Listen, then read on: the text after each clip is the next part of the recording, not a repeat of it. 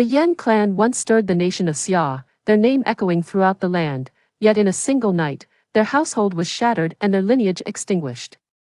Yan Sui, the daughter of the Yan family, was to marry as part of a peace treaty, meticulously plotting with every step she took, solely to avenge the deep-seated enmity that stained her past. If there comes a day when you harbor even the slightest regard for me within your heart, might you grant me the privilege to stand by your side and witness the splendor of this world together? In my heart, you occupy far more than just a mere corner.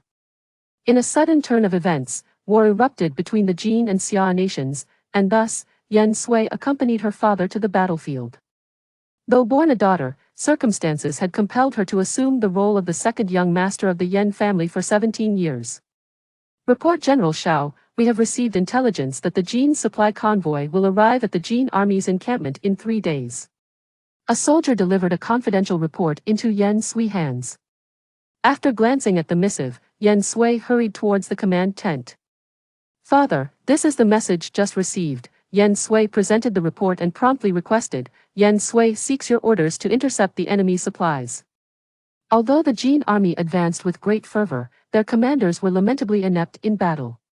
Should they lose this supply shipment, it would not be long before the Jin army retreated. Do you have a sound strategy? Yan Zmo, observing his son whom he had personally trained, inquired with a smile. I dare not call it a sound strategy, but I assure you, I shall not fail in my mission, Yan Sui replied confidently with a smile. Very well, how many men do you require? You may proceed to assemble them now, Yan Zmo said, patting Yan Sui's shoulder. Thank you, father. Yan Sui knelt on one knee to accept the command. After 2 days of meticulous planning, Yan Sui was ready to take action that very night. Pointing to the terrain map in her hands, she issued her final commands. Mu Fei, you will lead 10 men to advance from the side and conceal yourselves upon reaching the designated location. Remain hidden until I signal. The rest will accompany me for a frontal assault. Young master, why have you only brought this mere 50 men tonight? Mu Fei questioned with a hint of confusion. Mu Fei, how could you, having grown up alongside me, not know? Yan Sui replied with a mysterious smile, when have you ever seen me place all my bets in one location? In an instant, Mu Fei understood and silently chastised himself for his foolishness. Good, let us proceed. Yan Sui commanded. The two groups moved swiftly and efficiently, as their small numbers allowed for rapid, unobstructed movement, making it difficult for them to be detected. Upon reaching the pre-selected ambush site, Yan Sui immediately ordered her men to hide and await the enemy.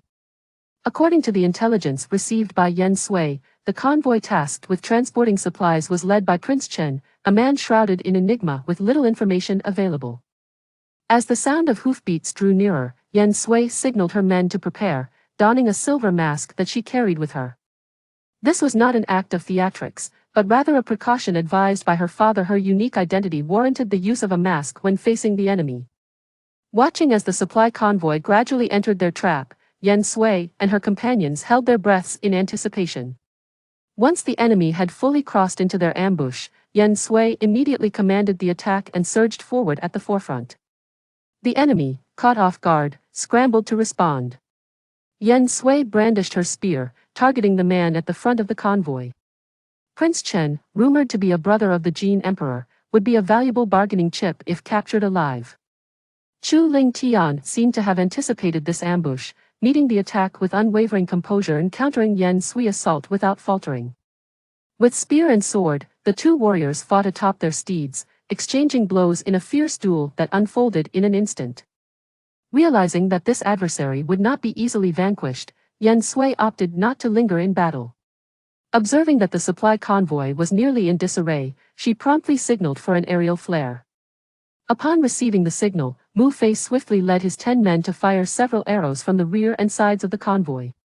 Having succeeded, they retreated to regroup with Yan Sui.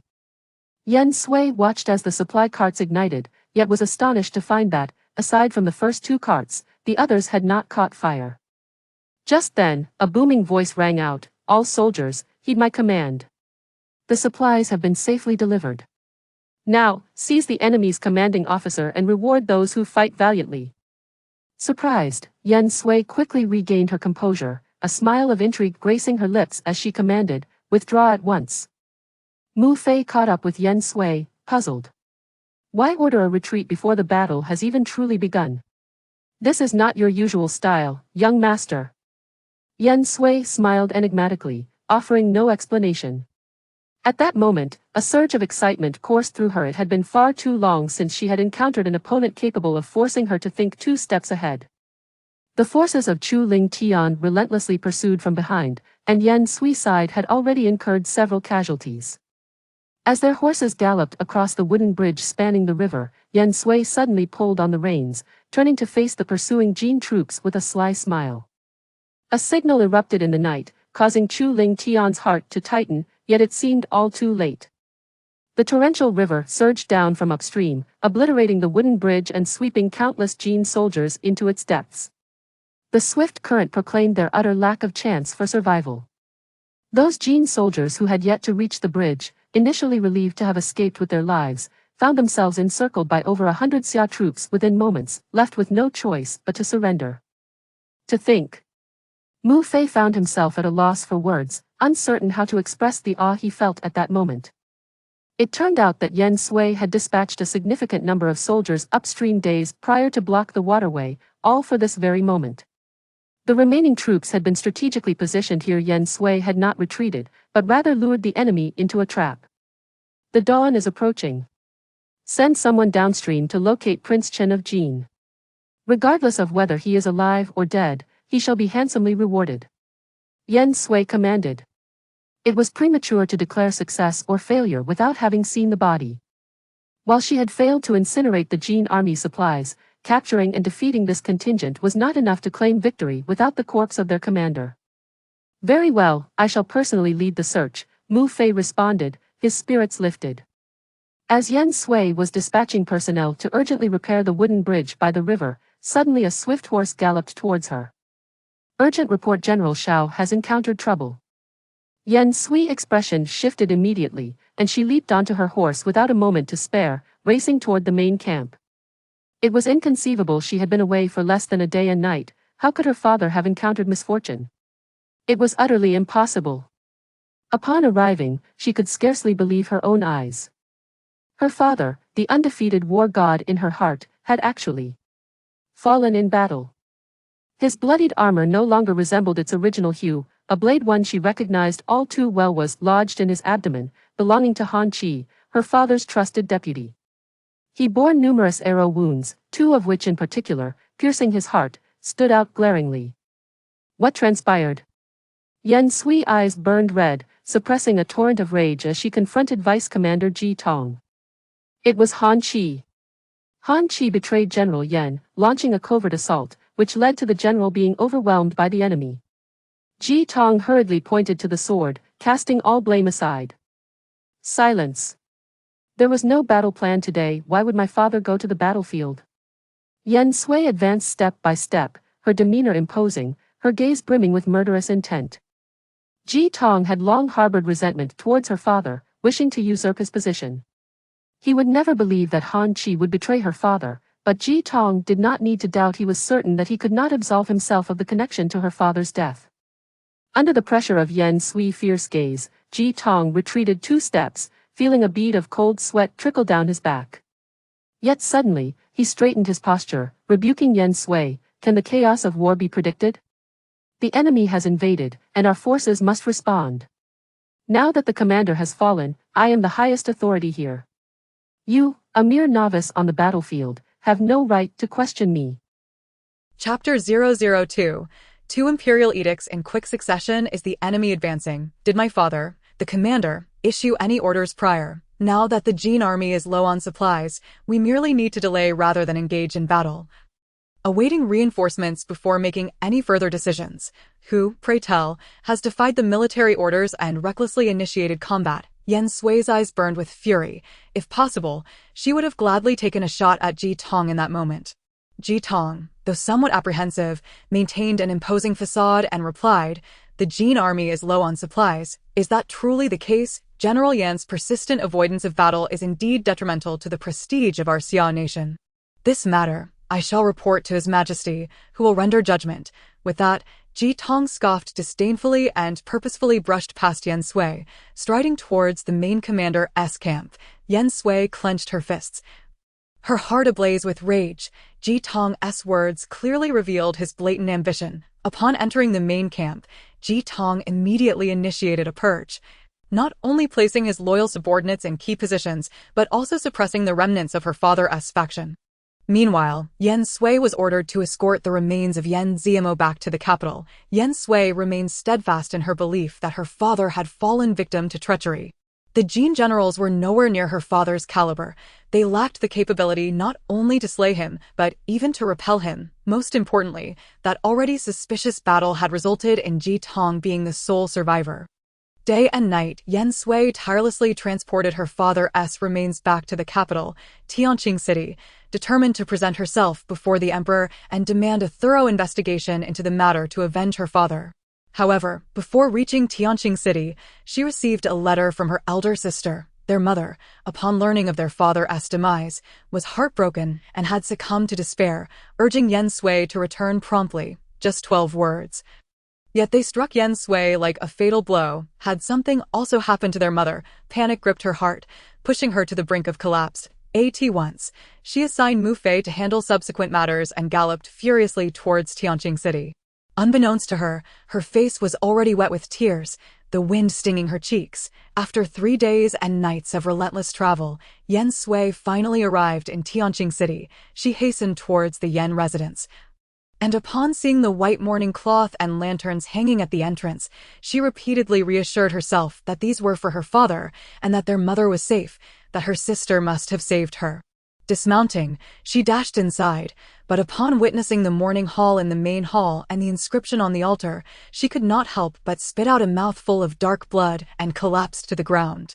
The Yen residence was thrown into chaos once more. Yen Sui awoke 2 days and nights later, just as Mu Fei had hastened to escort Yen Zimo's remains to their destination. "Ajui, have you awakened?" Yen Ning looked at Yen Sui with concern. "The doctor said your qi and blood were in turmoil, compounded by days of travel. Sister, tell me it isn't true." "Mother." Yen Sui could not absorb Yen Ning's words. Immediately grasping her sister's hand and demanding answers. "Ajui, father has departed, and mother cannot survive alone." Yen Ning bowed her head, concealing the sorrow in her eyes. "How can that be? Without father, mother still has us. She cannot abandon us." Yen Sui screamed in anguish, unable to accept such a reality. Witnessing her sister's torment and despair, Yen Ning embraced her tightly, striving to stifle her own tears, and said, "Ajui, mother has chosen father. She has followed him. But we must be strong. The Yen family is not just us. We have our grandmother. We cannot let her suffer as well." Having lost both parents, how could Yen Ning not feel heartache? Initially, she shared Yen Sui's disbelief. Yet upon seeing their elderly grandmother, she understood that she must endure, no matter the cost. "In 2 days, father and mother will be buried. You need to go out now." "Buried? Has the emperor clarified the circumstances surrounding father's death? The weather is not even warm. Why the urgency for burial?" Yen Sui looked at Yen Ning in astonishment and asked, "What did the emperor say about this? What exactly was stated in Ji Tong's memorial?" Yen Ning paused for a moment, but eventually admitted, "The emperor has deemed this an unfortunate accident. Ji Tong has been stripped of his position for disobeying military orders and exiled to the frontier. Furthermore, the emperor has ordered the apprehension of Han Qi." There was an undeniable worry and helplessness in Yen Ning's eyes. How could her world collapse in mere days? "Is that all? Is there nothing more? Did the emperor not send anyone to thoroughly investigate what truly transpired? Clearly, Ji Tong is the murderer of our father. Why has he only received a light sentence of exile? Why must Han Ge be apprehended?" Yen Sui gazed at Yen Ning in disbelief, struggling to comprehend the emperor's seemingly casual handling of the situation. "This cannot stand. I must enter the palace to see the emperor. I demand justice for my father.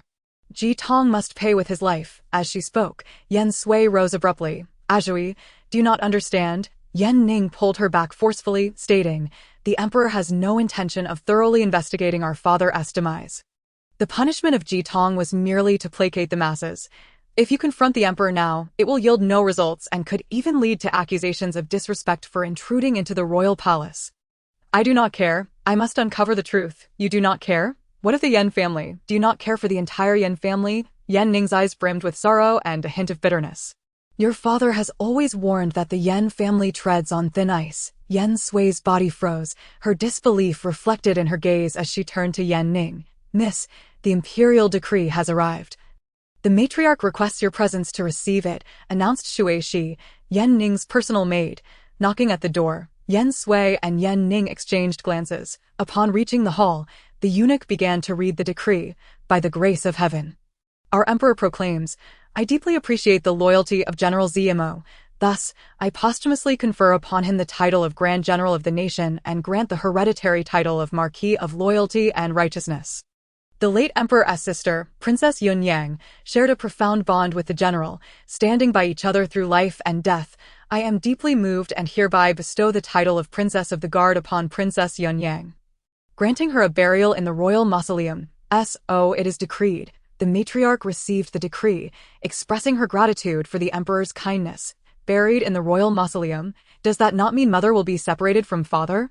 Upon hearing the final words, a surge of inexplicable anger welled up within Yen Sui, directed towards the entire royal family of Xia. My mother has never cared for the title of princess. Moreover, since her marriage, she has always identified herself as Lady Yen, never referring to herself as princess. If the emperor is aware that my parents have always been inseparable in life and death, why issue such a decree that would tear them apart? Unable to contain herself, Yen Sui stood up and confronted the eunuch in front of everyone. Yen Ning and the matriarch immediately rushed forward to restrain Yen Sui, with the matriarch urgently saying, My grandson is young and does not understand. He has offended the eunuch. I beg you, please. But before she could finish, the eunuch's expression hardened. Young Master Yen has not offended us, but rather the emperor. He bowed towards the palace and continued, Seize young Master Yen and bring him before the emperor for judgment, Your Excellency. Yen Ning and the matriarch interjected, rushing forward to dissuade him. Yet the eunuch produced another imperial edict from his sleeve. His tone icy as he said, Miss Yen, we have another decree that requires your acceptance. Chapter 003, Marriage Alliance with the Jin Kingdom. The servant girl announced, Lady Yen Ning, please receive the decree.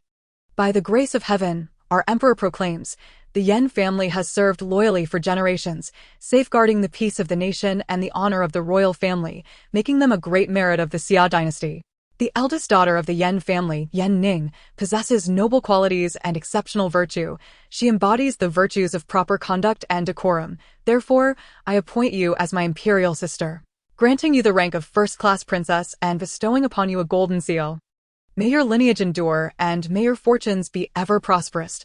So it is decreed. After finishing the proclamation, the eunuch paused deliberately before saying, Princess, please accept the decree. Though the decree seemed peculiar, Yen Ning had little time for contemplation. After receiving the edict, she quickly said, Your Excellency, my younger brother does not understand. If he has spoken out of turn, I ask for your magnanimity and hope you will not hold it against this child.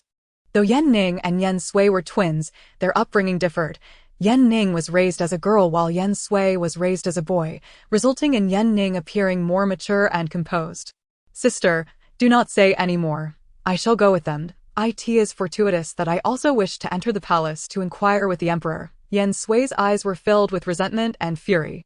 The eunuch remained silent, casting a look of helplessness and awkwardness at Yen Ning. Understanding the situation, Yen Ning realized they were not planning to release Yen Sui. Taking a silver ingot from her pouch, she placed it in the eunuch's hand and concluded, Thank you for your trouble. I hope you will take good care of my younger brother. Once the palace officials departed, the matriarch sighed deeply as she gazed at the 2 imperial decrees. 2 decrees, elevating you to princess.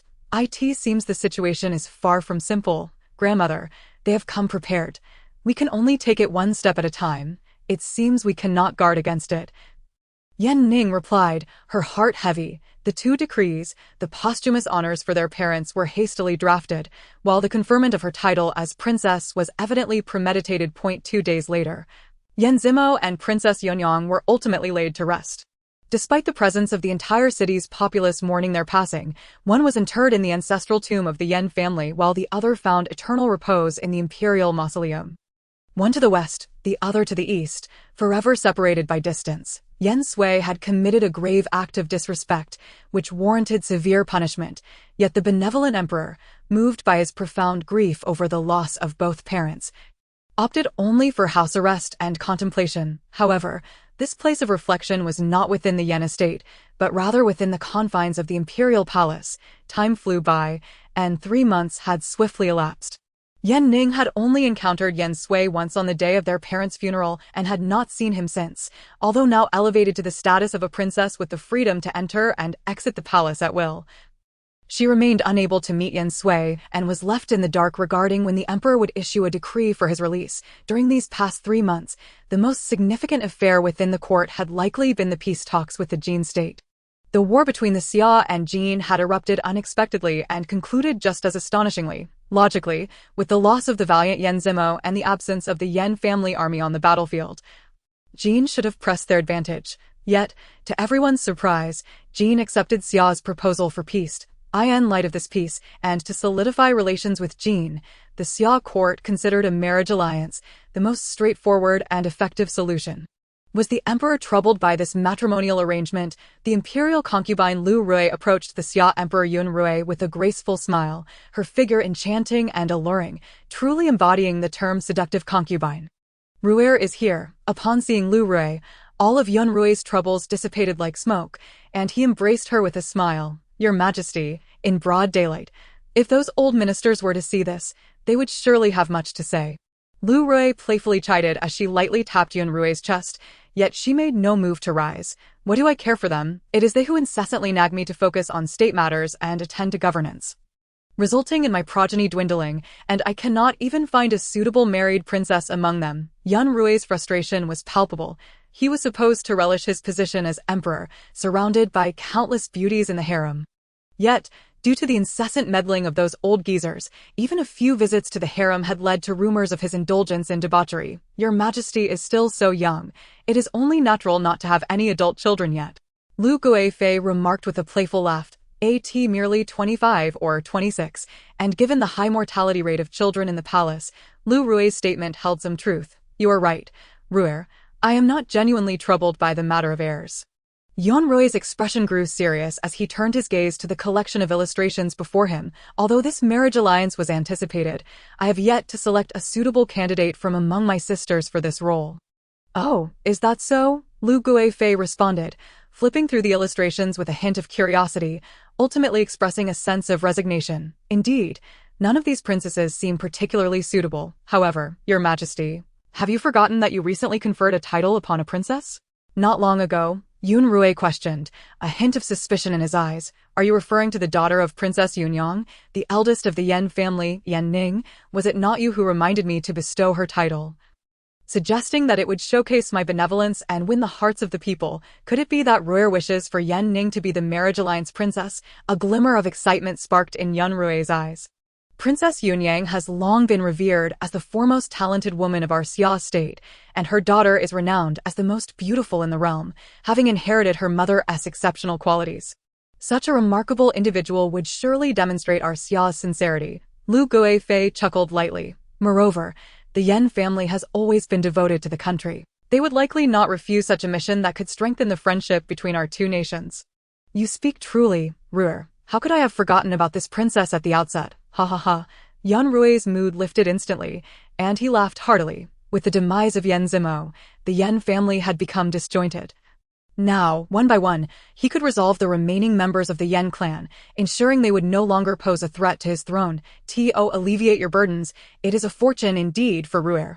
Seeing the plan unfolding as anticipated, Lu Rui felt a flutter of excitement within her heart.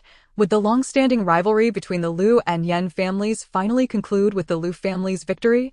Given this, should you not hasten to bear me a son? With that, Yun Rui pressed Lu Rui down beneath him, creating a scene of splendor. The following day, our royal edict once again arrived at the Yen family. By the mandate of heaven, our emperor proclaims, the eldest princess Yan Ning is gentle and modest, with an exquisite demeanor and unparalleled beauty. Her virtuous character makes her the preeminent choice for a marriage alliance. Thus, she is appointed as the Princess of Gua to wed the Crown Prince of Jin, securing our borders. Given this decree, Chapter 004, the journey begins upon hearing the imperial edict. Yan Ning was momentarily rendered speechless. Although she understood her initial elevation to princess was merely the beginning, the news of a marriage alliance had caused her great concern, and she had not anticipated her fears would materialize. Miss, you absolutely cannot go through with the marriage alliance, Yan Ning's devoted maid, Shui Shi, exclaimed anxiously. The Xia and Jin states only recently clashed in war. Though peace talks are underway, it is evident that Xia is at a disadvantage. Furthermore, marrying into a foreign land means you would be utterly isolated. Indeed, Mu Fei interjected, unable to hold his tongue. Not blame me for speaking out. Mississippi the Crown Prince was nearly ensnared in a plot against his life by our young master. If you were to proceed with the marriage, not only the Crown Prince, but the entire household would likely perceive you as an adversary. Upon hearing Mu Fei's words, Shui Shi grew even more distressed. Her eyes brimming with tears, Yan Ning's thoughts were already adrift. She knew she could not simply accept this marriage. She was still waiting for the one who had promised her a lifetime together to return and claim her as his bride. How could she marry another? Ninger must go to Jin for the marriage alliance. The matriarch of the Yen family, who had remained silent until now, spoke up, much to everyone's astonishment. The entire Yen family knew that the matriarch cherished both Yan Ning and Yen Sui dearly.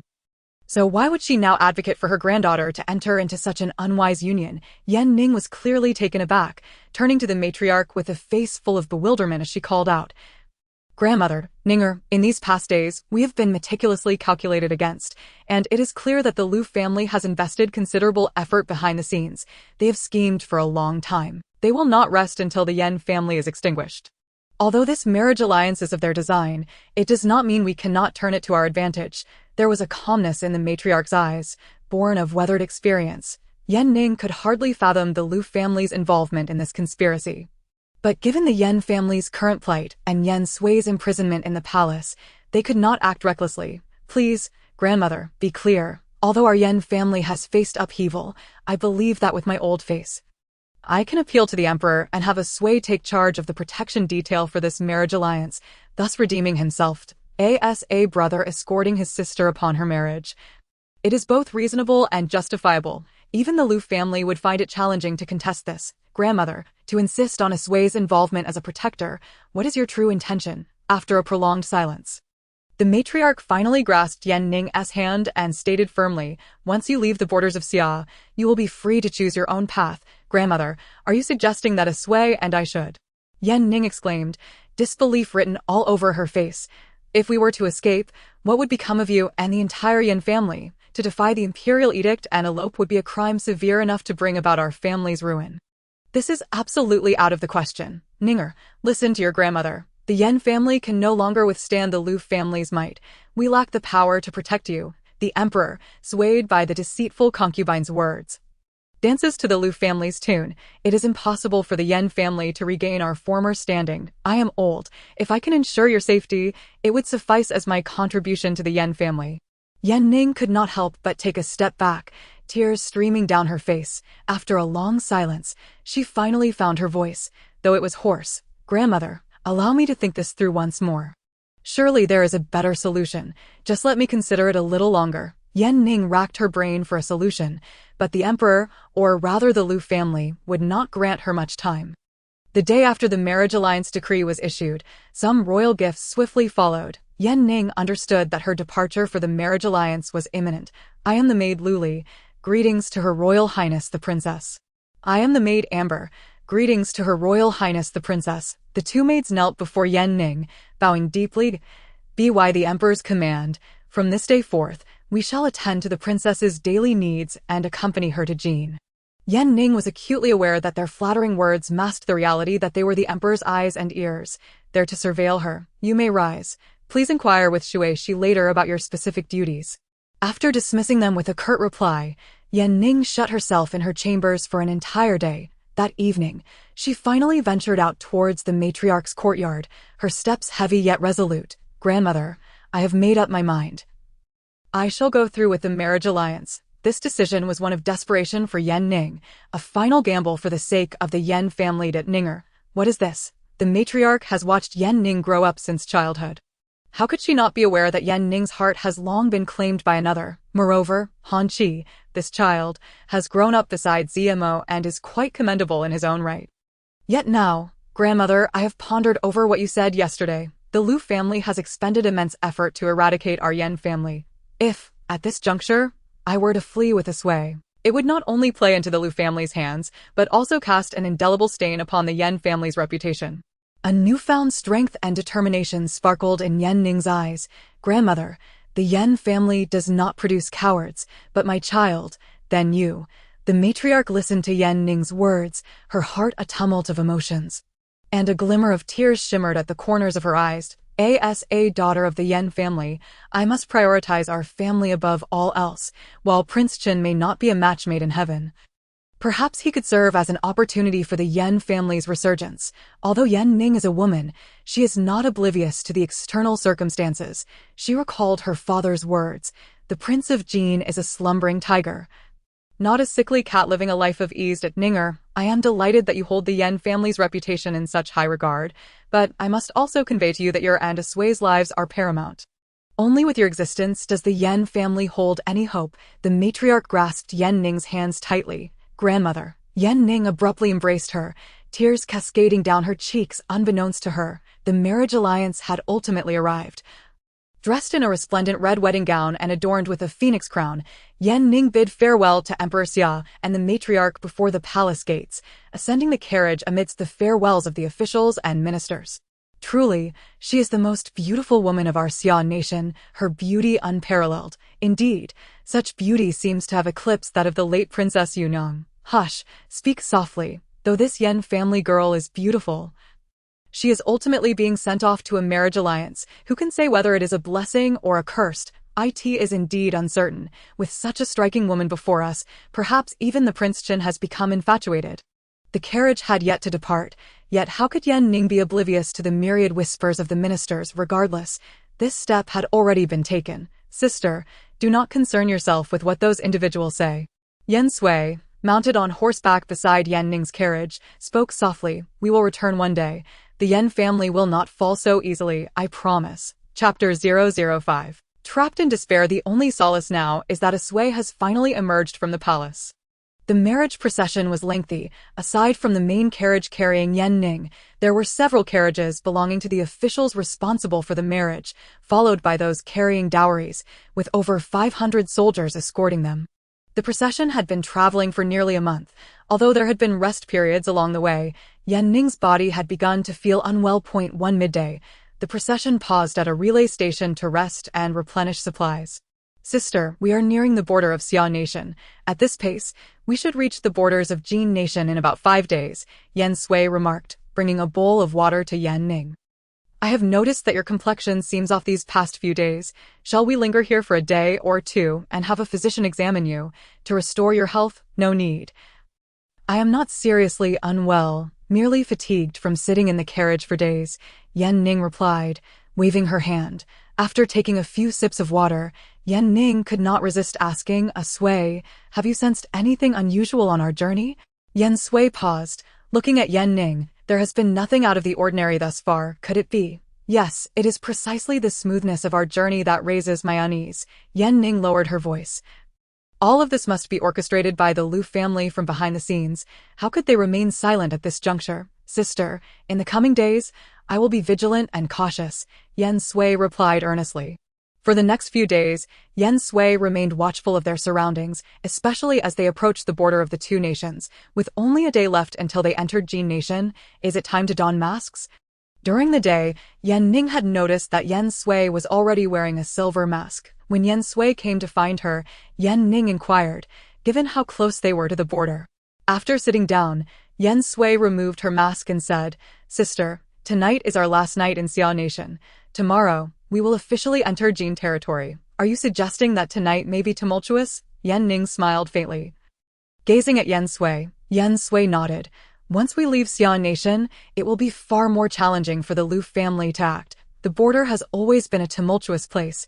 Should the Lu family strike here, they would leave themselves a path of retreat, regardless of the outcome. Miss, Shui, she has brought the medicine. After knocking on the door, Shui entered with the medicine. Your health still poor, sister. Why did you not summon a physician? And what is this medicine? Yen Sui frowned as she looked at the bowl of medicine. "Oh, not fret so." Yan Ning chuckled. "I have simply been weary from the journey and spent the last 2 nights in the carriage. I merely caught a slight chill. Such a minor ailment can be treated easily. I do not wish to trouble a physician unnecessarily. Sister, if you ever feel unwell, you must tell me," Yen Sui replied with a hint of exasperation. "There is a physician traveling with us, yet you never summon him, perhaps to guard against the Lu family. After all, how can we be sure how many among this marriage procession are Lu's arrangements?" Just as Yan Ning had finished a bowl of medicine, a cacophony of clashing swords echoed from outside. "Sister, stay in here. I will go check," Yen Sui declared, donning her mask before stepping outside, expecting the situation to be manageable. She soon realized the gravity of the circumstances. Quickly locating Mu Fei, Yen Sui inquired, "What is happening? Why are there so many cloaked figures?" "Young master, it seems 2 groups have arrived simultaneously," Mu Fei responded swiftly. "2 groups?" Yen Sui exclaimed in surprise. "Aside from the Lu family, who else could it be?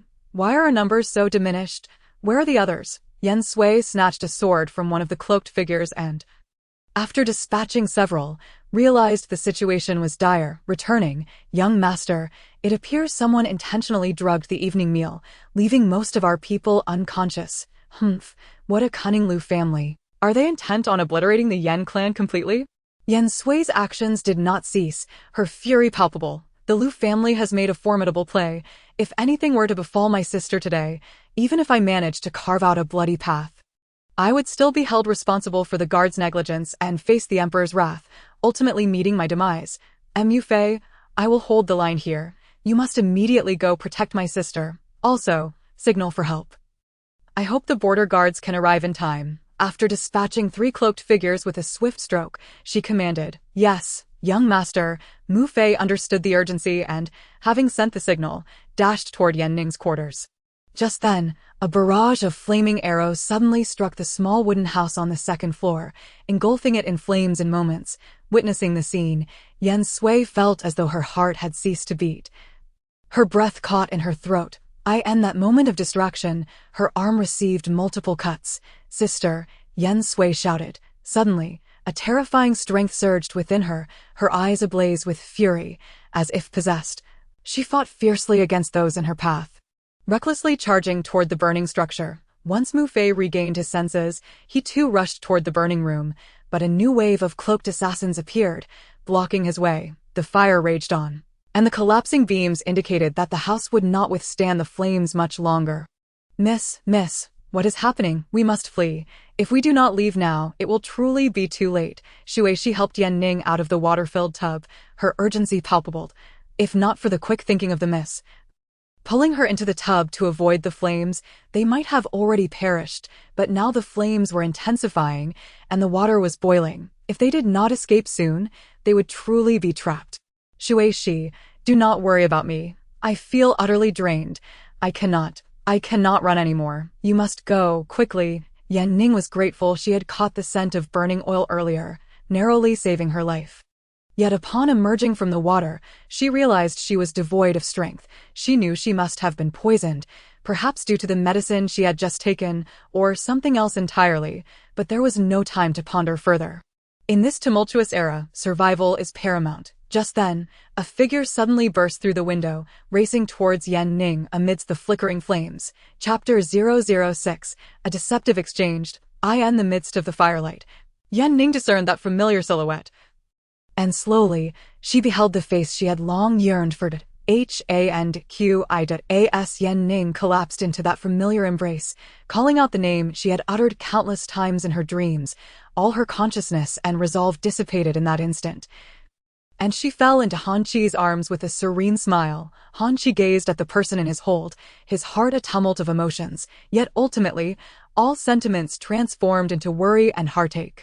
Without a moment's hesitation, Han Chi kicked a nearby stool aside. The stool crashed against the window frame, utterly shattering the already broken window. Swiftly, he lifted Yan Ning and leaped through the window. Once they had distanced themselves from the burning abode, Han Chi carefully laid Yan Ning on the ground, urgently calling out, "A Ning, am I still too late? A Ning, please wake up." But no matter how fervently Han Chi called, Yan Ning remained unresponsive. After dispatching the group of cloaked assailants, Yen Sui finally found an opportunity to enter, yet no matter how she shouted, there was no reply. The thick smoke and flames made it nearly impossible for her to open her eyes. "Young master," a faint voice, trembling with fear, emanated from within. Though it was but a whisper, Yen Sui could hardly be certain that someone was truly calling her name, yet she dashed inside without hesitation. The water in the tub was scalding, and Shui Shi, who had been hiding within, appeared to be losing consciousness. "Shui Shi, where is my sister?" Yen Sui anxiously inquired as she pulled Shui Shi from the tub. "Someone save." Shui Shi could only murmur a few words. "Has someone rescued my sister?" Although Shui Shi struggled to articulate her thoughts, Yen Sui quickly grasped the situation. Deep down, she fervently hoped that nothing had happened to Yan Ning. Noticing the damaged window, Yen Sui wasted no time in supporting Shui Shi and leaping through. Almost simultaneously, the roof beam within was consumed by flames, collapsing entirely. After rolling on the grass twice, Yen Sui steadied herself and immediately checked on Shui Shi. Relieved to find her merely unconscious. "Sui, are you all right?" Han Shi asked with concern upon seeing Yen Sui. "Han Ge, is that you?" Yen Sui exclaimed in astonishment, unable to believe her eyes. "What brings you here?" "The entire Xia kingdom is seeking you. In truth, I have been cautiously following your group all along," Han Shi replied with a wry smile. Upon hearing this, Yen Sui ceased her questioning and hurried over to Yan Ning, asking, "How is my sister? Is she all right?" Han Shi responded immediately. Ning's condition seems quite dire. Her pulse is erratic. Alarmed, Yen Sui checked Yan Ning's pulse and turned pale, frantically retrieving a pill from her pocket and administering it to her sister. "What has happened to Ning?" Han Shi discerned the gravity of the situation from Yen Sui's expression. "Sister has been poisoned," Yen Sui said, her eyes filled with distress. "This is no ordinary poison. Given my abilities, I cannot only fail to detoxify it, but even identify the specific toxin. How could this happen? What shall we do now?" Han Shi found it hard to believe. "The only course of action is to go to Yulan Valley to seek my master." "Yunli," Yen Sui stated, "I have already given my sister a Qingxin pill. While it cannot detoxify, it can delay the toxin's invasion of her lungs. However, Master Yun's whereabouts are uncertain. He has not been seen for 6 years." Han Shi expressed his concerns. "You go to Yulan Valley first. I will find a way to contact my master. Even if he cannot be located, the people of Yulan Valley will not stand idly by and allow something to happen to my sister. They will surely have the means to save her life." Han Shi, upon hearing this, spoke no further, lifting Yan Ning and preparing to depart. Before leaving, he turned to Yen Sui and said, "Sui, the death of the general is far more complicated than you imagine. While I do not know who is behind this, Ji Tong or this entire war is merely a knife in the hands of our adversary, a mere pawn in their game." Han Shi departed with Yan Ning. Yet his final words became Yen Sui's unwavering conviction as she resolved to uncover the truth behind this conspiracy, vowing to avenge her parents' souls with the blood of those responsible. After Mu Fei eliminated all threats, he approached Yen Sui, who remained motionless beside Shui Shi. "Young master, where is the eldest lady?" he inquired anxiously. Yen Sui removed her mask and let her hair down, gazing at the pitch-black sky. Protective General Yen Sui sacrifices herself for the safety of the princess. The princess is unharmed and will proceed to Jin Kingdom to fulfill her marriage alliance. "Young master," Mu Fei looked at Yen Sui in disbelief. Though he knew she was a woman, he had never seen her reveal her true identity. "Mu Fei, remember this. There will no longer be a person named Yen Sui in this world. She has died to protect the princess. From now on, I am the princess sent by the Xia Kingdom to Jin Kingdom for marriage." Yan Ning, Yen Sui's eyes shone with an unprecedented determination and resolve. After a long moment of silence, Mu Fei clasped his fists and replied, "Young master, regardless of your identity, I shall risk my life to ensure your safety." "No, you cannot accompany me on the path ahead," Yen Sui firmly rejected. "Young master, no matter what you say, I will not leave your side." Mu Fei had always obeyed Yen Sui, but this time he was resolute in his defiance. Because Mu Fei would never abandon Yen Sui, it was imperative that he return with the remains of Yen Sui rather than accompany the eldest lady of the Yen family to fulfill the marriage alliance. "Do you understand?" Mu Fei fell silent, but he could not bring himself to leave the young master aside. "Mu Fei, upon your return, I have 2 tasks for you. First, take good care of my grandmother and inform her that my sister and I are safe. Second, Contact my father's former subordinates. I wish for there to always be a Yen family army behind me whenever I am in need. Yen Sui grasped Mu Fei's shoulder earnestly. In the end, Mu Fei could not remain, or rather, there would be no place for him beside Yan Ning, not now, at least. Yen Sui searched among the deceased for a body of similar stature, scorching the face to disguise it as her own. Instructing Mu Fei to return with it for reporting, following the battle of the previous night, Yen Sui seized the opportunity to eliminate several spies hidden within the Lu family, as for the two maidservants, Amber and Liuli. For various reasons, Yen Sui chose not to act against them. A month later, the marriage delegation entered the capital of Jin Kingdom, Jinyang City. Chapter 007, The Wedding Day. On the day of entry, Yen Sui was temporarily accommodated at the inn under the arrangement of the Jin Kingdom's marriage envoy, initially believing the grand ceremony would take place in several days. However, she was unexpectedly informed that the wedding would occur the following day. Such hasty arrangements deepened Yen Sui's suspicions. Early the next morning, before dawn, Yen Sui was awakened to prepare for her adornment. Although this was a marriage alliance, the wedding ceremony still adhered to the rituals of the Jin royal family. Due to the alliance, the wedding carriage was graciously bestowed by the Jin emperor. Departing from the palace to fetch the bride at the inn, the procession would then enter the palace through the Zhengyang Gate. Accompanied by the city lord of Jinyang, the newlyweds would receive the emperor's blessings and the royal seal in the main hall of the palace, Guangyang Hall. Afterward, the emperor and empress would accompany the newlyweds to the Fuxian Hall for ancestral worship. Once all formalities were completed, the wedding sedan would carry the new princess to the royal residence, where the ceremony of bowing and marrying would be conducted in the presence of the emperor, empress, and numerous witnesses. By the end of the day, even with Yen Sui's robust constitution, fatigue began to set in. Once she entered her bridal chamber, she finally had a moment to breathe.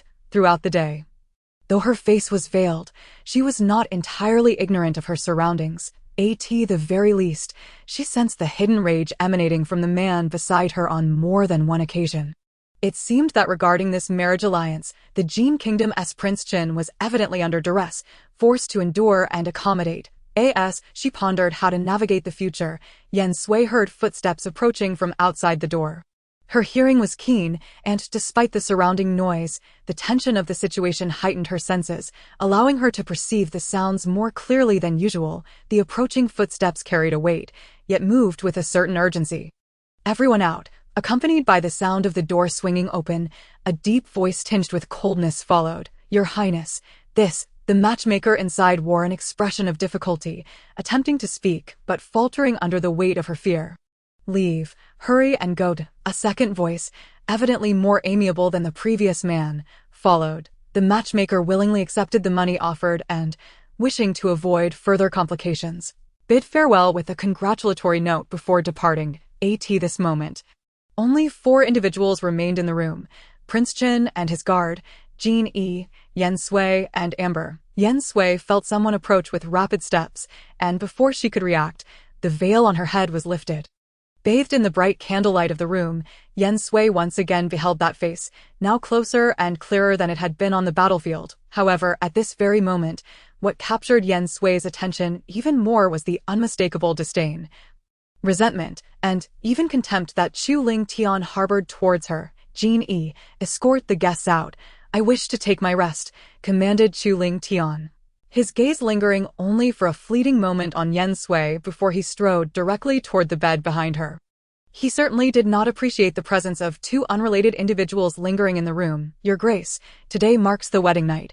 This may not be appropriate, Jin Yi ventured to remind him, fully aware that such words would likely fall on deaf ears, yet feeling compelled to voice them nonetheless, for this woman before him would soon assume the role of the princess of the Wangfu. At her words, Chu Ling Tian, who had already seated himself, abruptly stood, taking a swift step toward Yen Sui, closing the distance so near that he could almost feel her breath. What of Miss Yen? Do you not think today should be a celebration of our union?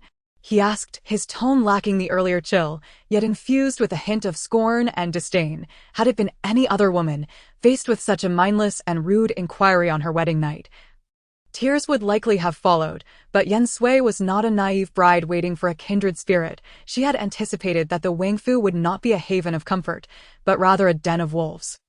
I come as a token of peace between our two nations, traveling thousands of miles for this union. Though today is indeed our wedding night, I humbly ask your grace to consider that I still bear the weight of filial piety, and permit me to reside elsewhere temporarily. Upon finishing her words, without waiting for Chu Ling Tian's response, Yen Sui executed a graceful bow and turned to exit through the door. Her actions prompted Chu Ling Tian to glance at her once more, for her words seemed less directed at him and more intended for the world to hear. The union was for the sake of national stability, not for intimacy. Your Grace, this, Genie was utterly at a loss. It was one thing for the prince to be peculiar, but the princess was proving to be even more so. Did she not realize that if she did not spend this night in the bridal chamber, her status within the Wangfu would undoubtedly be compromised? If word spread, it would surely invite ridicule. Indeed, she is a member of the Yen family. A knowing smile flashed across Chu Ling Tian's lips, though it was but a fleeting moment before he cast a glance at Genie and commanded, "What are you still standing there for? Take her to the Qingyu courtyard." The Qingyu courtyard? Genie paused mid-step, fearful of making a mistake, and turned to inquire, "Your Grace, might I ask where this Qingyu courtyard is located? And it has been years since anyone resided there. Which part of the Chenying Wangfu has ever been a place of constant habitation?" Chu Ling Tian's cold interruption silenced Genie's words. He dared not speak further. If Qingyu courtyard it was, then so be it, though it might be somewhat remote and the conditions less than ideal. Should the princess find it unsatisfactory, he could always arrange for repairs later. It was best not to invite trouble upon himself from the prince. Upon reaching the desolate courtyard, it was indeed a fitting reflection of its name. "Qingyu, what is the meaning of this? Our princess is the legitimate wife of your prince, not to mention she is the princess of the Xia kingdom. How dare you make us reside in such a dilapidated place?" Amber's voice rose in indignation.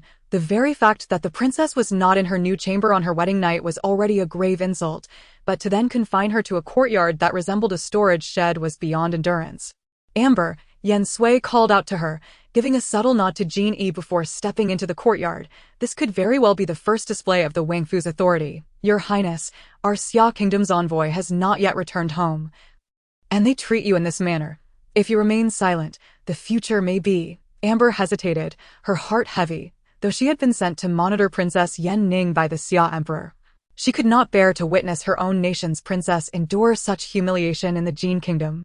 This was an affront not only to the princess, but to the Xia Kingdom itself. To speak of filial piety, how can one live in luxury? Yen Sui replied with a resigned smile, fully aware that such arrangements surely came with their own countermeasures. The Xia envoy would eventually depart, and rather than lean on them, it was wiser to observe the unfolding situation. "Let us make do for now. Tomorrow, have Luli bring Shuei-shi to the Wangfu," Yen Sui instructed. Shuei-shi's injuries had healed sufficiently over the past month, and she could now walk. Chapter 008, Rumors at the Break of Dawn. The Wangfu steward, Uncle Zhang, arrived at Qingyu courtyard with several attendants. "This humble servant has come to pay my respects to the princess," Uncle Zhang said, bowing low to Yen Sui before introducing the attendants behind him.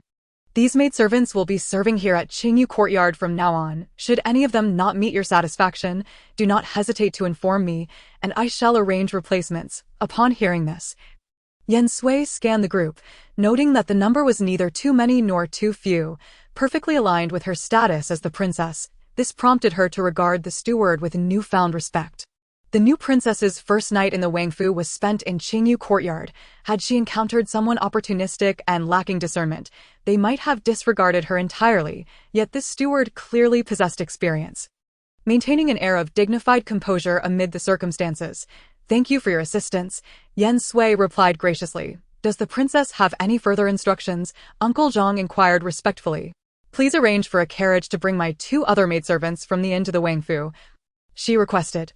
"I shall see to it at once. Does the princess have any other commands?" Uncle Zhang nodded in agreement. "None other for now." Yen Sui paused for a moment before asking, "Is the prince still in the estate?" "Your Highness, the prince departed last night and has yet to return." Departed last night. A flicker of confusion crossed Yen Sui's mind. What could have prompted Chu Ling Tian to leave the Wangfu? Since the household knew of his departure, he must have exited through the main gates. On their wedding night, such an overt action seemed to declare to the world that she, the new princess, had been abandoned from the very start. Unless there is anything else, I shall take my leave, Uncle Zhang stated. Misfortune tends to arrive in clusters. Mere moments after Yan Sui heard whispers of Chu Lingtian's extravagant escapades the previous night, a young maid rushed into the courtyard, her face a mask of anxiety. Your Highness, the Princess Huanling has arrived. Princess Huanling, while Yan Sui had some understanding of the Jin royal family, her knowledge was limited to the male members, and she knew little about the princesses and ladies of the court. However, given the young maid's nervous demeanor, it was evident that Princess Huanling would not be an easy visitor. Your Highness, my father, or rather, Steward Zhang, advised against you meeting the princess today, the maid said, her head bowed, fingers twisting nervously. Are you the daughter of the Wangfu steward? Yan Sui asked, her interest piqued more by the maid than by Princess Huanling. The girl appeared no older than 12 or 13, her hair styled in twin buns, indicating she had not yet come of age. Despite her evident anxiety, she was desperately attempting to maintain her composure. Yes, Your Highness, my father is indeed the steward of this Wangfu. You may call me Qian Er, the maid replied quickly. Qian Er, what a lovely name, Yan Sui remarked with a hint of a smile. I noticed you kept referring to yourself as yearlier. Do you not reside here in the Wangfu? Logically, if the young maid lived in the Wangfu, someone as cautious as Steward Zhang would not allow such a lapse in propriety. Qian Er immediately shook her head. I do live here, and I reside in the prince's courtyard. At this revelation, a flicker of pride and joy illuminated Qian Er's face, for in the entire Wangfu, aside from the prince's guards, she was the only one who resided within the prince's quarters. The prince said that I am a child, not a servant, so I do not need to refer to myself as servant in the Wangfu. As she spoke, Qian Er's fingers began to twist once more, her voice dropping in volume, indicating her rising nervousness. Do not be anxious, Qian Er. The prince is right. You are a child, not a servant, Yan Sui said with a gentle smile. Ruffling the girl's hair, it seemed that Chu Lingtian held a special fondness for this child. Steward Zhang, you just said the princess was unwell and should not receive guests, yet this princess observes that the princess appears quite well. Her complexion radiant, and does not seem unwell at all. A voice filled with indignation and laced with sarcasm rang out from the entrance. Upon hearing this, Qian Er instinctively took a step back behind Yan Sui. Yan Sui raised her gaze to see a young woman, perhaps 16 or 17, adorned in a golden-hued dress embroidered with flowers, draped in a delicate butterfly-patterned veil. Her glossy black hair was styled in an elegant updo, cinched at the waist with a silk ribbon, and she wore embroidered shoes adorned with plum blossoms. Were it not for her earlier remarks, she would have appeared to be the epitome of grace and beauty. Princess, the princess truly should not receive guests, Uncle Zhang interjected, stepping forward with a respectful yet unyielding tone. You must remember, princess, you are in the Wangfu of the Chenyang prince. Impudent. How dare a mere servant speak to me in such a manner? Huanling dismissed Uncle Zhang with a wave of her hand, paying him no heed. Enough, Steward Zhang. Since the princess has arrived, she is a guest. Please have someone bring tea, Yan Sui instructed, nodding slightly to signal Uncle Zhang to proceed as she had suggested. Yes, the old servant will summon someone to serve tea right away. Upon hearing the princess speak, Uncle Zhang chose to refrain from further comments. Oh, it seems you truly do consider yourself the princess consort of Qin. Huanling observed Zhang's respectful demeanor towards Yan Sui, and an uncontrollable flame of jealousy ignited within her. How could this woman possess such merit to marry her elder brother, Ling Tian? The princess was taken aback by this remark. Ignoring Huanling's jealousy, Yan Sui smiled lightly, appearing nonchalant as she stated, this union was decreed by the emperors of our two nations. Princess consort of Qin was an honor bestowed by the emperor of Jin. If I do not regard myself as the princess consort of Qin, then what should I consider myself? Although Yan Sui was indifferent to titles and status, there were times when she felt compelled to awaken certain individuals to the reality of their circumstances. The honor of a princess might be esteemed, yet it could not rival the position of a consort. Huanling was momentarily at a loss for words, but soon a glimmer of a different kind of light flashed in her eyes. And with a mocking smile, she triumphantly declared, indeed, the world knows you are the princess consort of Qin, yet they are also aware that you are not favored. It stands to reason, no matter how beautiful one may be. She is merely a tribute sent by the Xia kingdom to seek peace, flatteringly referred to as a consort, but in truth, just a lowly servant sold by her own nation. How much do others truly know about who is favored or not? Ultimately, it is all just hearsay. Yen Sui displayed no sign of anger, replying with a gentle smile, just as the princess, could you possibly enter the Lord's new chambers and witness firsthand how he treats me on our wedding night? Or what he has said to me. Chapter 009. The first encounter with Qian'er. Upon hearing Yen Sui's words, Huan Ling could not contain her rage and trembled with indignation. What mattered most to her, what she could not tolerate, was that Yen Sui had taken everything she desired. The grand wedding should have been for her, the bridal chamber should have been prepared for her, and the wedding night should have been spent with her beloved Ling Tian. How dare you speak such filth in front of so many people? Truly shameless. Huan Ling pointed at Yen Sui, her face contorted with disgust. Filth? Where in my words has there been anything obscene? It is rather the princess. Yen Sui took a step closer, leaning towards Huan Ling, and whispered, what kind of depraved thoughts must one harbor to consider my words as such, when it came to the subtle and overt rivalries between women? Yen Sui was far less skilled than in the art of war and strategy, yet that did not mean she would allow herself to be humiliated. Your Highness, the guards have just reported that the Lord has returned. Uncle Zhang entered and respectfully conveyed the message. In truth, this announcement was more for Huan Ling than for the princess consort. Very well, I understand. Yen Sui replied coolly. Ling Tian has returned. Huan Ling's face immediately brightened with a smile. Eager to see Chu Ling Tian. Binger, let us go. Huan Ling, having lost all interest in wasting time with Yen Sui, hurriedly lifted her skirts and rushed towards the door. Princess, please slow down.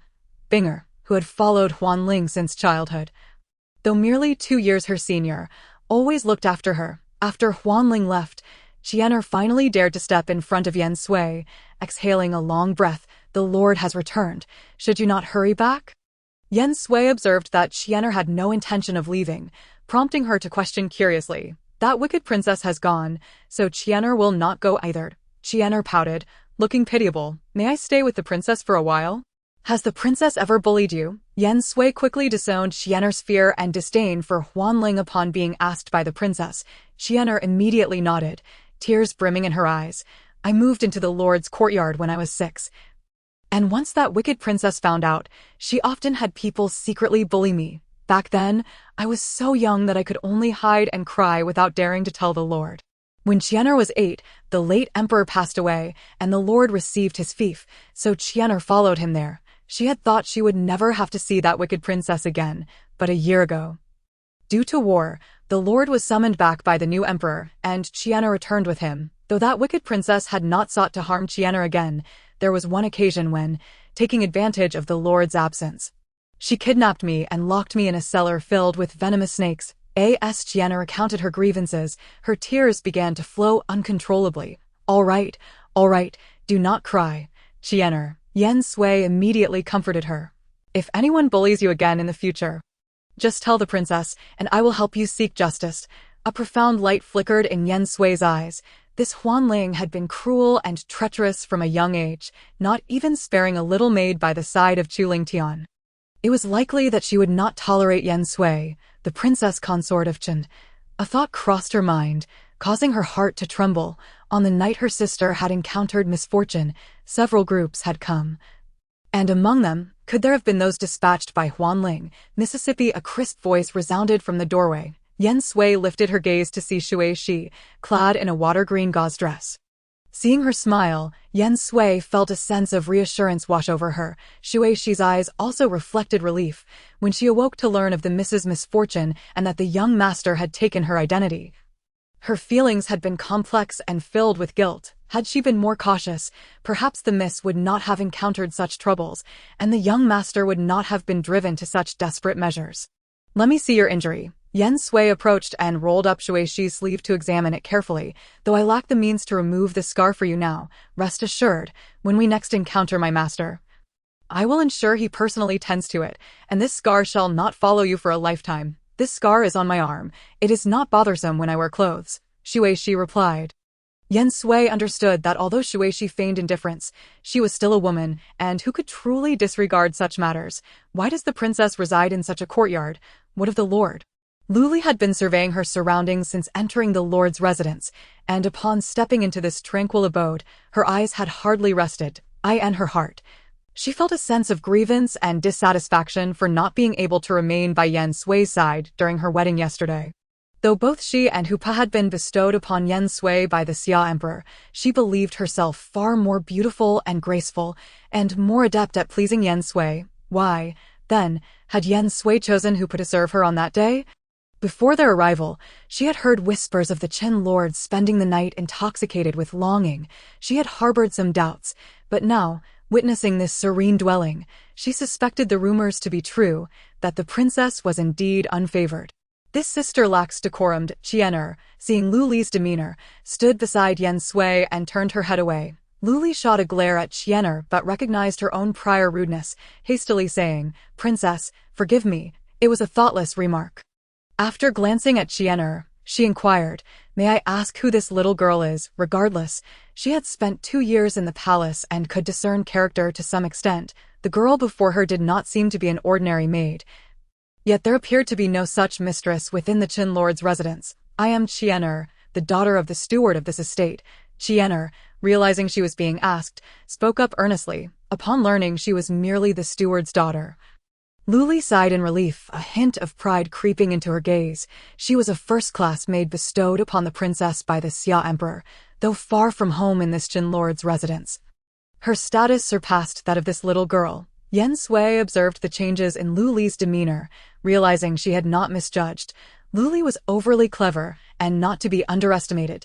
"Chiener, now that the Huanling princess has likely departed, you should return to the lord to avoid being missed when he needs you." Yen Sui gently advised Chiener. "Very well, then Chiener shall take her leave. When I have time, I will come to visit the princess again." With that, Chiener playfully winked and cheerfully exited. Watching Chiener leave, Yen Sui's gaze fell once more on Lu Li, noting her less than pleased expression. Suspecting she had grasped the meaning behind her earlier words, Chiener was not someone she could manipulate. "Princess, the lord requests your presence." Shortly after lunch, the steward arrived at the tranquil residence. Chapter 010, Attending the imperial banquet. What matter does the lord wish to discuss? Yen Sui inquired, perplexed, as she had distinctly sensed Chu Ling Tian's disdain for her the previous night. Given that he had disregarded her status and placed her in this tranquil abode, one might assume they would have no further dealings. The lord did not specify. However, the eunuch from the palace just departed from the lord's presence. Uncle Zhang remained respectful. With this, Yen Sui had a rough idea of the situation. Shui, Shi, and Hupu were busy familiarizing themselves with the affairs of the lord's residence. So Yen Sui took Lu Li along to visit Chu Ling Tian at his GMO garden. "What does the lord require of me?" Yen Sui bowed and directly asked. 3 days hence, the Xia kingdom's wedding envoy will set forth to return, and the emperor will host a banquet in the palace. Chu Ling Tian's gaze had not once lingered on Yen Sui, and his speech was curt and to the point. "I understand. I shall certainly attend the banquet in the palace." Yen Sui likewise refrained from elaboration. The envoy from the Yuan kingdom would also be departing soon, thus being invited to the same banquet. The Yuan princess and her entourage had been in the Jin kingdom for nearly 3 months, a situation Yen Sui had already been aware of prior to the betrothal. Originally, she believed that the Yuan and Jin states would form an alliance through marriage. Little did she expect that the one to be wed would be herself. At this moment, she could not fathom the meaning behind Chu Ling Tian's casual remark. After returning from Chu Ling Tian, Yen Sui did not dwell on the banquet any further. Her understanding of the Jin state remained shallow. There were many individuals and matters that eluded her grasp. The events of her wedding night had significantly impacted her reputation, and although she had never left the estate, the attitudes of the servants revealed how she was perceived outside. Rumored to be neglected and cast aside. If not for the limited number of maidservants in the prince's residence, there might have been those vying to overshadow her as the princess. 3 days swiftly passed, and tonight she was to enter the palace for the banquet. "Miss, is this dress suitable for tonight?" Shuishi inquired, holding up a gown. The attire seemed rather plain. After all, the princess had only recently married, and for a palace banquet it ought to be more splendid. Lu Li cast a glance at the selected gown adorned with delicate white flowers and coolly remarked. Yen Sui understood that Shuishi was considering her still in mourning, fearing that overly extravagant attire might invite gossip. Yet, Lu Li's words held some truth. After all, they were in the Jin state, and she was now the princess of Qin. "I recall there is an ice blue dress with auspicious patterns in the wardrobe. Let us wear that," Yen Sui decided. waving her hand. "Princess, the carriage is ready and can depart at any moment," a young servant announced from outside. "And where's the prince?" Before Yen Sui could respond, Lu Li anxiously inquired. "The prince is not in the residence. He instructed that the princess proceed to the palace first," the young servant replied honestly. "Then you may wait outside," Yen Sui said, dismissing the servant with a wave. After donning her attire and perfecting her makeup, Yen Sui exchanged a glance with Lu Li and instructed, "Prepare yourselves. Shortly, you and she will accompany me into the palace." Upon hearing this, Lu Li's face lit up with excitement as she eagerly replied, "Yes, princess." The carriage departed from the royal residence at a measured pace, arriving at the palace gates after the time it takes to burn a stick of incense. The carriage could not enter the palace. Yen Sui was obliged to disembark and take the prearranged sedan chair. The banquet was held at the Jinhua Hall, with officials of the fourth rank and above, along with their families, summoned to attend, creating an atmosphere of grandiosity that was difficult to describe. By the time Yen Sui arrived, many officials were already present, including the envoy from the Xia state, dressed in an ice blue gown adorned with auspicious patterns. Her long black hair was styled elegantly, a silver flower hairpin lending an air of refinement. She exuded an ethereal beauty, reminiscent of the brightest autumn moon. Indeed, the renowned Princess Yun Yang had captivated the entire continent. And how could her daughter Yen Sui be anything less? Yen Sui's presence undeniably drew countless gazes, some filled with admiration, others with envy. "Your Highness, I pay my respects to the esteemed princess." The envoy from the Xia state was the first to approach and offer his greetings. "There is no need for such formality," Yen Sui replied courteously, though her tone lacked warmth. "Princess Dayun of the Yuan state has arrived. Princess Huanling has arrived," announced in two high-pitched voices. Princess Huanling entered, arm in arm with a woman clad in a dress of vibrant phoenix patterns, her hair styled in a lofty bun. It was unmistakably Princess Dayun of the Yuan state.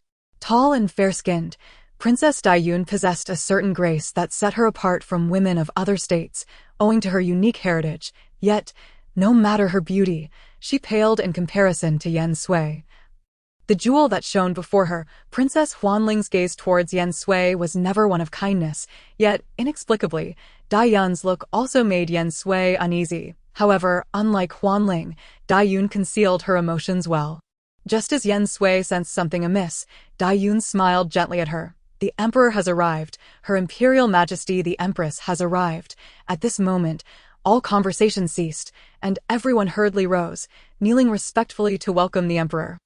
"Everyone, please rise. Today's banquet should be enjoyed without excessive restraint," the Jin Emperor declared as he took his seat. He was the fourth prince of the Qin royal family, resembling the Qin Wang with 5 or 6 similarities. And at merely 27 years of age, he bore the weight of a tumultuous ascension to the throne, exuding a maturity far beyond his years. Once everyone was seated, Yen Sui suddenly realized a pressing issue. Chu Ling Tian had yet to arrive.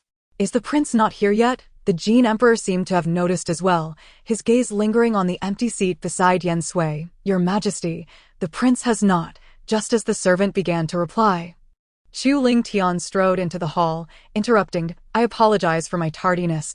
I shall drink 3 cups in penance." With that, he confidently approached Yen Sui's table, raising his cup and downing its contents in one go. After 3 cups, he turned to the Jin Emperor, smiling, "Truly, the finest wine is found here with you, my brother. Now that you are here, please take your seat." The Jin Emperor waved his hand, his customary smile in place. It was only when Chu Ling Tian sat beside her that Yen Sui turned to look at him, unable to shift her gaze, as expected of Chu Ling Tian, his late arrival at the banquet. A severe offense was effortlessly turned to his advantage, leaving the Jin Emperor without a chance to reprimand him. "Princess, do you gaze upon me so, wishing to convey to all how deeply enamored you are with me?" Chu Ling Tian suddenly turned to meet her gaze directly. The proximity allowed Yen Sui to catch a whiff of the wine on his breath. Chapter 011, A Melody of Affection. Is there anything inappropriate in the Princess of Chen's deep affection for the prince? Yen Sui slightly distanced herself from Chu Ling Tian, taking a sip of her wine before continuing. Or does the prince wish for everyone to perceive the princess as a neglected and resentful figure due to her recent marriage? At her words, Chu Ling Tian merely cast her a meaningful glance before averting his gaze, choosing not to respond further. I have heard that the Princess of Qin is a celebrated talent from the Xia state, well-versed in the arts of music, chess, calligraphy, and painting, all taught by her mother, Princess Yun Yang. After a round of drinks, Dayun suddenly rose, raising her cup towards Yen Sui. It is a pity that I have yet to appreciate your talents. Might there be an opportunity to witness the elegance of the princess today? Yen Sui was taken aback. Why was Dayun suddenly directing her attention toward her? It was well known that her sister, Yen Ning, held the title of the first beauty in the Xia state and was not known for her talents. In contrast, Dayun was genuinely recognized as the first talent of the Yuan state. My sister has always shunned ostentation. For her, music, chess, calligraphy, and dance are mere aspects of life, and I too prefer to avoid the spotlight. Your praise is unwarranted. For today is a banquet hosted by the Jin Emperor for the envoys of our two states. I shall not. Before Yen Sui could finish, Dayun skillfully interrupted. Indeed, as the princess reminded us, today is a banquet for the envoy of the Yuan state. To express my gratitude, I shall play a piece to entertain everyone. Zuair, fetch the qin, she commanded a nearby maidservant, not allowing Yen Sui a chance to decline. Yen Sui frowned slightly, instinctively glancing at Chu Lingtian. Did he intend for her to perform as well? Yet, given the current circumstances, no matter the outcome, it seemed unfavorable for her. She had no support in the Jin state, and if she appeared too outstanding, it might lead to greater difficulties in the future. However, if Dayun gained the upper hand, it would tarnish the reputations of her sister and mother. Only those of merit can reside in the Qin royal household. As Yen Sui pondered, Chu Lingtian's steady and magnetic voice resonated in her ear. His gaze seemingly laced with a hint of threat. Was he warning her that if she were to lose, her future in the Qin royal household would be even more arduous? The sound of the qin abruptly broke into Yen Sui's thoughts. In the center of the hall, Dayun had begun to play. The initial notes were lively and carefree, akin to the innocent laughter of a child, filling the world with joy. Gradually, the melody shifted, slowing to a gentle and soothing cadence, evoking the warmth and romance that a blossoming young girl yearns for. Finally, the music crescendoed, delivering a profound emotional impact, igniting a fervor that coursed through one's veins. As the final note lingered, the attendees instinctively lifted their cups, drinking deeply as if to quell the intensity of their feelings. Such exquisite skill on the qin, capable of stirring the hearts of all present. Yen Sui could not help but exclaim. Indeed, as the first talent of the Yuan state, Dayun had left no room for Yen Sui to reserve her own abilities. The hall erupted in applause, and praises flowed like a river. After bowing slightly to the Jin Emperor, Dayun turned to Yen Sui with a smile. I humbly presented my humble performance, and I wonder if I might be fortunate enough to hear the princess's enchanting music next? What a clever maneuver by Dayun. Should she fail to shine brightly in comparison, even if she were to match Dayun's abilities, it would still appear that she fell short in the eyes of others. Prince, if I manage to gain even a slight advantage, may I request a favor from you? Yen Sui suddenly turned to Chu Lingtian. Does your victory or defeat hold any significance to this prince? Chu Lingtian glanced back at Yen Sui, a hint of disdain curling at the corners of his mouth. If the current princess of Yun sought to hear the melodies played by the daughters of the Yen family, it was indeed of no concern to the prince. However, what she truly yearned to listen to was the music of the consort of Qinwang. Thus, Yen Sui was acutely aware that Chu Lingtian harbored no affection for her, and the only means to coax him into agreement was through some semblance of interest or reputation. Upon hearing this, Chu Lingtian's grip on the wine cup tightened, causing it to shatter with a sharp sound. Yen Sui smiled slightly and said, "In that case, let us consider it an agreement from the prince." After rising from her seat, Yen Sui approached the center of the grand hall, bowed to the Emperor Jin, and spoke. "Your Majesty, I regret to inform you that I came without a guqin. I humbly request a temporary loan of one." In response, the Princess of Yun stood and said, "My guqin has yet to be removed. If the Wangfei does not mind, she may use it." "Then I thank the princess," Yen Sui replied. Sitting before the guqin, she exhaled softly to calm her spirit, disregarding everything around her. "Sister, now that I have become you, let me play your melodies," Yen Sui silently murmured in her heart. Her skill on the guqin may not rival her sister's, and the music lacked her sister's profound spirit. Yet, if one were to speak of enchanting melodies that could mesmerize the heart, she would not yield to anyone. As Yen Sui's fingers danced lightly, a few notes cascaded forth, What a beautiful guqin. If she was not mistaken, it was the famed Mingfeng. After testing a few notes, appreciation shone in her eyes, and she could not help but exclaim in admiration. The Princess of Yun merely smiled and nodded, saying nothing further. While Mingfeng was indeed a renowned instrument, it was not exceedingly rare. Hence there was little to boast about, though it could not compare to the celestial melody, her sister's favorite instrument. This guqin produced a gentle sound, perfectly suited for the piece she was about to play. Once her mind was settled, Yen Sui's fingers began to glide gracefully across the strings. The music flowed like a gentle stream, instantly relaxing the listener, as if one were floating amidst the clouds. With her eyes open, she unexpectedly spotted a young couple beneath the willows by the stream. The young man, merely 14 or 15, donned a fitted outfit and wielded a sword, diligently practicing his swordsmanship. The young woman, with her hair styled in twin buns, was playing the guqin, yet she seemed unfamiliar with the piece, often frowning and pausing. A gentle breeze swept by, inducing a moment of intoxication. When she opened her eyes again, the scene had transformed. Still beneath the willows by the stream, the young couple had matured. The young man, though not conventionally handsome, radiated righteousness, and his swordsmanship flowed like water. The young woman was breathtakingly beautiful, effortlessly producing heavenly melodies. Her eyes sparkled with tenderness, never once straying from the young man. The music shifted, and the scene changed once more. Under the moonlight, separated by a mere wall, the young woman continuously played the guqin while the young man drank from jar after jar. For reasons unknown, a profound ache gripped the hearts of those present, enveloping them in a melancholic and oppressive atmosphere, nearly bringing them to tears. Chapter 012. The illusion of guqin music. The music transformed again.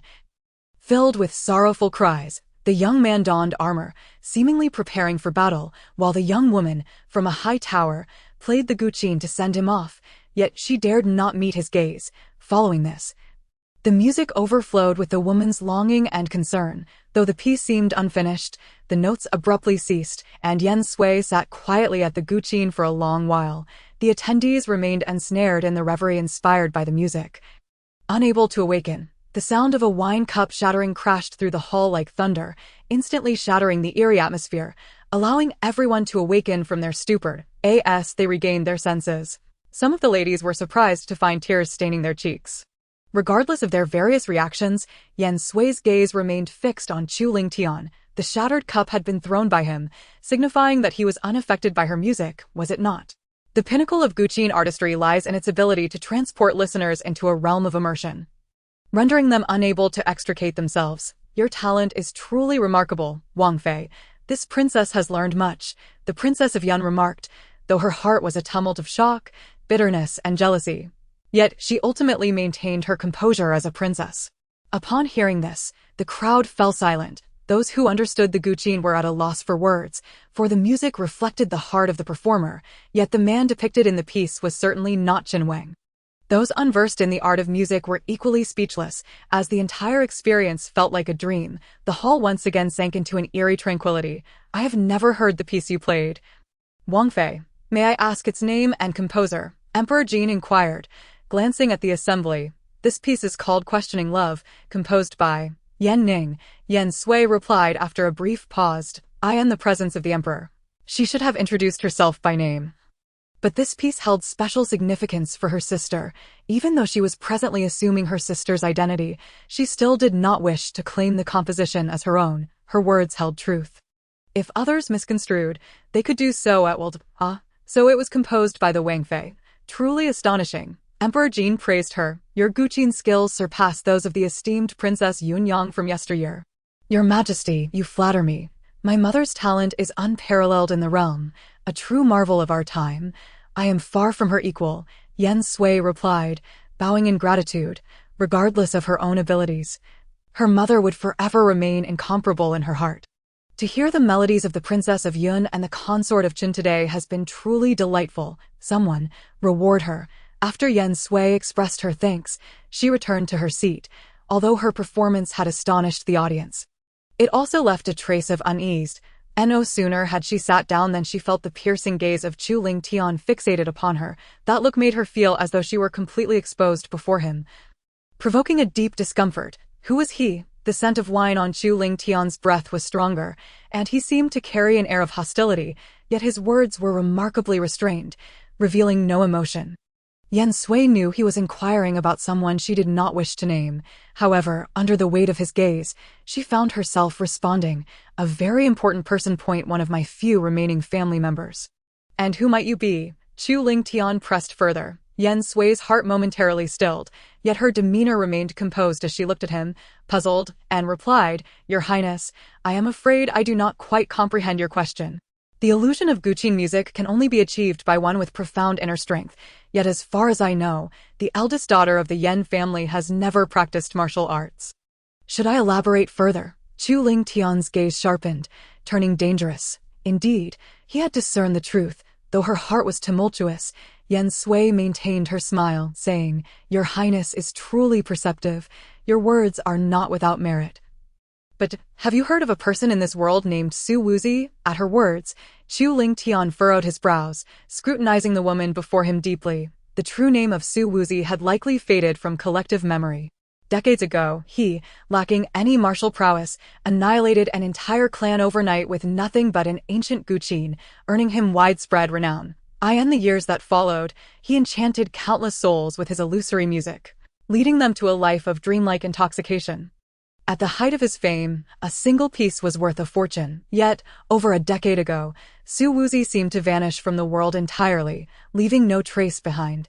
Su Wuzi may not have practiced martial arts, yet the illusions he conjured through music were beyond the comprehension of many skilled fighters. Yen Sui smiled and remarked, "As you can see, the illusion of Guqin music does not necessarily require inner strength to be summoned." The illusion of Guqin music was Su Wuzi's life-saving technique. How could he easily impart it to others? Your Highness mentioned that it is not easily imparted, but not impossible.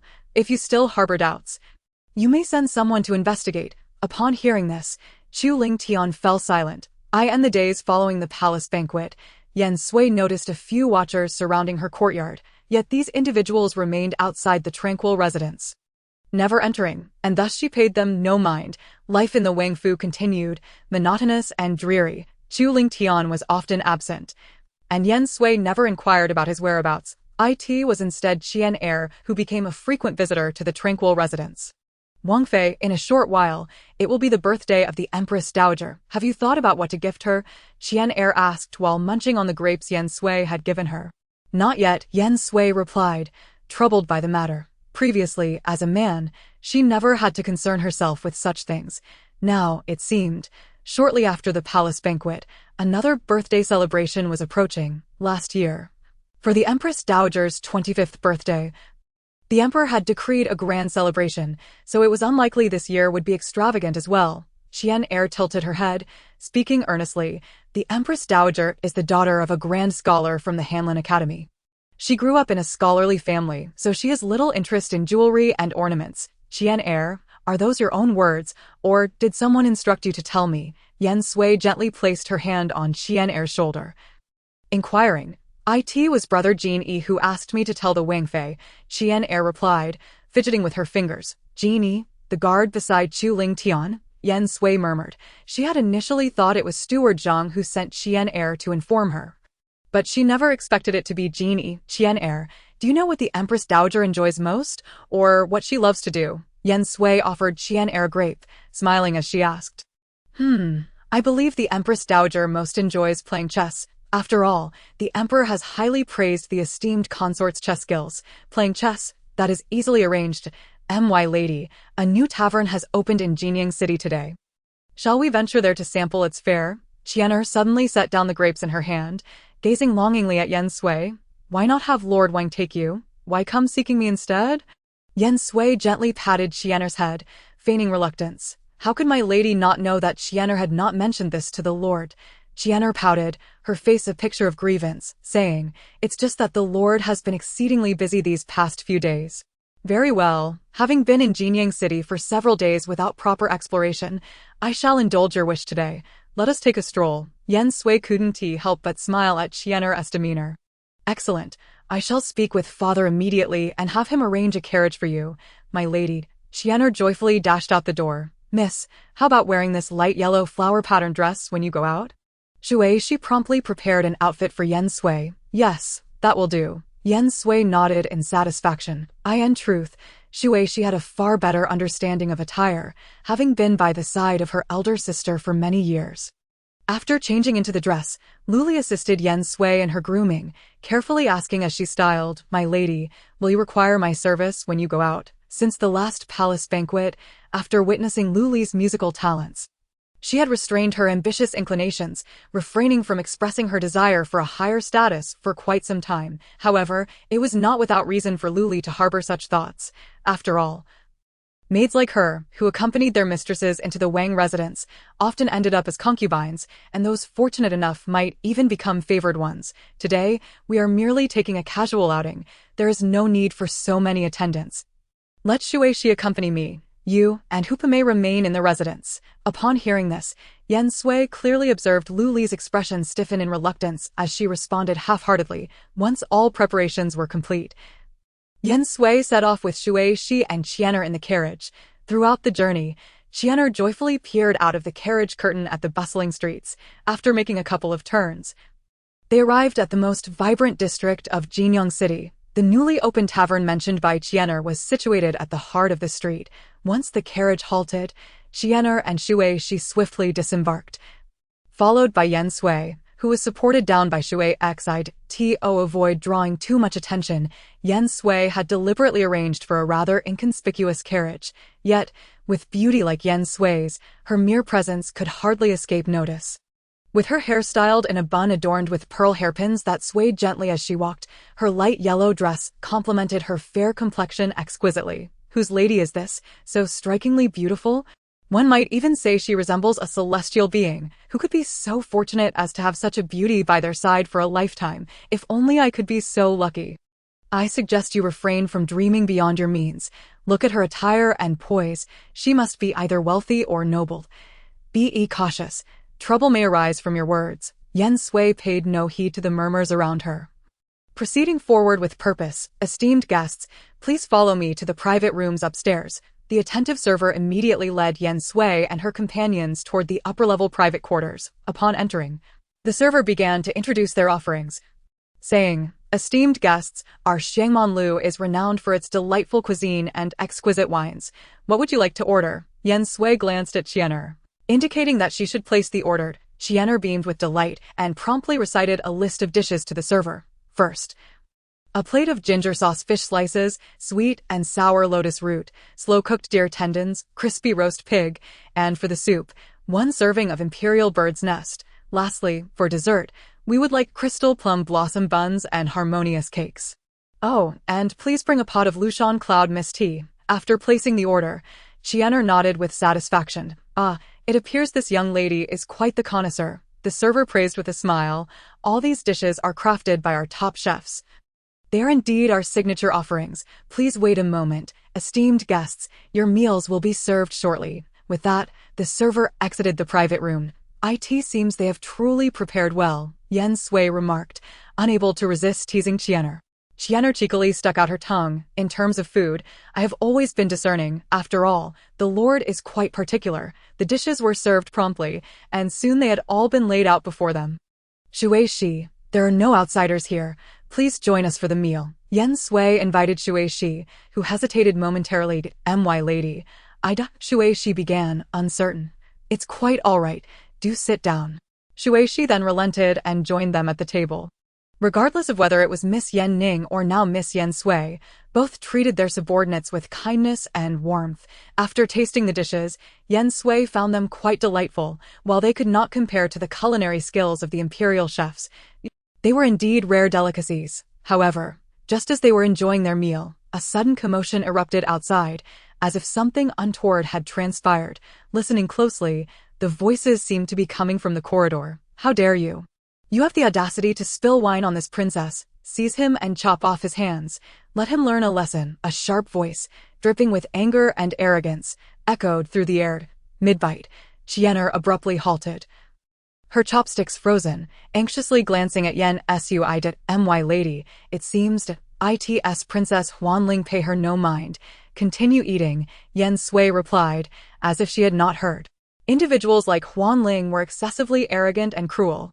It was only a matter of time before someone would hold her accountable, and there was no need for her to concern herself with it. The uproar attracted a crowd, and soon, many had gathered at the staircase, some expressing concern for the inebriated man, while others merely sought to witness the spectacle. The guards, having received the princess's orders, swiftly approached, intent on subduing the man to carry out the punishment. However, the man, slippery as an eel, despite being thoroughly intoxicated, evaded their grasp effortlessly. 3 cups know all. A single drunken night resolves 1,000 sorrows, he proclaimed, taking another hearty swig of wine, his breath reeking of alcohol. Observing his behavior, the onlookers assumed him to be merely a drunken fool spouting nonsense. Yet, in the private room, Yen Sui heard his words distinctly. Abruptly halting her actions, she appeared taken aback. "My lady, why have you stopped eating?" Both Chiener and Shui Shi, being ordinary individuals, could not comprehend the man's earlier words. "The noise outside is quite distracting. Let us go take a look." Yen Sui set down her chopsticks, stood up and adjusted her attire, preparing to step outside. "My lady." Just as she took a step, Chiener pulled at her skirt, her head bowed in unease, not daring to meet Yen Sui's gaze. "Shui Shi, you stay here with Chiener. I shall go see." Yen Sui, feeling helpless, realized that Chiener's fear of Huanling had deeply rooted itself within her. As she opened the door, Huanling's furious voice rang out, "A bunch of useless fools. Is it so difficult to apprehend a drunken man?" The outburst startled Chiener, causing her to release her grip on Yen Sui's skirt and retreat into the room. Yen Sui shook her head in resignation. "Is Princess Huanling dining here today as well?" Yen Sui's voice was soft yet audible. Chapter 14. Copper coins for wine. Upon hearing Yen Sui's voice, the crowd's attention shifted towards her. When they beheld Yen Sui's stunning beauty, they were momentarily mesmerized. Staring in awe, observing the crowd's enraptured expressions, Huanling's fury boiled over, her fiery gaze fixed upon Yen Sui. "What business is it of yours, princess?" Huanling scoffed. Yen Sui offered a calm smile, seemingly unfazed. "It may not concern me much, but the birthday of the Empress Dowager is approaching. If the princess continues in this manner, should word get out." "Oh, are you preparing to speak on behalf of this commoner?" Huanling's eyes narrowed, a mocking smile gracing her lips. "You think to use the Empress Dowager to intimidate me? You misunderstand, princess. I have no acquaintance with this individual and thus see no need for further comment." Yen Sui's gaze flickered towards the inebriated man. "Princess, Xiangmanlu is well-renowned in Jinyang City, and many patrons come here seeking a taste of its offerings. The private rooms on the 2nd floor host a variety of guests, and none know who they may be. Just as I happen to be dining here, you cannot possibly know either. I have said all I wish to say. As for whether a mere drop of wine warrants severing hands, that is entirely at your discretion." With that, Yen Sui turned away, returning to her private room. The crowd, initially captivated by Yen Sui's beauty, now found themselves intrigued by her identity, even when conversing with such an arrogant princess. She retained an air of nobility. Meanwhile, in a private room at the end of the corridor, a pair of eyes silently observed Yen Sui until she entered her room, at which point they withdrew their gaze. "Princess, this man has offended you while inebriated. I implore you to show mercy and forgive him." At that moment, the tavern's owner stepped forward to mediate. "If the princess does not mind, should you return to Xiangmanlu in the future, I shall ensure a feast of fine dishes and exquisite wines awaits you." Yen Sui's earlier remarks only served to heighten Huanling's displeasure. However, she now felt a tinge of concern. Indeed, for Xiangmanlu to have established itself as one of the foremost taverns in Jinyang City in such a short time, its owner must be no ordinary figure. A glance at the drunken man suggested that he too was far from an average commoner. Contemplating this, Huanling found herself genuinely hesitant, since the innkeeper had spoken so. It would be prudent for her to acquiesce. Who truly cares for your meager fare? Can this princess not afford such a meal?" With a flick of her sleeve, Huanling stormed out, her expression dark. As she departed, the onlookers naturally dispersed. However, many could not resist casting a glance towards the private room where Yen Sui had entered. "Esteemed guest, it appears you have indulged a tad too much," the innkeeper remarked, shaking his head at the inebriated patron. This guest had been quite generous, presenting a gold ingot upon entering the establishment, yet, astonishingly, he had requested nothing but a few jars of wine. And after overindulging in the main hall, he had wandered up to the 2nd floor. the innkeeper felt utterly powerless against him. After all, individuals who could casually produce a gold ingot were rare, and he could not afford to offend such a person. Ultimately, he found a private room for the man to rest. "Miss, your earlier actions may have intensified Princess Huanling's animosity towards you," Shuishi said with concern as Yen Sui entered.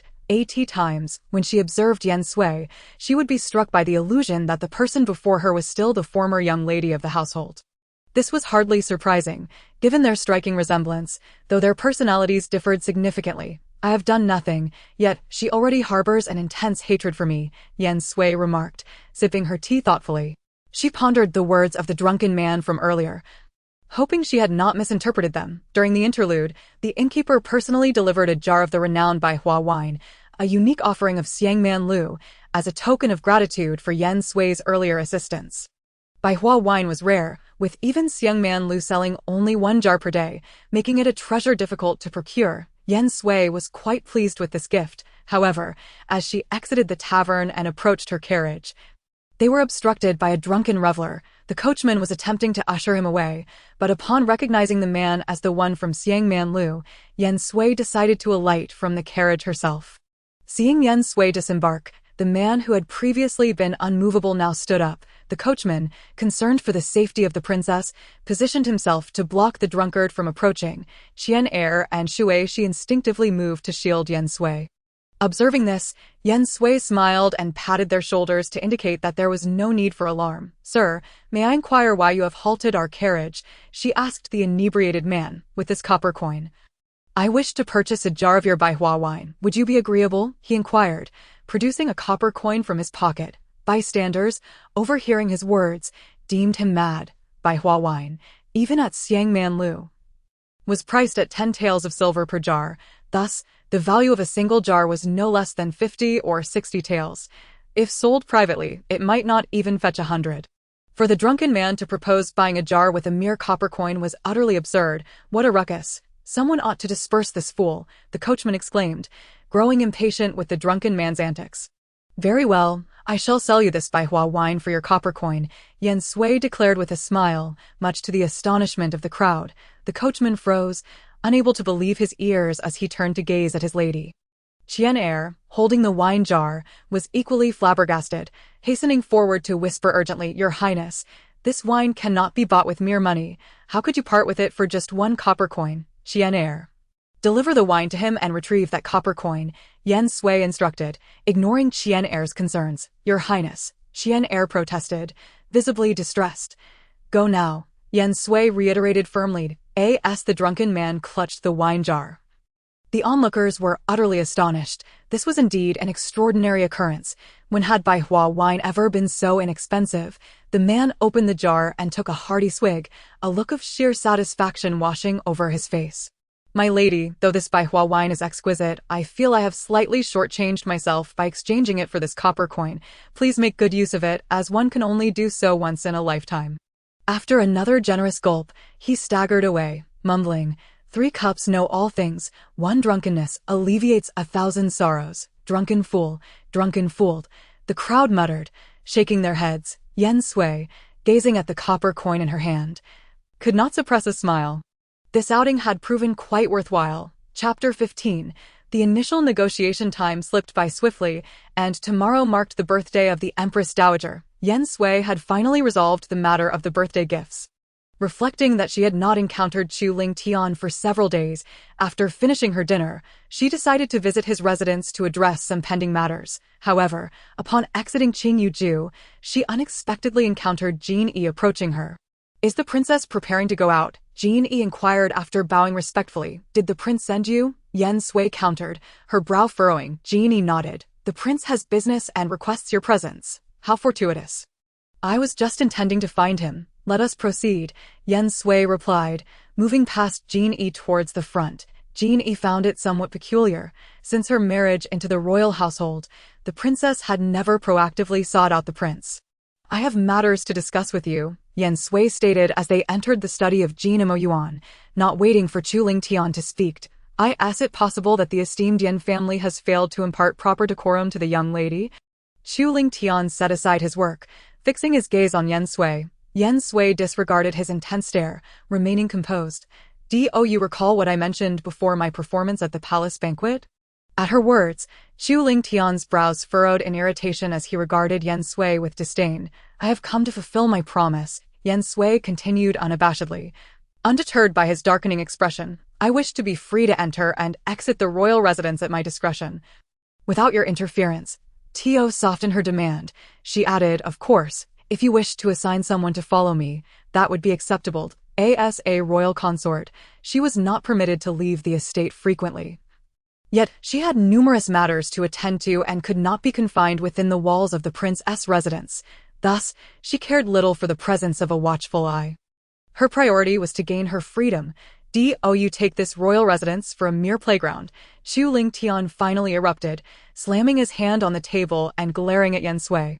Naturally, you may choose to withdraw your agreement and refuse my request, Yen Sui replied, unperturbed. While gaining his assent would certainly be advantageous, she knew that if he refused, it did not preclude her from finding a way to leave. No, what you have stated is now binding. Chu Lingtian's anger dissipated abruptly. He resumed his seat, his deep-set eyes fixating on Yen Sui. Now, let us discuss my matters. Please speak, my lord. I am all ears. Yen Sui replied, performing a delayed courtesy. Observing Yen Sui's sudden shift in demeanor, Chu Lingtian's eyes flickered with a hint of revulsion, as though he were looking at something exceedingly distasteful. Yen Sui was well aware of the thoughts swirling in his mind at that moment. Yet she had no desire to clarify. Initially, she had come to insist he uphold his promise to negotiate and thus did not feel the need for pleasantries. Now that the terms had been established, she could only revert to her role as the consort of the prince. In 3 days, I shall leave Jinyang City for a time. Furthermore, in 2 days, the Empress Dowager will arrive at the prince's residence. The Empress Dowager. Yen Sui gazed at Chu Lingtian in confusion, hoping for an explanation. However, she waited in vain, as he remained silent, offering no clarification regarding the Empress Dowager or her relationship to him. Yen Sui understood that if he chose not to divulge this information, even if she were to inquire, she might not receive an answer. It would be wiser to seek alternative means of understanding.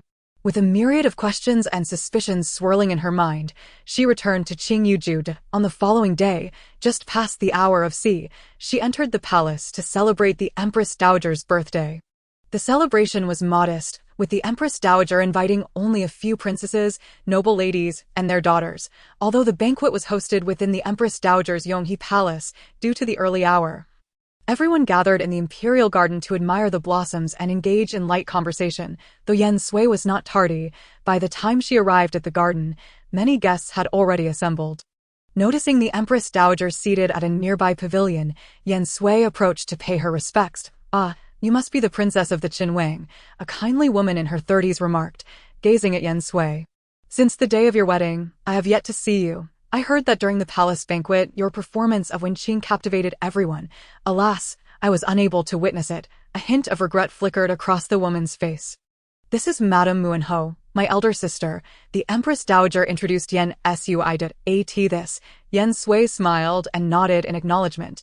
Noticing the hint of fatigue in her voice, it seemed evident that her health was not optimal. Your Majesty, a voice suddenly interrupted from behind Yen Sui, as Huanling entered the pavilion accompanied by a group of maidservants, cutting off what Yen Sui had intended to say. Huanling has arrived. Please take your seat, the Empress Dowager gently urged, pulling Huanling closer. Yen Sui had already gleaned much about Huanling's circumstances from Qianer. She was originally the daughter of the late emperor's younger brother, the King of Xiang. Unfortunately, the King of Xiang met his demise on the battlefield at a tender age. Thus, even though Huanling was born of a concubine, she was granted the title of princess due to being the sole descendant of the King of Xiang. After losing her parents, Huanling was raised by the late emperor's mother, who was then the Empress Dowager. Regrettably, when Huanling turned 10, the Empress Dowager also passed away. By that time, the late emperor's health was already deteriorating, and he was preoccupied with state affairs, leaving little room for concern for Huanling, who was thus cared for by the palace maids for over 2 years. It was only after the current Jin Emperor ascended to the throne, and the former crown prince's consort became the present empress, that Huanling was entrusted to the care of this empress. Your Highness, look at the gift Huanling has prepared for you. I am certain it will delight you, Huanling exclaimed as she gently pushed Yen Sui aside and presented a brocade box held by a maid. Oh, is that so? I must take a good look. The Empress said, personally opening the brocade box to reveal a statue of Guanyin carved from white jade. It was already exceedingly rare to have a statue crafted from the finest mutton fat jade. Yet this one was made from a single piece of it. Huanling offered this statue of Guanyin as a blessing for the Empress to soon bear a son for the Emperor. Wishing for enduring fortune, Huanling reverently held the statue, kneeling before the Empress. You truly are a thoughtful child. The Empress felt a surge of joy, momentarily at a loss for words. Her concern was not so much about the statue's intrinsic value, but rather whether it could genuinely bring her blessings and enable her to bear a son soon. After Huanling rose, she cast a slightly provocative glance at Yen Sui and inquired, I wonder what the princess consort of Qin has prepared as a birthday gift. Yen Sui smiled lightly and replied to the Empress, in terms of value, the gift I present cannot possibly compare to the princess's statue of Guanyin. However, this gift is something I crafted with my own hands, a token of my sincerity. Upon finishing her words, Yen Sui took a delicate wooden box from the hands of her attendant. Amber, what is this? The Empress received the wooden box and opened it, her expression reflecting disbelief as she looked at Yen Sui. This is a collection of exquisite chess strategies personally compiled by me, Yen Sui explained with a smile. The book encompasses nearly a century's worth of intricate chess games and their solutions. The Empress, clearly intrigued, began to peruse the book, her eyes bright with excitement. Just a cursory glance revealed that this chess compendium must have required considerable effort from the princess consort. The Empress's eyes sparkled with enthusiasm, for from this book, it was evident that the princess consort was also a master strategist, should the opportunity arise to engage in a match with her. The Empress feared she might not be the princess consort's equal. The true value of this chess compendium lay in several unsolved games, and as the Empress examined the solutions to those puzzles, it became apparent that the book had a significant impact on her. Your Highness, you are too humble. Although this chess compendium is my creation, I merely compiled it. The true genius behind those solutions was my late mother. Yen Sui stated, so it was Princess Yunyang who solved them. I am truly in admiration. The Empress's smile deepened, although not all the games were solved by her mother. Yen Sui was acutely aware that she could not allow herself to claim superiority in chess over the Empress, let alone be more skilled. In this court, everyone knew of the Empress's exceptional prowess in chess. Should someone emerge who could rival her, she might not be so accommodating, as Yen Sui's gift garnered the Empress's favor. Huanling's jealousy flared anew. How she wished that fire had consumed her long ago. Though Huanling felt anger, her words were uttered in a mere whisper, likely inaudible even to the maid beside her. Yet, Yen Sui heard her clearly at once. The smile faded from Yen Sui's face as she locked eyes with Huanling. A chill coursed through Huanling's body, and she instinctively glanced around. When her gaze met Yen Sui's, she inexplicably felt a twinge of fear. Huanling had no reason to feel anxious. After all, that incident belonged to the past, and she had dealt with those involved. Surely, Yen Sui could not uncover it now. Yet, for some reason, Yen Sui's gaze made her feel as though her secrets were laid bare. Your Highness, Huanling is feeling a bit unwell. Might I be excused to rest for a moment? Once the banquet begins, you may send someone to inform me. Huanling found herself compelled to leave, to escape the weight of Yen Sui's penetrating gaze. I asked it serious? Should we summon the imperial physician? The Empress inquired with immediate concern. If you are truly unwell, it matters not if you do not attend. Your health is of utmost importance. It is not serious. Not serious. I merely feel a bit lightheaded. I suspect the recent drop in temperature has given me a slight cold. Huanling quickly waved her hand dismissively. Very well, then you shall return to rest. I shall send the physician to check on you shortly. Noting that there was still some time before the banquet commenced, the Empress suggested, it has been but a few days since the onset of autumn, and the chrysanthemum garden is already blooming with numerous flowers. If you all are interested, why not take a stroll there? With the Empress's invitation, everyone naturally rose to accompany her to the chrysanthemum garden. Yen Sui, lacking much interest in the flower viewing event, sought an excuse to remain in the pavilion. Amber, have there been any updates regarding the Summer Kingdom lately? How is my grandmother? Yen Sui casually inquired, leaning against the railing. Your Highness, I did. Amber's face immediately displayed a hint of embarrassment and difficulty. Having followed the princess consort for over 3 months, She was required to report on the princess consort's circumstances every half-month as per the summer emperor's orders. Yet, she had been exceedingly cautious, unsure why the princess consort.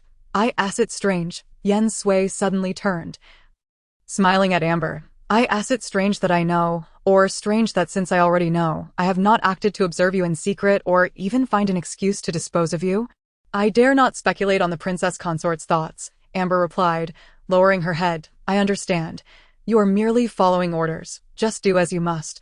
I only wish to know about my grandmother's condition. The elderly Lady Yen is being cared for by Mu Fei, living a reclusive life, but her health remains stable. Amber conveyed all she knew to Yen Sui. In truth, she was merely a spy, responsible for relaying messages, and she had little knowledge of the current state of the Summer Kingdom. Yen Sui responded with a soft acknowledgement and then fell silent, lost in thought as she gazed into the distance. Your Highness, I have come to pay my respects to the princess consort. Suddenly, a eunuch entered the pavilion, approaching Yen Sui to offer his greetings. Yen Sui turned to see the familiar face of this eunuch, the head eunuch serving the Jin Emperor, known within the palace as Eunuch Su. Eunuch Su, is there something you require? Yen Sui inquired, rising slightly and nodding. The Emperor requests the presence of the princess consort at Shuiyun Pavilion for a discussion. Eunuch Su gestured politely. The Emperor. What matter does he wish to discuss? Yen Sui asked, somewhat surprised. Once the princess consort arrives, you shall naturally know.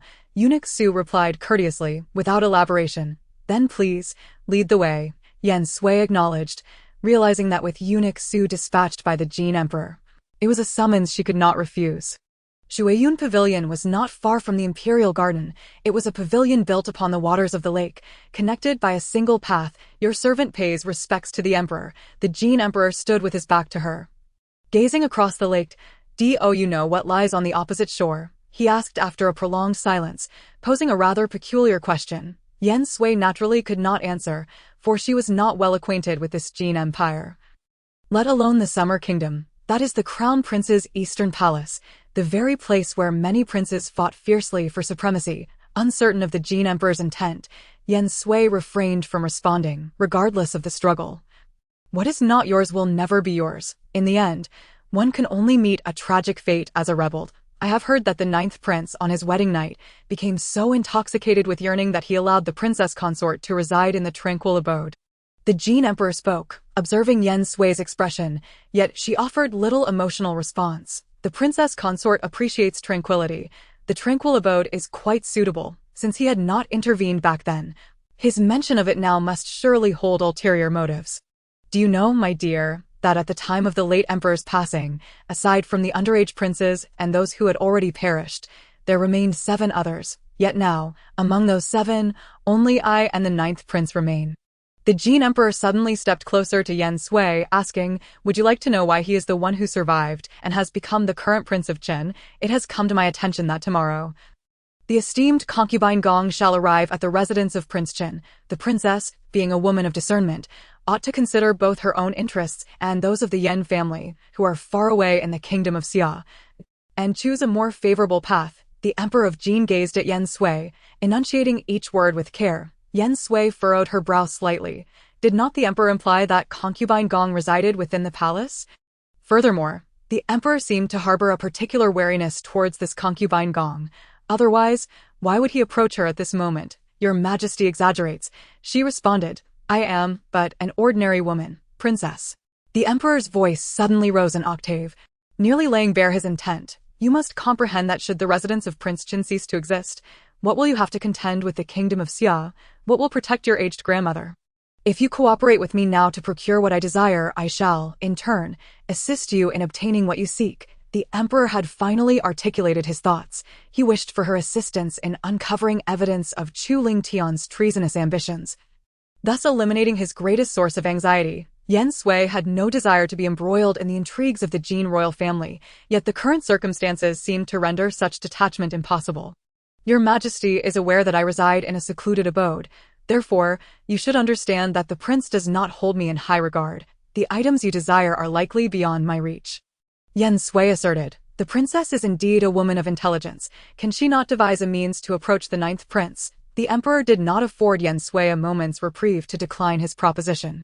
You must recognize that if one day the treason of Prince Qin is substantiated, you, as the princess, cannot escape culpability. I end that moment. The only one who can save you shall be I. The emperor's words were so unmistakably clear that Yen Sui found herself with little choice. She cast her eyes downward, concealing the tumult of emotions within. Ha ha ha, truly, the princess possesses a sense of righteousness, unlike ordinary women. Upon receiving the answer he sought, the emperor erupted into laughter. Yen Sui responded with a faint smile. Yet within her heart, she harbored a cold mockery. The emperor believed he had seized upon her vulnerability to coerce her, but little did he know, Yen Sui was not one to be so easily manipulated. After the encounter with the emperor, Yen Sui's spirits plummeted, rendering the evening banquet utterly flavorless. Once the gathering concluded, she sought an excuse to take her leave from the Empress Dowager. Upon exiting Yonghe Palace, a gentle melody from a flute wafted through the air, compelling Yen Sui to pause. Following the sound, she glimpsed a man clad in blue standing in a distant pavilion, playing the flute. However, the distance rendered it impossible for her to discern his features. "Who is that playing the flute?" Yen Sui inquired of the young eunuch leading her. On such an occasion as the Empress Dowager's birthday, it is unlikely that an ordinary person would be allowed here. Upon hearing her question, the young eunuch looked up and promptly replying to the princess, "That person is the crown prince of the state of Zhou, Nangongqi. He often stands there playing the flute." The crown prince of Zhou. Yen Sui felt a twinge of curiosity. She had not heard of any envoy from Zhou in Jin. Suddenly recalling something, she immediately sought confirmation from the young eunuch. Could he be the hostage sent by Zhou a decade ago? "Indeed, he is," the young eunuch responded, lowering his head. 10 years ago, she had been but a child. Her recollection was prompted solely by the fact that a prince from the kingdom of Xia had also been sent to Jin as a hostage, only to tragically pass away in the 3rd year of his captivity. To be a hostage in a foreign land not only ensured one's safety, but also conferred the title of crown prince. If this Nangongqi were not a cowardly puppet, he might well be a rather formidable and cunning individual. If sensing their presence, the flute music abruptly ceased, and the figure in the pavilion appeared to be gazing in their direction. "Let us depart," Yen Sui said nonchalantly. "Princess, it seems he has been watching us," the eunuch murmured after they had walked a distance. Yen Sui, fully aware of that gaze, thought it unnecessary to engage with the crown prince of Zhou. As they had no connection, he may observe as he pleases. "We shall continue on our way," she declared. Upon returning to the residence, Yen Sui noticed the servants bustling about in a flurry of activity.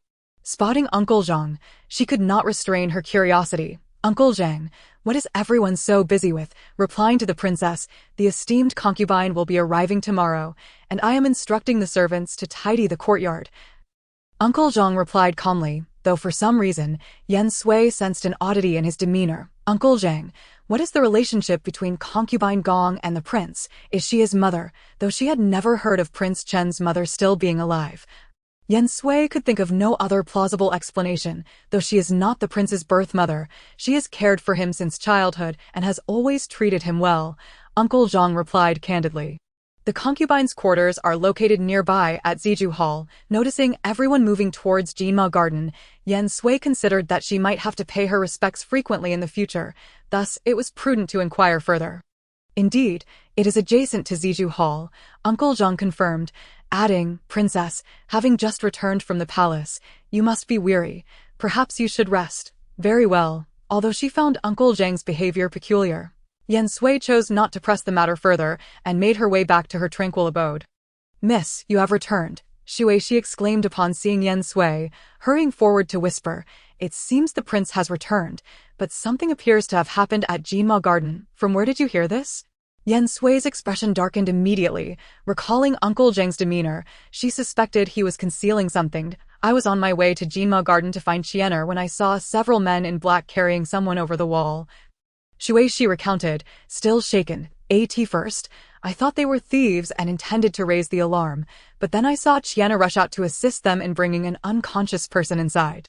Shortly after, Uncle Zhang ordered someone to begin cleaning up Ziju Hall. She looked at Yen Sui with concern.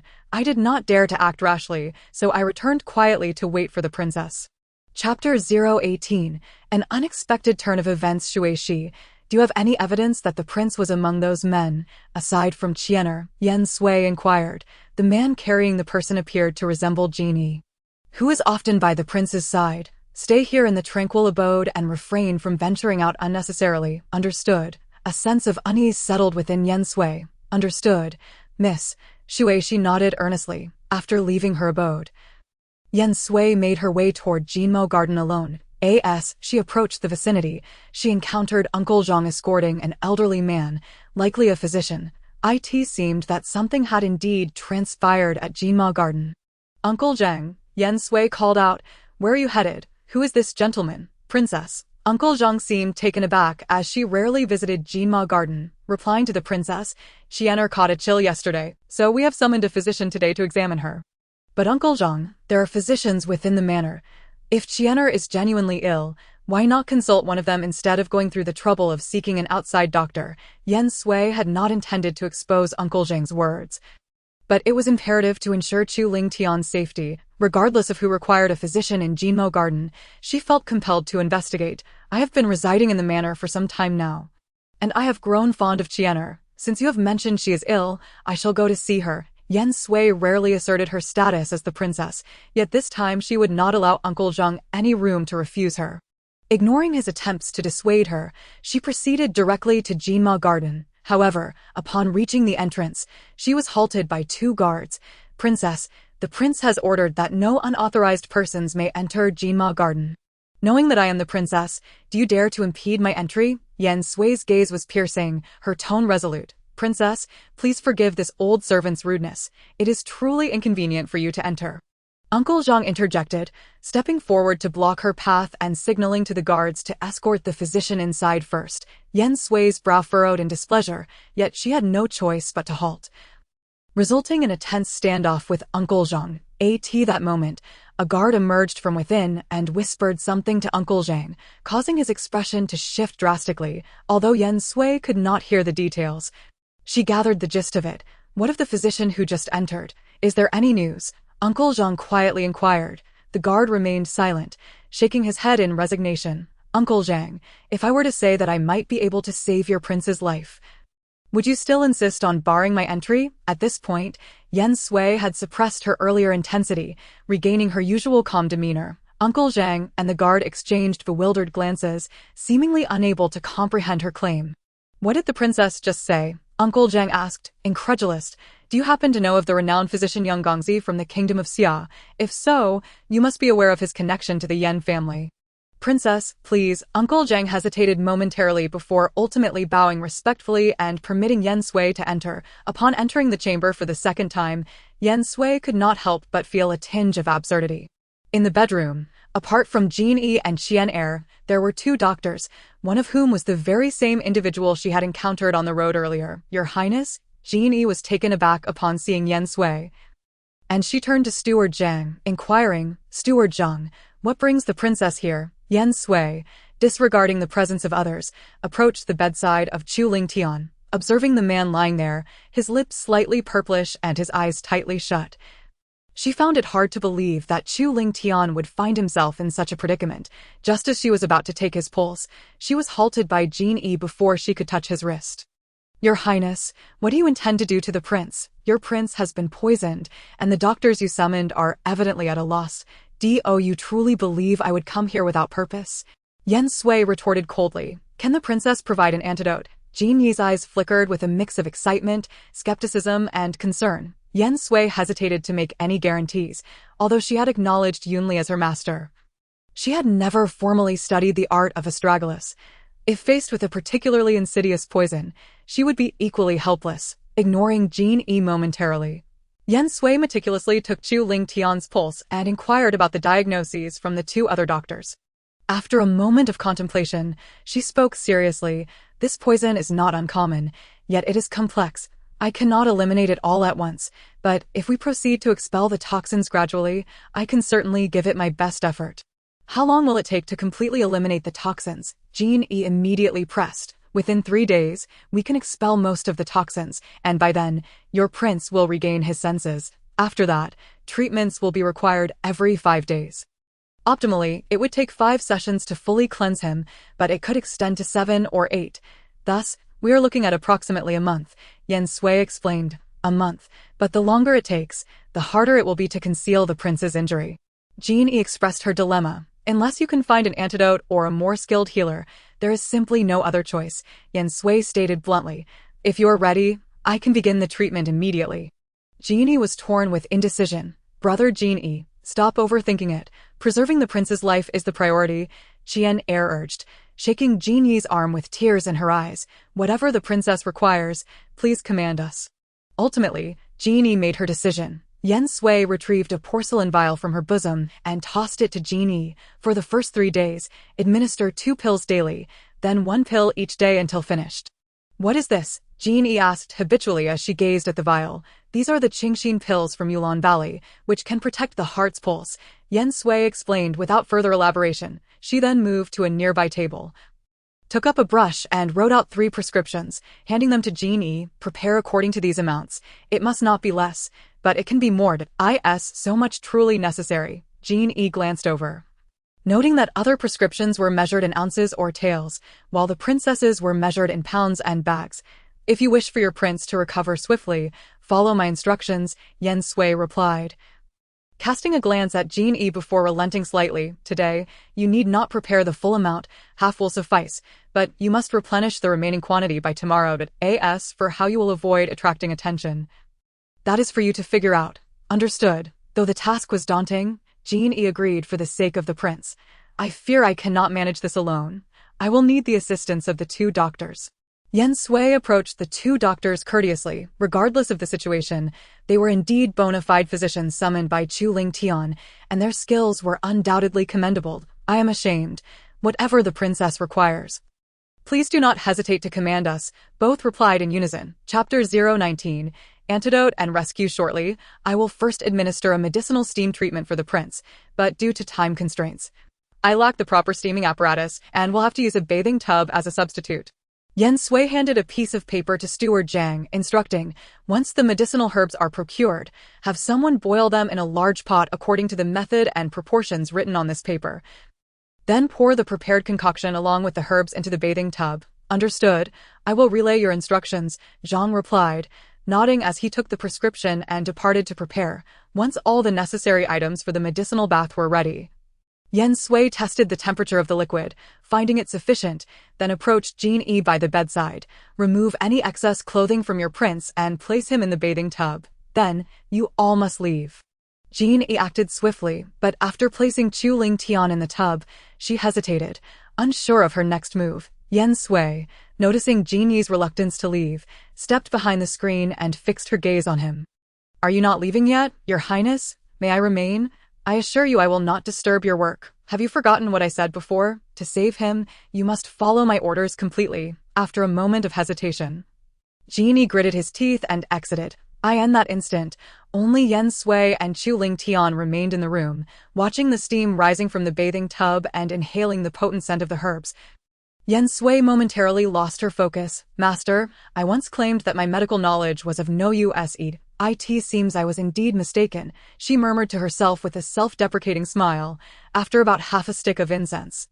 Yen Sui pulled Chu Ling Tian from the tub. She had anticipated that Jean E might leave him with at least a pair of undergarments, but upon witnessing the sight before her, a completely unclothed man, she felt a rush of embarrassment for the first time in her life, her face flushing instantly. Yen Sui quickly grabbed a piece of inner clothing from the nearby rack and draped it over him while guiding Chu Ling Tian toward the bed, silently cursing Jean E in her heart.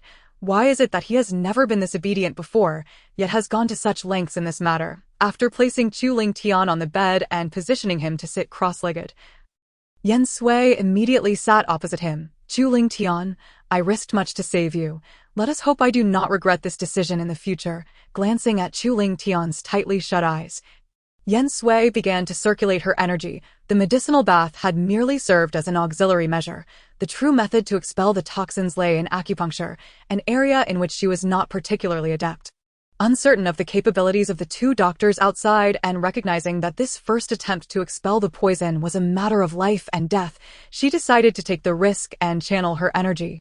With patience, Yen Sui gradually infused her internal power into Chu Ling Tian's body, a pure force beginning to circulate through his meridians. The opportune moment, she sealed several key acupoints on his body, striving to concentrate the toxins in one area. Within a mere half-stick of incense, both Yen Sui and Chu Ling Tian were drenched in sweat. The damp inner clothing clung to Chu Ling Tian's physique, revealing his near-perfect form. The scene was undeniably alluring, yet the timing was far from ideal. With a sudden surge of strength, Chu Ling Tian expelled a mouthful of dark blood, his body collapsing uncontrollably.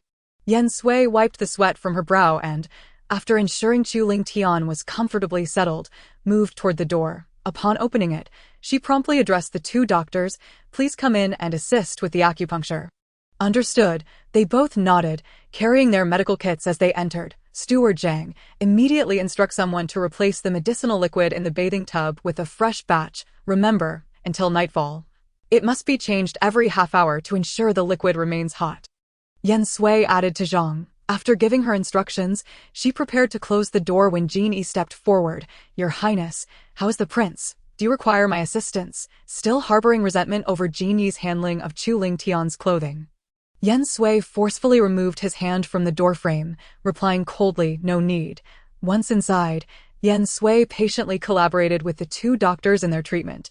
With nearly half of the poison expelled, only the residual toxins remained to be drawn out through acupuncture, and there was no longer any immediate threat to life. As Yen Sui specified the acupoints for the needling, the two doctors worked in tandem. After a round of acupuncture, the new medicinal bath was prepared, and Yen Sui directed that Chu Ling Tian be placed back into the bathing tub. Throughout the night, aside from refraining from channeling energy to expel toxins, Yen Sui called the two doctors every half hour to administer acupuncture, repeatedly placing Chu Ling Tian back into the bathing tub. As the moon shone faintly when the two doctors checked his pulse again, they excitedly reported that the toxins within Chu Ling Tian had significantly diminished. Though his pulse was weak, signs of recovery were evident. Observing that Chu Ling Tian's lips had turned pale yet no longer purplish, Yen Sui felt a slight sense of relief. It seemed that this method was indeed effective. "Tonight, there is no need for further medicinal baths. We shall resume at dawn. Moreover, there is no requirement to change the medicinal liquid every half hour. Once per hour will suffice. If the liquid cools, simply add some hot water." Yen Sui instructed. "You have worked hard, Your Highness. I have arranged for dinner. Please go and eat." Steward Zhang expressed his gratitude. "The two doctors should also join us. You will be needed in the coming days for further acupuncture. Please stay in the palace tonight." Yen Sui smiled as she spoke. She had intentionally invited them to stay because she had more to discuss. The two doctors, of course, could not refuse, and after packing their medical kits, they followed Yen Sui out. Once outside the GMO garden and taking advantage of the absence of onlookers, Yen Sui paused and stated directly, "Gentlemen, should the prince awaken and inquire about the one who provided the antidote, you need only acknowledge it was you two and refrain from mentioning me. Princess, this is perhaps inappropriate." Upon hearing this, one of them remarked, "The fact that the prince is safe is thanks to the princess." The two gentlemen, however, were acutely aware that a woman practicing medicine is seldom understood by the world, and that the princess's act of saving the prince was born of affection. Thus, there was truly no need to add to her troubles. "Do you understand, gentlemen?" Yen Sui naturally wished to keep this a secret, especially from Chu Ling Tian. The more one does, the easier it is to reveal a flaw. "Since the princess has said so, I shall refrain from further words. I shall also not speak of this before the prince. You need not worry, princess." The two men ultimately nodded in agreement, for this matter bore no detriment to them, only benefits. After dinner, Yen Sui made her way to GMO garden once more, observing that there were ample attendants to care for Chu Ling Tian. Thus she returned to Qingyuju. Lying in bed, she reflected on the events of the day. Indeed, there had been quite a number. Tomorrow, the rumored concubine Gong would be arriving, and she could only wonder what might transpire, perhaps truly weary. As her thoughts wandered, Yen Sui drifted off to sleep. Chapter 20. Arrival of the imperial concubine. On the following day, at the end of the hour of the rabbit, Yen Sui awoke punctually as usual, dressed, and then partook of breakfast within her chamber. Did the princess remain at the purple bamboo hall assisting throughout the afternoon yesterday? How is it that she did not even return for dinner? Luli seized the opportunity to inquire. She had observed the unusual bustle outside yesterday and had intended to step out, yet unexpectedly, that insolent girl Shuishi had barred them all from Qingyuju.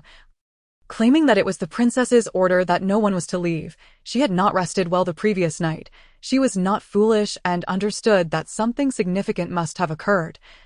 Otherwise, why would they be confined? Must I account for my actions to you? Yen Sui slammed her teacup upon the table, her tone laced with ire. The maid dared not reply. Luli was taken aback and instinctively knelt, pleading for mercy. Yen Sui let out a cold huff. Indeed, those raised within the palace were all accustomed to bullying the weak while fearing the strong. Noticing that Yen Sui remained silent, Luli slowly began to comprehend.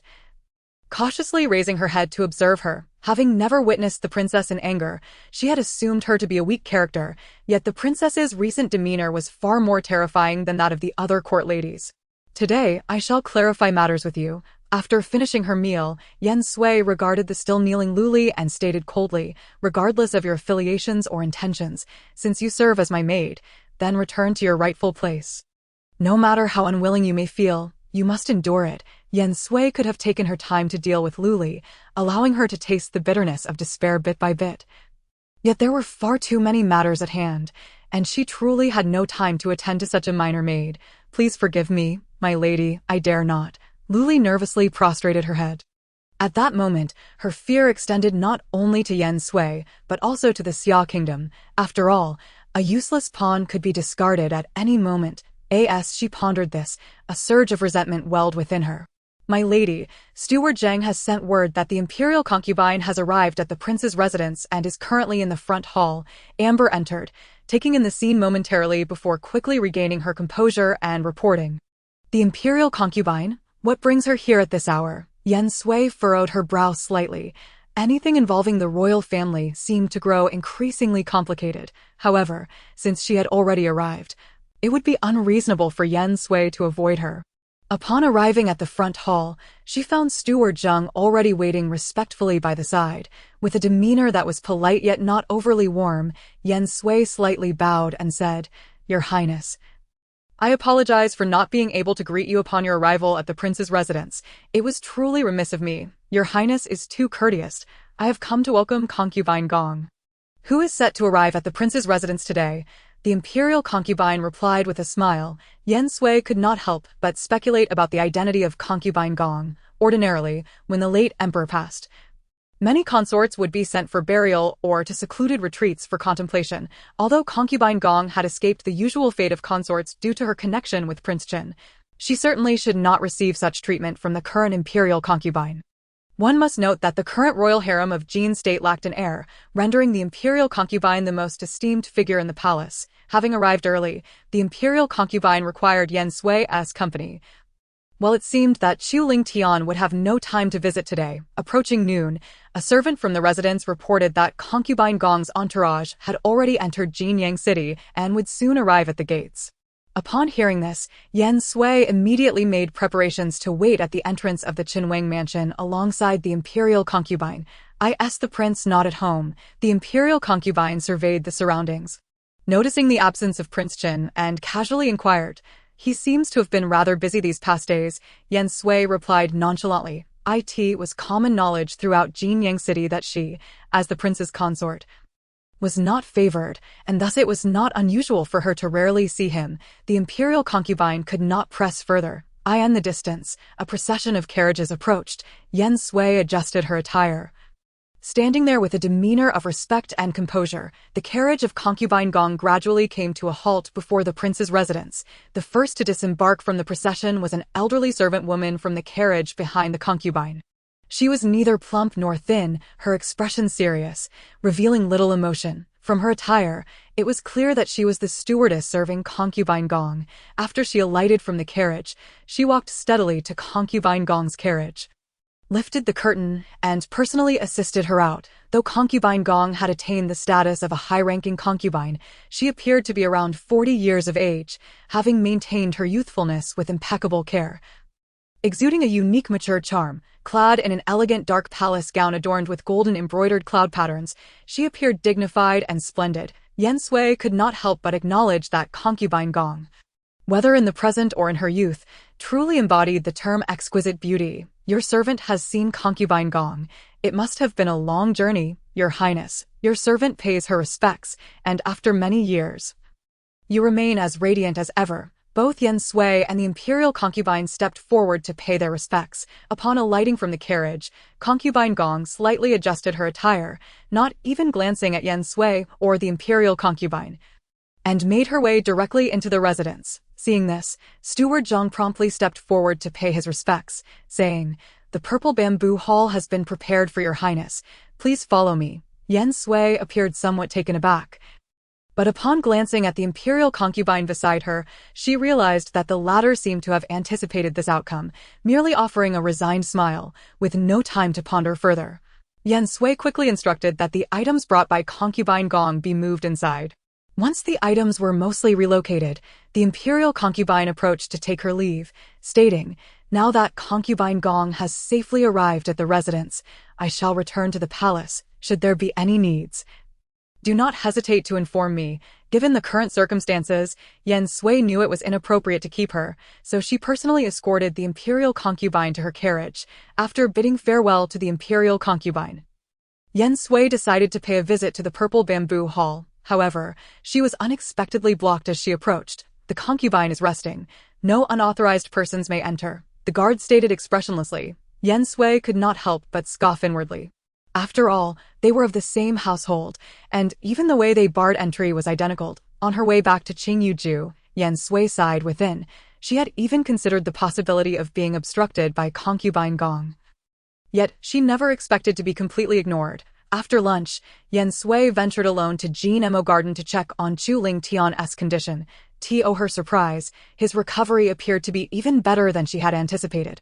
At this rate, he could awaken as soon as tonight, and at the latest, by early tomorrow. With this, Yen Sui felt thoroughly relieved, having already instructed the two doctors on the acupuncture techniques and dosage of the medicine. Thus, she need not return to Jinmo Garden any longer. Before leaving, Yen Sui specifically told Jin, "There is no need to mention to your lord that I assisted him in detoxification. Let him believe that it was the two doctors who did it." Chapter 21. The dance maiden enters. "Miss, you have come here for 3 consecutive days, yet that concubine has not allowed you to enter. Is that not a bit excessive?" She expressed her grievances. Ever since concubine Gong arrived at the prince's residence, the miss had been punctual every morning to inquire after her well-being at the purple bamboo hall, only to be turned away each time. If she went, it was reasonable for them to avoid her. If she did not go, she would be subject to gossip and labeled unfilial. Yen Sui, however, was not as troubled as Shuishi. With each passing day, she regarded it as a form of exercise. "Elder Yu, I have come to inquire after your well-being. May I ask if the concubine is available?" Although she had not seen concubine Gong even once in 3 days, she had encountered Elder Yu, who was beside the concubine. Each day, "The concubine is feeling somewhat fatigued. It would be best for the princess to return." Elder Yu replied as usual, "Then please convey my regards to her." Yen Sui nodded slightly and departed. "Miss, I can't shake the feeling that something is off." On the way back, she could no longer contain herself. In fact, she had wanted to voice some thoughts yesterday.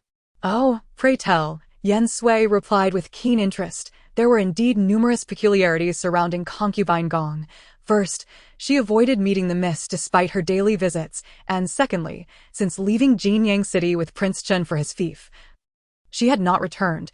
Why did she choose to come back at this time instead of during the grand wedding with the prince? She articulated her confusion piece by piece. "Is there anything else you wish to add?" Yen Sui felt satisfied that she could perceive these matters. Certainly, the most peculiar thing that the maid finds is that the esteemed grand princess has been in the royal residence for 3 days. Yet she has not encountered a single soul, not even the prince himself. She glanced at Yen Sui and continued, "I dare to say something that may offend you, miss, but even if the grand princess disapproves of you as the princess, it cannot be to the extent that she neglects the prince altogether. After all, she traveled a great distance.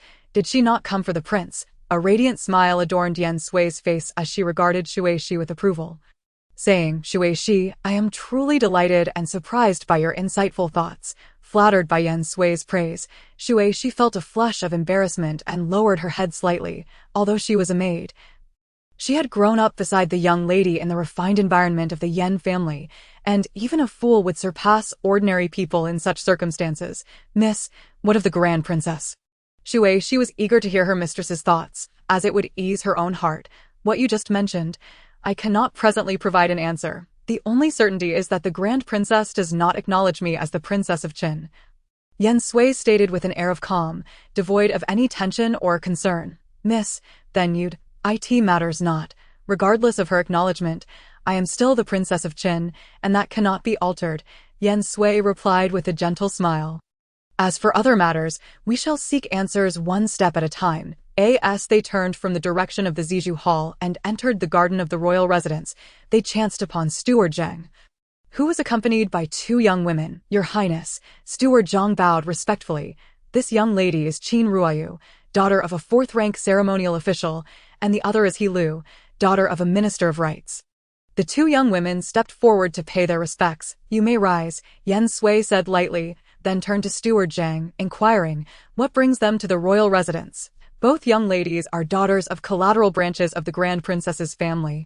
Upon hearing of her return to Jinyang City, they specifically came to pay their respects, Steward Zhang explained. Yen Sui nodded slightly and replied, then I shall not delay you from escorting them. Once they had departed, she quietly remarked, those two young ladies are likely to be disappointed.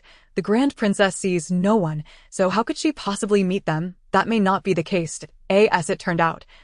The Grand Princess did indeed meet with the two young ladies, and not only did she meet them, but she also invited them to share a meal. 2 days later, the Minister of Rights arrived at the gates of the Qin Prince's residence, joyfully carrying 2 sedan chairs. Yen Sui asked Amber to take a look, and upon her return, she reported, Your Highness, the Minister of Rights has sent 2 dancers for the prince. Oh, are they attempting to send their own people into the residence because they believe I, as the princess, am not favored? I suspect these 2 dancers are merely a test balloon, seeking to gauge the waters. Yen Sui scoffed. Miss, what should we do? She inquired anxiously, for the princess's position in the residence was already precarious, and the addition of more women would only exacerbate her situation. The prince is within the residence. It is for him to decide if they stay or leave, Yen Sui replied. Her concern was not about how many women Prince Chu Lingtian had, but rather that the more women in the back courtyard, the greater the trouble, which was hardly advantageous for her. In recent days, Chu Lingtian had recovered quite well. Although remnants of poison still lingered within him, they no longer interfered with his daily life. Your Highness, Jean Yi requests an audience, a servant announced. Jean Yi, what brings him here? Allow him to enter. Upon entering, Jean Yi clasped his fists in greeting and directly stated, The prince has sent me to relay that the matter concerning the Minister of Rights is to be handled by the princess. What? I am to handle it? Yen Sui was taken aback for a moment, but quickly realized that Chu Lingtian wished to test her, to discern what sort of person she truly was. The prince has said that matters in the back courtyard should be dealt with by the princess. Very well, I understand. Please inform your prince that I will manage this matter properly, Yen Sui replied, her smile concealing a hint of coldness. Amber, accompany me to the front courtyard, Yen Sui declared as she stood.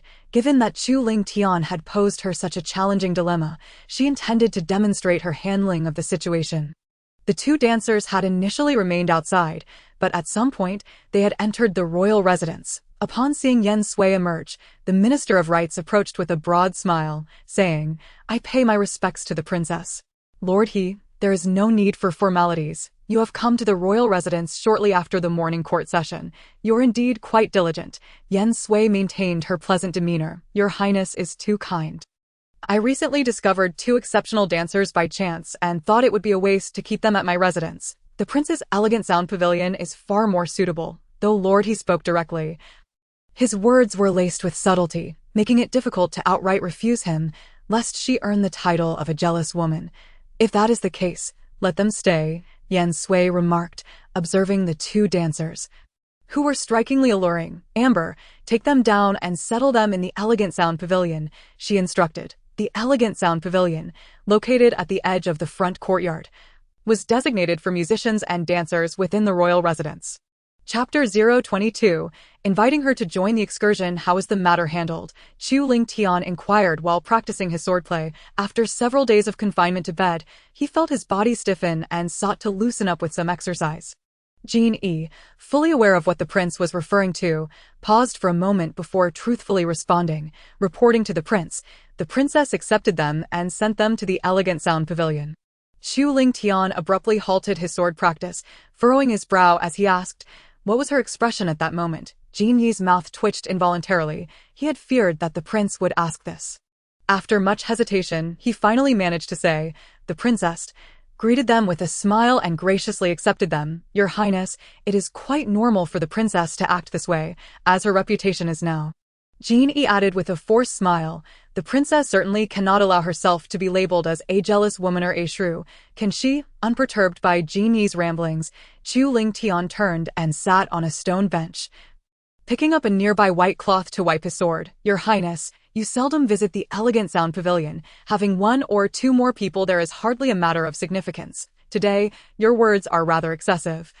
Xu Lingtian suddenly fixed his gaze on Jean E. Jean E felt a chill run down his spine and promptly fell silent, standing respectfully to the side. How is the investigation into the ambushers from a few days ago progressing? Have you uncovered the identity of the poisoner? Xu Lingtian swiftly changed the subject. The assailants who ambushed us were indeed a group of individuals from the martial world. As for the mastermind behind the scenes, we still require more time for investigation, Jean E replied, having learned from his earlier lesson to keep his responses concise and to the point. However, it is highly likely that the poisoner is connected to the Poison King's Valley. Poison King's Valley? Xu Lingtian paused in his sword wiping, setting it aside as he pondered. That place lies far to the northwest and has never been at odds with us. Your Highness, the Poison King's Valley is notorious in the martial world for being mercenary. They only recognize money, not individuals. If one is willing to pay the right price, they will not hesitate to take even the life of the Poison King's own father, Jean E promptly stated. If that is so, do you have any useful leads as of now? I have already discreetly dispatched additional personnel to investigate, and I believe news will arrive shortly, Jean E assured. Suddenly, Jean Yi's expression grew serious as he mentioned, Your Highness, it appears that the Poison King has some inexplicable entanglement with the Ghost Doctor.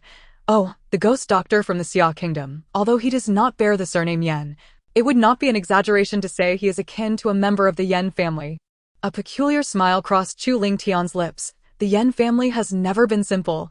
It remains to be seen how much of the Yen family's legacy this individual has inherited. Previously, I tasked you with investigating the princess. What was the outcome? Why have you not reported your findings? Xu Lingtian suddenly inquired. Jean E was taken aback. Somehow, the conversation had circled back to the princess, reporting to the prince, I have investigated. And there is nothing amiss with the princess. However, after my inquiries, I found myself rather admiring her. To lose both parents and endure the upheaval of the Yen family would be enough to shatter anyone. Yet, as she embarked on this marriage alliance, she also lost her only brother. Truly a case of losing everything in a single night. Jean E could not help but express his sentiments. It is precisely because of this that it seems all the more abnormal. Are you certain that the young master of the Yen family is truly dead? Xu Lingtian remained skeptical. The young prodigy who donned a silver mask and nearly led him to his demise could not have fallen so easily. Your Highness, our people were present that night. Jean E felt a mix of hatred and respect for the young master of the Yen family, hatred for nearly causing their prince's death, and respect for his valiant strategy. The young master of the Yen family charged into the flames and was never seen again. His remains were personally prepared by the princess and entrusted to his former subordinates for a proper return to the Yen residence. Jean E had no doubt regarding this matter, for if a person were alive, there would surely be some trace left behind. Such a person, not to mention them. Surely many individuals in the Summer Kingdom have expended considerable effort in verifying his life or death. Go, inform the princess that as autumn deepens, I have invited her to accompany me tomorrow to the majestic Changnan Mountain to appreciate the fall scenery after throwing the sword to Jean E. Xu Lingtian strode into the house with a light step. Jean E stood frozen in place after receiving the sword, severely doubting whether his ears were functioning properly. What did the prince just say? It seemed he mentioned inviting the princess for an outing. The prince is actually inviting the princess to go out together. Once Jean E regained his senses, he was so astonished that he nearly dropped the sword. After securing the sword, he organized his thoughts and slowly began to digest this unprecedented news. When he felt he had returned to normalcy, he donned his usual expression and made his way to the serene residence. Upon arrival, he found the princess seemingly occupied with some pressing matter, so he chose to wait in the outer hall for a while. Has the guard come here for a reason? The princess inquired. If the princess calls for her subordinate Jean-E, then so be it, Jean-E said, scratching his head, feeling somewhat bashful. After all, he couldn't possibly tell the princess that Jean was not his surname. As an orphan since childhood, he had no surname. Jean-E was a name bestowed upon him later when he became the prince's personal attendant. The prince has instructed his subordinate to convey to the princess that he invites her to explore Chang'an Mountain together tomorrow to enjoy the autumn scenery. Jean-E remarked with a hint of a smile that an outing with your lord. Yen Sui frowned, saying, Are you certain you did not mishear? No. The prince said it himself. There can be no mistake. Jean-E quickly clarified. Then relay to your prince that I am unwell and cannot join the outing. Yen Sui flatly rejected. Jean-E pondered endlessly, never anticipating such an outcome. In his memory, this was the first time their prince had invited a woman for an outing. And it had been declined. If he were to heed the princess's words and relay her response, he would surely find himself in trouble. Just as he was at a loss, a clever idea flashed through Jean-Yi's mind. And he promptly stated with seriousness, Princess, the prince said that since you have taken on the role of a princess, you must prioritize your husband's wishes above all else. Therefore, are those his exact words? Yen Sui scrutinized Jean-E, questioning him. Under Yen Sui's intense gaze, Jean-E felt an inexplicable nervousness. However, having spent many years by the prince's side, he had mastered the art of concealing his emotions. Moreover, while these were not the prince's exact words, what he said was not without merit. Feeling guilty, Jean-E chose to remain silent. Yen Sui already harbored biases against Chu Lingtian, and seeing Jean-Yi's current demeanor, she chose not to question him further, naturally interpreting his silence as agreement. Very well. Go and inform him that I shall be ready to receive him promptly tomorrow morning. Then I shall take my leave. Jean-E said, eager to exit as soon as matters were settled. Whether the princess would be angry was a concern for the prince to handle tomorrow. It was of little consequence to him. Miss, the prince's invitation for you to join him is a good thing. Why would you be angry? Shueisha thoughtfully poured a cup of tea for Yen Sui, perplexed, to enjoy the autumn scenery together.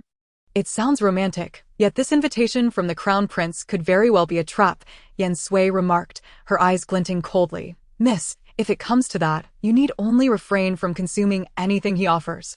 Shueisha, unwilling to see Yen Sui in such a state of anger, feigned ignorance and jested. Oh you, it seems you've truly been spoiled, Yen Sui chuckled, pointing at Shueisha, seeing Yen Sui finally smile. Shueisha joined in the laughter. Tomorrow's excursion to Chang'an Mountain may not be easy.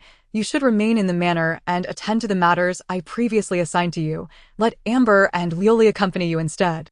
Yen Sui said, her expression turning serious. Understood. Whatever the miss commands shall be adhered to. Shueisha nodded, not forgetting to express her concerns.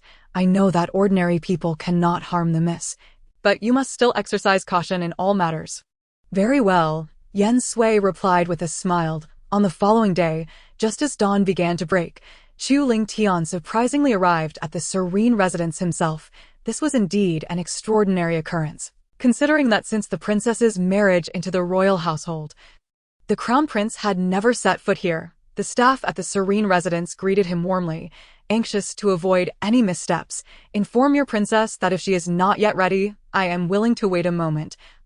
The crown prince stated, seated in the main seat of the front hall, addressing the maidservant who came to serve tea. How could I dare allow his royal highness to wait here for too long? Yen Sui responded, having arrived just as his voice echoed before her. Dressed in a simple, unadorned white outfit, she had intricately embroidered the fabric with deep brown thread to form strong, graceful branches, while pink silk threads depicted blooming plum blossoms extending down to her waist. A dark purple sash cinched at her slender waist accentuated her graceful figure, offering an air of elegance without sacrificing grandeur. Her long, dark hair was simply tied up with a wooden hairpin, devoid of any additional adornments, and her face bore no makeup. Despite this simplicity, Yen Sui radiated an undeniable charm that drew attention. This time, Chu Lingtian scrutinized Yen Sui with an unusual intensity. Even someone as composed as he had to concede that the woman before him possessed an allure capable of driving men to madness. Yen Sui also surveyed Chu Lingtian, noting that he was adorned in a dark robe embroidered with crimson patterns.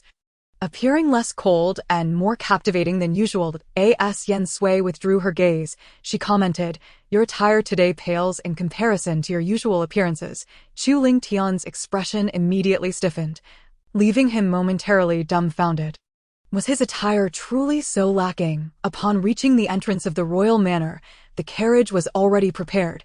Just as Yen Sui was about to board, she heard Chu Ling Tian remark from behind, "Doesn't the princess think that her outfit today is more suited for riding?" Stepping onto the carriage, Yen Sui turned back to Chu Ling Tian and replied, "But this carriage is more fitting for the princess's travels. Is it not?" Chu Ling Tian felt a knot in his heart.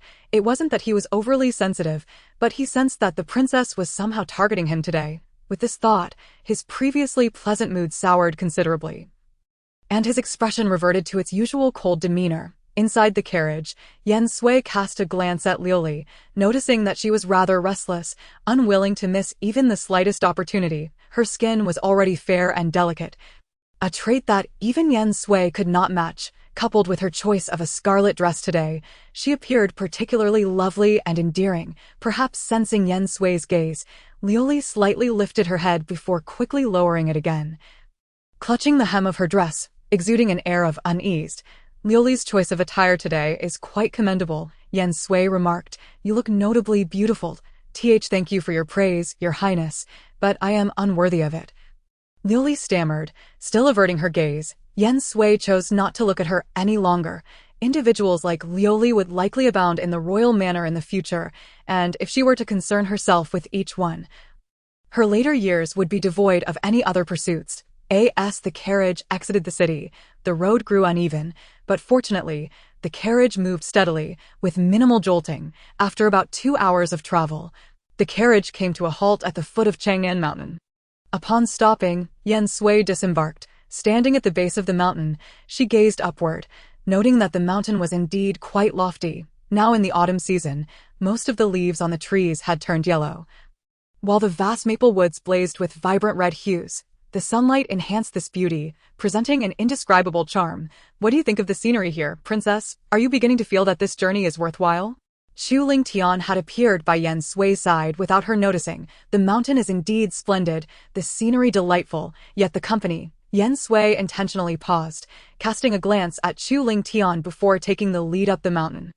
Although there were no temples built on Chang'an Mountain, its unique beauty attracted visitors year-round, hence the path had been deliberately constructed with stone steps for convenience.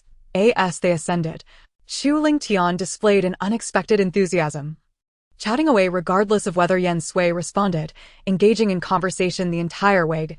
Times, Yen Sui even began to wonder if this was truly Chu Ling Tian, or if the poison had altered his very nature. After more than an hour of walking, as they neared the summit, Chu Ling Tian suddenly quickened his pace, stepping in front of Yen Sui and gesturing toward her maidservants behind them, stating, "It seems your maidservant is struggling to keep up." Upon hearing this, Yen Sui turned around and indeed noticed that Liuli had fallen significantly behind them. If it weren't for her eye-catching dress, she might have been nearly invisible. Chu Ling Tian then glanced at Amber beside Yen Sui, jokingly adding, "I find it curious how a young lady of such stature can maintain a brisk pace throughout this journey without so much as breaking a sweat, seemingly outpacing even your martial-trained maidservant." Yen Sui realized she had been careless.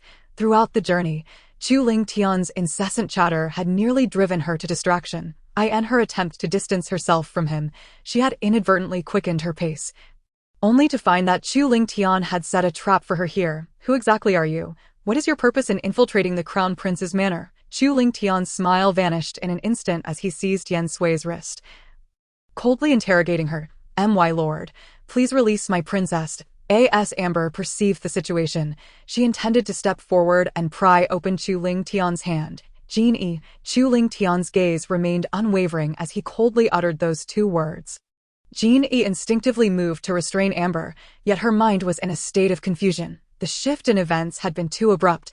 Just moments ago, the prince had been engaging in light-hearted banter with the princess, and now, in the blink of an eye, the scenario had transformed into this dire situation. Yen Sui felt a sharp pain in her wrist, sensing that Chu Ling Tian's grip might soon crush it.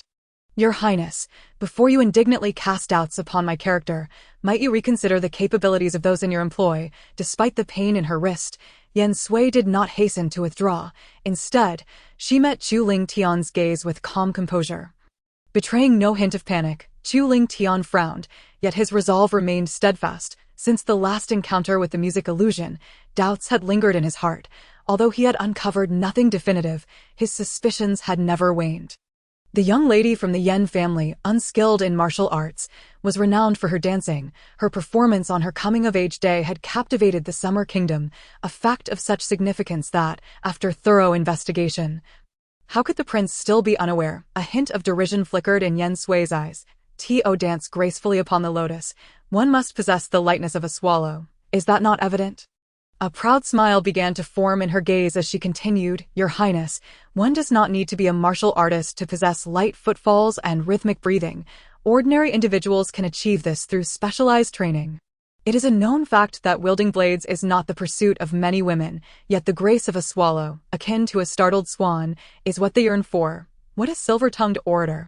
Chu Ling Tian released Yen Sui's wrist, but suddenly drew closer to her. Instinctively, Yen Sui stepped back, yet Chu Ling Tian was quicker, firmly encircling her waist and leaning closer to her ear, whispering, No matter how you argue now, there will come a day when I compel you to reveal your true identity. Yen Sui found this proximity rather distasteful, but with Chu Ling Tian's grip unyielding, she felt unable to escape or exert force to break free.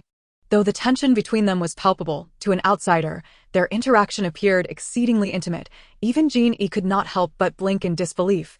Their lord, while not entirely averse to women, had never been this familiar with any before. The princess was indeed exceptional, unmatched by others. Liuli, having finally caught up with the group, was panting heavily, and before she could catch her breath, she witnessed the unfolding scene, her heart sinking. Was the princess not neglected? How could things have escalated so suddenly? Watch out, Your Highness. An arrow suddenly shot forth, and Jean-E acted swiftly, pushing Chu Ling Tian aside. However, as he moved, the danger shifted to Yen Sui. She could not evade the arrow. But given the proximity, she had no choice but to slightly adjust her position to avoid a fatal strike. The arrow grazed her left shoulder, leaving a vivid wound, the crimson blood stark against her pristine attire.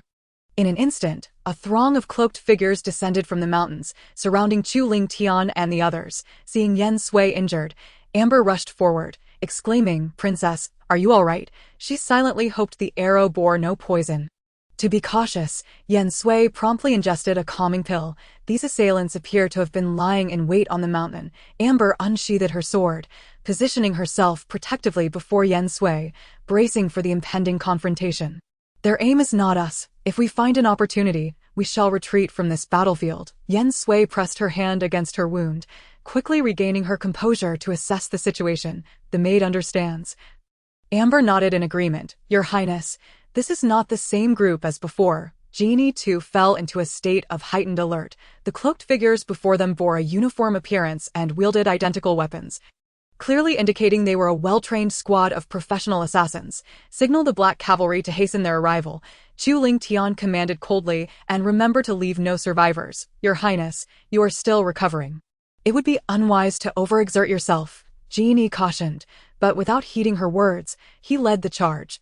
True to her prediction, the black-clad assailants demonstrated remarkable coordination, their teamwork formidable. Individually, they may not have matched the previous rogues, but their collective offensive prowess was overwhelming. As the saying goes, 2 fists cannot fight against 4 hands. Surrounded by multiple attackers, Jean-E gradually found herself at a disadvantage, unable to attend to Chu Ling Tian.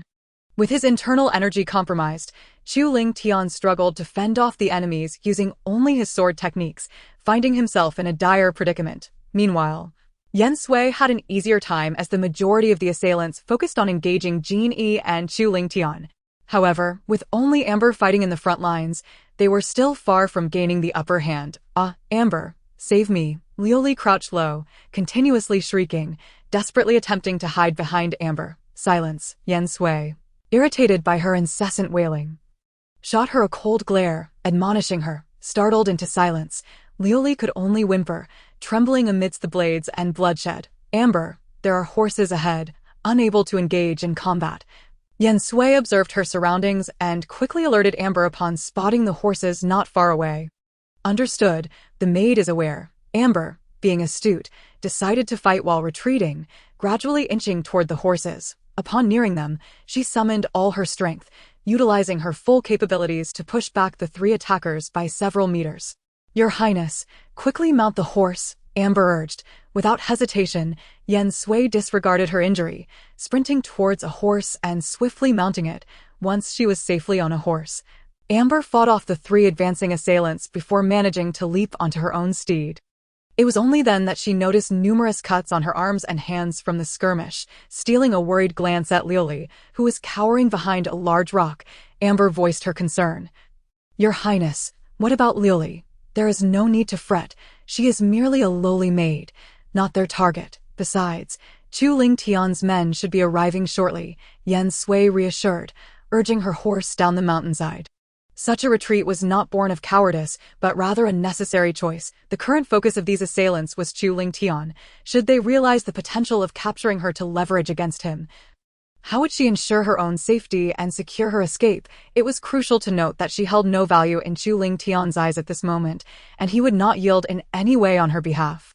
Chapter 025, A Grand Gesture of Gratitude, continued. Yen Sui waited at the foot of the mountain for but a brief moment, and soon after, Chu Ling Tian descended, flanked by 5 or 6 armored riders. "If you're worried about Liuli, you may go check on her now," Yen Sui suggested to Amber. "Thank you, Your Highness. I shall return shortly. Please take care." Amber expressed her gratitude, while she and Liuli were not particularly close.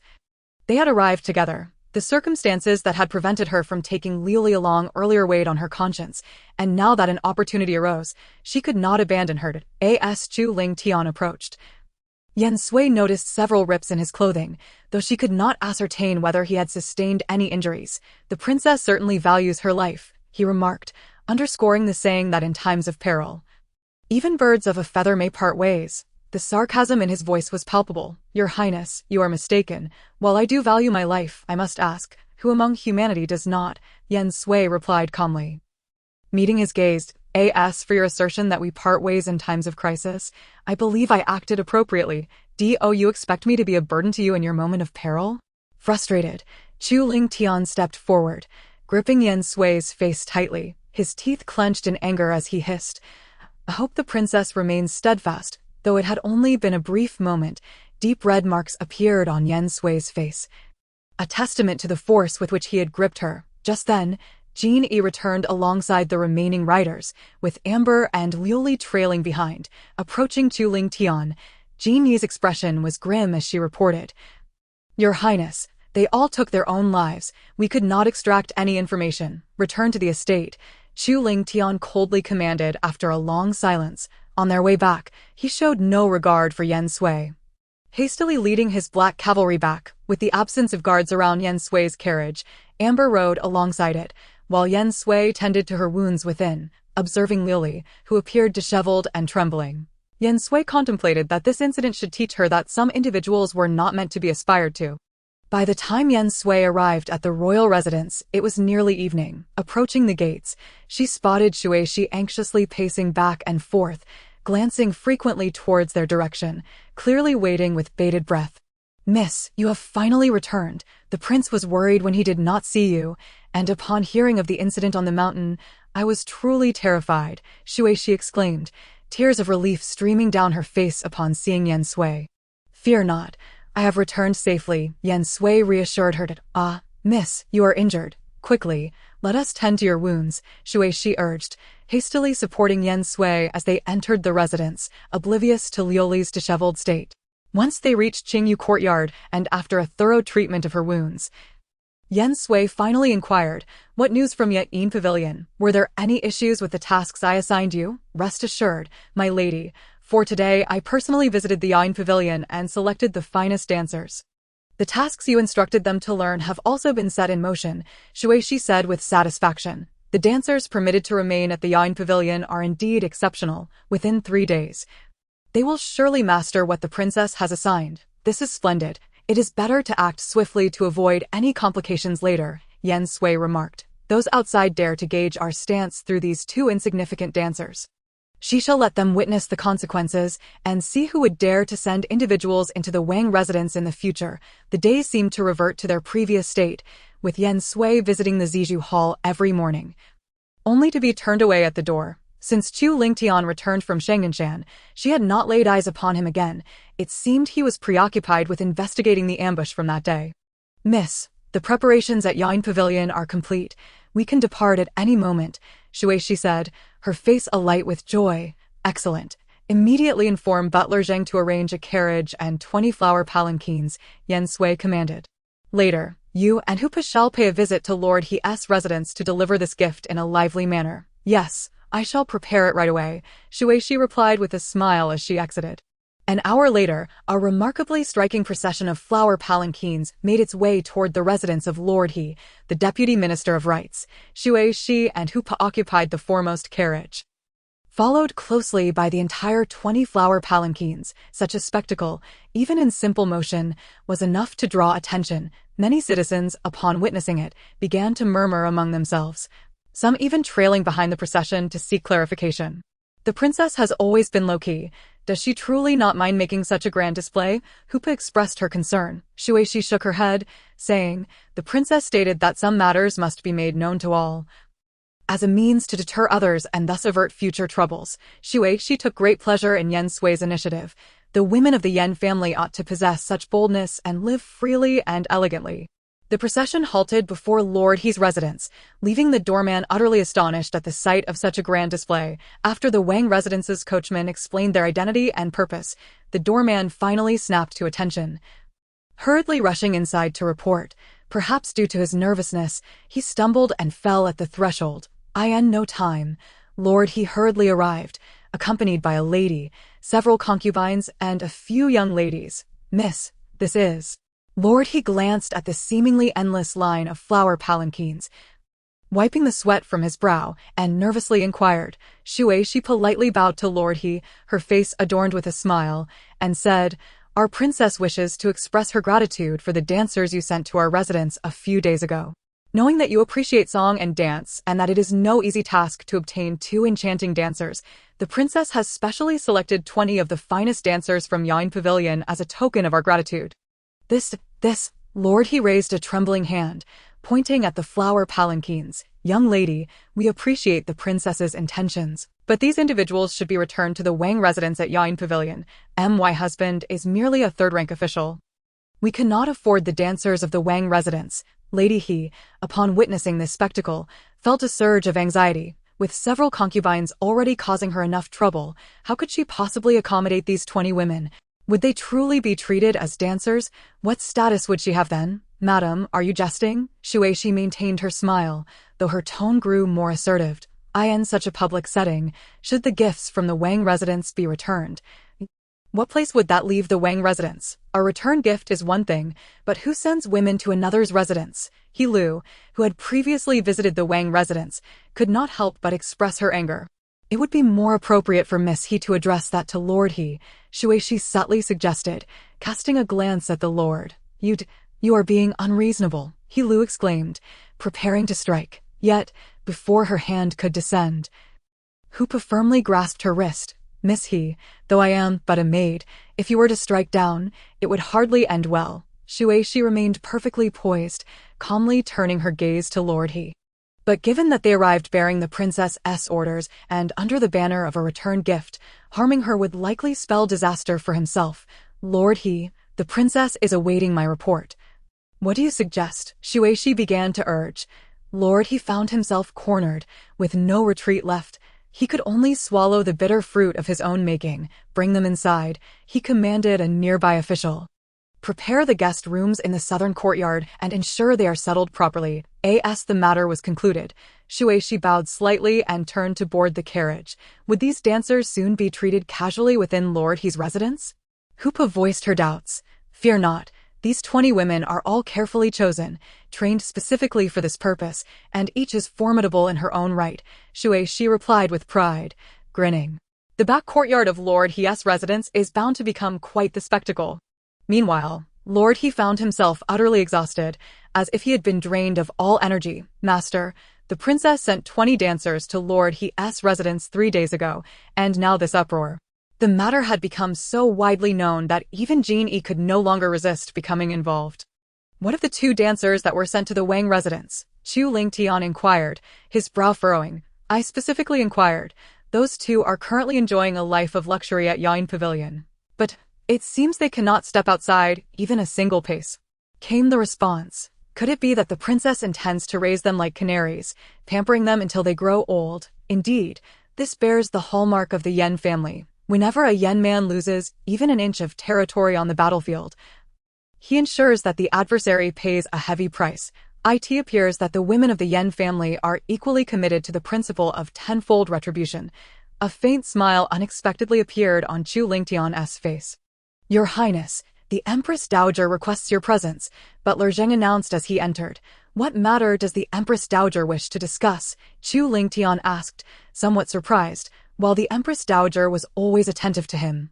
She would never summon him without reason. It must pertain to the princess. The Empress Dowager has also summoned the princess. I have already sent Qian to invite her to Qingyu Courtyard. Butler Zhang reported. Upon reaching the Zijou Hall, Yen Sui had yet to arrive, so Chu Lingtian took the opportunity to pay his respects. After taking a seat, he asked, Did the Empress Dowager summon me for a specific purpose? There's no rush. Please have some tea while you wait a moment, the Empress Dowager instructed, signaling for tea to be served. The Crown Prince merely sniffed the tea before smiling and saying, This fragrance is the exclusive Snow Noble of Tsangxua. I haven't had the pleasure in over a year. I truly miss it. If that is the case, why not return to Tsangxua sooner? The Empress Dowager inquired casually. As if asking a trivial question, yet Chu Lingtian understood the subtle reproach in her words. Many matters are unforeseen, Chu Lingtian replied lightly, but one day. I shall return to Tsangxua unscathed. Is the unforeseen matter concerning the woman sent by the Xia kingdom for marriage? The Empress Dowager questioned, somewhat displeased. Indeed, but not entirely, Chu Lingtian finally admitted. Empress Dowager, she is a woman of the Yen family. Had she not borne the Yen surname, perhaps she would never have crossed the threshold of the Wang residence. The Empress Dowager fell silent, acknowledging that it was precisely because of that woman's surname that she had journeyed thousands of miles back to the city she despised so deeply. Your Highness, the princess has arrived, Elder Yu announced as she entered. Let her in. The Empress Dowager corrected her posture. After Elder Yu exited, she soon led Yen Sui inside. This humble servant pays her respects to the Empress Dowager. Yen Sui greeted, performing her courtesies. In truth, she harbored many questions, having been turned away earlier that day, only to be summoned by the Empress Dowager now. Upon seeing Chu Lingtian present, she sensed that another matter was at hand. I have returned to Jinyang City for several days, and due to health reasons, I have been unable to receive guests. Now that I am well, I wish to host a chrysanthemum appreciation banquet, inviting some ladies from the court to our residence, as a means of making amends for my prior negligence, the Empress Dowager stated slowly. Since the Empress Dowager wishes to host, simply give the order. Chu Lingtian replied, having no objections. The Empress Dowager's gaze shifted to Yen Sui, her meaning clear. She awaited Yen Sui's consent. This humble servant shall defer to the Empress Dowager's arrangements. Yen Sui was not particularly fond of such gatherings, but found herself with no choice. Very well, then the matter of the chrysanthemum appreciation banquet shall be entrusted entirely to the princess. The Empress Dowager decisively concluded. Though Yen Sui felt a sense of frustration, she could only maintain a smile on her face. Well, when the time comes, I would trouble the esteemed Grand Empress Dowager to compile a list, so that I may dispatch someone to convey the invitations to each residence. As for the guests to be invited, Auntie will inform you shortly. The Grand Empress Dowager gradually appeared somewhat languid. Waving her hand, she remarked, I am weary as well. If you have matters to attend to, you may all go about your business. I take my leave. Yen Sui performed her courtesy and withdrew. Throughout the entire exchange, she had not once taken a seat, let alone had anyone come forth to serve tea. Chu Lingtian also rose to depart. Since fate has brought us together today, I shall take this opportunity to inform the princess in advance. Upon exiting the Zijou Hall, Chu Lingtian, with a stoic expression, stated, In 2 months, the Kingdom of Jin will host its triennial autumn hunt. This year is unlike any before, as delegations from various nations will be attending. The princess should prepare accordingly to avoid bringing disgrace upon the Qinhuang feud. In 2 months. Will winter not soon be upon us? Why then an autumn hunt? Yen Sui inquired, perplexed. The weather in Jinying City remains temperate, and winter arrives later than expected. During this time, animals will frequently emerge in search of sustenance for the winter, making it an ideal time for hunting. Xu Ling Tian explained. Must women also partake in the hunt? While the kingdom of Xia does have hunting activities, they are predominantly attended by men. Thus, it is prudent to clarify such matters, he continued. Not necessarily, Xu Ling Tian replied, and after uttering those 3 words, he seemed reluctant to engage further with Yen Sui and turned towards the Jin Mo garden. Chapter 027. A night visit to the Marquis's residence. The Grand Empress Dowager's chrysanthemum banquet was modestly sized, with only a select few attendees, yet among them was one who particularly caught Yen Sui's attention, the Lady of Muin Marquis, whom she had met once before. The Grand Empress Dowager was generally reserved with others, but she displayed a notable warmth towards the Lady of Muin. How is Meng Er faring these days? The Grand Empress Dowager affectionately grasped the lady's hand, expressing her concern. Thank you for your concern, Your Highness. Meng Er's health is satisfactory, the Lady of Muin responded with a gentle demeanor. The Grand Empress Dowager sighed softly, her words tinged with a hint of remorse. Even without your words, I could surmise the situation. Why must you conceal it to ease my worries? Though the Empress Dowager has not been in Jinying for these past years, she has never ceased to care for us. You have done all that you could. Why must I burden you further? The Lady of Muin remained ever so graceful, even amidst her unspoken sorrows. Meng Er is growing up now, while her innocence may have shielded her from concern in the past. How could she remain oblivious going forward? The Grand Empress Dowager's heart was heavy with worry, for the Marquis was in the prime of his life, and surely he would not have only Meng Er as his offspring. Your Highness, I am well aware of my own condition. Should anything untoward occur, I hope you and the Wang Yi will take extra care of Meng Er, the Lady of Muin implored. For she too had contemplated these matters. The Marquis treated her sincerely. How could she expect him to live in solitude after her passing? Furthermore, she understood Meng Er's situation better than anyone, while she could be the heir. She could never truly inherit the title of Muin Marquis. Such words are unnecessary. Had it not been for you, perhaps the Wang Yi and I would not have safely departed Jinyang for Changshui.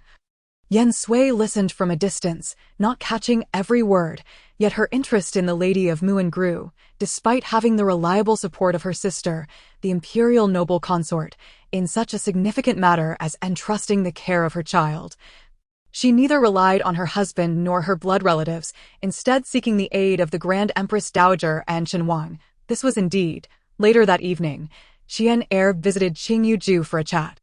Reflecting on the events of the day, Yen Sui casually inquired, Xian Er, what can you tell me about the heir of the Muin Marquis? You refer to that young Marquis, correct? I have only seen him once in childhood, so I do not know much about him. Xian Er reminisced before adding, I have heard he rarely meets with others these past few years. Rarely meets with others? Why is that? Yen Sui probed further. Perhaps due to a leg ailment, Xian Er replied nonchalantly. Were it not for his leg condition, he might have left a stronger impression on me, and I would likely have forgotten about him entirely. A leg ailment. Yen Sui was not particularly surprised, yet she found it puzzling that even if he could not walk, he need not isolate himself from the world. Princess, shall we not dwell on such topics? I came today specifically to discuss the autumn hunt in 2 months, Xian Er said, noticing Yen Sui lost in thought. Interrupted by Xian Er, Yen Sui shifted her focus and cheerfully asked, do you wish to attend? Of course, I wish to go. Moreover, I want to participate in the hunt, Xian Er exclaimed, standing tall with pride. Oh, why is that? Because there are rewards for winning the autumn hunt. Among the men, the Wang Yi has always claimed the top prize. Have you learned to ride and shoot? Yen Sui inquired. Upon hearing this, Xian Er's enthusiasm deflated like a punctured balloon, and she pouted, I was hoping the princess could teach me. When the princess and Wang Yi went to Changnan Mountain, I saw you in that riding outfit. It was simply stunning. But that day, the princess rode in a carriage, so I have longed to see you riding ever since. I am not particularly adept at teaching. Perhaps you could ask Hoopa instead, Yen Sui suggested after some contemplation. In truth, she could teach, but she had other matters to attend to, and if she began instructing Xian Er in riding and archery, She feared she would not have time for anything else in the following 2 months. Qian Er appeared somewhat reluctant, but ultimately acquiesced, pleading, "Will the princess come to the stables to keep me company when you have time?" "Very well," Yen Sui replied with a smile. As night deepened and silence enveloped the surroundings, with everyone nestled in slumber, Yen Sui swiftly donned a set of dark clothing and retrieved a silver mask she had not worn in quite some time. Beneath the moonlight, a figure cloaked in silver darted from Qing Yuju, swiftly navigating the night until she scaled the walls of Qinhuangfu. This evening, she sought to investigate the Muin Marquis's residence. Ordinarily, a household of such stature would have lamps illuminating each courtyard throughout the night. It was indeed unusual for it to be shrouded in darkness, cautiously avoiding the guards in the courtyard. She stealthily entered the main hall, gradually approaching the bedroom. She neared the bed. She longed to ascertain the true nature of the heir of the Muin Marquis, for her intuition insisted that this individual should not be overlooked. "Who are you? What is your purpose here?" Suddenly, a steady yet somewhat somber voice resonated. Yen Sui was taken aback, freezing in place and even slowing her breathing as much as possible. "You need not hide, for I can sense your presence," the voice continued, tranquil to the utmost. "I know you harbor no ill intentions. Otherwise, you would not stand here so calmly." No longer concealing herself, Yen Sui stepped toward the table, attempting to light a lamp, yet after searching for some time, she found no lamp or even a candle in sight. "You need not search. There are simply no lights here." The figure, who had been reclining on the bed, now sat up. Whether it was an illusion or reality, Yen Sui felt as though the man's gaze was accurately fixed upon her, as if he could distinctly see her presence. "What brings you here?" he inquired once more. "I wish to observe your condition." "Observe my condition? Why?" "Because a certain intuition." Yen Sui found herself at a loss for a better explanation. "Do you now comprehend?" "Not yet."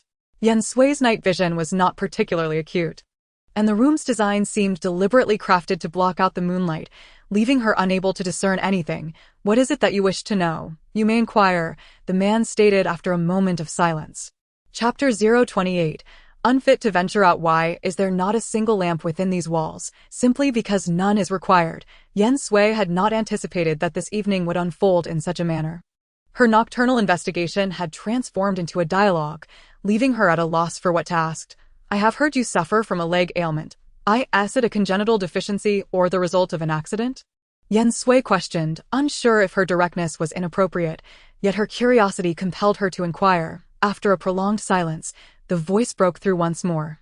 "An accident? Is it related to Qinhuang, or perhaps to the Qinhuangfu?" As anticipated, there existed a connection between the Lady of Muin and Qinhuangfu, shrouded in secrecy. Is it now my turn to pose a few questions? For a fleeting moment, Yen Sui found herself lost in thought. Startled by the young Marquis's voice, realizing her guard had lowered considerably. "You may ask, but I never promised I would answer." Though she felt somewhat guilty for this, Yen Sui was unable to commit to full disclosure. "What is your relationship with Qinhuang or Qinhuangfu?" she inquired, under cover of night, scaling walls, "Yet you only inquire about my leg ailment. What are your true intentions?" The young lord fell silent for a moment, his gaze fixated solely on Yen Sui as he spoke in a low tone. "One final question. There seems to be a familiar aura about you. Might you bear the surname Yen?" If previously Yen Sui merely perceived this individual as clever and inscrutable, at this moment, a chill coursed through her, an unfamiliar fear gripping her heart. With great effort, Yen Sui managed to steady her breath, refusing to let it quicken or falter. Her instincts had proven correct. This man, lurking in the shadows of the Muinho residence, was a fearsome presence. Despite not having sensed an ounce of hostility from him thus far, she was unwilling to linger any longer. Perhaps her visit today was ill-timed, or perhaps she should have returned after acquiring more information about him. Yen Sui departed quietly, just as she had arrived, without disturbing the guards of the Muinho residence. Indeed, one could say that man had not impeded her exit. As she navigated through the night, Yen Sui relentlessly replayed every word the man had uttered. He had mentioned a familiar aura, yet in her recollection, the Yen family had no ties with him or the Muinho residence. Perhaps her thoughts were too earnest, or the day's events had genuinely rattled her. Either way, she remained oblivious to the peculiar presence that had drawn near. Chu Ling Tian, initially troubled and unable to sleep, stood alone atop a rooftop of the royal residence, seeking solace in the wind, when he inadvertently caught sight of a shadow slipping into the estate.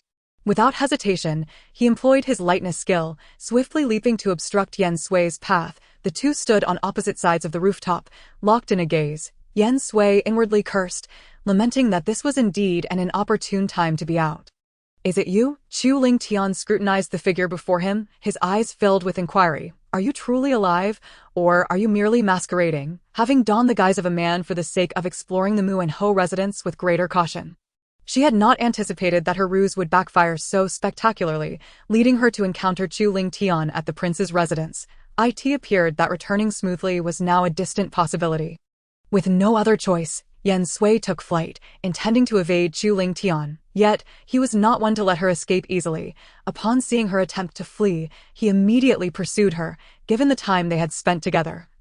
Particularly after she had aided him in expelling poison from his body, Yen Sui was acutely aware that Chu Ling Tian's capabilities were on par with her own. Furthermore, as a man, his physical prowess naturally exceeded hers.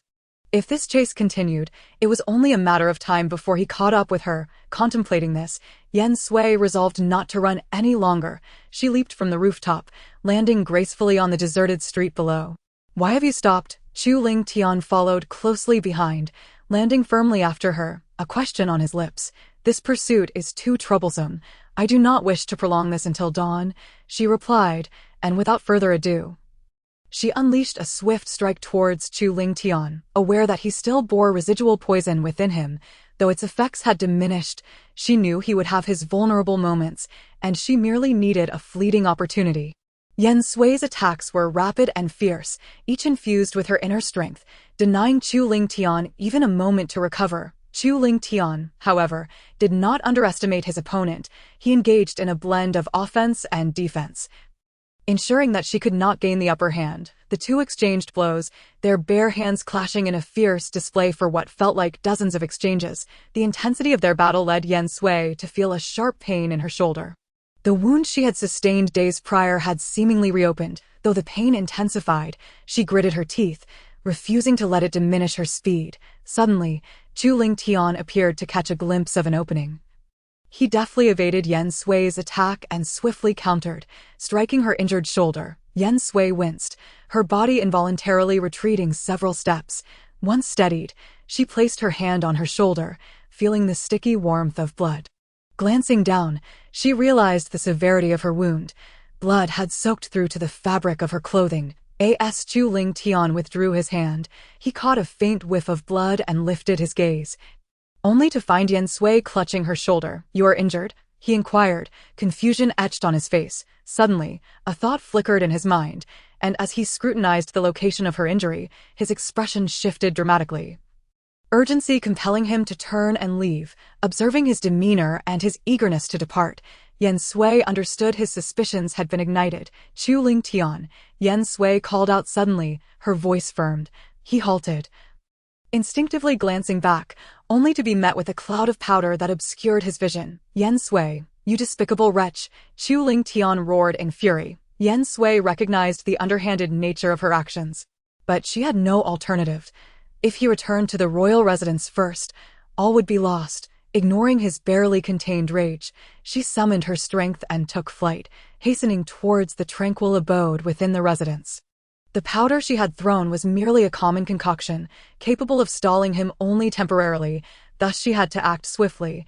Bearing the pain, she raced back to the tranquil abode, where she quickly shed her dark attire, intent on tending to her bleeding wound. Suddenly, she heard a faint sound from within the room. In an instant, she spun around, seizing the intruder. "Miss, it's me, Shui Shi," came the startled voice. Recognizing Shui Shi, Yen Sui released her hold, beginning to attend to her wound as she asked, "What brings you here, miss? I have been waiting for you here for quite some time. Earlier, when I was up for a moment, I saw two figures leap across the rooftop. One looked somewhat like the prince." Shui Shi explained nervously. "I intended to inform you, but when I found you absent, my worry grew with each passing moment." Chapter 029. Please, exercise caution, there's no time for detailed explanations. "Chu Ling Tian will be here shortly," Yen Sui remarked, glancing at the bathing tub behind the screen. There's still water in the tub? Ah, I hadn't yet had anyone clean it. Mississippi, why do you ask? She inquired, puzzled. Without answering, Yen Sui swiftly disrobed and stepped into the tub. The autumn night had grown quite cool, and the sudden plunge into the water elicited an involuntary shiver. What are you doing? Miss, the water is too cold. You might catch a chill. Get out quickly, she urged anxiously. It's too late now. You must stand guard outside. If Chu Ling Tian arrives, tell him I am bathing and cannot receive visitors. Yen Sui instructed, suppressing the chill that enveloped her. Though she was filled with myriad questions, she promptly complied with Yen Sui's orders. Immersed in the icy water, Yen Sui gradually found her heart calming. Resorting to such a desperate measure was born of necessity. After a night of running and fighting, she was already drenched in sweat. Lying in bed pretending to sleep would surely raise suspicion. Your Highness, you cannot enter now. Shueishi's voice rang out from outside. Yen Sui's eyes snapped open. He was indeed quick to arrive. Your Highness, our miss is currently bathing. It is truly inconvenient for you to enter. Shueishi implored, doing her utmost to block Chu Ling Tian's entrance. Bathing? Your lady is awake in the middle of the night to bathe. Chu Ling Tian scoffed coldly, a sinister smile gracing his lips. Step aside, or do not blame me for being impolite. With that, Chu Ling Tian forcefully shoved Shueishi aside, striking the door with a palm, which swung wide open. From behind the screen, Yen Sui heard the commotion and, still submerged in the tub, calmly remarked, Your Highness, what brings you here with such fury at this late hour? Chu Ling Tian said nothing, striding into the room, heading directly for the screen, sensing the impending confrontation. Yen Sui feigned composure. Your Highness, please exercise caution. Caution? Chu Ling Tian retorted with a mocking smile, his pace unrelenting. You are my officially recognized princess. Pray tell how I should exercise caution. His words rendered Yen Sui speechless. Just as Chu Ling Tian was about to step past the screen, she quickly rose, seizing a garment from the side to drape over herself. When Chu Ling Tian appeared behind the screen, Yen Sui was just turning her back, fastening her clothes. However, one unexpected detail was that the garment she had hastily donned was rather thin, and with her skin still damp, it presented an alluring sight. Upon entering, Chu Ling Tian found himself momentarily taken aback, though his anger quickly reasserted itself. Noticing the bathing tub before him, devoid of steam, he taunted, Princess, you have quite the enthusiasm for a cold bath at this hour. I was startled awake from a nightmare, drenched in cold sweat. A cold bath seemed a fitting remedy, Yen Sui replied, maintaining her back to him, slightly tilting her head. That is indeed a plausible explanation. Yet, I wonder what visions plagued your slumber, prompting such a frightful awakening. What did I dream of? I dreamt of my father perishing on the battlefield, my mother succumbing to despair, my brother engulfed in flames. Scenes of utter heartbreak replaying in my mind, Yen Sui spoke, each word heavy with suppressed emotion and unending resentment. Would you care to know whom I encountered tonight? I do not wish to know. In a swift motion, Chu Ling Tian stepped forward, grasping Yen Sui's wrist and spinning her, pinning her against the bathing tub behind her. What are you doing? Yen Sui was taken aback, nearly reacting instinctively in defense. Until now, she had kept her back turned to Chu Ling Tian, not wanting him to see anything. However, with Chu Ling Tian almost pressing against her body, her embarrassment and anger surged. The princess had no desire to even hear him out. Was she afraid? Chu Ling Tian's gaze lingered on Yen Sui's wounded shoulder. At such close proximity, she could even feel the breath he exhaled as he spoke. Chu Ling Tian was no saint. Pressed against such a perfectly shaped figure, how could he not feel anything? Yet, his desire to uncover the truth far outweighed any physical longing. The hand he had kept free finally reached toward Yen Sui's shoulder. A jolt ran through Yen Sui's heart, and she instinctively cried out within herself, Absolutely not. Absolutely cannot. With this thought in mind, she began to struggle desperately. She could not retaliate, but she could resist. If she could not break free, she could at least make her freshly bandaged wound bleed again with her violent movements, thus rendering Chu Ling Tian's suspicions moot. Yen Sui's frantic struggles caused her body to rub against Chu Ling Tian's, resulting in his hand freezing midair, his head lowered, his expression darkening. Try moving again, and see what happens. Chu Ling Tian's voice was low, each word enunciated through clenched teeth. Although Yen Sui was inexperienced, she was not an ignorant young lady shielded from the world. She could certainly sense the change in Chu Lingtian, that moment. It wasn't just his warning that made her refrain from moving. She herself dared not act recklessly. However, her stillness did not equate to submission. Seizing the chance while Chu Lingtian was still recovering, she kicked his leg, taking advantage of his momentary instability to swiftly push him away with her other hand. Though she had caught Chu Lingtian off guard and gained a brief moment of freedom, she knew that this opportunity was fleeting. She dashed a few steps forward, aiming for the screen ahead, and with a steely resolve, feigned panic as she collided with it using her injured shoulder. Blood immediately seeped from the wound, and in pain, she clasped her shoulder against the screen, witnessing this sudden turn of events. Chu Lingtian's fury eclipsed his prior anger, his gaze fixed on Yen Sui as he sneered. Well, princess, what a fortunate collision you have made. Chu Lingtian came in anger and departed in anger. When Shuishi entered, seeing Yen Sui's continuously bleeding wound, she was nearly brought to tears, hastily tending to Yen Sui's injury. Yen Sui sighed with slight relief, but the weight in her heart remained unshakable. Chu Lingtian was becoming increasingly suspicious of her. She had to devise a plan to secure her escape route. Though the night passed, the following morning, Yen Sui received a command. The prince ordered that the princess move to Jinmo Garden for residence. Chapter 030, inseparable as one that morning. The atmosphere in the entire Chenwang residence shifted in an instant. However, paid no heed to these opportunistic individuals. Standing in a daze beneath the corridor of her home, Chu Lingtian's order for her to move to Jinmo Garden was merely a means to monitor her. From Qingyuju to Jinmo Garden, the one most delighted was likely Luli, whose smile could no longer be concealed. She commanded the younger maids to tidy up this and that. Clearly relishing her newfound authority, after meticulously sorting items to be moved to Jinmo Garden and accounting for those to be stored, Yen Sui arrived at Jinmo Garden around noon. While Shuishi was busy until evening ensuring everything was properly arranged, although they had moved to Jinmo Garden, it was impossible for Yen Sui to reside in the main house with Chu Lingtian. Her room was situated to the south of the main house, allowing her to see the main entrance from her window. Shuishi, Hu Pa, and Luli shared a side room next to hers, while the other servants, like the original staff of Jinmo Garden, occupied a row of rooms in the western wing. Previously, only Qian Er resided in Jinmo Garden, but now with Yen Sui's arrival, the residents were somewhat unsettled. Princess, the prince invites you to join him for lunch, Jin Yi announced from outside the door. Yen Sui had no desire to dine with Chu Lingtian and was about to refuse when Jin Yi preemptively added.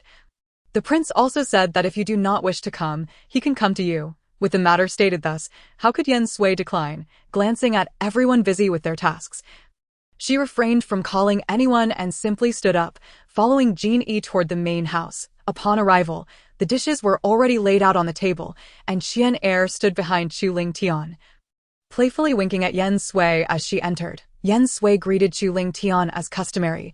After all, appearances had to be maintained. There are no outsiders here, so why does the princess still cling to such formalities? Chu Lingtian did not look up, coolly stating, "Please, sit. It is always prudent to observe decorum," Yen Sui replied as she rose. "Oh, so the princess knows that maintaining propriety is wise," Chu Lingtian added, filling her bowl with food, a disconcerting smile gracing his face. "The princess works tirelessly day and night. You should eat more to replenish your strength." Just as Chu Lingtian finished speaking, before Yen Sui could respond, Jin Yi, standing to the side, involuntarily trembled, evidently stifling a laugh with great difficulty. This was hardly surprising, as the prince's words were rife with double entendre. Chu Lingtian cast a warning glare at her, his expression devoid of emotion as he said, "If you are idle, then go deal with the remnants of the Changnan Mountain faction. If, come tomorrow morning, there is a single person left alive from that sect, you should know the consequences." Jin Yi's heart sank, her expression shifting to one of profound lamentation. Truly a case of suffering in silence. "Yes, I will handle it immediately and ensure it is resolved without leaving any future troubles," Jin Yi replied, bowing before exiting. Yen Sui could not help but glance at Chu Lingtian. This man was indeed one to repay grievances with interest. Does the princess find me charming now? Yen Sui's thoughts were abruptly interrupted, and she shot him an unrestrained roll of her eyes, retorting coolly, "I am but an unworthy woman, though I have lived to this day and encountered few. Among those I have known, There are certainly many who possess unparalleled beauty and grace. Yen Sui's statement was no exaggeration. Throughout her life, those surrounding her, be it her parents, elder sister, or master, were all extraordinary individuals. A sharp crack echoed as a wine cup shattered. Yen Sui glanced at the fragments in Chu Ling Tian's hand, choosing to feign ignorance as she continued to eat. It seemed the prince was truly going to great lengths to extract the answers he desired. As the meal neared its conclusion, Yen Sui spoke again. But does the prince truly believe that spending time on a mere weak woman like myself is worthwhile? Weak woman, in the prince's eyes. The princess was far from weak. Perhaps she surpassed 10 men combined. Chu Ling Tian set down his utensils, elegantly wiped his hands with a cloth, and looked at Yen Sui, saying, "Since my people cannot keep watch over the princess, I shall bear the burden myself and personally oversee matters. The prince is exceedingly busy. It seems you are overextended," Yen Sui replied nonchalantly. "Thus, from now on, wherever I go, the princess must follow. That may not be appropriate. If the prince goes to the military camp, must I accompany you?" Yen Sui, having grown up in a military camp, knew well that such places were strictly off-limits to women, even in Xia country. Despite her father being the commander and her mother a princess, she had never seen her mother visit the military camp. Therefore, during this period, the prince had entrusted military matters to dedicated personnel. And even urgent matters would be communicated through formal letters sent to the residents. So, the princess need not worry. Chu Ling Tian's lips curled slightly. In the following days, true to his word, she had no freedom at all. Wherever Chu Ling Tian went, she had to follow, but as days passed, rumors began to flood Jinyang City once more. The once unfavored princess suddenly became the apple of Chenwang's eye in the blink of an eye. Over a month had gone by. Today, envoys from the Zhou and Yuan kingdoms entered the city simultaneously, and Chu Ling Tian was dispatched by the Jin Emperor to receive them, early in the morning. Yen Sui accompanied Chu Ling Tian, waiting 10 miles outside Jinyang City. Leaning lazily against the carriage, she found herself bored and picked up a book to read. Over the past month, reading had likely become her most frequent pastime. And she had indeed gone through many texts. "Aren't you curious about who the Zhou and Yuan kingdom sent?" Chu Ling Tian suddenly entered the carriage, casually inquiring. "Not curious," Yen Sui replied indifferently. "Not to mention that the official letter of dispatch clearly states the names of the envoy. Even if I don't know now, I will surely find out when they arrive. What is there to be curious about? And what if I told you that this time, Xia country sent someone quite remarkable?" Chu Ling Tian raised his eyebrows, looking at Yen Sui with keen interest. In just a few days, the envoy from the Xia kingdom would arrive. Upon hearing this, Yen Sui finally lifted her gaze to meet Chu Ling Tian's. Chapter 031. You're in charge. The envoy from the Xia kingdom would include the emperor and empress, though it was rumored that the Xia emperor had also brought along a favored concubine, surnamed Lu. Chu Ling Tian's eyes remained fixed on Yen Sui's expression, determined not to miss even the slightest change. Indeed, when Lu's family name was mentioned, a flicker of restrained hatred colored Yen Sui's gaze. Lu Rui was indeed a woman of considerable influence. How could a mere concubine accompany Yun Rui on a diplomatic mission to a foreign land? Chu Ling Tian had thought that Yen Sui would at least pose a question or two. She was not in a hurry, for she would slowly push the Lu family into the abyss. "Your Highness, the envoy from the Yuan kingdom has arrived," Jin Yi reported from outside. Chu Ling Tian cast a glance at the still unmoving Yen Sui, raising an eyebrow. The princess not planning to disembark. Receiving the envoy is a task assigned to the prince by the emperor, not to a mere concubine, Yen Sui replied elegantly, turning a page of her book with a nonchalant air. Chu Ling Tian regarded Yen Sui deeply, feeling a twinge of frustration before stepping down from the carriage. He rode forward to greet the Yuan envoy, extending a courteous greeting. "Prince Daizhan, your journey from afar has been arduous." Prince Daizhan of the Yuan kingdom was the legitimate son of the empress and the eldest son of the Yuan emperor, holding an unparalleled status in the Yuan kingdom. He was also renowned as a prodigy, having commanded troops in battle since the age of 20, expanding the Yuan territory significantly. Now in his 30s, he was an indispensable general by the Yuan emperor's side. "Your Highness, we meet again." Dai Yun stepped down from the carriage behind Daizhan, approaching Chu Ling Tian to greet him warmly. "Princess Dai Yun, I trust you are well," Chu Ling Tian replied with a smile. Your Highness, Prince Qin, a beautiful woman beside Daizhan, also smiled politely at Chu Lingtian. Chu Lingtian's gaze shifted to Daizhan. Daizhan walked over to the woman, gently embracing her and introducing her. This is my crown princess, Yao Yi. Upon hearing this, Chu Lingtian smiled and nodded in acknowledgement. Let us rest for a moment.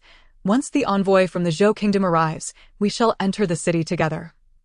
Chu Lingtian suggested. All as the prince arranges, Daizhan replied courteously. Daiyun, having noticed a carriage not far away, stared for a long while before finally asking, "May I inquire, Your Highness, is the person in that carriage?" The Princess Qin, although Daiyun posed the question, she secretly hoped the answer would be no. Having departed from the Jin kingdom only a few months prior, she recalled how indifferent Prince Qin had been toward the princess. How could such a significant change occur in such a short time? Indeed, Chu Lingtian's soft affirmation, however, struck Daiyun like a blow, causing her heart to ache. Yao Yi, who shared a sisterly bond with Daiyun, could not help but notice Daiyun's distress. She too turned her gaze toward the carriage. Despite her initial reluctance to join the diplomatic mission to the Jin kingdom, she felt compelled to see the man who had captivated the proud Daiyun, and to understand what kind of woman could instill such fear in her. Having encountered Prince Qin, she found him to be a figure of exceptional grace and charm, a fitting match for Daiyun.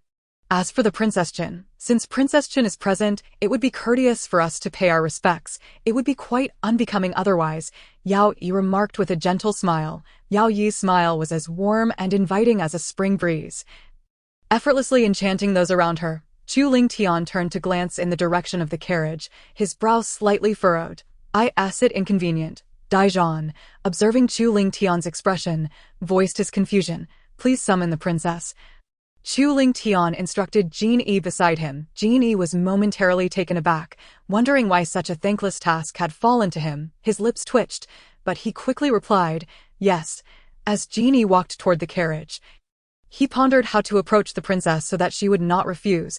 After all, in the past month, she had only complied with the prince's requests a handful of times.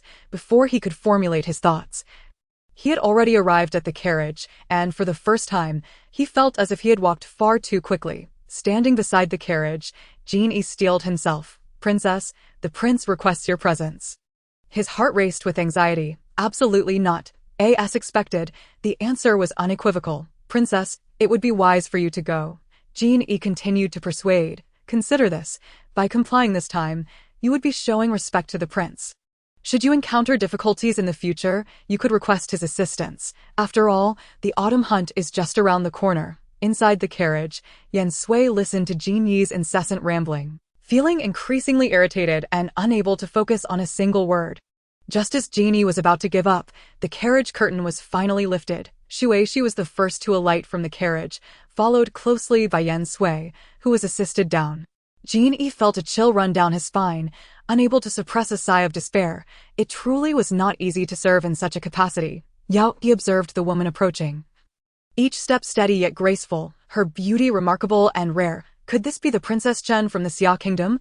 As Yan Sui stood beside Chu Lingtian, Yao Yi felt an inexplicable sense of harmony between the two, as if fate had deliberately crafted them for one another. After briefly introducing Yan Sui to the Yuan envoys, Chu Lingtian stated, "This is my wife, Yan Ning." Yan Sui remained composed, her smile gentle yet distant, lacking the warmth radiated by Yao Yi. Since witnessing the princess's musical talent, Daiyun had diligently practiced her skills, hoping for an opportunity to engage with the princess in a friendly competition.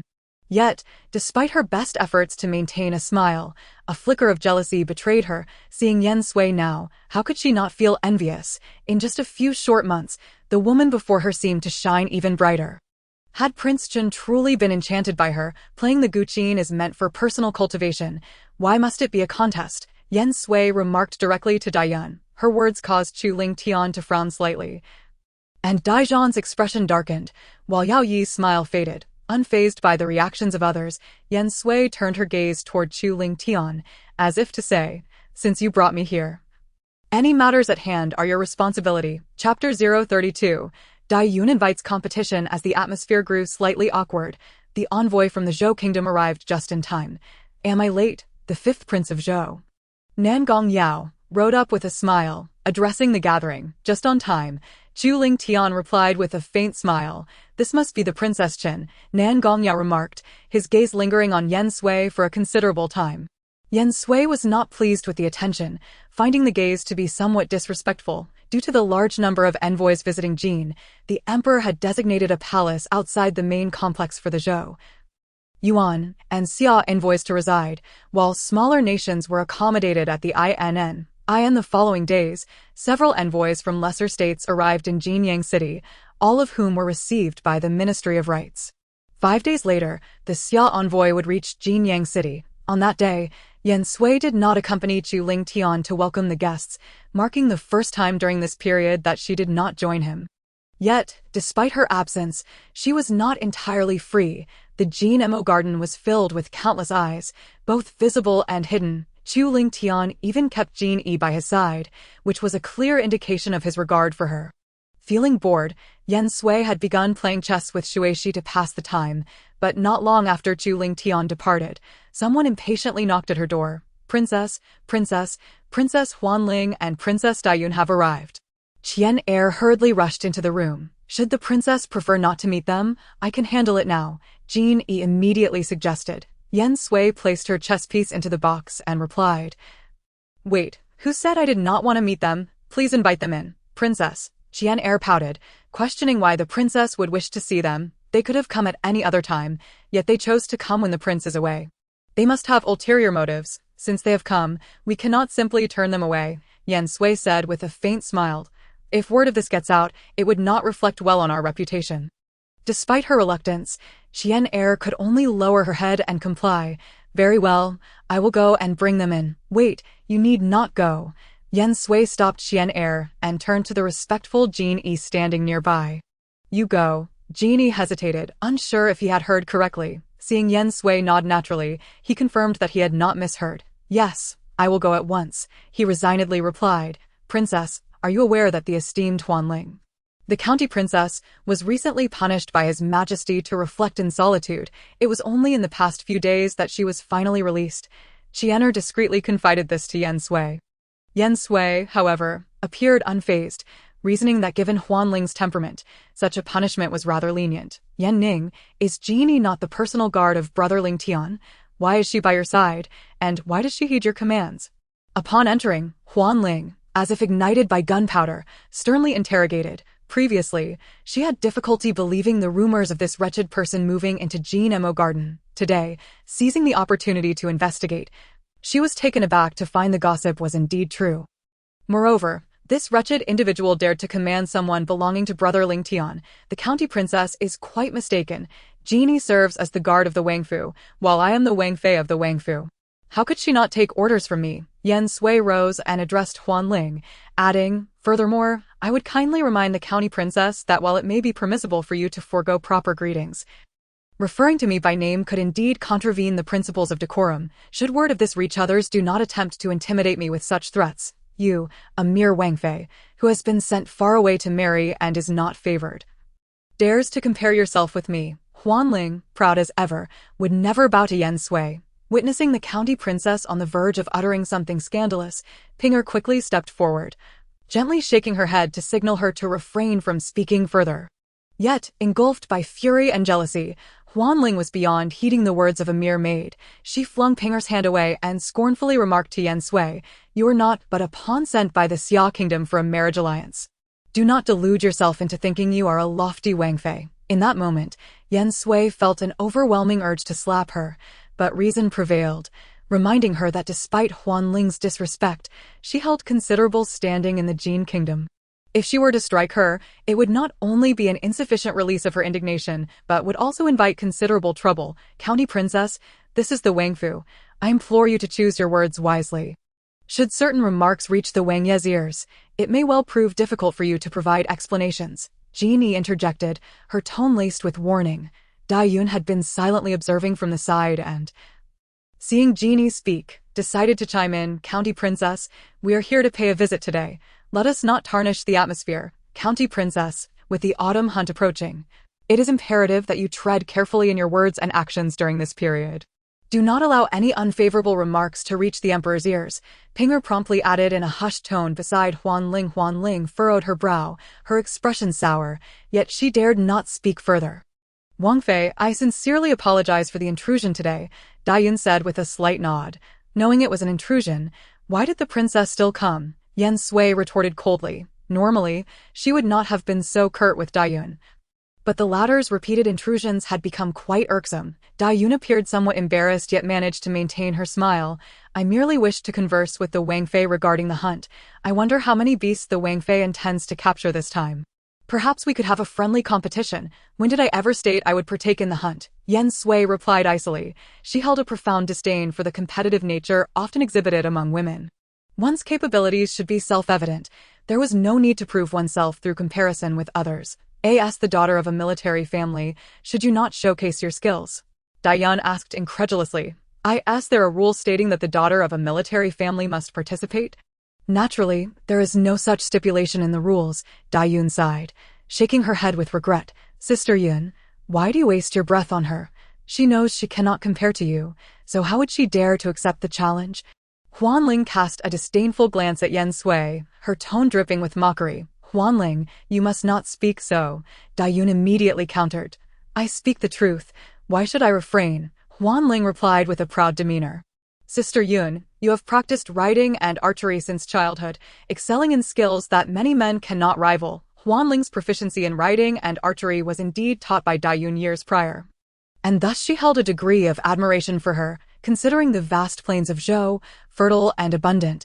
They were known for their exceptional steeds, and their horsemanship was notably superior, regardless.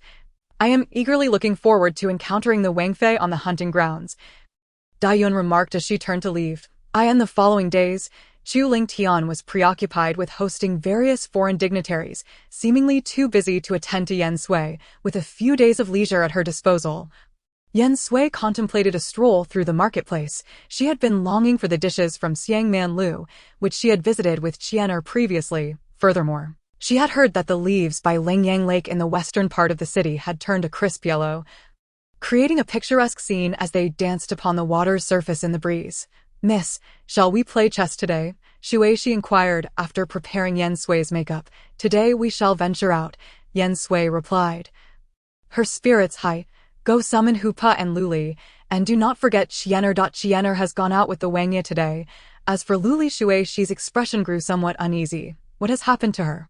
Yen Sui furrowed her brow slightly, noting that it was indeed rare to see Luli's presence lately.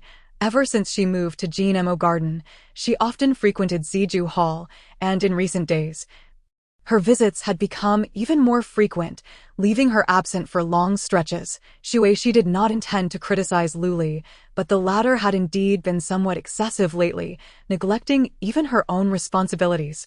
She has gone to Ziju Hall, Yen Sui murmured, deciding it was of little consequence. Being able to enter Ziju Hall is a skill in itself. Miss, do you not intend to intervene? Shuishi asked in surprise. Let her be. She knows she is but a chess piece, always at risk of being discarded, Yen Sui replied nonchalantly, since she wishes to carve out a path for herself. Let her do so. Luli was merely a minor character, possessing a modicum of cleverness, but lacking any substantial wisdom. Thus, wherever she went, she was destined to remain a mere pawn, unable to stir any significant upheaval. In the end, Yen Sui joyfully set out with Shuishi and Hupa. Miss, where shall we go first? Shuishi asked with a smile as they settled into the carriage. Let us first go to the lake. Typically, one would only visit the lake in spring, yet she had never experienced it during autumn, so she was eager to try. The carriage soon arrived at Lingyang Lake, and to her surprise, the number of visitors was overwhelming. The outer area alone was filled with numerous carriages, including those belonging to influential merchants and officials. As they alighted from the carriage and made their way toward the lake, they found even more people crowding the area, with a variety of boats and pleasure craft dotting the water, while the lakeshore bustled with activity. Miss, there are simply too many people here. It seems there are no boats left, Shuishi lamented after surveying the surroundings. Hupa diligently shielded Yen Sui from the throngs of visitors. After inquiring with the boatman, he returned with the disappointing news that all boats had been fully booked, and the earliest they would be available was in 3 days. Yen Sui felt a twinge of disappointment. She had not anticipated such a lively scene at the lake during autumn in the Jin Kingdom. With no boats available, she had no desire to jostle amid the crowd by the lakeshore, so she prepared to turn away. However, as fate would have it, she inadvertently stepped on someone's hem, causing her to stumble uncontrollably toward Yen Sui. Upon witnessing this, Yen Sui instinctively moved her foot to catch Shuishi before she fell. Unfortunately, the throngs were too numerous, and in retreating, Yen Sui inadvertently collided with someone beside her. While she managed to catch Shuishi, she lost her own balance from the impact. Hu rushed to grasp Yen Sui, but was a moment too late. The person Yen Sui had bumped into quickly steadied her.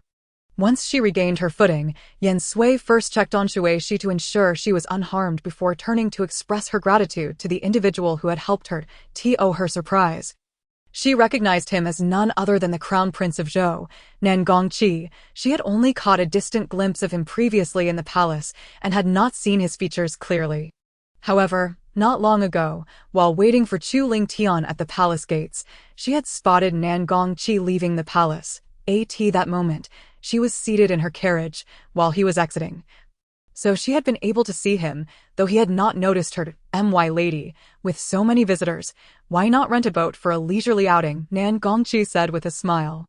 I had indeed intended to enjoy a boat ride, but alas, there are far too many people, and all the boats are booked. Yen Sui responded, treating Nan Gongqi neither with distance nor warmth.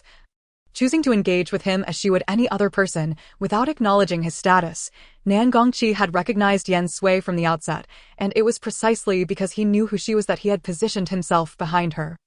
I happen to have a boat reserved in advance. If you do not mind, we could share it, he offered. In truth, he was somewhat taken aback to encounter Yen Sui in such a setting.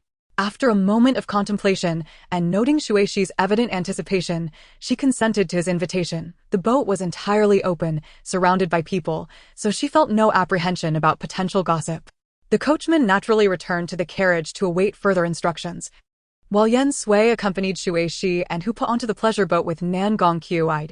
To his credit, Nan Gongqi did not bring many attendants, merely a scholar and a guard by his side.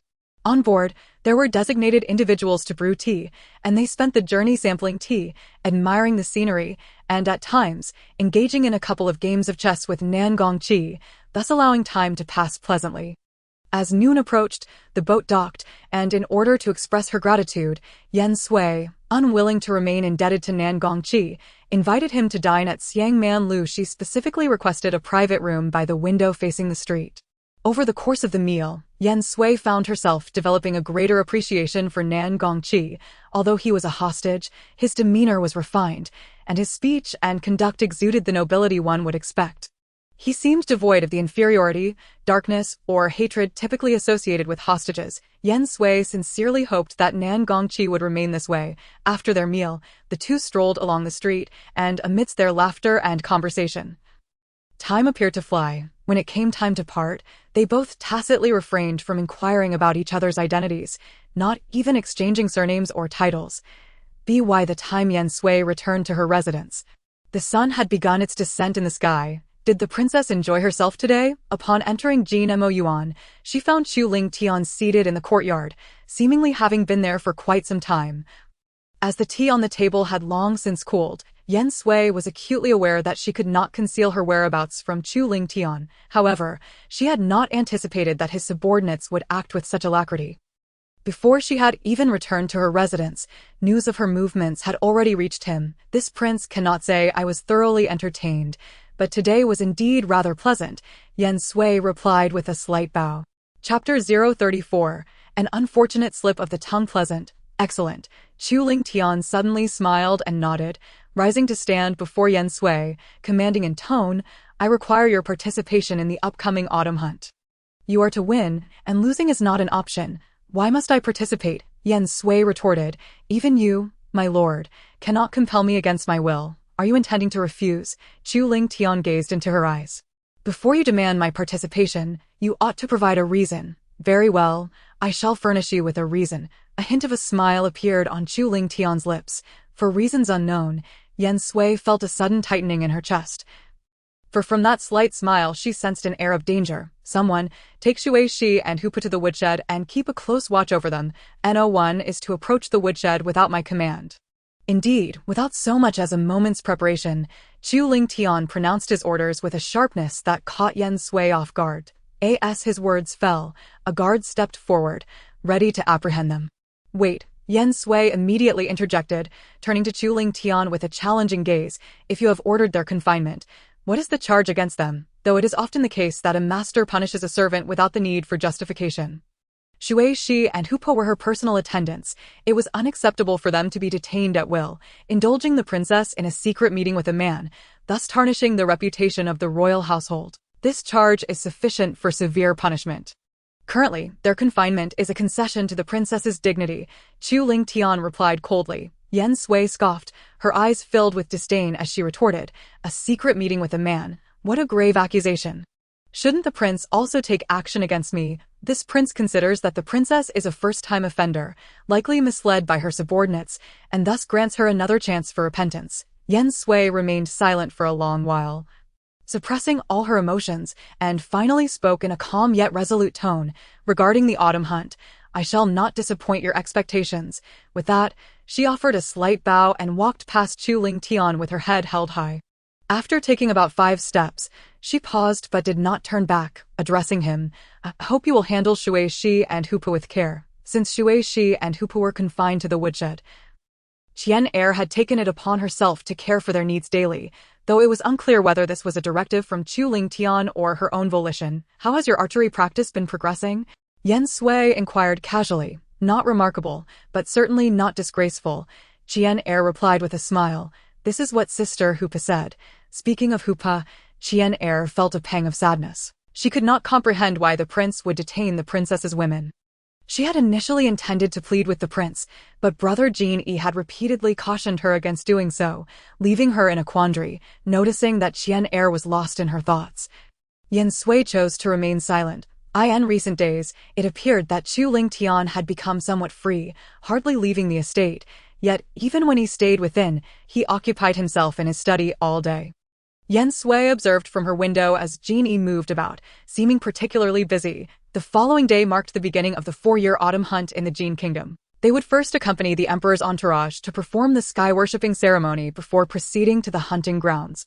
The group would typically remain at the hunting grounds for about 5 days. The initial 2 days focused on hunting in the outer areas, accessible to both men and women, while from the 3rd day onward, the inner grounds, where large beasts roamed, would open up, becoming a battleground for men, with very few women having ventured there thus far. The last 2 days would be more relaxed, with no specific activities scheduled, allowing individuals to explore as they pleased, a consideration for those not participating in the hunt. Before dawn, Yen Sui rose. After preparing herself, she had breakfast while awaiting a summons from Chu Ling Tian. Today, she donned a set of brown and black riding attire, less striking than the previous plain white ensemble. Her long hair was simply tied in a high braid, appearing even more understated than before. This attire certainly lacked a measure of femininity, but imbued her with an air of gallantry. The princess today seems to lack a touch of her usual charm, Chu Ling Tian remarked upon seeing Yen Sui. He had intended to add something more provocative, but was preempted by Yen Sui's response. Does the prince not desire the final victor? As long as the outcome meets your satisfaction, why should you concern yourself with my attire or manner? Indeed, as long as the result aligns with my expectations, the process is of little consequence, Chu Ling Tian replied, lowering his gaze slightly, as though lost in thought. After departing the royal residence, they rode towards the palace gates to await the assembly with the Jin Emperor's entourage. Chu Ling Tian had brought only a few attendants, yet Yen Sui could discern that those accompanying him were all skilled. By her side, only Qian Er and Lu Li remained. Upon merging with the emperor's retinue, they proceeded to the altar for the sky-worshipping ceremony, where the Jin Emperor, along with civil and military officials, prayed for favorable weather and abundant harvests in the coming year. By the time they reached the western mountain hunting grounds outside the city, it was nearly noon. After returning to their designated tents for rest and meals, they awaited the emperor's command to officially commence this year's autumn hunt in the afternoon. After enjoying some refreshments, Yen Sui, unwilling to share space with Chu Ling Tian in the tent, ventured out alone in search of a quieter spot. Why is the princess here alone? She had intended to seek solitude. But the heavens did not grant her wish. Yen Sui slightly turned her body and replied coolly to Dayun, "Isn't the princess also wandering alone?" Dayun smiled, but said nothing further. As Yen Sui attempted to leave, Dayun unexpectedly spoke. "By the way, this morning, I happened to encounter your Lu Guifei from the Xia kingdom. She even mentioned you." Yen Sui had initially dismissed Dayun, but this single remark piqued her curiosity. Princess Dayun knows Lu Guifei. Yen Sui's tone was intentionally varied, with deliberate pauses and drawn-out syllables, employing this probing tactic to induce tension in Dayun. Hoping to catch her off guard, the more anxious one becomes, the more likely they are to err. Sure enough, Dayun's smile faltered momentarily before she quickly replied, "No, I do not know her." However, Dayun soon recognized her slip, composed herself, and resumed her usual smile, explaining, "This princess was not acquainted with Lu Guifei prior. We only met a few times at the palace recently and exchanged some casual words. It seems we hit it off." Chapter 035, A First Encounter with the Bright Moon. "Oh, is that so?" Yen Sui's tone retained an air of inquiry and skepticism. What would the princess think it to be, then, having navigated the previous moment of tension? Dayun had adeptly concealed her unease, betraying no signs of her discomfort. However, she was truthful about one aspect. She and Lu Guifei had indeed not known each other prior, with the only connection being her family, easily divulging their innermost secrets through mere conversation. At the appointed hour, amidst the resounding drumbeats filled with ambition, the hunt finally commenced. In the early stages of the hunt, the prey was less cautious and appeared more frequently, especially smaller animals that posed little danger. Thus, it was primarily women who engaged in the actual hunting, while men mostly entered the grounds to observe the environment and survey the terrain, refraining from drawing their bows on this day. Huanling today donned a striking crimson riding attire, accompanied by a rare and magnificent steed of exceptional lineage. The curved bow in her hand appeared to be a specially crafted weapon, indicating her thorough preparation. In contrast, Dayun was clad in understated black riding gear, seemingly more reserved than Huanling's flamboyant presence. However, the horse beneath her was what truly captured Yen Sui's attention. Its coat was of flawless ebony, devoid of any blemish, with large, lustrous eyes, a distinctly defined skeletal structure, and a neck that was long and erect. The horse's back was strong and flat, complemented by robust, well-formed limbs and perfect hooves with resilient hooves. Such a magnificent steed is indeed a rare find, a treasure of a century. Yen Sui could not help but acknowledge that the steeds of the Yuan kingdom were unparalleled.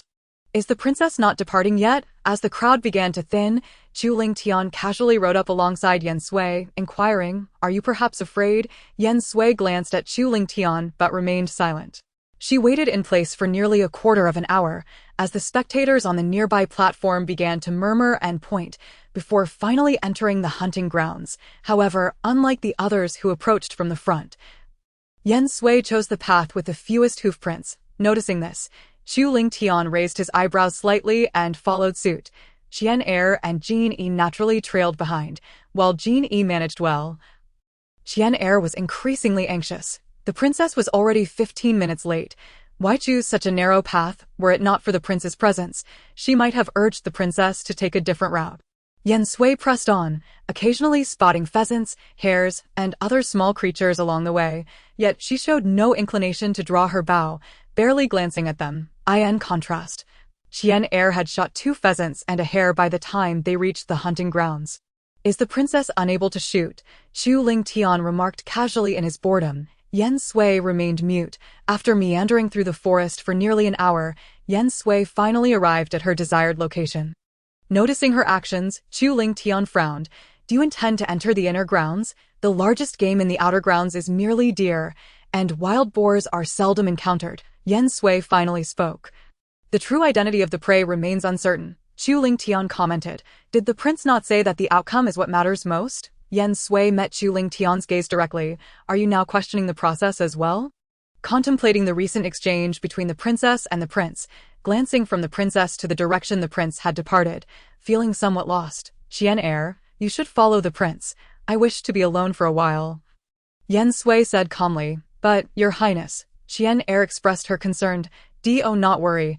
I will remain in the outer grounds and will exit shortly." Besides, with so many people in the forest and guards patrolling regularly. Initially, Yen Sui thought that being near the inner grounds would mean an absence of people, yet unexpectedly, a young woman approached her upon noticing her presence, warning, "This area is close to the inner grounds." Yen Sui nodded politely with a faint smile but did not speak. She intended to leave immediately, yet the young princess continued enthusiastically, "I am the 6th princess of Lingfeng Kingdom. My name is Feng Mingwei." "And you?" Yen Sui could not help but take another look at Feng Mingwei. After all, Lingfeng Kingdom, though small, was the only nation on the continent ruled by a female emperor. Just as Yen Sui was about to respond, she sensed a hint of danger. This instinctive awareness was perhaps honed through experiences in the heat of battle. Almost instinctively, she struck towards Feng Mingwei's shoulder, exclaiming, "Be careful." Caught off guard, Feng Mingwei was sent tumbling from her horse. And in the instant she fell, a sharp arrow whizzed past Yen Sui and embedded itself into a nearby tree trunk. Feng Mingwei, still puzzled, felt a chill run down her spine upon seeing the arrow. Each participant in the hunt had been issued specially marked arrows to avoid confusion and competition for game, yet this arrow was pristine, devoid of any markings. Yen Sui remained vigilant, scanning her surroundings as she sternly asked Feng Mingwei. Currently, her sister was the focal point of their visit, and naturally, the accompanying officials and guards prioritized her safety. However, in the midst of the hunt, with so many people gathered, it was unlikely they would catch any game. Feng Mingwei stowed the arrow and, with a swift motion, mounted her horse, tightening the reins. "No, I must uncover who wishes to harm me." With that, she galloped towards the direction from which the arrow had come.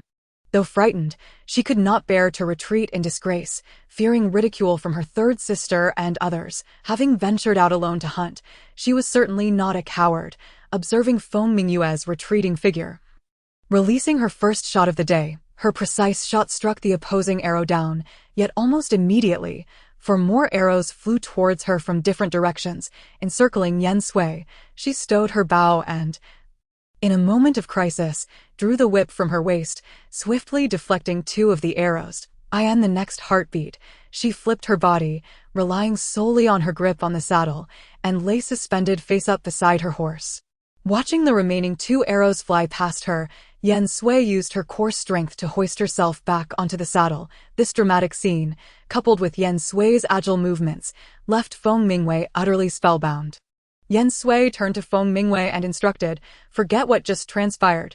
Do not mention it to anyone, return to your party, and do not follow me any longer." This time, Yen Sui offered Feng Mingwei no opportunity for retort.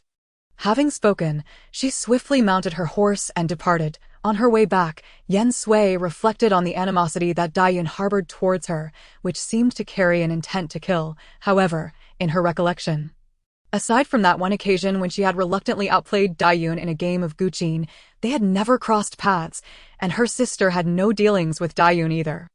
This princess's hatred seemed exceedingly peculiar. It appeared imperative for her to conduct a thorough investigation. Once outside the hunting grounds, Yen Sui returned to her tent, feeling the pressing need to organize her thoughts.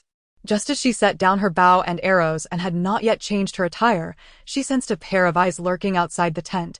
Peering in, Yen Sui called out towards the entrance. "Who goes there?" A trembling maidservant stood at the tent's threshold, her head bowed in timidity as she stammered, "Miss Yen, I am a servant of Empress Yang of the Xia Kingdom. The Empress requests that you find an opportunity to meet with her." The maidservant replied before quietly departing. After changing her clothes, Yen Sui noted that there was still some time before sunset and contemplated resting in a reclining chair. However, before she could settle, another maid approached and said, "Princess Chen, the Imperial Noble Consort requests your presence in the main tent." The Imperial Noble Consort? Surely, she referred to the Emperor of Jin. Yen Sui scoffed inwardly. It had been several months since the Jin Emperor had tasked her with uncovering evidence against Chu Lingtian for treason, and it seemed he could scarcely contain his impatience. "Very well, I shall change my attire and come," Yen Sui replied nonchalantly. The mention of changing clothes was merely a pretext. She discreetly concealed several silver needles coated with a sleeping potion within her sleeves, just in case. Upon entering the main tent, she found, as expected, the Emperor of Jin was indeed present. "I see the princess has returned early. I summoned you here for a chat, so please do not regard it as an inconvenience." The imperial noble consort smiled warmly, having set the tone from the outset. Yen Sui first bowed respectfully to the emperor before addressing the imperial noble consort with humility. "Your Highness, being summoned, I naturally ought to come." The imperial noble consort, fully aware of Yen Sui's implications, maintained her smile without a hint of faltering. While both exuded an air of warmth and propriety, Yen Sui felt a greater affinity for the Lady of Muin, who was evidently more astute in the ways of the court. Throughout their conversation, it was the imperial noble consort who engaged Yen Sui in idle chatter, while the emperor remained silent beside them. "How could I have let that slip my mind amidst the busyness?" the imperial noble consort suddenly exclaimed, her face filled with self-reproach. "I beg your pardon, your majesty. Do not hold my oversight against me. I fear my sister must have been left waiting. Since you have made an appointment, you ought to summon the physician and go. It is merely a short distance, so there is no need for such alarm," the emperor remarked, casting a glance at the imperial noble consort. Yen Sui sat quietly, observing the exchange between them. It felt little more than a performance, for only once the imperial noble consort withdrew would the emperor find it convenient to speak. "I feel considerably reassured," the emperor broke the silence. Yen Sui maintained her calm demeanor, responding with a faint smile. "Your concern is appreciated, your majesty. While outsiders might claim that the Prince of Qin cherished her like a treasure, never leaving her side, only Yen Sui understood that this was not affection but rather confinement. From the very beginning, I was certain that the princess is no ordinary woman. In just a few months, she has managed to elicit such a transformation in Old Ninth, truly remarkable. I suspect the princess must have invested considerable effort," the emperor remarked. Yen Sui smiled lightly, opting not to respond. Now that the princess and Old Ninth have grown close, gaining his trust will require a gradual approach. If one rushes, they risk losing both the lady and their soldiers, Yen Sui continued. The emperor's expression darkened, his eyes filled with discontent upon hearing her words. "So, are you saying that in these past few months, the princess has achieved nothing?" His tone turned cold, laced with a palpable pressure. Yen Sui feigned nervousness, lowering her gaze as she replied, "It is still too soon. I have yet to gain proximity to the prince's study. However, being within Jinamo Garden, as long as I have time, I shall surely find opportunities. I care not for the princess's intentions. I merely wish to remind you, Lady Yen is of advanced age. Do not blame me for being unyielding," the emperor concluded coldly. Yen Sui offered no reply, merely bowing to the emperor before exiting. Upon returning to her tent, her resolve to expedite her actions solidified further. "Princess, have you returned already?" Xian'er exclaimed upon entering. "Yes," Yen Sui responded curtly, her mind elsewhere. "The prince and his companions are outside drinking and competing in martial arts. Would you care to join them?" Xian'er asked cheerfully. "Do not disturb me if the prince inquires. Simply inform him that I am resting. Are you truly all right? Would you like me to summon the prince?" Xian'er pressed. "It is of no consequence. You may go and join them." She tucked her in and quietly exited the tent. Outside, the sounds of revelry echoed, a lively affair indeed. This caused Yen Sui to reminisce about her days in the military camp, though they had been arduous at times. Once the maid had departed, Empress Yang unexpectedly knelt before Yen Sui. Had Yen Sui not been quick to support her, the act would have surely been completed. What could this gesture from Empress Yang signify?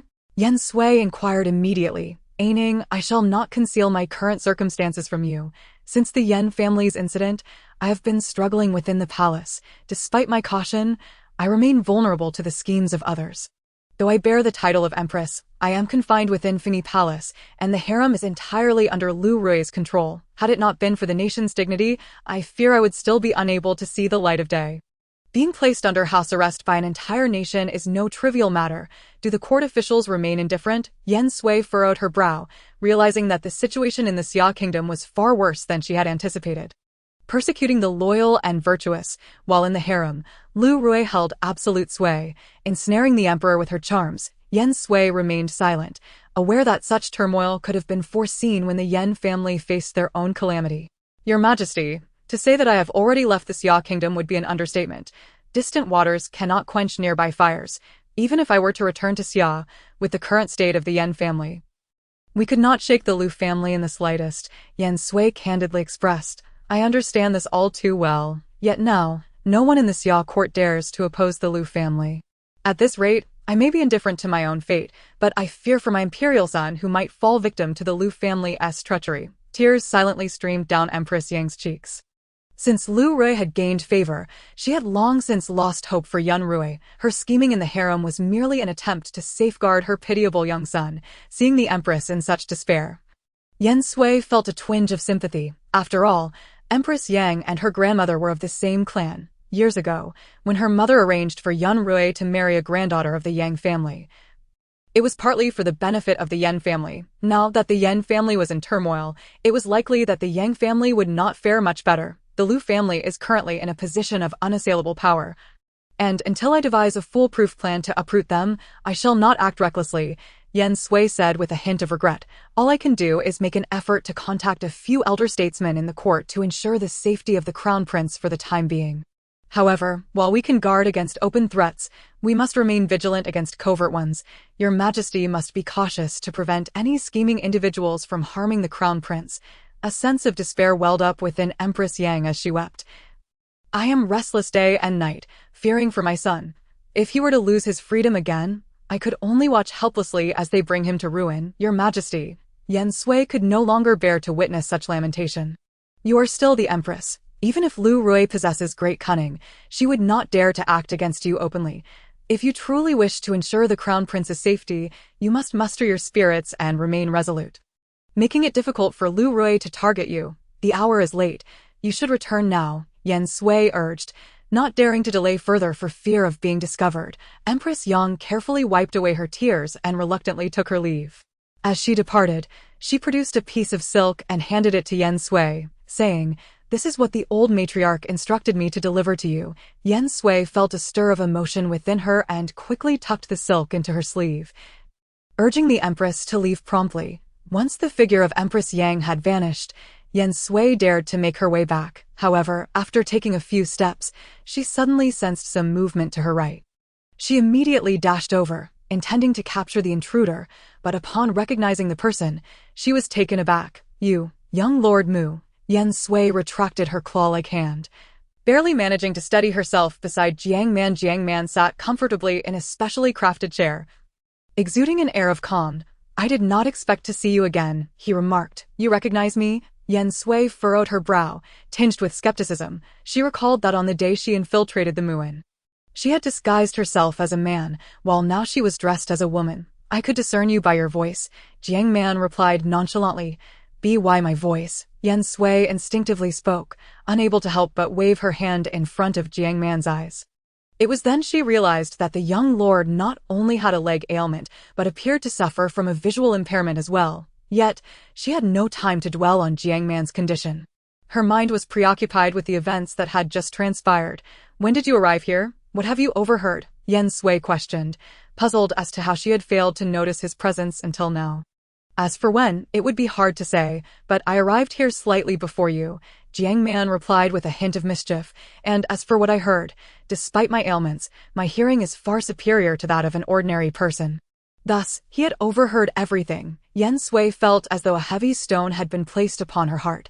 Although their conversation bore little relevance to the Jin kingdom, being caught in a clandestine meeting with the Empress of Xia could breed many rumors. And she might even be branded a spy. You speak so boldly. Are you not afraid that I might kill you? Yen Sui glared at Jiang Man. If you were capable of killing me, you would have done so already, Jiang Man stated, revealing an uncomfortable truth. Someone is approaching, he remarked unhurriedly. Yen Sui too heard the footsteps and shot a glance at Jiang Man with no time for further conversation. She had to swiftly evade. As she departed, a faint smile crept across Jiang Man's lips, though it quickly returned to its usual composure. Young lord, we have finally found you. The lady has been frantic in her search for you. Only to be startled as the lights within the tent suddenly illuminated. Chu Ling Tian was seated upon the very bed where she had been resting. Yen Sui's heart raced, nearly escaping her lips in surprise. Isn't the lord outside enjoying revelry with the others? She asked, observing Chu Ling Tian's expressionless demeanor, feeling a flicker of anxiety. I heard that the princess was unwell, and I was concerned that you might be in danger alone. So I thought to come and check on you. Chu Ling Tian fixed his gaze upon Yen Sui, his emotions unreadable. Yet who would have thought that there was indeed trouble? The atmosphere in the tent was stifling. So I merely stepped outside for a breath of fresh air. You went outside while still wearing a veil. It was windy tonight, so I wore it to prevent catching a chill. Perhaps I was overly concerned. Chu Ling Tian said, rising with an unusual calmness, refraining from further inquiry. If you are indeed unwell, you should rest early. With that, he did not exit the tent, but instead lay down on a nearby chaise. Yen Sui was momentarily taken aback, but then reflected that, to outsiders, she and Chu Ling Tian were a married couple, naturally sharing the same tent. If Chu Ling Tian were not to sleep there, would he prefer to sleep outdoors? Clearly, he would not subject himself to such discomfort. The following day during the hunt, Yen Sui simply feigned illness and did not participate, while resting in the tent. She was visited by the princess of Lingfeng Kingdom, Feng Mingwen. I had no idea of your identity until yesterday when I inquired and learned that you are the princess consort of Qin. Feng Mingwei exclaimed, her face alight with excitement as she gazed at Yen Sui. What of it, princess consort of Qin? Yen Sui inquired. Noting Feng Mingyue's unrestrained enthusiasm, "Do you have any idea how many people aspire to be the princess consort of Qin?" Feng Mingyue's eyes sparkled as she spoke without reservation, not to mention the attention drawn by Daiyun during yesterday's hunt. She too is determined to marry the prince of Qin. Feng Mingyue's casual remark startled Yen Sui. Chapter 039. The Inner Court Hunt. Yen Sui immediately grasped Feng Mingyue's arm and stated with seriousness, "How do you know all this? We, Lingfeng Kingdom, share a border with the Yuan Kingdom, and there exists a common pasture. Years ago, I witnessed Princess Daiyun professing her love for the Prince of Qin right there on that pasture." Feng Mingwei replied with a smile. Professing love in person? Yen Sui found it hard to believe. Princess Daiyun did not seem like someone who would engage in such behavior. Not now, of course, but she was not as she is today back then, Feng Mingwei explained. You must understand that those raised on the vast grasslands inherently possess a yearning for freedom and the courage to pursue love. Regardless of how their personalities may change, such instincts are not easily extinguished. It appeared that either Chu Ling Tian had rejected Daiyun back then, or the Yuan Kingdom had disapproved of the union. Princess consort, you may listen to these words, but do not speak of them in front of Daiyun. Otherwise, I would be in trouble, Feng Mingwei warned, waving her hand dismissively. Why are you not participating in the hunt today? She had initially thought her to be a sheltered princess, but instead, she displayed an adeptness at reading the room and knowing when to advance or retreat. You seem quite knowledgeable about the hunting activities, Yen Sui noted. Feng Mingwei unabashedly replied, how could I not pay attention? Our Lingfeng Kingdom is not as grand as the major powers. While we have made progress in recent years, we cannot afford to make mistakes. This visit to seek a marriage alliance is merely to secure a powerful ally for Lingfeng Kingdom. After all, the Yuan Kingdom has been eyeing us hungrily and will not tolerate us for long. While the current Lingfeng Kingdom appeared formidable, on the inside, they knew they could not withstand war. These matters were ones Feng Mingwei would not divulge to Yen Sui. She was keen on establishing a good relationship with Yen Sui. Not without her own motives, especially since within the territory of Jin, the area closest to both the Yuan and Lingfeng kingdoms was Tsangxue, the fief of the Prince of Qin. The third day of the hunt finally arrived, marking the commencement of the actual hunting event. After 2 days, the majority of the noblewomen were exhausted, having already shown their prowess. Thus, today they occupied the viewing platform, exchanging words about who would win the title of champion this year. Yen Sui was still clad in the same riding attire as the previous days, with her bow and horse unchanged, save for the addition of a dagger and a long whip at her waist. Amongst the throng of men, Yen Sui was undoubtedly the center of attention. Could it be that the princess consort of Qin was planning to partake in the hunt today? It was rumored that she had not captured anything in the past 2 days.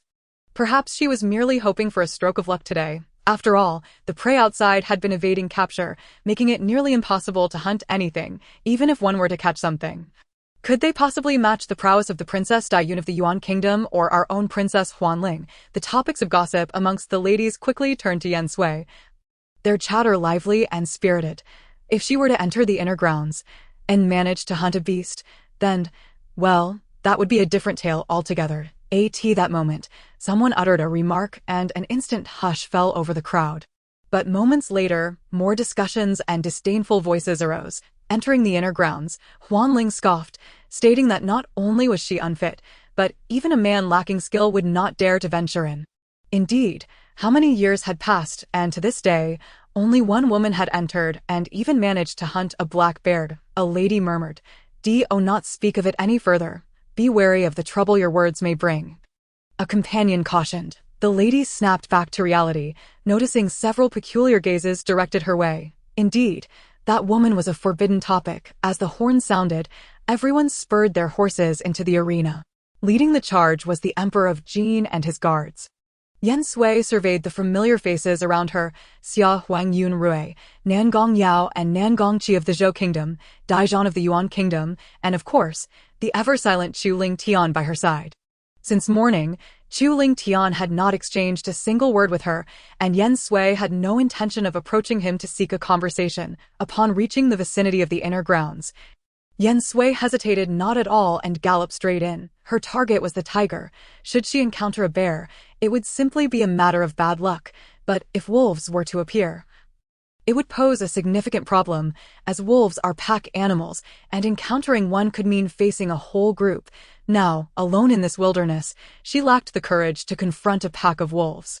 Yen Sui had armed herself with numerous tranquilizers. If the drugs proved effective, it would be the most convenient outcome. Cautiously advancing, Yen Sui mused. Indeed, the inner grounds differ fundamentally from the outer fields, not only in atmosphere but also in terrain, which almost required the horses to carve a path. Lacking extensive hunting experience, she could not rely on the subtle signs of her surroundings to track her desired prey.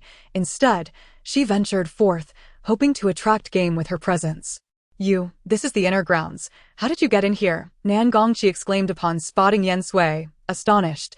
Yen Sui offered no elaborate explanation, merely responding coolly, I am here to hunt, of course. This place is far too dangerous for you. You should leave at once, Nan Gongqi urged, or if you have a specific prey in mind, I could attempt to capture it for you. After a moment's silence, Yen Sui felt compelled to clarify. Prince Qi, there are times when it is acceptable for everyone to be oblivious, but there are many occasions when one must recognize their own identity. With that, she turned her horse and rode away.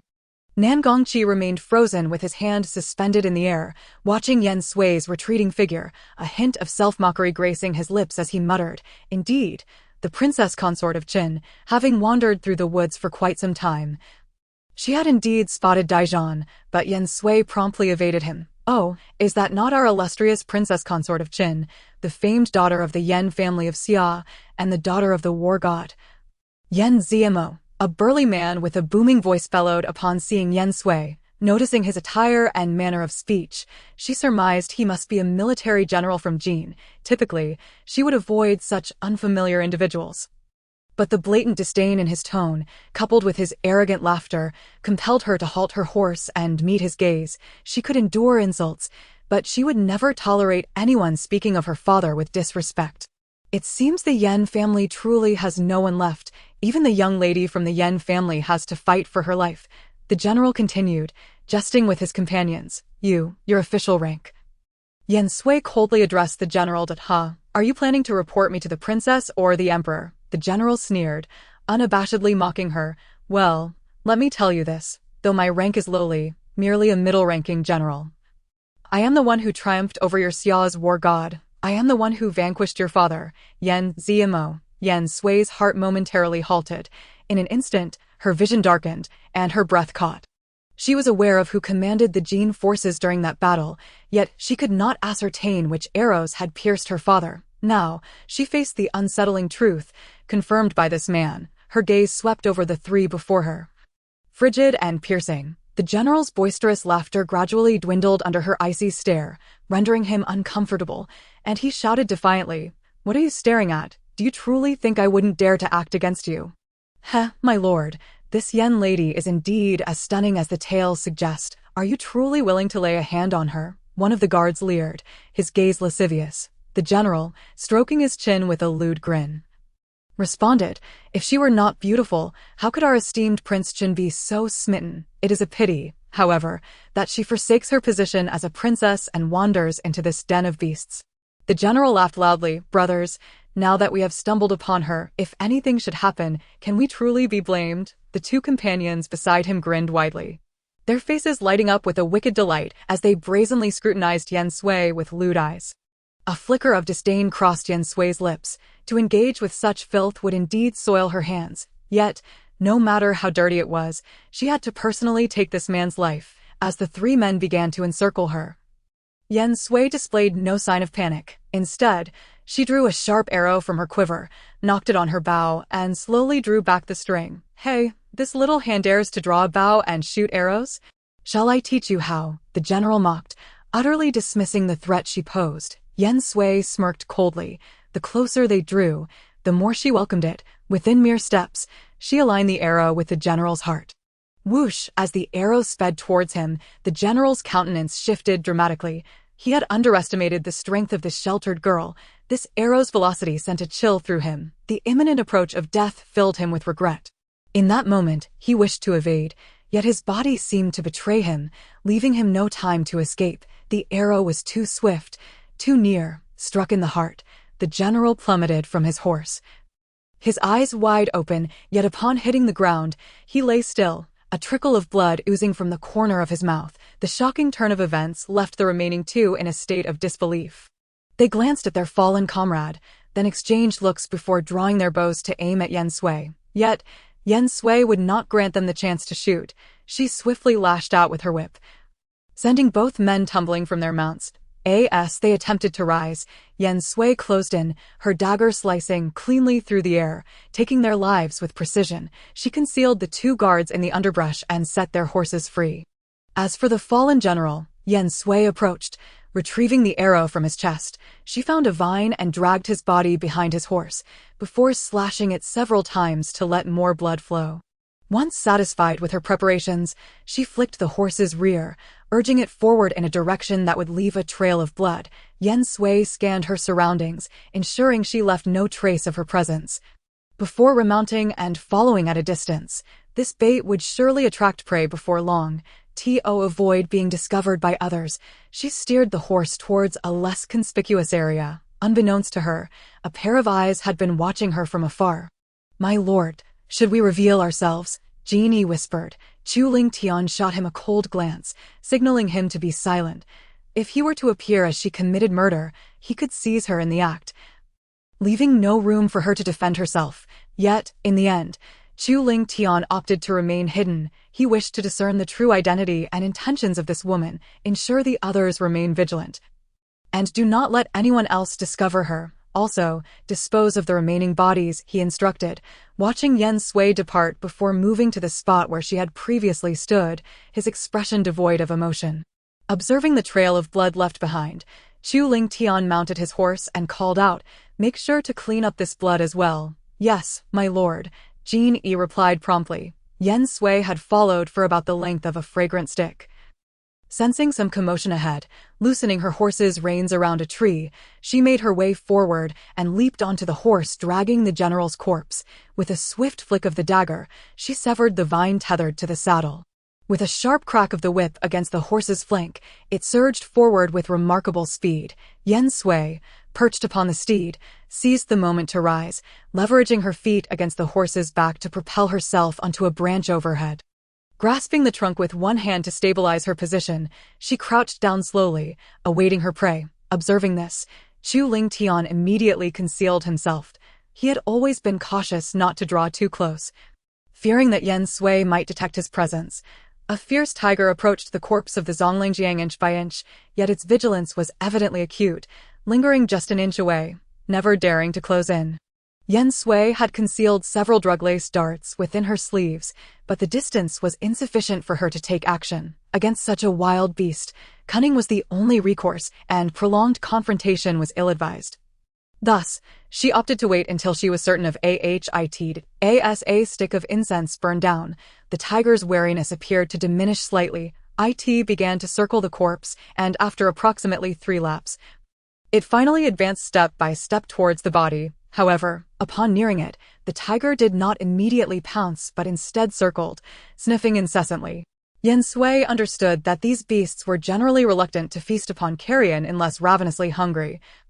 But fortunately, the man had not been dead long, and she presumed the tiger would still be interested. After several sniffs, the tiger crouched down, motionless. At this moment, Yen Sui could have easily shot it, yet she refrained. Another half-stick of incense passed, and the tiger finally let down its guard, beginning to tear into the Zonglingjiang's remains. Moments later, The already bloodied body became a gruesome mess. Sensing the time was right, Yen Sui aimed for the tiger's limbs and swiftly loosed 4 darts in quick succession. 3 of the 4 struck true, eliciting a chilling roar from the tiger. In response, Yen Sui drew forth a long whip from her waist and lashed it towards the tiger, ensnaring its foreleg before hastily securing the other end to a branch beneath her. The entire maneuver transpired within mere breaths. Yen Sui dared not delay. A moment's hesitation could allow the tiger to drag her from the tree. An undesirable predicament indeed. Once ensnared, the tiger became increasingly agitated, desperately biting at the whip in a futile attempt to free itself. However, this whip was specially crafted by Yen Sui for handling such ferocious beasts, designed to prevent their escape. After about half a cup of tea's worth of time, the effects of the drug began to manifest. Yen Sui observed the tiger swaying unsteadily, even beginning to half-crouch on the ground, its attempts to gnaw at the whip slowing, as if sapped of strength. Yen Sui leaped down from the tree, dagger in hand, and cautiously approached the tiger step by step. At this juncture, the most prudent course of action would have been to shoot a few arrows at the tiger's vital points, ensuring its demise before approaching. Yet, Yen Sui did not proceed in this manner. It was not out of compassion. Rather, a live quarry held far greater value. Nevertheless, for the sake of safety, she scattered a generous amount of the narcotic when she was 2 steps away from the tiger. Coupled with the previously applied drug on the darts, the tiger indeed slumped down, rendered motionless. After a moment of observation, confirming the tiger had truly succumbed to unconsciousness, Yen Sui hewed nearby branches to fashion a rudimentary raft, binding the tiger to it before having her horse drag it away, intent on swiftly exiting the hunting ground. Having witnessed the entirety of Yen Sui's tiger hunt, Chu Ling Tian furrowed his brow.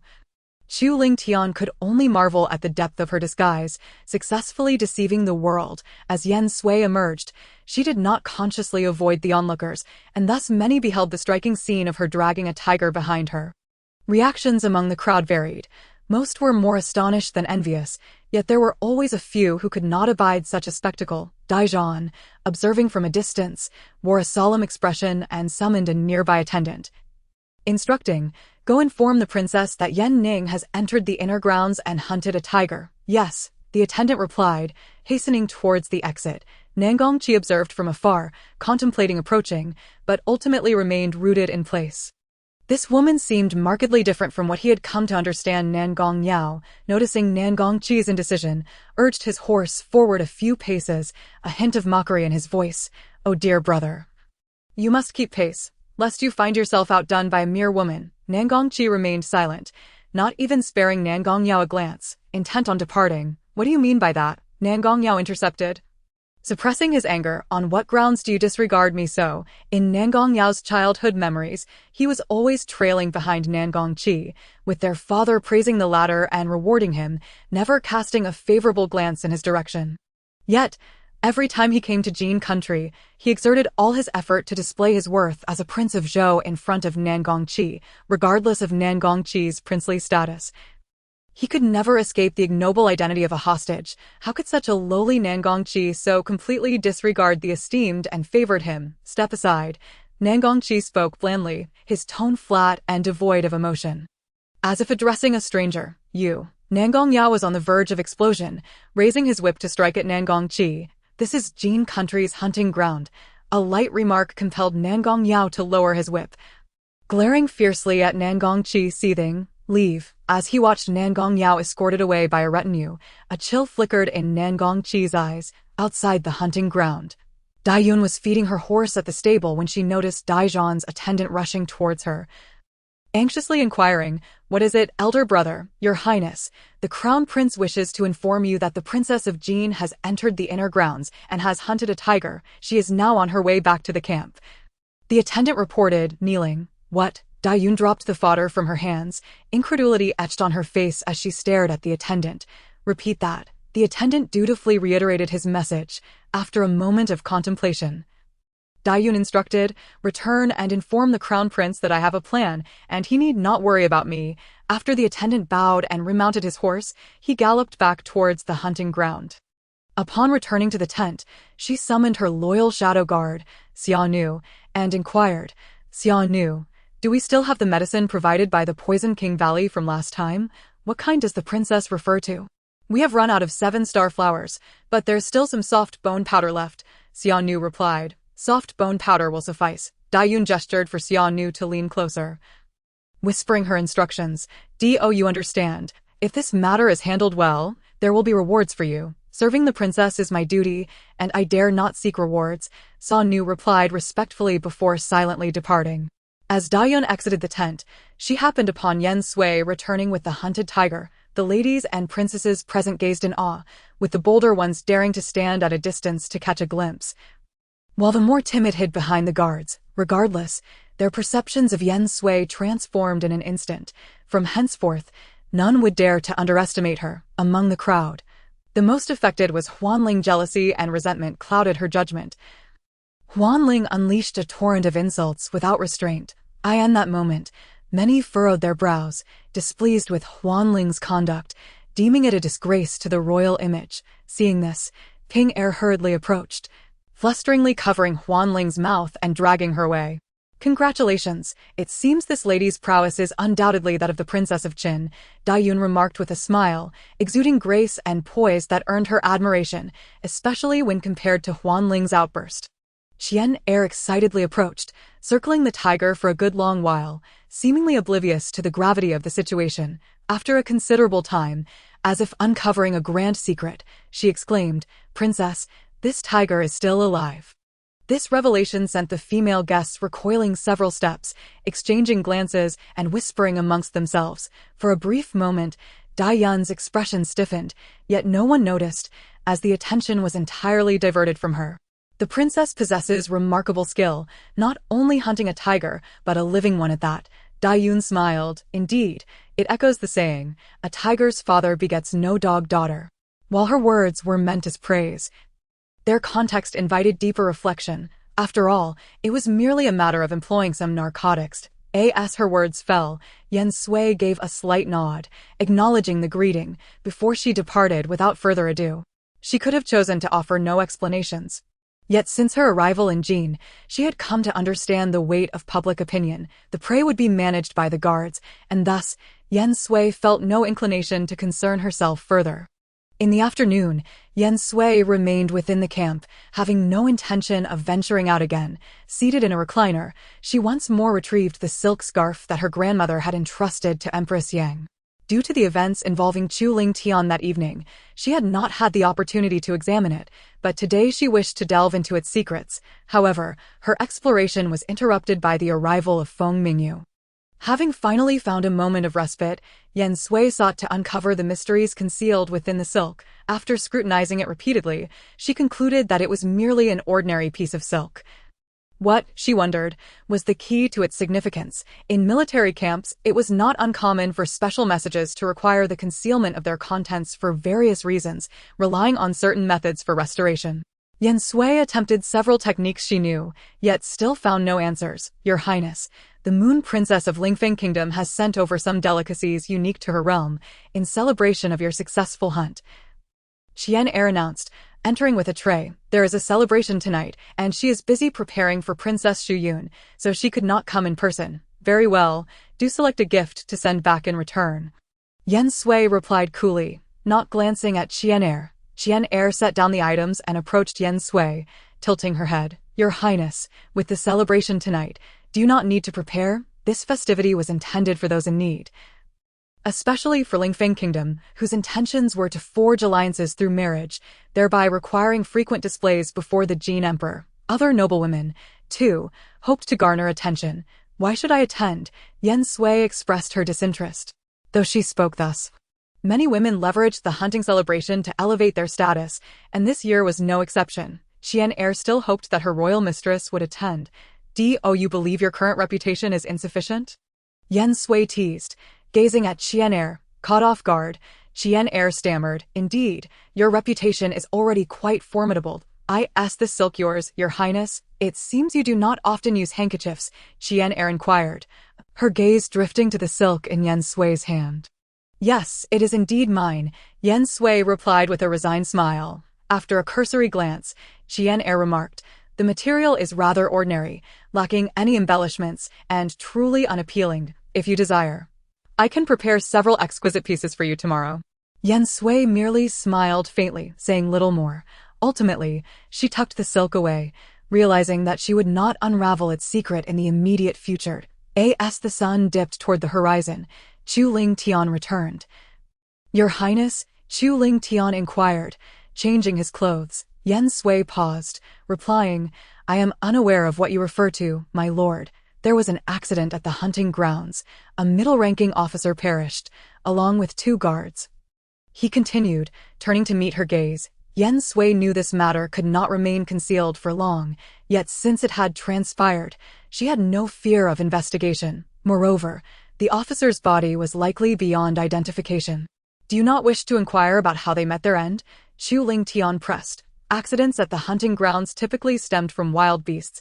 Should foul play be involved, the emperor would dispatch someone to investigate. And she need not inquire further, Yen Sui replied calmly. Finding answers may prove difficult, as most of the bodies have been consumed by beasts, were it not for the headcount at the end of the hunt. Their identities might remain unknown. Chu Ling Tian remarked, My lord, the celebration is about to commence. Genie interjected as she entered the tent. Very well, Chu Ling Tian nodded, then approached Yen Sui, saying, Shall we go? Throughout the journey, Yen Sui pondered why Chu Ling Tian had suddenly mentioned the officer's death. Typically, he refrained from discussing matters that did not pertain to her. Had he discovered something, or was he harboring suspicions? Tonight's celebration was far more extravagant than the previous couple of days, with the day's catch transformed into a feast by the palace chefs. Several bonfires were set up, roasting whole lambs and pigs. The lambs had been prepared in advance, while the pigs had been hunted in the woods. Surveying the scene, Yen Sui noted the absence of Huan Ling, likely confined due to the events of the day. After a round of toasts, the 3rd princess of Lingfeng Kingdom, Feng Shuyun, took to the floor to perform. Having been trained in song and dance since childhood, the spectacle came easily to her and was most captivating. As she entered, the distinctive attire of Lingfeng Kingdom drew countless gazes. Esteemed for their respect for women, the kingdom's customs were notably more liberal than those of others, as evidenced by the dancers' revealing garments. The delicate waists, like lotus roots, the bare arms, and the exposed feet, all adorned with jingling anklets, created an alluring display. Yet Yen Sui's thoughts were far removed from the performance, rendering her unable to appreciate the dance. As the performance concluded, Feng Shuyun received generous applause, and the Jin Emperor rewarded her, signaling his stance on the marriage alliance. Following her, several other women showcased their talents, yet the offerings remained largely unremarkable. Merely songs and dances without significant allure. Eventually, the conversation inevitably returned to the hunting exploits. Having drunk, the men were eager to discuss their triumphs, especially those who had performed admirably today. If we speak of this year's most illustrious figure, it must be none other than Prince Jin, a slightly inebriated voice proclaimed, capturing everyone's attention despite the music. Indeed, the Duchess of Chen captured a fierce tiger, proving herself no less than her male counterparts. The Jin Emperor concurred. With the Emperor's endorsement, Yen Sui felt compelled to rise, bowing as she said, "Your Majesty overestimates my ability. It was merely a stroke of luck. Such luck is not something just anyone can attain. And today is the first I learned of her remarkable abilities. Truly unexpected." Hearing Lu Rui's words, Empress Yang retorted coldly, "Oh, you claim to have known the Duchess for years. Yet, during that time, have you truly met her more than a handful of times?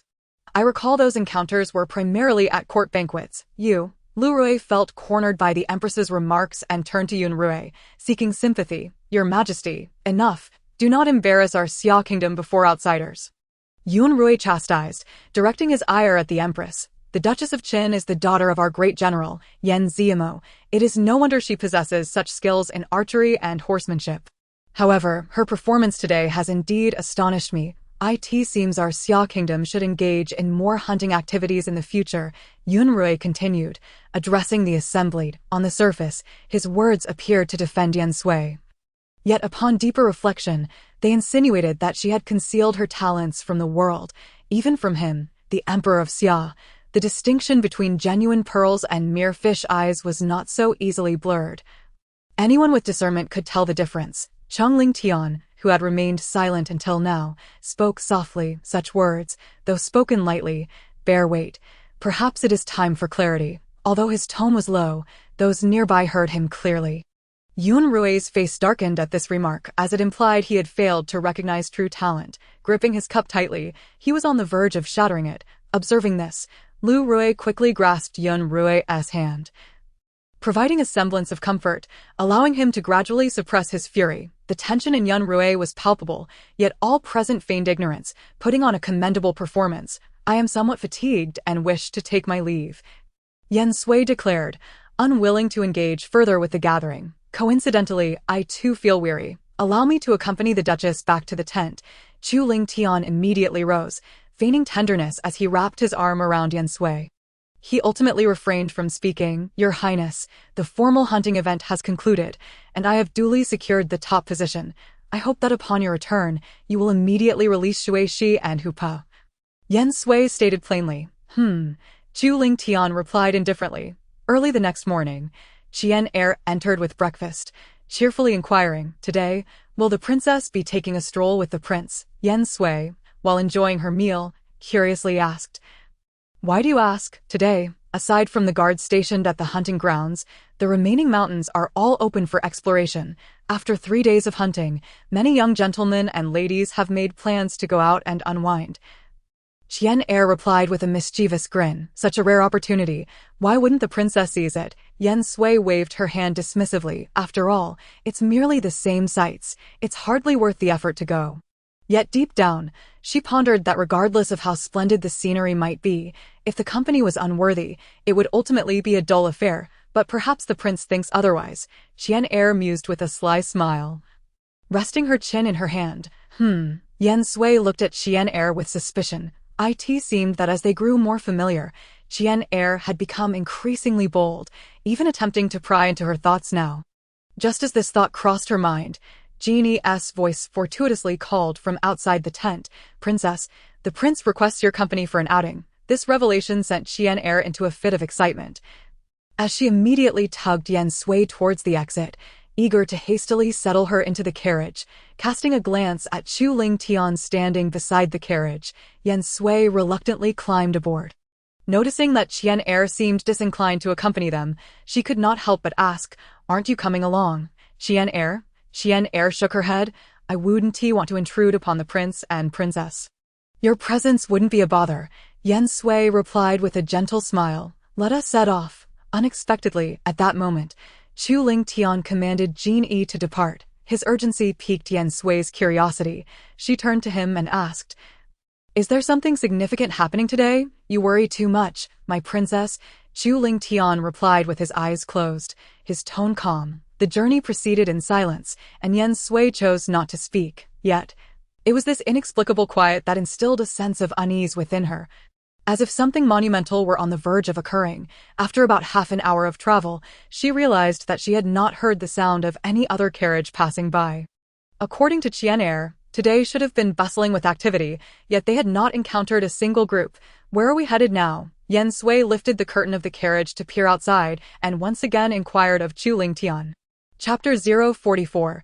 Taken as a hostage suddenly, the carriage came to an abrupt halt, causing Yen Sui to lurch forward, nearly toppling over. She found this reaction puzzling. How could she be so unsteady, even without mental preparation? She should not have been so uncontrollably thrown forward. As she attempted to regain her composure, she realized her limbs felt strangely weak, as if all her strength had been siphoned away. How could this be? Is something wrong with the breakfast? Before she could dwell further on her thoughts, the rapid sound of hooves approached, and the air grew thick with an ominous tension that was palpable even within the carriage. Chu Ling Tian remained seated, unmoving, his expression unchanged, clearly having anticipated this turn of events.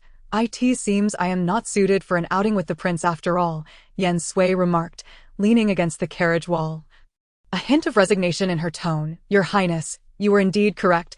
Jin Yi's voice carried a note of excitement. In that instant, Yen Sui gazed at Chu Ling Tian in disbelief and asked, if you knew something would happen, why did you involve me? Had I not feigned a leisurely outing with the princess, luring the enemy into a false sense of security, they would not have dared to act. Chu Ling Tian replied coolly to no wonder he had not allowed Qian Er to join them. It was unthinkable that Yen Sui would find herself being used in such a manner. A trace of self-mockery crossed her features as she looked at Chu Ling Tian and inquired, "What is your objective?" "That, my princess, you shall learn in due time," Chu Ling Tian said, his face devoid of emotion. "Do not look at me so. Consider this a repayment for what you owe me." "Repayment? What have I ever owed you?" Yen Sui retorted disdainfully. Chu Ling Tian fell silent, stepping out of the carriage, and, addressing the gathering of dark-clad figures surrounding them, he coldly commanded, "Come forth, all who are present. There's no need for me to search for you." "Humph, cornered yet still unaware of your fate," one of the leaders sneered. "Well said." Chu Ling Tian laughed recklessly, though his laughter harbored a chilling intent. "Today, I shall show you what it truly means to be at the end of your rope." With merely a glance at Jean E, she promptly produced a short whistle, after 3 sharp notes pierced the air. Nearly 100 men emerged from the shadows, surrounding half of the dark figures. Observing the scene through the fluttering curtain of the carriage, Yen Sui smiled, though her smile was tinged with desolation. The elite black cavalry, Chu Ling Tian's personal guard, had nearly emptied their ranks. It appeared that his scheme was grander than she had anticipated. At a distance of 100 meters, a group of figures lay concealed. Wary of alerting those in the front, "Princess, do we need to intervene?" Xia Nu asked, eyeing the developing situation with concern. Dai Yun's brow furrowed tightly. She had meticulously planned everything, and Yen Sui had unwittingly fallen victim to her scheme. Having ingested the softening powder, all she needed was for Chu Ling Tian to be distracted so she could eliminate Yen Sui. "But now, let us hold our position for the time being," Dai Yun advised, keeping a close watch on the unfolding events. "If Yen Sui were to perish at the hands of that group, it would be the best outcome, saving me the trouble of acting.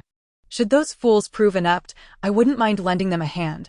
As many dark figures realized they were encircled by the black cavalry, a cold sweat began to bead on their brows. "Brothers, charge!" The leader surged forward, and with Jean Yi's command, the black cavalry swiftly engaged in battle. The area around the carriage engulfed in chaos and the stench of blood. My royal brother truly underestimates me. Sending out 500 elite guards at once, Chu Ling Tian observed coldly as he watched the skirmish unfold. Before long, several adversaries approached to besiege him, seizing a blade from one of them. Chu Ling Tian unhesitatingly joined the fray. The conflict escalated, and the carriage was struck multiple times, clearly no longer a safe haven. With great effort, Yen Sui managed to dismount from the carriage, summoning all her strength to mount a nearby horse. She drew a dagger to sever the ropes binding the horse, eager to escape this perilous place. As dark figures lunged at her with their blades, Yen Sui fought desperately to evade them. Yet she could not escape injury. Her strength waned, and just as she seemed on the verge of breaking free, an arrow suddenly shot from the side. The horse beneath her faltered, having been struck, and she was violently thrown to the ground, rolling several times upon hitting the earth. Yen Sui had yet to rise when several cold blades were pressed against her throat, roughly yanked to her feet by 2 dark-clad men. Her hands were bound behind her, and they held their blades menacingly at her neck, loudly threatening Chu Ling Tian. "Everyone, stand down." Yet, despite their demands, the black cavalry showed no signs of relenting, their strikes continuing unabated. "Your Highness, if you do not command your men to cease, I cannot guarantee the safety of your princess," one of the dark figures shouted menacingly. Seeing the situation unfold, Jean E swiftly approached Chu Ling Tian. Awaiting his next command, "My lord," the dark figure, noticing Chu Ling Tian's inaction, pressed the blade deeper, causing a thin line of blood to trickle from Yen Sui's neck. "What, your highness, are you willing to abandon your princess?" The dark figure taunted. "After all, there are plenty of women. Losing one is no great loss, but this kingdom is singular." Chu Ling Tian's hand clenched into a tight fist. Dai Yun, from a distance, handed her bow and arrow to Xia Nu. Observing the scene with derision, in Chu Ling Tian's heart, Yan Ning holds little valued. As her men fell increasingly in battle, their numbers dwindling, the dark figures were truly enraged, demanding once more, "Chu Ling Tian, command your men to stop." Yen Sui, summoning every ounce of strength, stood resolutely, enduring the pain without uttering a sound, nor did she plead for Chu Ling Tian's assistance, not even a single word. Taking a deep breath, Chu Ling Tian finally raised his hand, prompting the black cavalry to immediately halt their onslaught. Regrouping behind him, the dark figures too retreated, dragging Yen Sui with them as they began to withdraw. My princess, it seems they intend to retreat, Xia Nu noted. A bunch of useless fools, Dayun snapped. Follow them. The figures clad in black retreated, yet it seemed that fate did not favor them. What was believed to be a path to survival had turned into a genuine dead end. Gazing at the precipice behind them, they truly found themselves at the end of the road. Chapter 045. The plunge from the cliff. Boss, there's no way out. One of the black-clad men stammered, his voice trembling as he glanced back at the cliff. The man holding Yen Sui also cast a fleeting glance behind, rebuking the one who had spoken. What are you panicking for? It's just death. Is this your first day on a mission? Hurry up and release her. Genie stepped forward assertively, declaring, perhaps I can grant you a swifter demise. If I'm destined to die, I shall at least take someone down with me, the black-clad man retorted fiercely. Hearing this, Yen Sui clenched her teeth, resolved to take a gamble. She never harbored any illusions that Chu Ling Tian would come to her rescue.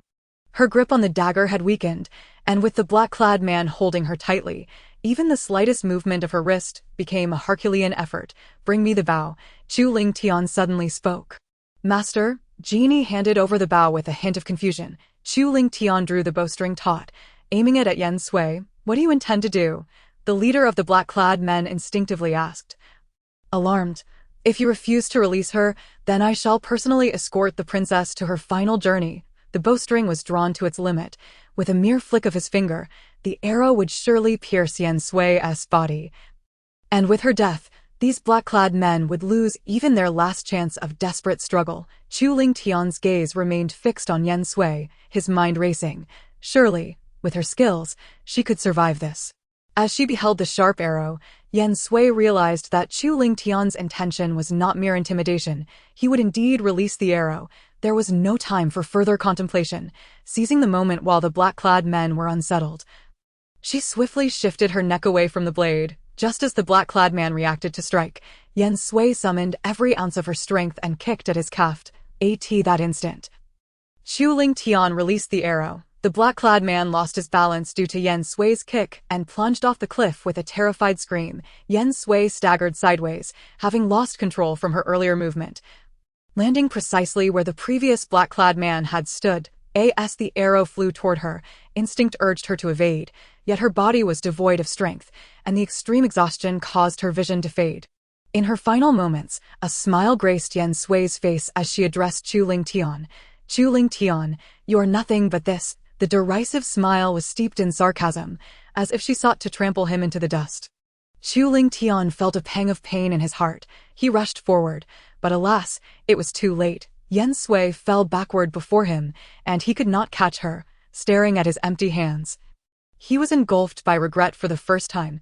He had manipulated her, but never had he wished for her demise. He had never even contemplated such a fate. The moment of her fall, Yen Sui felt a sharp pain in her shoulder. It seemed she had evaded a fatal blow to her heart, yet could not escape this injury. Her eyelids, heavy with the burden of her ordeal, finally closed. After Chu Ling Tian dashed out, Genie and the Black Cavalry followed suit, swiftly eliminating the remaining black-clad men without leaving a single survivor. Master, Genie approached Chu Ling Tian, at a loss for words. Immediately send someone to search below the cliff. We must find her, alive or dead. Chu Ling Tian commanded slowly. Yes, I shall dispatch individuals at once. Genie promptly signaled a small squad from the Black Cavalry. Concealed at a distance, Dayun watched the scene of Yen Sui's fall, a sensation of unprecedented exhilaration coursing through her. It seemed that heaven had favored her at last. Xia Nu, take a few shadow guards to the base of the cliff and keep watch.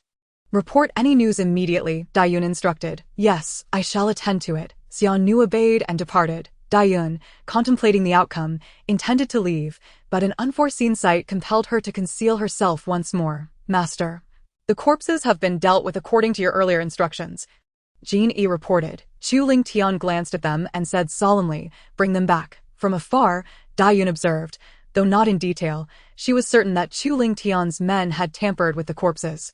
It was only after they had left that she dared to emerge. Approaching the cliff, she sought any clues, but Chu Ling Tian's meticulousness left her without a shred of useful information. By the time Dayun returned to the camp, it was already afternoon. Upon entering, she sensed an unusual atmosphere. Rushing to her tent, she found her royal brother and sister-in-law inside. "Dayun, where have you been?" Yao Yi inquired as soon as she saw Dayun had returned. Dayun glanced at Yao Yi and turned to Daizhan, asking directly, "Royal brother, what has transpired? A large number of assassins have infiltrated the mountains surrounding the hunting grounds, and the army of Jin has surrounded the entire forest." Recalling everything she had just witnessed, suddenly, a surge of excitement coursed through her as she grasped Daizhan's arm, urgently asking, "Who commands the Jin army now?" "Currently, it is under the command of the Jin Emperor," Daizhan remarked, bemused by Dayun's sudden fervor. After a brief pause, he continued, "However." "What do you mean, however? Speak quickly." Dayun pressed eagerly, desperate to ascertain if her assumptions were correct.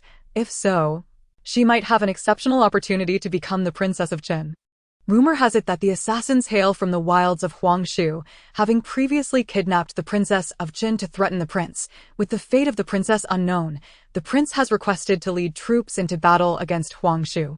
Daizhan elucidated that the prince already possessed significant respect within the army, and it would not be long before he commanded the military forces himself. Upon hearing this, Daiyun's heart raced, a smile of triumph gracing her features. It was indeed as she had surmised. In a small wooden cabin nestled within the mountains, Yen Sui, who had been in a deep slumber for 3 days and nights, which was merely a wooden plank with a simple layer of bedding. "How could it be you?" Yen Sui turned her head slightly, astonished to see Jiang Meng. With a desolate smile, she remarked, "I never expected to still be alive."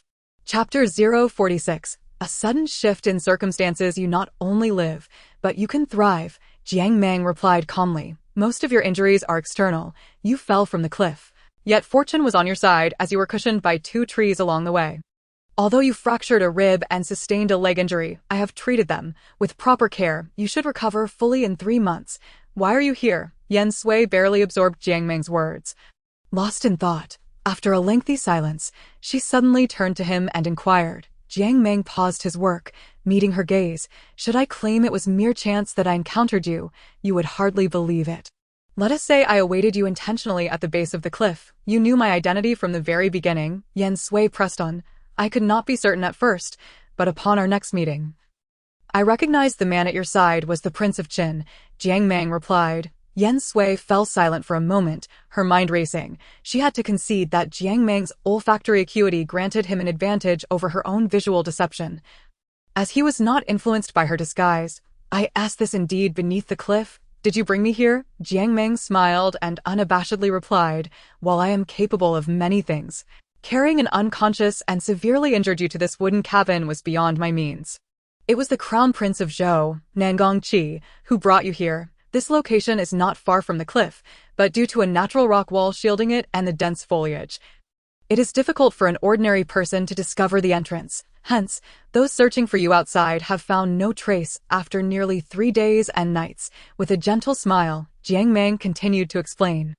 Nangong Qi, Yen Sui murmured, repeating the name as if it held some significance. Jiang Meng resumed his preparation of medicine, methodically pounding herbs with a rhythmic precision. Finally, Yen Sui emerged from her reverie. Perhaps due to her injuries rendering her immobile, she found solace in quiet reflection. At present, the only aspect of her life she could still command was her own thoughts. "Are you skilled in medicine?" Yen Sui asked, somewhat surprised. Her master, Yunli, was also proficient in herbal medicine, always carrying a faint scent of herbs. In contrast, Jiang Meng exuded a medicinal aroma. Yet it was more reminiscent of the concoctions consumed by the chronically ill, rather than the fresh scent of a healer. Indeed, as the saying goes, prolonged illness breeds expertise, Jiang Meng replied with a resigned smile. In her heart, Yen Sui had once entertained the hope of having her master examine Jiang Meng's condition. Yet now she found herself somewhat deluded by her own sentiments. Jiang Man paused in his actions, raising his gaze to state, "There is a saying, a healer cannot heal himself. I happen to know a skilled physician. Should you require assistance, I can facilitate it." Noticing a subtle, unnatural shift in Jiang Man's expression, Yen Sui added, "Consider it a repayment for the favor you extended to me. Let fate decide." Jiang Man neither declined nor exhibited fervent eagerness. In truth, after years of medical study, how could he genuinely be at a loss for a solution? Alas, the remedies he was acquainted with could not be executed here. Since your awakening, you have not inquired about the situation outside. Jiang Man remarked as Yen Sui fell into silence once more. I can surmise most of what I wish to know, and those matters I prefer to remain oblivious to require no further inquiry. Yen Sui replied with her eyes closed. Jiang Man refrained from further conversation, his focus intent on the herbs laid out before him. Approximately 2 hours later, Yen Sui abruptly opened her eyes, alerting, "Someone approaches." "Do not worry," Jiang Man replied. No sooner had he spoken than 3 knocks echoed from the door, which was subsequently pushed open by a young woman clad in blue. The girl, appearing to be around 17 or 18, was not strikingly beautiful but possessed an exquisite charm and exuded a warmth and familiarity in her gentle smile. After placing a food box on the table, she softly addressed, "Master." Jiang Man inclined his head slightly. Turning to Yen Sui to state, "This is Lan Yi. She will care for you from this point forward." "Miss Yen." Lan Yi nodded respectfully toward Yen Sui, who responded with a gentle acknowledgement. She understood that it was indeed inappropriate for Jiang Man to linger here for long. Having arranged for someone to look after her, he needed not trouble himself further. After a brief exchange with Lan Yi, Jiang Man departed as expected. Lan Yi served Yen Sui a bowl of chicken porridge, saying, "Miss Yen, you should not eat too much just after awakening. I have prepared this for you. Will you partake?" Upon hearing this, Yen Sui realized she was indeed somewhat hungry. After Lan Yi fed her the porridge, she also assisted in changing Yen Sui's dressings, then began to brew medicine by the window, demonstrating meticulous care. Perhaps due to her recent awakening, Yen Sui quickly grew weary and, closing her eyes, fell into slumber. Meanwhile, on the 3rd day after the hunting expedition, Chu Ling Tian received the emperor's approval to lead 50,000 troops along with an additional 100,000 stationed at the border of Huangshu, totaling 150,000, to march into Huangshu. 5 days after Chu Ling Tian's expedition commenced, delegations from other nations, save for the Lingfeng kingdom which remained to discuss marriage alliances, hastily departed from Jin. After half a month of warfare, a report of victory arrived from the front lines, indicating that Huangshu was inclined to surrender. However, negotiations for peace faltered, reigniting the conflict. Chu Ling Tian commanded his troops with remarkable prowess, inflicting heavy casualties on the Huangshu army, which began a continuous retreat. A month later, the defeat of Huangshu became inevitable, and they dispatched envoys bearing a surrender decree concurrently. The Empress Dowager in the Jin Yangchen Wang residence petitioned to return to Tsengshui due to her inability to acclimate to the climate of Jinyang. The emperor rebuffed her request, with Chu Ling Tian leading the military outside. Allowing the Empress Dowager to leave Jinyang would mean losing a key leverage against him. If Chu Ling Tian were to return directly to Tsengshui with his troops, it would spell disaster. The day after her initial request was denied, the Empress Dowager personally entered the palace with a gold decree bestowed by the late emperor, reiterating her desire to return to Tsengshui. This gold decree was unique, having been promised by the late emperor to the Empress Dowager, ensuring her freedom to come and go as she pleased. The emperor, ultimately, had no choice but to grant her passage back to Tsengshui. After a month of recuperation, Yen Sui had largely healed, her external injuries nearly mended, with only 2 fractures remaining to recover. "Miss Yen, the Empress Dowager has set off for Tsengshui today," Lan Yi informed her. "Your master has also sent word regarding the status of your several maidservants. What news do you have of them?" Yen Sui's greatest concern lay with Shui Shi and the others. They were likely to be part of the entourage returning to Tsengshui with the Empress Dowager. To Tsengshui, Yen Sui contemplated for a moment before replying with a hint of resignation. "That is for the best, far better than being held as hostages in Jinyang, where their fates remain uncertain." Chapter 047. Journey to Yulan Valley. 2 months later, Yen Sui's injuries had largely healed. When Lani entered with food, she noticed Yen Sui packing her belongings and immediately asked, "Miss Yen, are you preparing to leave?" Yen Sui turned, nodding in affirmation. "My health has improved, and it is time for me to depart." In truth, Yen Sui had little to gather, having arrived with scarcely anything. However, given her recent recovery from serious injuries, it was prudent to carry some medicine for safety. "If Miss Yen intends to leave, you must at least inform your master," Lan Yi urged. "There is no need. It is better for us to meet less often." Yen Sui replied, patting Lan Yi's shoulder. I appreciate your care during this time, and please convey my gratitude to your master. If the opportunity arises in the future, I shall repay this kindness. May I inquire where Miss Yen intends to go? Lan Yi asked, realizing she could not persuade her to stay. Should she know Yen Sui's destination, it would aid her in reporting back to her master. Yen Sui merely smiled without providing an answer.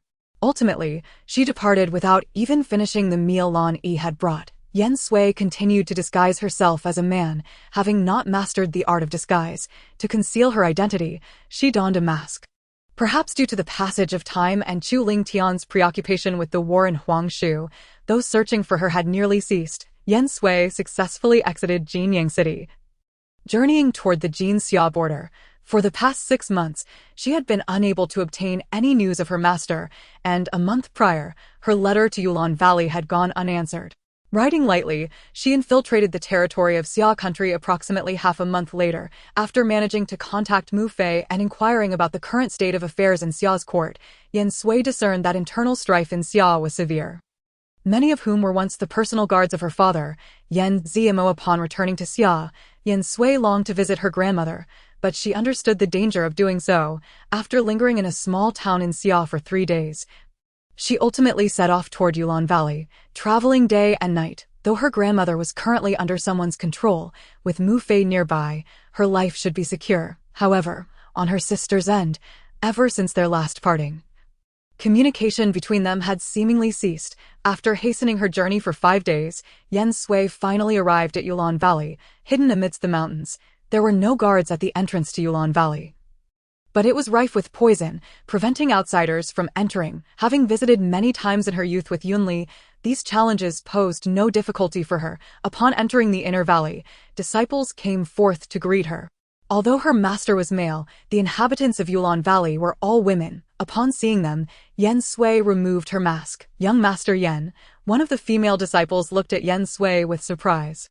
Despite her absence for 6 or 7 years, this face, identical to her sister's, still allowed the disciples to recognize her identity. Since you recognize me, it seems my sister has visited Yulon Valley, Yen Sui quickly inquired.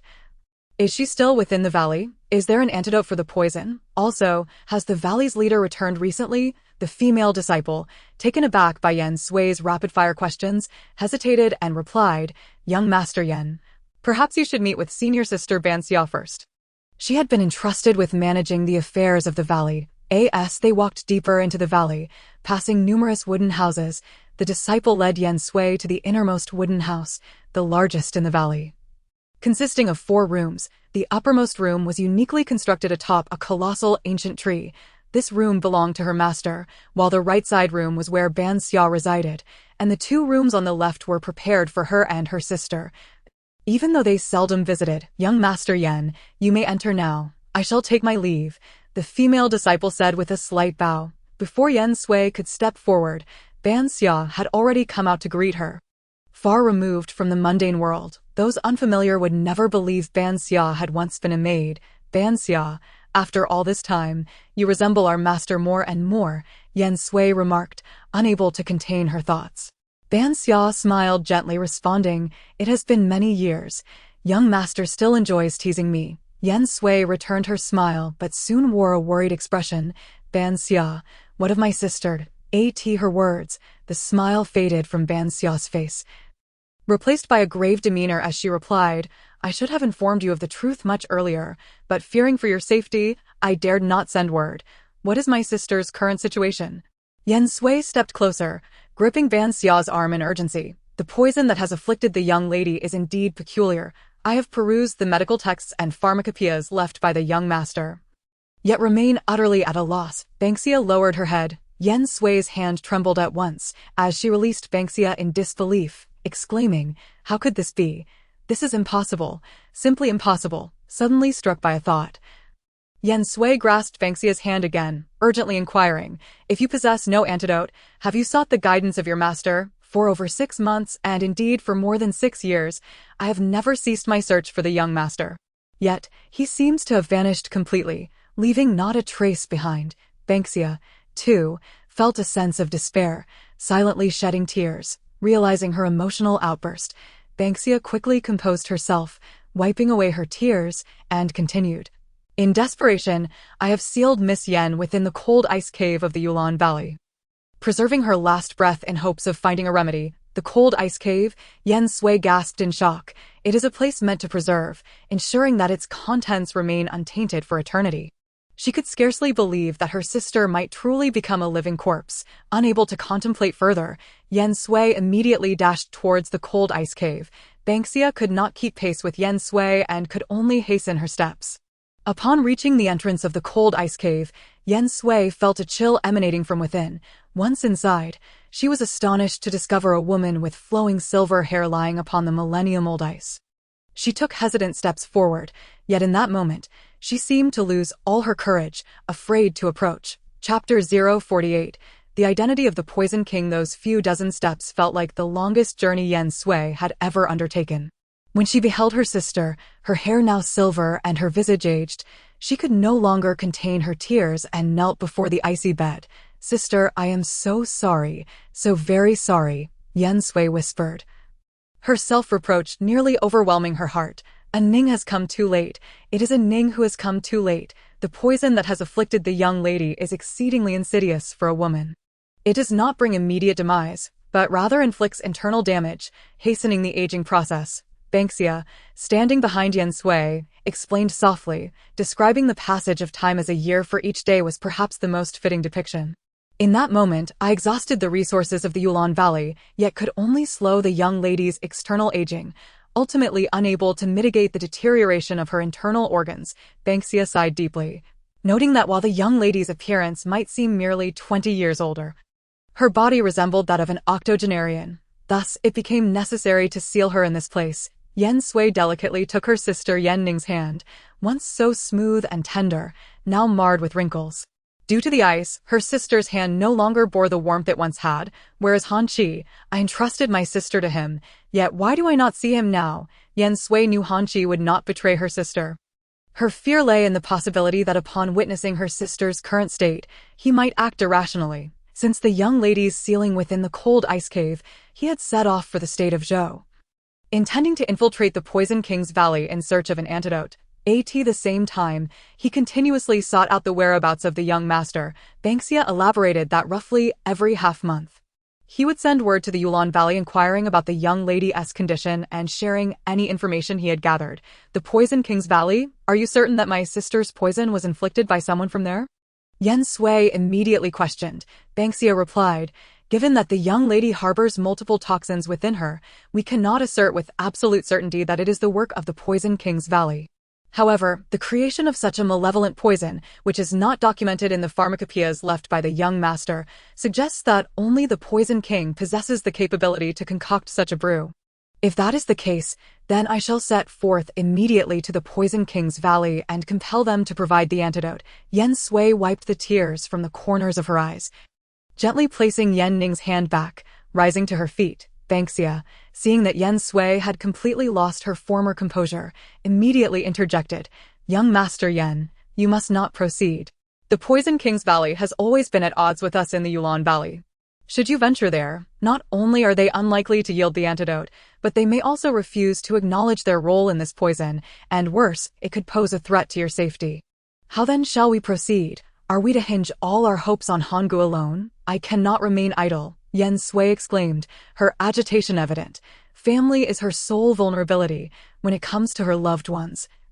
Yen Sui loses all semblance of calm and wisdom. "Young Master Yen, I have a suggestion you might consider." Banksia slowly articulated a strategy she had contemplated for some time. "The Poison King's Valley may appear to be a sect of the martial world, yet it is intricately tied to the royal family of Zhou. The fate of the Poison King's Valley partially hinges on the support or lack thereof from the royal family. Should we act rashly, even if we force them to yield the antidote, there is no guarantee they would not resort to trickery, for harming others is always easier than helping them. Therefore, if we could secure the antidote through the royal family of Zhou, that would be the safest approach, as the Poison King's Valley would dare not deceive or offend the royal family." The royal family of Zhou. Upon hearing Banksia's words, Yen Sui gradually regained her composure and began to think swiftly.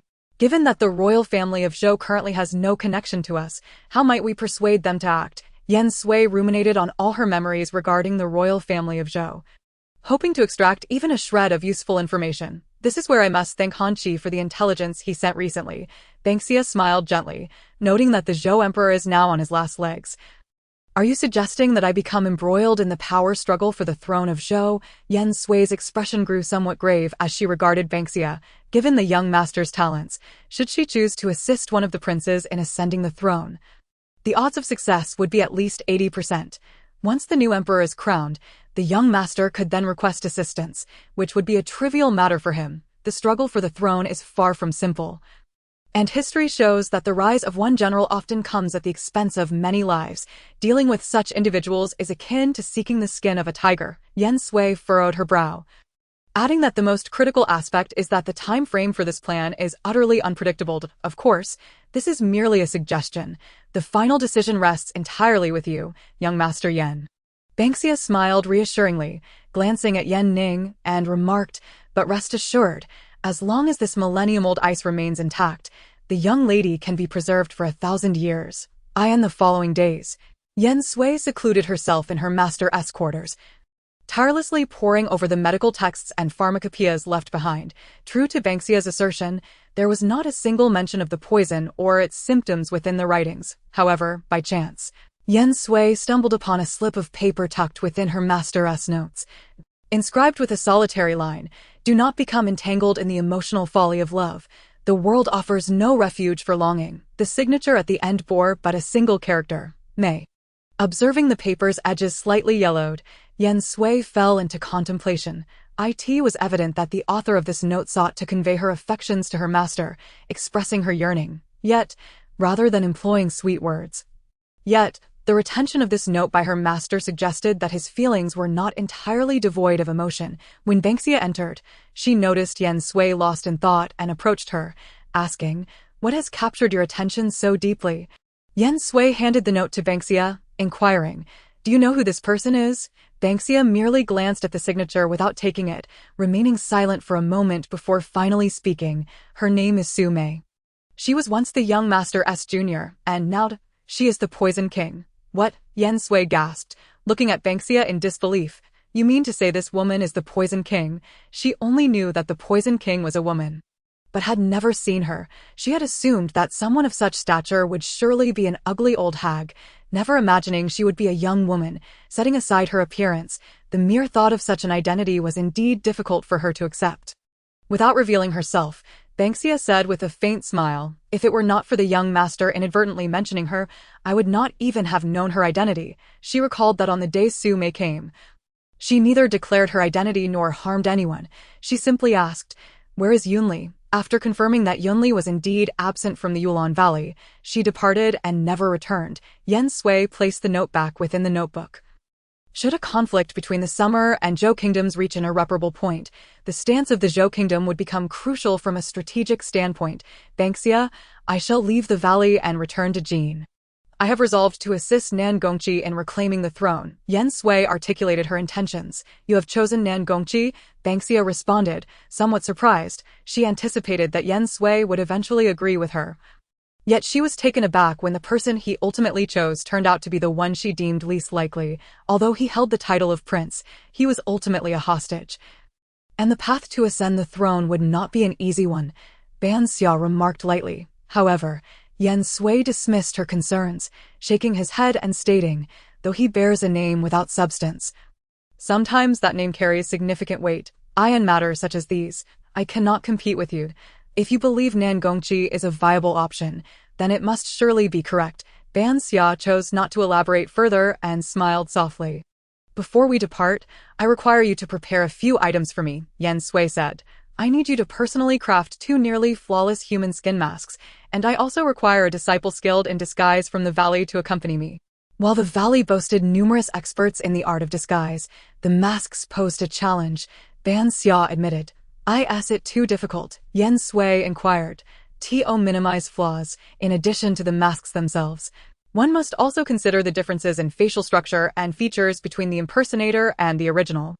Naturally, the closer the resemblance, the easier it is to deceive." Yen Sui fell silent for a moment before reluctantly conceding. "Are there any disciples in the valley whose skills are comparable to yours?" After a brief contemplation, Ban Xia replied, There may not be anyone at my level presently, but there is a highly gifted young woman in the valley, although she lacks refinement at the moment. Ban Xia. This, Yen Sui gazed at the child, who appeared even younger than Qian Er, at a loss for words. Yet Ban Xia smiled, and the child beamed with pride. The child removed her facial covering. Instead, she bore a delicate and refined appearance. Upon closer inspection, her features were surprisingly distinct. Her nose was more pronounced, her eyes deeper, her cheekbones more prominent than those of an ordinary woman, and most strikingly, her irises appeared closer to a light brown. Her name is Xiaoji, and she has a trace of foreign blood, Ban Xia introduced. What you just witnessed was her demonstration of skill. Yen Sui was greatly surprised by this Xiaoji, but he could not help but ask, how did she manage to shrink her body? This is the art of bone contraction, Xiaoji replied with a smile. If young Master Yen wishes to learn, I can teach you. However, this technique is best practiced during childhood. If one learns it later, it can be quite arduous. No. While this skill is impressive, it is not suited for me, Yen Sui quickly replied. Though Xiaoji excels in the art of disguise and has mastered the bone contraction technique, she is not adept in martial arts, so I will need to rely on you for protection along the way. Ban Xia finally instructed, you need not worry. I will ensure she is kept out of harm's way. Once we complete the task of disguise, she can return to Yulan Valley and need not accompany us further. Yen Sui promised. After departing from Yulan Valley, Yen Sui purchased 2 swift horses in the nearest town and headed towards the border. Considering Xiaoji's presence, he did not travel as hastily as before. Approximately a month later, Yen Sui and Xiaoji, disguised as ordinary siblings, entered Jinyang City. Since Xiaoji was unaware of her identity as a girl, Yen Sui rented 2 rooms in an inn near the Xiangman Lu. The guards in Jinyang City appeared to have significantly increased in number, though the reason remained unclear. After wandering for about an hour, Yen Sui and Xiaoji entered a tea house. To facilitate eavesdropping. Have you heard? The ceremonial procession for the 3rd princess of Lingfeng Kingdom is about to enter the city, a man at the neighboring table remarked. Although Lingfeng Kingdom is not a significant power, even if they come for a marriage alliance, they could not possibly be granted the title of empress. How could there be a grand banquet? Isn't it because our Prince Chen achieved a great victory in the Wild Shu? Perhaps the emperor wishes to take this opportunity to host a victory feast and reward the troops, the first man replied, munching on peanuts while sipping his tea. But I heard that after Prince Chen's victory, he did not return to the capital, but instead headed to his fiefdom. Zhang Shui, interjected a plump man from the next table. Chapter 050. The Zhou Kingdom is on the brink of chaos. You should refrain from spreading such nonsense, the first man retorted, throwing his peanuts onto the plate in displeasure. Prince Chen is a great benefactor of our Jin country. If it weren't for him, we would not be enjoying such peace these past few years. That statement holds merit. Without Prince Chen, Jin country would likely not experience this tranquility. Another chimed in, young master, it seems that Prince Chen is quite popular among the people. Xiaoji remarked, nibbling on peanuts. Being beloved by the people as a prince is not necessarily a good thing, Yen Sui replied, taking a sip of tea. The Jin Emperor has been trying every possible means to strip Chu Ling Tian of his military power, only for him to shatter that chain to break free. The Jin Emperor now preparing to cast the second chain. For several consecutive days, Yen Sui accompanied Xiaoji in Jinyang City, indulging in feasts and merriment. Initially, Xiaoji was quite pleased, but as days passed, she began to feel a twinge of embarrassment. Today, Yen Sui took Xiaoji to the most renowned dining establishment in Jinyang City, Xiangman Lu, where he even reserved an expensive private room. Although she savored the exquisite dishes, her mind was preoccupied, rendering her unable to appreciate the flavors. Eventually, Xiaoji could no longer restrain herself.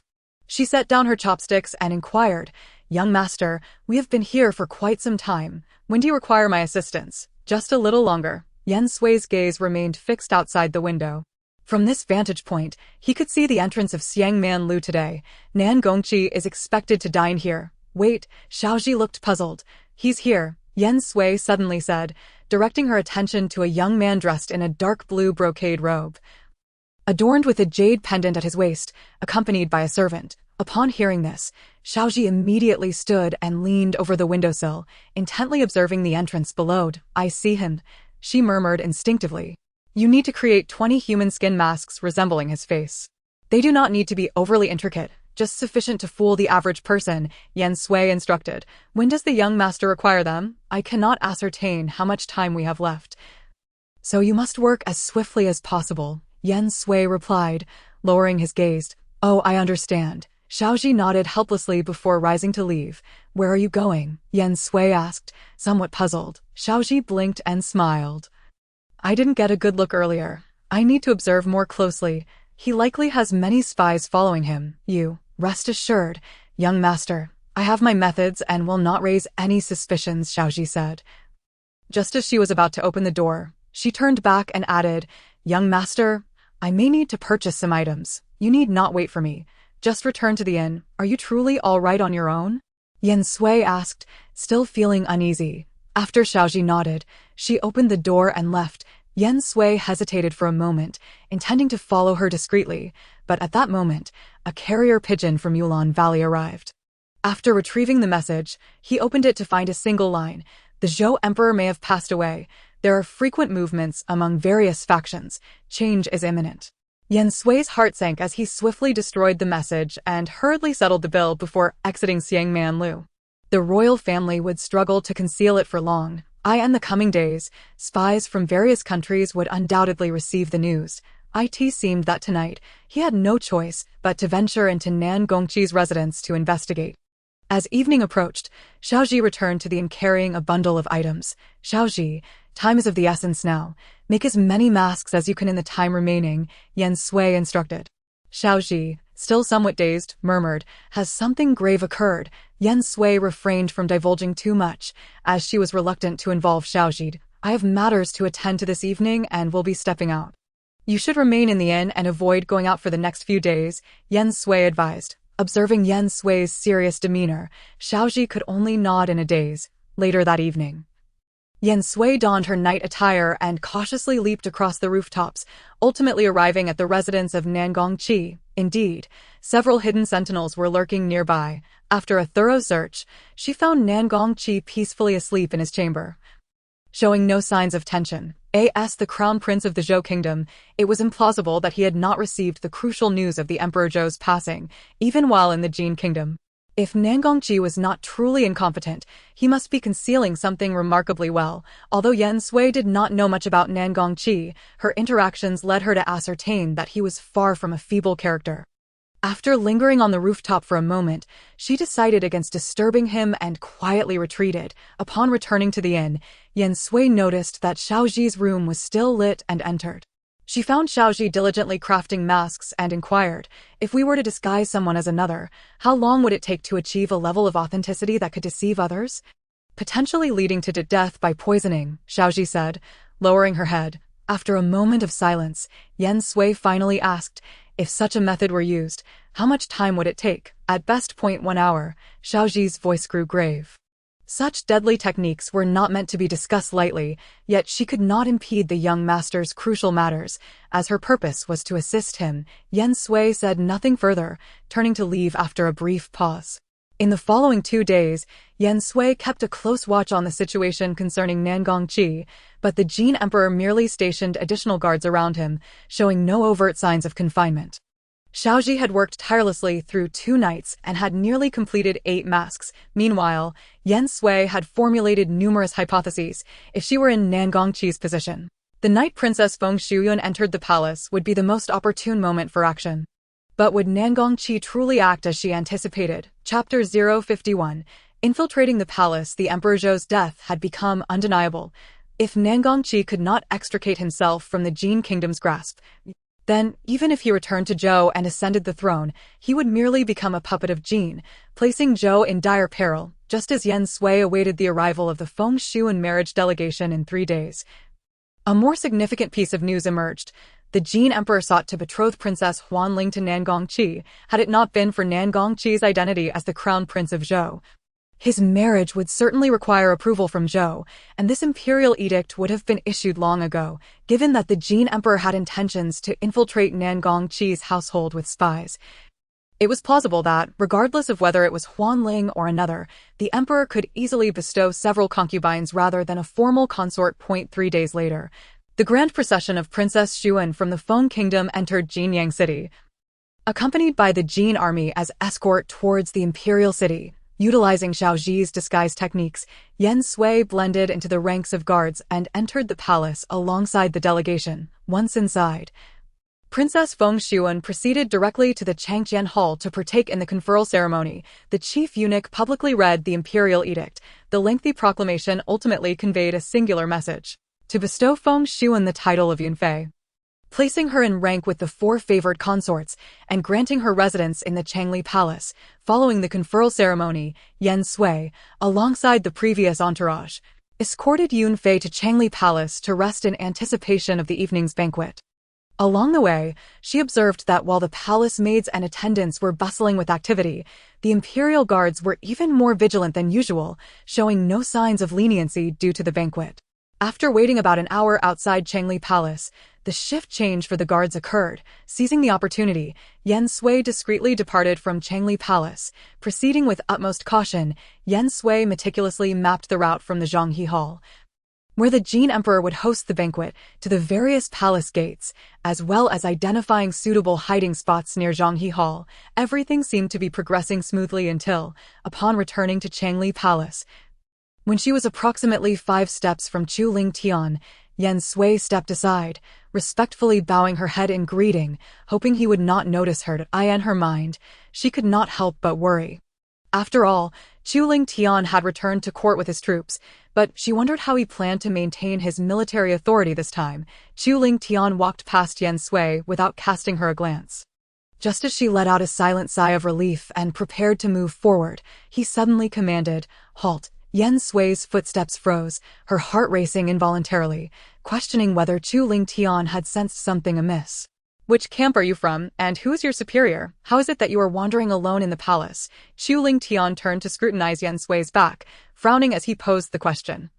Turning around to await her reply, with no other option, Yen Sui turned around, lowering her head and responding in a measured tone, "I am from the city defense camp, accompanying Lord Zheng today to escort the Feng Kingdom's marriage delegation into the palace." The responsibility for the safety of this marriage delegation fell primarily to the city defense camp and a unit of imperial guards within the palace, and Yen Sui was unaware of who commanded the guards. So she could only claim to be part of the city defense camp. The city defense camp. Chu Ling Tian fixed his gaze on Yen Sui, commanding, "Lift your head." Yen Sui felt a stroke of bad luck and slowly raised her head. At present, she bore a completely nondescript face, the kind that one would hardly remember after a glance, hoping fervently that Chu Ling Tian would not perceive anything unusual. Chu Ling Tian scrutinized her face for a few moments, but remained fixated on her eyes for an extended period. Finally, he remarked, "These eyes do not seem to match this face at all." His words nearly caused Yen Sui's heart to stop. Had he discovered her true identity? What was the prince up to? Suddenly, a warm and familiar voice broke through her thoughts, causing Yen Sui to feel somewhat surprised yet relieved. "Why is the young Marquis not traveling with the Muan Marquis's carriage into the palace today?" Chu Ling Tian smiled at Jiang Meng, expressing his surprise at encountering the young Marquis amidst the bustling palace path. Jiang Meng replied with a faint smile, "There are still 2 hours until the banquet begins. So encountering the prince is indeed unexpected." Yen Sui inwardly scorned the two for their unorthodox timing. It was precisely Chu Ling Tian's unpredictable nature that had led to her predicament. In previous palace banquets, he had always arrived precisely at the start, yet today, however, upon reflection, Yen Sui couldn't help but glance at the 2.1 was rarely seen, while the other was known for his punctuality, now that both had arrived at the palace early. It seemed the night would be lively indeed. Observing that Jiang Meng and Chu Ling Tian were engaged in conversation, Yen Sui discreetly withdrew, regardless of whether Jiang Meng acted intentionally or unintentionally. He had inadvertently aided her. As the hour approached the end of the night, the palace banquet officially commenced. To facilitate her observation of the proceedings, Yen Sui transformed once more, adopting the guise of a serving eunuch. The Jin Emperor entered the hall, hand in hand with Feng Shuan, amidst the chorus of congratulations from the assembled guests, and took his seat upon the elevated platform. Yen Sui bowed her head in an inconspicuous corner. Inadvertently catching sight of the Empress Dowager, she couldn't help but wonder how the Empress Dowager felt at this moment, considering that the woman who had always stood beside the Jin Emperor was once her. Regardless of her sentiments, Yen Sui quickly shifted her focus to the vicinity of Nangongqi, whether by design or coincidence. Nangongqi and Huanling were seated next to each other. Coincidentally, Jiangmeng happened to be seated directly across from Nangongqi. As for Chu Lingtian, given his status, he naturally occupied a position a few seats below the Jin Emperor, which she could easily deduce without needing to look. Once the banquet commenced, the customary performances of song and dance ensued, and many officials seized the opportunity to rise and toast, showering the emperor with flattering words, hoping to secure favor and prosperity in their careers. Yen Sui carefully maneuvered her way closer to Nangongqi, pouring wine as the evening progressed. After several rounds, the Jin Emperor began conversing with Chu Lingtian, subtly hinting that since the battle had concluded, it was time to return military authority. Chu Lingtian, however, skillfully deflected the conversation, deftly avoiding any mention of the military insignia. Yen Sui had little interest in their covert rivalry when Nangongqi excused himself under the pretext of needing fresh air. She seized the opportunity to slip away. Chapter 052. On a common thread, a young eunuch accompanied Nangongqi out of the Zhanghe Hall, intending to lead him to a side chamber for a brief respite. However, at that moment, Nangongqi spoke up. "I shall take a stroll outside and enjoy the breeze. You may leave me." The young eunuch hesitated for a moment, considering the abundance of patrolling guards within the palace today, ultimately deciding to acquiesce and withdrew. Once Yen Sui extricated herself from the Zhanghe Hall, she cautiously followed Nangongqi's footsteps, observing him head towards the northern gate of the palace. It was evident that the guards there had been well compensated, for they would not have allowed such an easy passage otherwise. From a distance, Yen Sui saw Nangongqi board a carriage before vanishing into the night, though the northern gate had the most lenient guards. The palace walls were the highest in the entire royal city, compelling Yen Sui to seek an alternative exit. Recalling the route she had roughly scouted during the day, Yen Sui opted to exit through the eastern gate. The eastern gate, frequented by ministers when leaving the palace, boasted double the number of guards compared to the northern gate. However, its greatest advantage lay in a relatively inconspicuous blind spot, about 100 meters to the left of the eastern gate. This blind corner was only visible during the patrols of the guards. The intervals between the two shifts of patrolling guards were approximately 15 minutes, which afforded Yen Sui ample time to slip away. Concealing herself in the shadows, Yen Sui patiently awaited the passage of a patrol. Subsequently, she retrieved the 9-clawed hook she had previously disassembled, skillfully reassembling it, and then secured a rope to it in less than half a quarter of an hour. She successfully suspended the 9-clawed hook from the palace wall. After firmly wrapping the rope around her waist and right arm, she adeptly scaled the wall using the hook. Upon landing, Yen Sui swiftly retracted the hook and discarded her eunuch attire, revealing the dark garments beneath. After donning a mask, she once again melded into the night. Given Nangongqi's intentions, he would likely attempt to leave the city promptly, for only by escaping Jinyong City could he hope to secure a chance at freedom. Yet, now that the city gates were closed, persuading the guards to open them would necessitate a token. As she pondered this, Yen Sui hurried towards the city gate, hoping to intercept Nangongqi's carriage in time.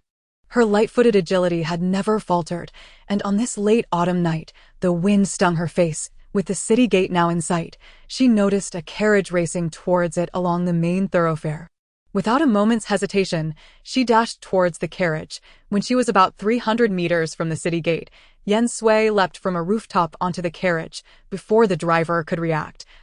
Her dagger was already pressed against his neck. With her other hand, she swiftly seized the reins, pulling the horses to a halt and diverting the carriage into a narrow alley, thereby avoiding alerting the city guards.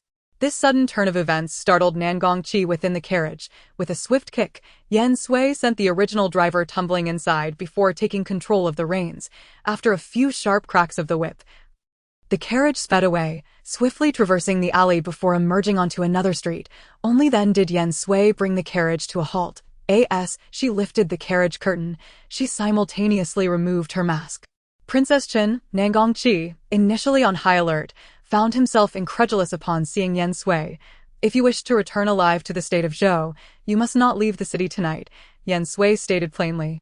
Nangongqi, momentarily taken aback by how she had discerned his thoughts, immediately replied, "Yet if we do not act tonight, the opportunity may never arise again." He was perpetually shadowed by spies. And had it not been for today's visit to the palace, he would have never managed to elude them. If you trust me, allow me to make the arrangements. I shall do everything in my power to assist you in returning to your homeland. Nan Gongqi fell silent, contemplating Jiang Mang's words prior to the feast. Tonight, simply head towards the city gate. Someone will chart your course thereafter. Could it be that the person Jiang Mang spoke of was none other than Yan Ning before him? He believed Jiang Mang would not miscalculate, but could he truly place his faith in a woman to secure him a prosperous future? What should he do next? Ultimately, Nan Gongqi chose to take a gamble. He wagered on Jiang Mang's impeccable foresight and the strategic acumen of the Yan family. If he won, he would reclaim the vast lands of Zhou. If he lost, he could hardly fare worse than his current predicament.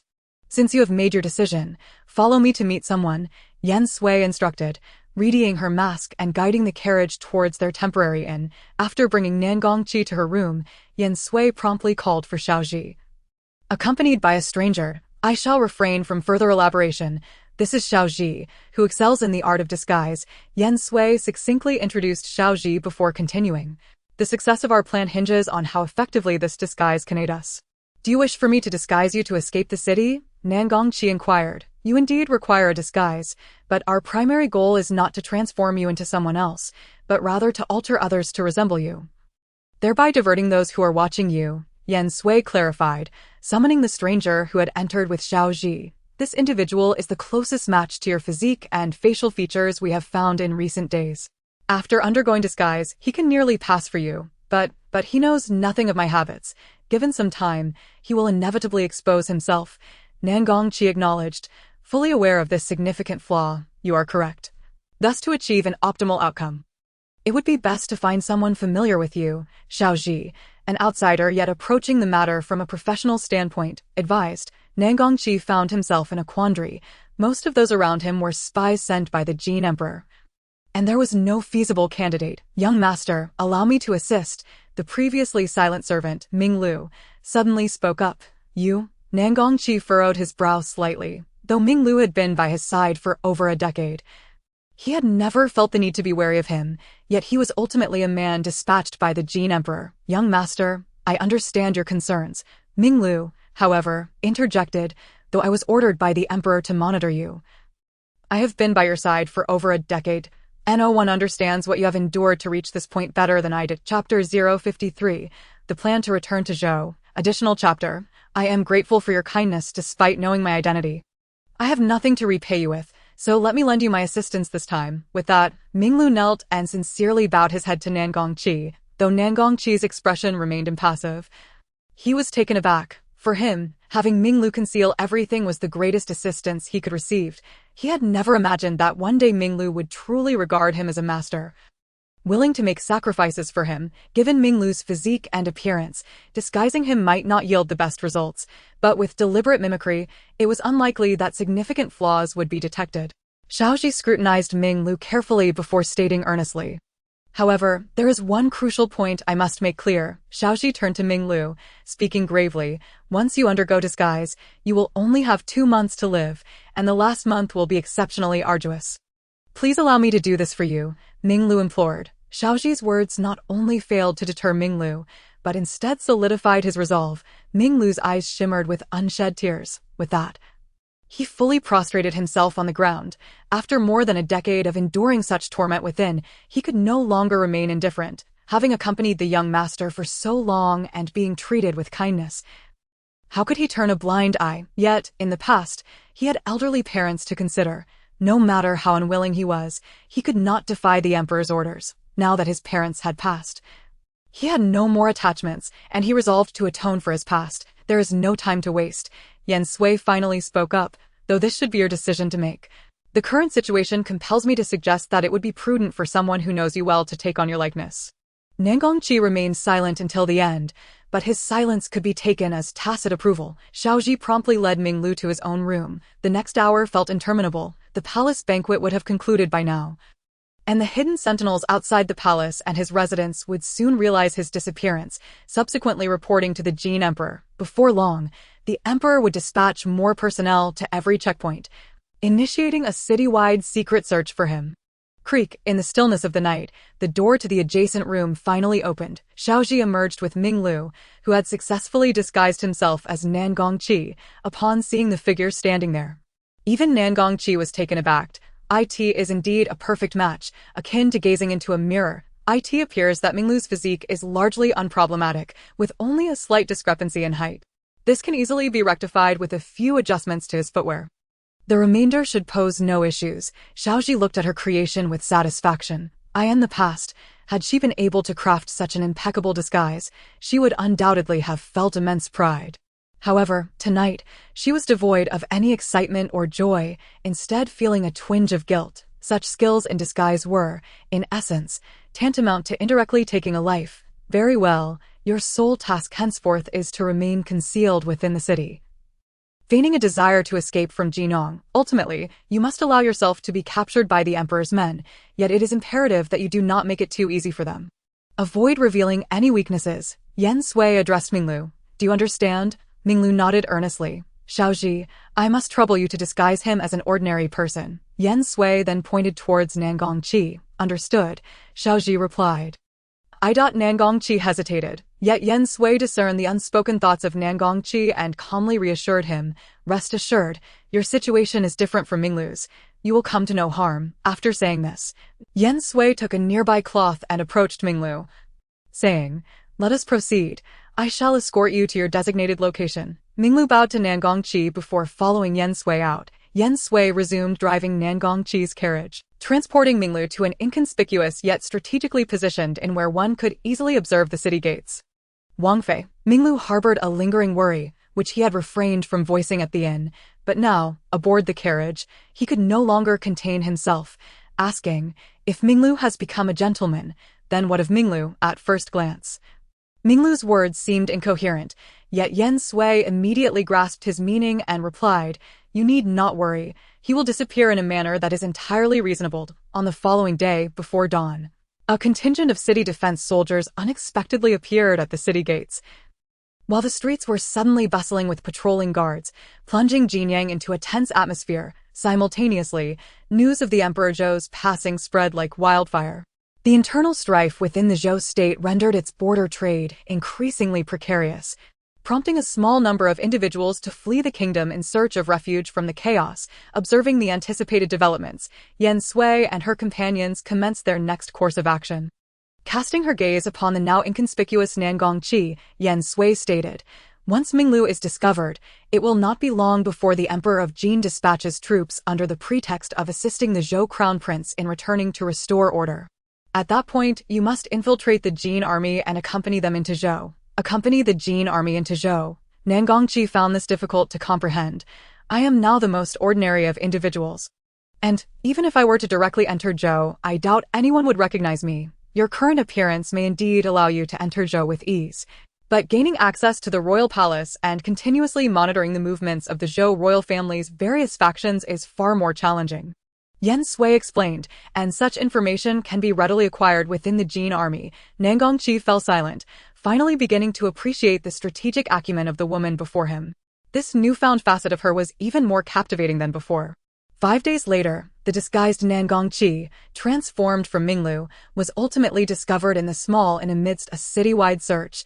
The following day, Minglu's body was found in a dilapidated house, but due to extensive rodent damage, his face was largely unrecognizable. Identification was only possible through his clothing and an identity badge. Minglu's death was deemed a result of Nan Gongqi's attempt to evade the emperor's scrutiny. 3 days later, the emperor indeed dispatched a grand army to escort Nan Gongqi back to Zhou. Yen Sui's calculations were nearly flawless. The only unforeseen circumstance was that the commanding officer was none other than Chu Lingtian.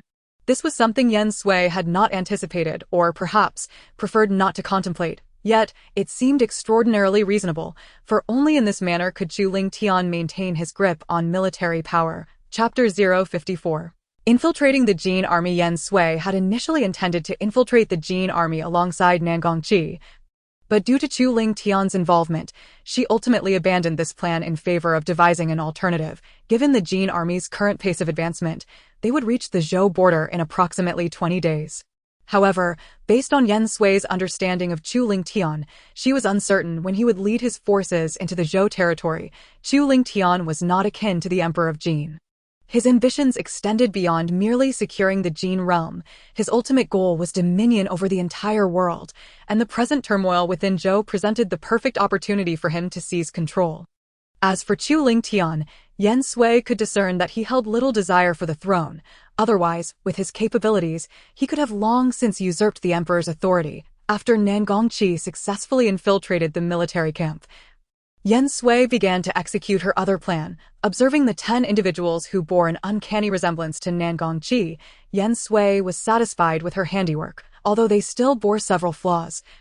They were more than adequate to deceive the officials who relied on visual identification. Xiaoxi, I entrust these 10 to you. Your task is complete. Yen Sui instructed, I have informed Ban Xia that upon entering Xia, someone from Yulan Valley will come to escort you back. Upon hearing this, Xiaoxi felt a subtle pang of melancholy.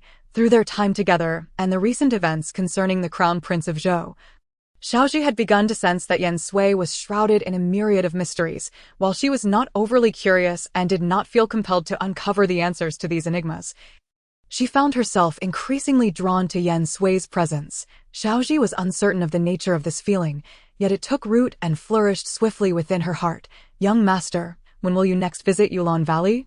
Xiaoxi understood that accompanying Yen Sui to Zhou was impractical, so she began to look forward to their next reunion in Yulan Valley. At the latest, it shall occur once I find the antidote. After all these efforts are for my sister, Yen Sui stated. For Xiaoxi's safety, Yen Sui hired several guards at a considerable price to discreetly ensure her safe passage into Xia. As for Yen Sui, escorting 10 identical individuals was ultimately too conspicuous, making it impossible for them to traverse conventional routes. After much deliberation, Yen Sui decided to embark from the nearest dock to Jinyang, taking to the waterways to reach Huanglu Town, which was closest to the Jin border. Huanglu Town was a diminutive locale where every household relied on the sea for their livelihood. Numerous small towns bordered the Jin and Zhou territories, yet there were few cities, making it relatively simple to evade scrutiny. To ensure the success of her plan, Yen Sui needed to reach the border before the Jin army. Aware of Chu Lingtian's adeptness in commanding troops, she surmised that the Jin army would advance swiftly. Thus, she endeavored to hasten the vessel's speed and ensure continuous navigation day and night. Meanwhile, after blending into the Jin army, Nangongqi frequently inquired, both deliberately and inadvertently, about the current state of affairs in Zhou.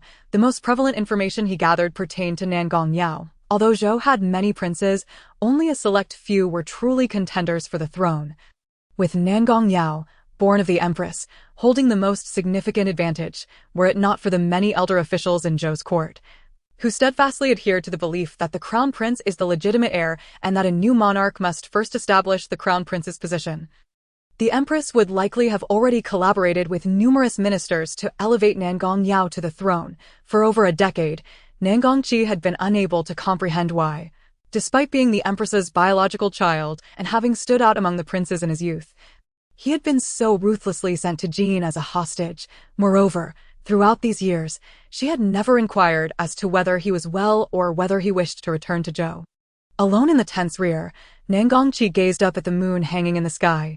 No matter how one looked at it, the moon of Jin could never compare to the moon of Zhou etched in his memory. Hey, brother, what are you gazing at all alone? A soldier clad in armor similar to Nangongqi's approached and sat beside him, watching the moon. Nangongqi murmured, "What's there to see? You'd be better off catching a few more winks." The soldier immediately waved his hand dismissively. Nangongqi glanced at the soldier, whose face was dark and youthful. Though not striking, it possessed a distinctiveness that would not easily fade from memory. We are nearing Zhou. I wonder when the fighting will commence, Nangongqi remarked, half in lamentation. Who knows? The dark-skinned soldier sighed. This time, I wonder how many lives will be lost. All we can hope for is that the Crown Prince of Zhou can cooperate and not create any complications. Nangongqi's heart stirred with surprise as he inquired, why do you think so? If the emperor harbors no ambitions to annex Zhou, what does it matter how chaotic Zhou becomes? The soldier hurriedly covered Nangongqi's mouth with his hand, glancing around cautiously, and whispered, you truly are reckless. How can you speak such treasonous words? This is the truth. How can it be silenced? Nangongqi pushed aside the hand covering his mouth, feeling a flicker of indignation within him. The soldier cast a glance at Nangongqi for a moment before lowering his voice and saying, "Brother, is there something troubling you? If you truly have a difficult matter, feel free to share it. Although I possess no great abilities, I will certainly do my best to assist you. For individuals like us, life is not easy. Any day could be our last, and we may not even have a complete corpse to show for it." Nangongqi remained silent for a long while, ultimately managing to suppress the turmoil within him. He realized he had been too impulsive. Had he encountered someone more cunning, suspicions might have arisen. "I am in the midst of warfare. One could never be certain of returning alive. I have nothing to worry about. I miss home," he murmured, his head bowed. Upon hearing this, the dark-skinned soldier clapped a hand on Nangongqi's shoulder in a comforting gesture. "Brother, who among us doesn't long for home? But what good does longing do? It's better to focus on preserving our lives. That way, we can return to see them. Indeed, I will survive and return to them." Nangongqi replied, his grip tightening unconsciously, and a resolute expression emerging on his brow. "Hey, brother, after all this time, I still don't know your name." The soldier exclaimed, "I am the third child in my family. So everyone calls me Lao San." Nangongqi paused for a moment before smiling and responding, "May I inquire how you are addressed? I was born darker than others, so I simply go by a He." The soldier grinned, revealing a somewhat uneven row of teeth. Suddenly, a series of urgent gong strikes echoed through the AIR. In the military camp, orders were typically issued by the sound of horns, but the ringing of the gong signified an urgent matter, compelling soldiers from all tents to assemble immediately. Ahe grabbed a nearby spear and urged, "Quickly, quickly, something must have happened. If we're late, we'll be punished." Nangongqi, pulled along by Ahe, hastily made his way to the open area in front of the tents.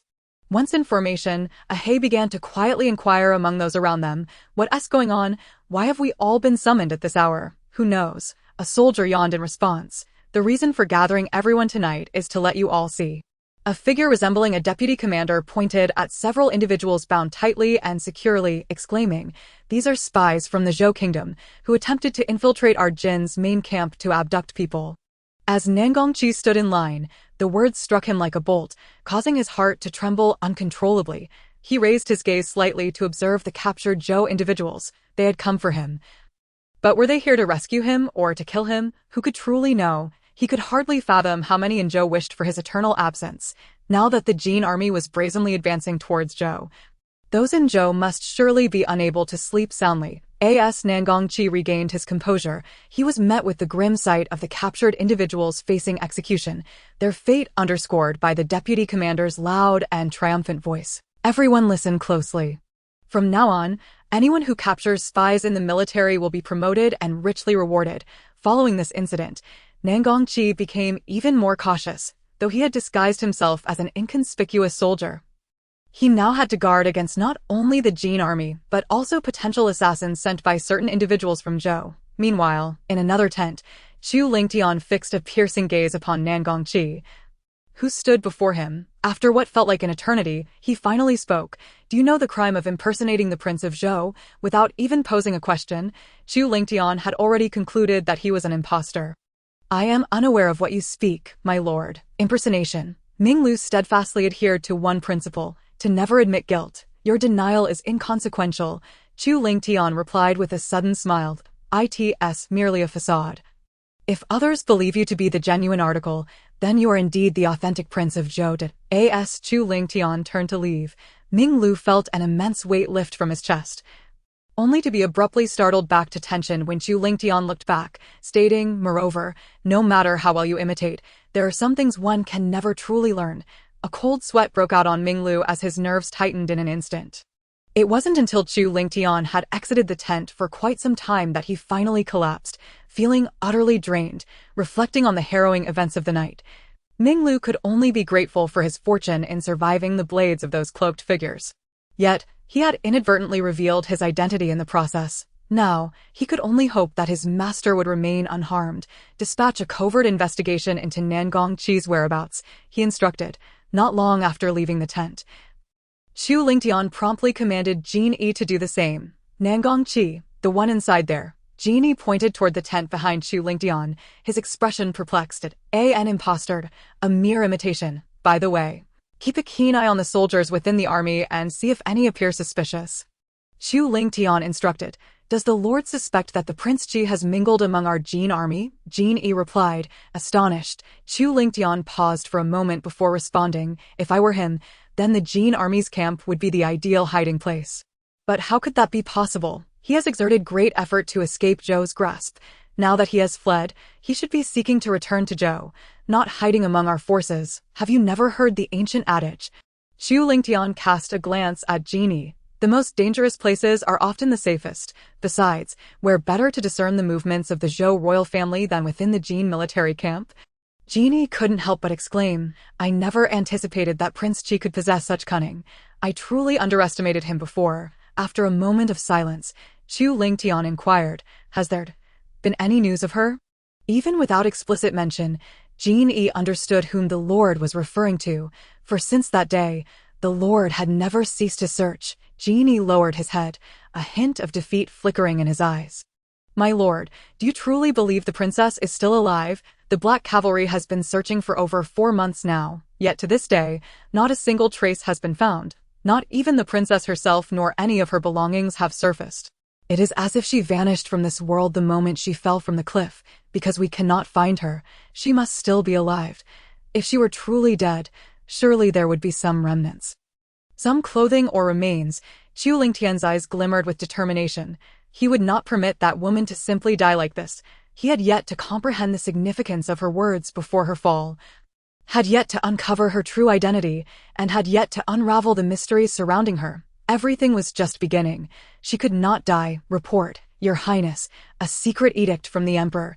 A soldier knelt before Chu Lingtian, holding a confidential letter in both hands. The subordinate then withdrew. Jin Yi performed a bow. Upon entering the tent, Chu Lingtian opened the letter, glanced at it, and tossed it into the nearby brazier. Such letters arrived every few days, merely urging him to hasten to Zhou and elevate Nangongqi to the throne. Yet, within the missive, his imperial brother repeatedly emphasized that after Nangongqi's ascension, he must lead the majority of his troops back to the borders, forbidding any unauthorized entry into Zhou. Chu Lingtian could not suppress a cold laugh, realizing that his imperial brother was dreadfully concerned about him seizing power in Zhou and subsequently usurping the Jin throne. Chu Lingtian had always scoffed at such sordid thoughts. If he truly desired the Jin Empire, would he have waited until now? On the other hand, after nearly half a month of relentless travel, Yen Sui and the others finally arrived at Huanglu Town. Yen Sui settled the 10 individuals in a dilapidated temple not far from Huanglu Town before entering the town alone. Huanglu Town was indeed a minuscule village, with barely 20 households scattered throughout. Each family knew one another intimately. The residents of Huanglu Town seldom interacted with the outside world, and news was somewhat insular. The only outsiders they likely encountered were fishmongers. Yen Sui provided the fishmongers with some silver, instructing them to spread the rumor that the Prince of Zhou within the Jin army was an impostor, while the true Prince of Zhou had long since returned to Zhou in secret. After achieving her objective, Yen Sui returned to the dilapidated temple, where her task now was to wait. The merchants disseminated the news swiftly and widely, and within a mere 3 days, the rumor had spread throughout the border regions. Yen Sui was confident that many soldiers within the Jin army had already heard of this tale. Given this momentum, unrest would inevitably arise within the Jin army, and it was only a matter of time before the rumor reached the ears of the Jin emperor. Calculating the timing, Yen Sui personally dispatched 2 individuals disguised as Nangongqi 6 days after the rumor had emerged. For now, everything remained a rumor, but should a second or even third Nangongqi appear, the rumor would solidify into fact. Upon hearing the rumor, Nangongqi's heart raced, feeling as though it had leapt into his throat. He briefly suspected that Minglu had exposed his identity, leading to the spread of rumors. However, upon further inquiry, he discovered that the tale seemed to have originated from outside the military camp. Thus, it was only natural for Nangongqi to think of Yen Sui, as very few were privy to the truth of the matter. Upon suspecting that it was Yen Sui's doing, although Nangongqi still did not fully comprehend Yen Sui's intentions, he found himself far more composed than when he first heard the news. While Nangongqi could entertain thoughts of Yen Sui, Minglu, on the other hand, was utterly incapable of such speculation, compounded by the constraints on his own actions. Consequently, he momentarily believed that his previous misstep had led to the exposure of his identity. In the past few days, it could be said that Ming Lu had been plagued by unrest, especially as he had begun to sense something amiss with his own body. In just a few days, he had inexplicably lost a significant amount of weight. Initially, Ming Lu did not perceive this as a cause for concern, but upon catching sight of his gaunt reflection in the mirror, he realized that his face was no longer able to support its former shape. Consequently, he found himself compelled to consume double the amount of food he had previously eaten. Ironically, the more he admonished himself to eat more, the less he was able to stomach, and he would often feel an involuntary urge to vomit upon consuming anything. Thus, the act of eating became Ming Lu's most tormenting ordeal. On numerous occasions, a voice within him would whisper, "Ming Lu, everyone already knows you are an imposter. Why must you endure the suffering of eating?" Yet, before long, another voice would resound in his mind. "Ming Lu, since you have promised the young master, you must persevere until the end. As long as you do not confess, who can claim you are false?"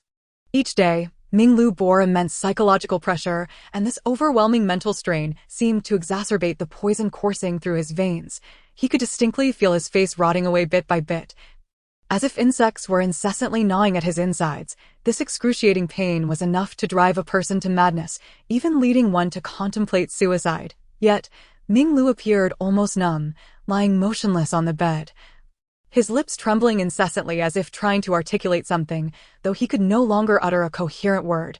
"Third brother, have you looked outside the tent?" During mealtime, He leaned closer to Nangongqi, gesturing toward the tent where the crown prince of Zhou resided, asking in a conspiratorial manner. Upon hearing He's sudden inquiry, Nangongqi felt a flicker of concern and paused his meal, replying, "No, why the sudden question? I heard from the guards assigned to that tent that the crown prince of Zhou may not have much time left." He shook his head, continuing, "Those rumors had spread so fiercely. I wonder whether our guest here is indeed genuine. What's going on? How did it come to this?" Nangongqi calculated the days, realizing Ming Lu still had at least a month left. "How could it be? Who knows? It's unclear what calamity he has invited upon himself. I heard that he started acting strangely when the rumors first surfaced, after which he went 2 days without eating, only to gorge himself afterward, but then he would throw it all up shortly after. Despite this, he still forcefully stuffed food into his mouth." He could not help but shake his head. For the past 2 days, he has been lying in bed, utterly motionless. If not for the fact that his lips kept moving and his eyes remained wide open, one might truly believe he had passed away. Moreover, in this frigid winter, there is an unbearable stench emanating from within the tent. What sort of misfortune has he brought upon himself? Nangongqi's heart was already in turmoil, although he was not far from Ming Lu. He had never deliberately inquired about his condition for fear of exposing himself. Yet, the news he had just received was far from reassuring. "Where did you hear this? How do you know so much?" Nangongqi could not restrain himself from grasping He's arm. He had merely intended to engage in casual conversation, but was taken aback by Nangongqi's intense reaction. "Nevertheless," he replied, "the guards responsible for the tent and delivering meals are from my village. We usually share the same tent at night, and they mentioned it while chatting last night." After that, He's words faded into the background for Nangongqi throughout the afternoon, even as he continued to march alongside the others. He found himself lost in thought, consumed by memories of the years he had spent with Ming Lu. He recalled that it was he who had altered Ming Lu's name, finding the original name rather mundane, opting instead for a character that held deeper significance. Naturally, the choice of the character Ming was laden with his own hopes, as it resonated with the idea of a bright path. Yet, he could not have foreseen that in the end, Ming Lu would remain a pawn in a game beyond his control. At long last, as the sun dipped low in the sky, the army halted to set up camp. While erecting the tent, Nangongqi kept a watchful eye on the wagon in the procession, yearning to catch a glimpse of Ming Lu. Yet, it seemed that fate was not in his favor, as he was unable to see Ming Lu. By the time he finished his tasks and turned back, Ming Lu had already been escorted into the tent. Left with no choice, Nangongqi decided to take a risk.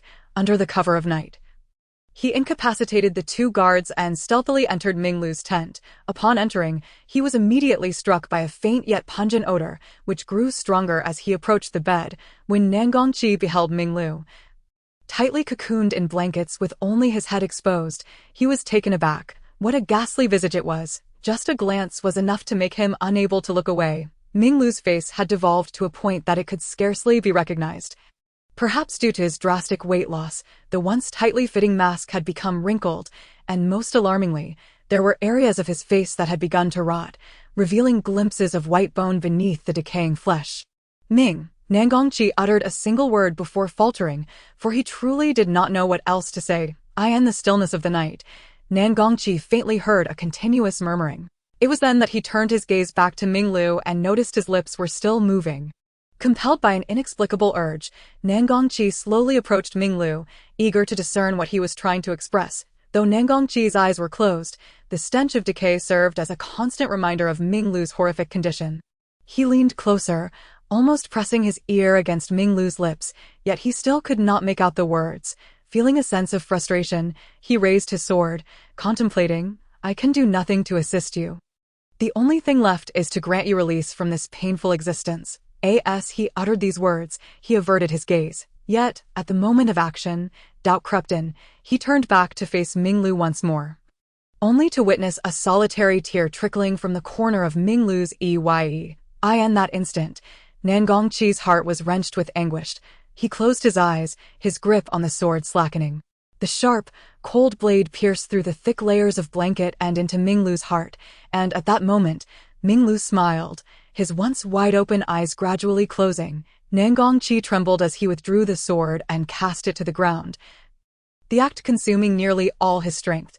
He slumped against the edge of the bed, feeling utterly powerless. Having lived to this day, his hands were stained with blood, yet he had never felt as helpless as he did tonight.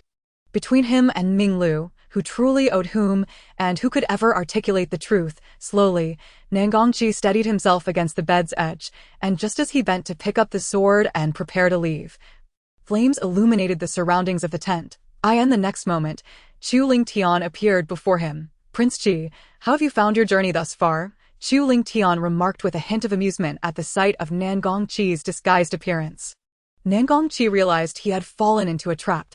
He understood that with Chu Lingtian's personal arrival, it mattered little whether he acknowledged his identity. "Your Highness Qin is indeed a master of strategy," Nangongqi replied, a bitter smile on his lips. Chu Lingtian's ploy had drawn him out of hiding without the need for a single soldier. Although he had considered the possibility of a trap, he still chose to come, motivated by a fundamental sense of humanity. "Guards, please escort Prince Qi to the adjacent tent for rest."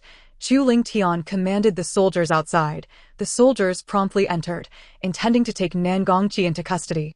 "Do you not comprehend what this prince just said? Is this a request?" Chu Lingtian glared at the two soldiers with intensity, gesturing for them to apologize to Nangongqi. The soldiers immediately knelt, frantically offering their apologies. Nangongqi understood that Chu Lingtian was deliberately orchestrating this, and he chose to disregard the kneeling soldiers, striding forward. However, as he approached the adjacent tent, he was startled to find a He standing guard outside. Nangongqi's heart sank, his brows furrowing in concern. He, upon seeing Nangongqi, wore an expression of shock and disbelief, exclaiming, "Third brother, you." Before Nangongqi could respond, Chu Lingtian's voice interjected from behind. "What is this?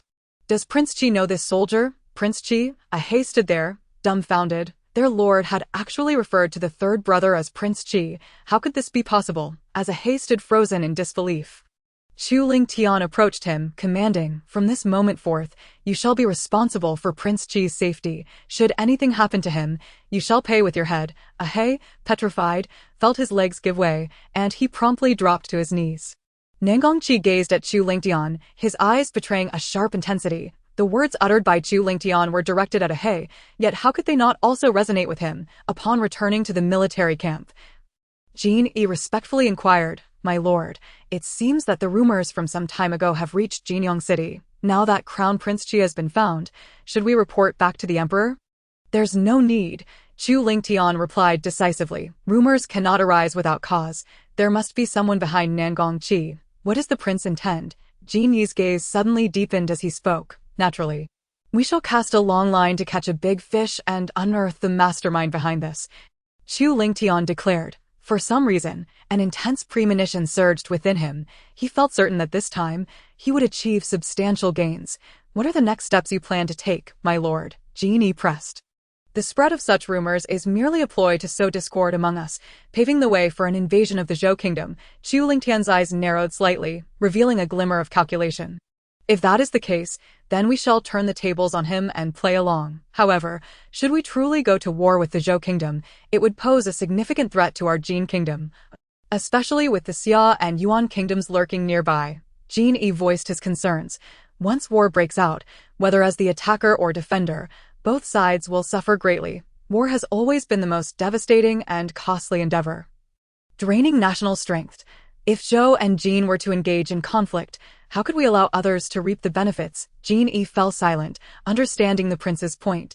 Once war commenced between Zhou and Jin, neither the Xia nor Yuan could remain uninvolved, merely waiting to profit. Yet, Jin still found it difficult to comprehend why the emperor, in his constant wariness and hostility towards their prince, had repeatedly attempted to assassinate him.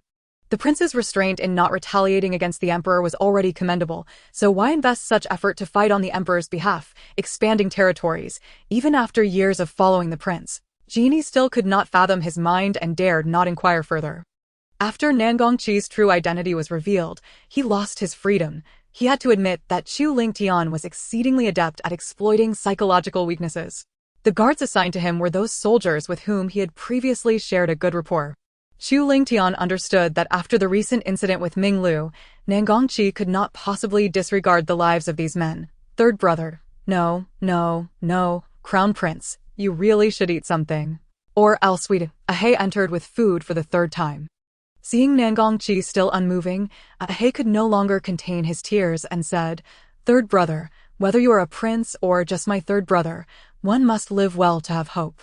Why must you be the Zhou kingdom's prince? Since you have become my third brother, why not embrace that role? Ahei sighed, his voice trembling as he continued, were it not for the family he had to support. If he were alone, he might truly be willing to sacrifice his life to free his third brother. Chapter 058. The desire to depose the crown prince Yen Sui had not installed spies within the Jin army. And with Chu Lingtian deliberately concealing information, she had yet to receive any news of Nangongqi's exposure. Currently, all 10 individuals in the dilapidated temple had been arranged to leave, with most successfully sent into Zhou territory. Her immediate goal was to neutralize a faction within Zhou that posed a threat to Nangongqi. Zhou had already been embroiled in internal strife over the contest for the throne.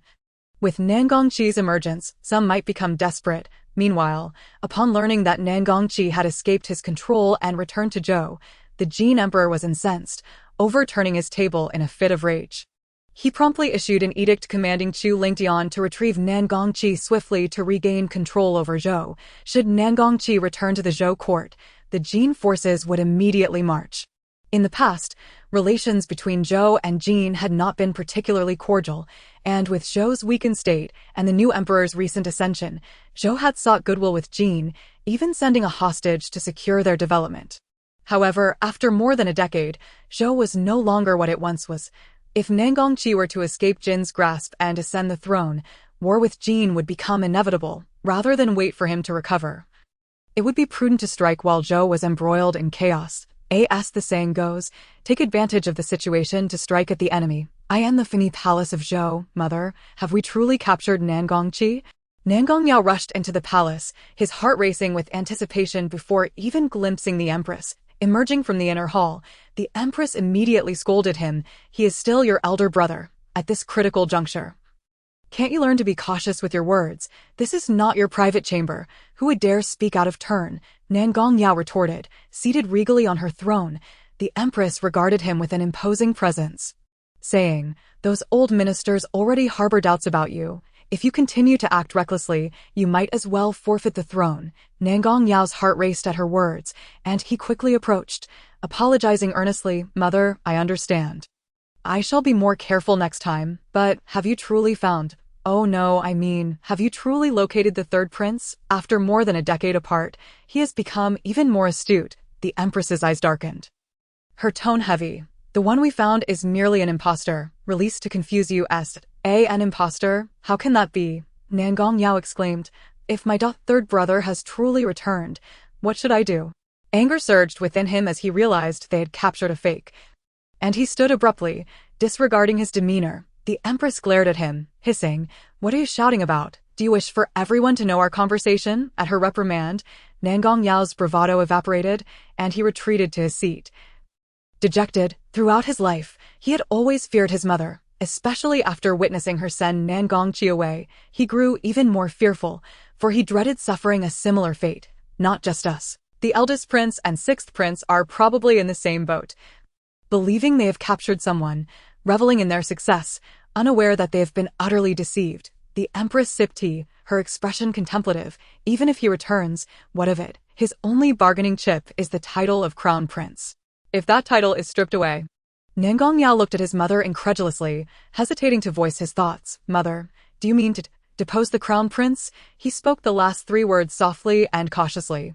While the Empress had influence over state affairs, she lacked the authority to depose the Crown Prince. Such matters were reserved for the Emperor alone. Yet, over the years, Nangong Yao had witnessed his mother's abilities and tactics firsthand. From a mere concubine, she had ascended to the position of Empress, achieving everything she desired without fail. Though the Emperor may be absent, the principles of succession remained. A glint of determination flashed in the Empress's eyes. Should he commit any heinous acts, those old fools will find it difficult to shield him. Seeing the confidence radiating from his mother, Nangong Yao felt a flicker of excitement within him. He inquired, "What are your plans, mother? Do you require my assistance? Since he wishes to use deception to mislead us, why not turn the tables and utilize it to our advantage?" The Empress's lips curled into a subtle smile as she spoke. The one imprisoned in the dungeon is indeed a fake, but who is to say otherwise? Nangong Yao wished to hear more, yet the Empress waved him off, saying, "You need not concern yourself with this matter. I am tired today. You may leave." Though he yearned to inquire further, he dared not defy her in the slightest and could only leave reluctantly. Meanwhile, Yen Sui had successfully infiltrated the Zhou kingdom. Gaining a general understanding of the military situation, Wu Fei, a general of Zhou, held the position of Left General, known for his integrity and neutrality, avoiding close ties with any faction. Yen Sui's primary mission in Zhou was to gain Wu Fei's trust within the military, thereby paving the way for Nangong Qi's return and ascension. To gather intelligence on Wu Fei, Yen Sui repeatedly infiltrated the Left General's residence and followed him for days. Unfortunately, Wu Fei was cautious and thorough, leaving Yen Sui with little opportunity. Just as she was at a loss, the time for Zhou's triennial conscription arrived. Seizing this chance, Yen Sui forged an identity and enlisted in the army, with no shortcuts available. She resolved to proceed step by step. Fortunately, given Zhou's chaos and Jin's troop mobilization at the borders, should war break out, she would soon find an opportunity to approach Wu Fei in the current state of Zhou. Anyone willing to enlist was largely welcomed, providing Yen Sui with a significant advantage. However, just as she successfully infiltrated the Zhou military camp, a sensational event rocked the kingdom. Rumors spread that the crown prince sought to murder his mother and seize the throne. Regardless of the truth, such a scandal should not have caused such an uproar unless someone was orchestrating it from behind the scenes. Yen Sui realized that her opponent had begun to strike back. Yet the magnitude of this counterattack took her by surprise. It seemed that Zhou's adversaries would not be easily dealt with, even more so than Chu Lingtian, after the news of the crown prince's alleged treachery spread. The Empress ceased her interventions. Not only did she completely refrain from mentioning the abolition of the crown prince, but she also went to great lengths to defend and shield him, truly embodying the essence of a devoted mother. Chapter 059: The Outbreak of War. Although the Empress no longer took any action, the faction of the first prince of the Zhou kingdom seized this opportunity to fan the flames, determined to depose the crown prince. "Mother, my elder brother has always been cautious in his dealings. Why is he so urgently acting this time?" Nangong remarked, somewhat surprised. He certainly had to take this matter to heart, as he ultimately held the eldest title over the legitimate heirs. If the crown prince were not deposed, he would have no opportunity whatsoever. It was only upon the crown prince's downfall that he could grasp even the slightest chance. The Empress, with a hint of disdain, replied that she had never regarded the first prince's faction with any seriousness. "What of the sixth prince?" Nangong began, worry creeping into his voice. The Empress involuntarily furrowed her brow, a flicker of loathing in her eyes. "His only advantage is the Bai family. Yet that by family, Nan Gongao couldn't help but twitch his lips. Indeed, the sixth prince's backing comprised solely of the Bai family, but that family was substantial enough to rival nearly half of the Zhou kingdom's territory. Observing the empress, Nan Gongao couldn't suppress his inner derision. Back in the day, your years of scheming nearly led to the Bai family's downfall. I currently cannot act against the Bai family. But do they dare to make a move? Due to events from years past, the empress harbored animosity and contempt towards the Bai family. Should they dare to overstep, the grave crime of treason would swiftly befall them. At that time, what would it matter if they were a century-old noble family, wealthy beyond measure? They would still meet a fate of annihilation. She secretly hoped the Bai family's ambitions would grow bolder, allowing her to personally bring about their ruin and extract the thorn that had long plagued her heart. Nan Gongao, aware that the Bai family was a taboo subject before the empress, refrained from further discussion and instead inquired, "My elder brother has been visiting several old ministers in recent days. If those old geezers truly intend to address this matter, they will surely interrogate the third prince in the ancestral temple before the spirits of past emperors. At that time, the impostor will certainly be exposed, and your plan, mother, will be, humph, do you need to remind me?" The corners of the empress's lips curled into a smile that was both confident and cunning as she spoke. "As a mother, even if my son commits the gravest of errors, I shall forgive him. I would never wish for my son to suffer or encounter misfortune." Nan Gongao gazed at his mother with a blank stare, unable to comprehend her words, and found it hard to believe that she, too, knew how to be a mother. Yet, upon realizing this, he felt an even deeper pang of sorrow. Neither Nan Gongqi nor he had ever truly experienced a mother's love. Nan Gongqi was abandoned, and he himself was merely a pawn in his mother's game. "I shall leave the arrangements to you, mother," Nan Gongao said, then bowed slightly, thinking that his mother must be weary. He took his leave. A sense of desolation enveloped Nan Gongao as he faced the woman who had given him life yet had never shown him a shred of maternal affection. After several days of the first prince's relentless efforts, the old geezers finally decided to convene in 3 days to deliberate on Nan Gongqi's fate and whether to depose him from the position of crown prince. However, no one anticipated that, on the eve of the deliberation, after a visit from the empress, Nan Gongqi would kill the guards and escape. This act was immediately branded as a flight from justice. The deliberation could not proceed, as no judgment could be rendered in Nan Gongqi's absence. Yet, ultimately succumbing to the first prince's relentless pressure, coupled with the urgent need for a new ruler to stabilize the situation in the Zhou kingdom, the edict to depose the crown prince was issued and proclaimed to the world. Both Yen Sui, stationed in the Zhou military camp, and Nan Gongqi, trapped in the Jin military camp, received the news. Once Nan Gongqi was deposed, he would lose his value to the Jin kingdom, and the Jin emperor's plan to control the Zhou kingdom with a puppet emperor would consequently unravel. Meanwhile, the troops led by Chu Lingtian had arrived at the borders of Jin, and coupled with the 20,000 troops originally stationed there, the 30,000 troops now posed a significant threat to the Zhou kingdom. In a bid to alleviate the immediate crisis, various factions within the Zhou kingdom reached an agreement to temporarily hand over governance to the empress. The Grand Marshal Baizhua would command the military forces of the Zhou kingdom, while the First Prince's faction would retain control over financial matters. Immediately, Baizhua ordered the cavalry general to lead an army of 50,000, joining forces with the 10,000 troops stationed at the border, preparing to encamp around Jin's periphery, ready for battle at a moment's notice. However, just as the Zhou forces set out, the Jin kingdom launched an assault on Zhou. The first battle was led by the commander-in-chief, Chu Lingtian, who advanced with the ferocity of a tiger. The Zhou border guards, commanding 50,000 troops, found themselves outmatched by Chu Lingtian's vanguard of 30,000, leading to a series of retreats until they were forced to take refuge in Jiusua City. Jiusua City was the first major fortress along the Zhou-Jin border, serving as the primary barrier for the Zhou kingdom and connecting to the strategically vital Zhuang City. The commander of Jiusua was General Wu Fei, with a stationed force of 50,000 and barely 60,000 including new recruits. The situation was dire. Following the initial confrontation, nearly 20,000 troops had been lost, leaving 3,000 remaining, many of whom were wounded. Faced with the Jin kingdom's 30,000 troops, if reinforcements did not arrive, it was clearly a pipe dream to hold Jiusua. From the onset of hostilities, Wu Fei had prepared to defend Jiusua City to the death, determined to hold out until the first batch of reinforcements arrived. Yet, he never anticipated that the first line of defense would collapse so rapidly. With the 50,000 troops barely lasting 3 days, Wu Fei quickly assessed the remaining forces, only to find that the actual combat strength had dwindled to under 70,000. How was he to protect Jiusua City over the next month? The Jin army's early success had already bolstered their morale, with soldiers eager to launch the next offensive and seize Jiusua City, pressing onward to Juang. The rapid development of the conflict and the Zhou army's weakness left Yan Sui feeling the pressure.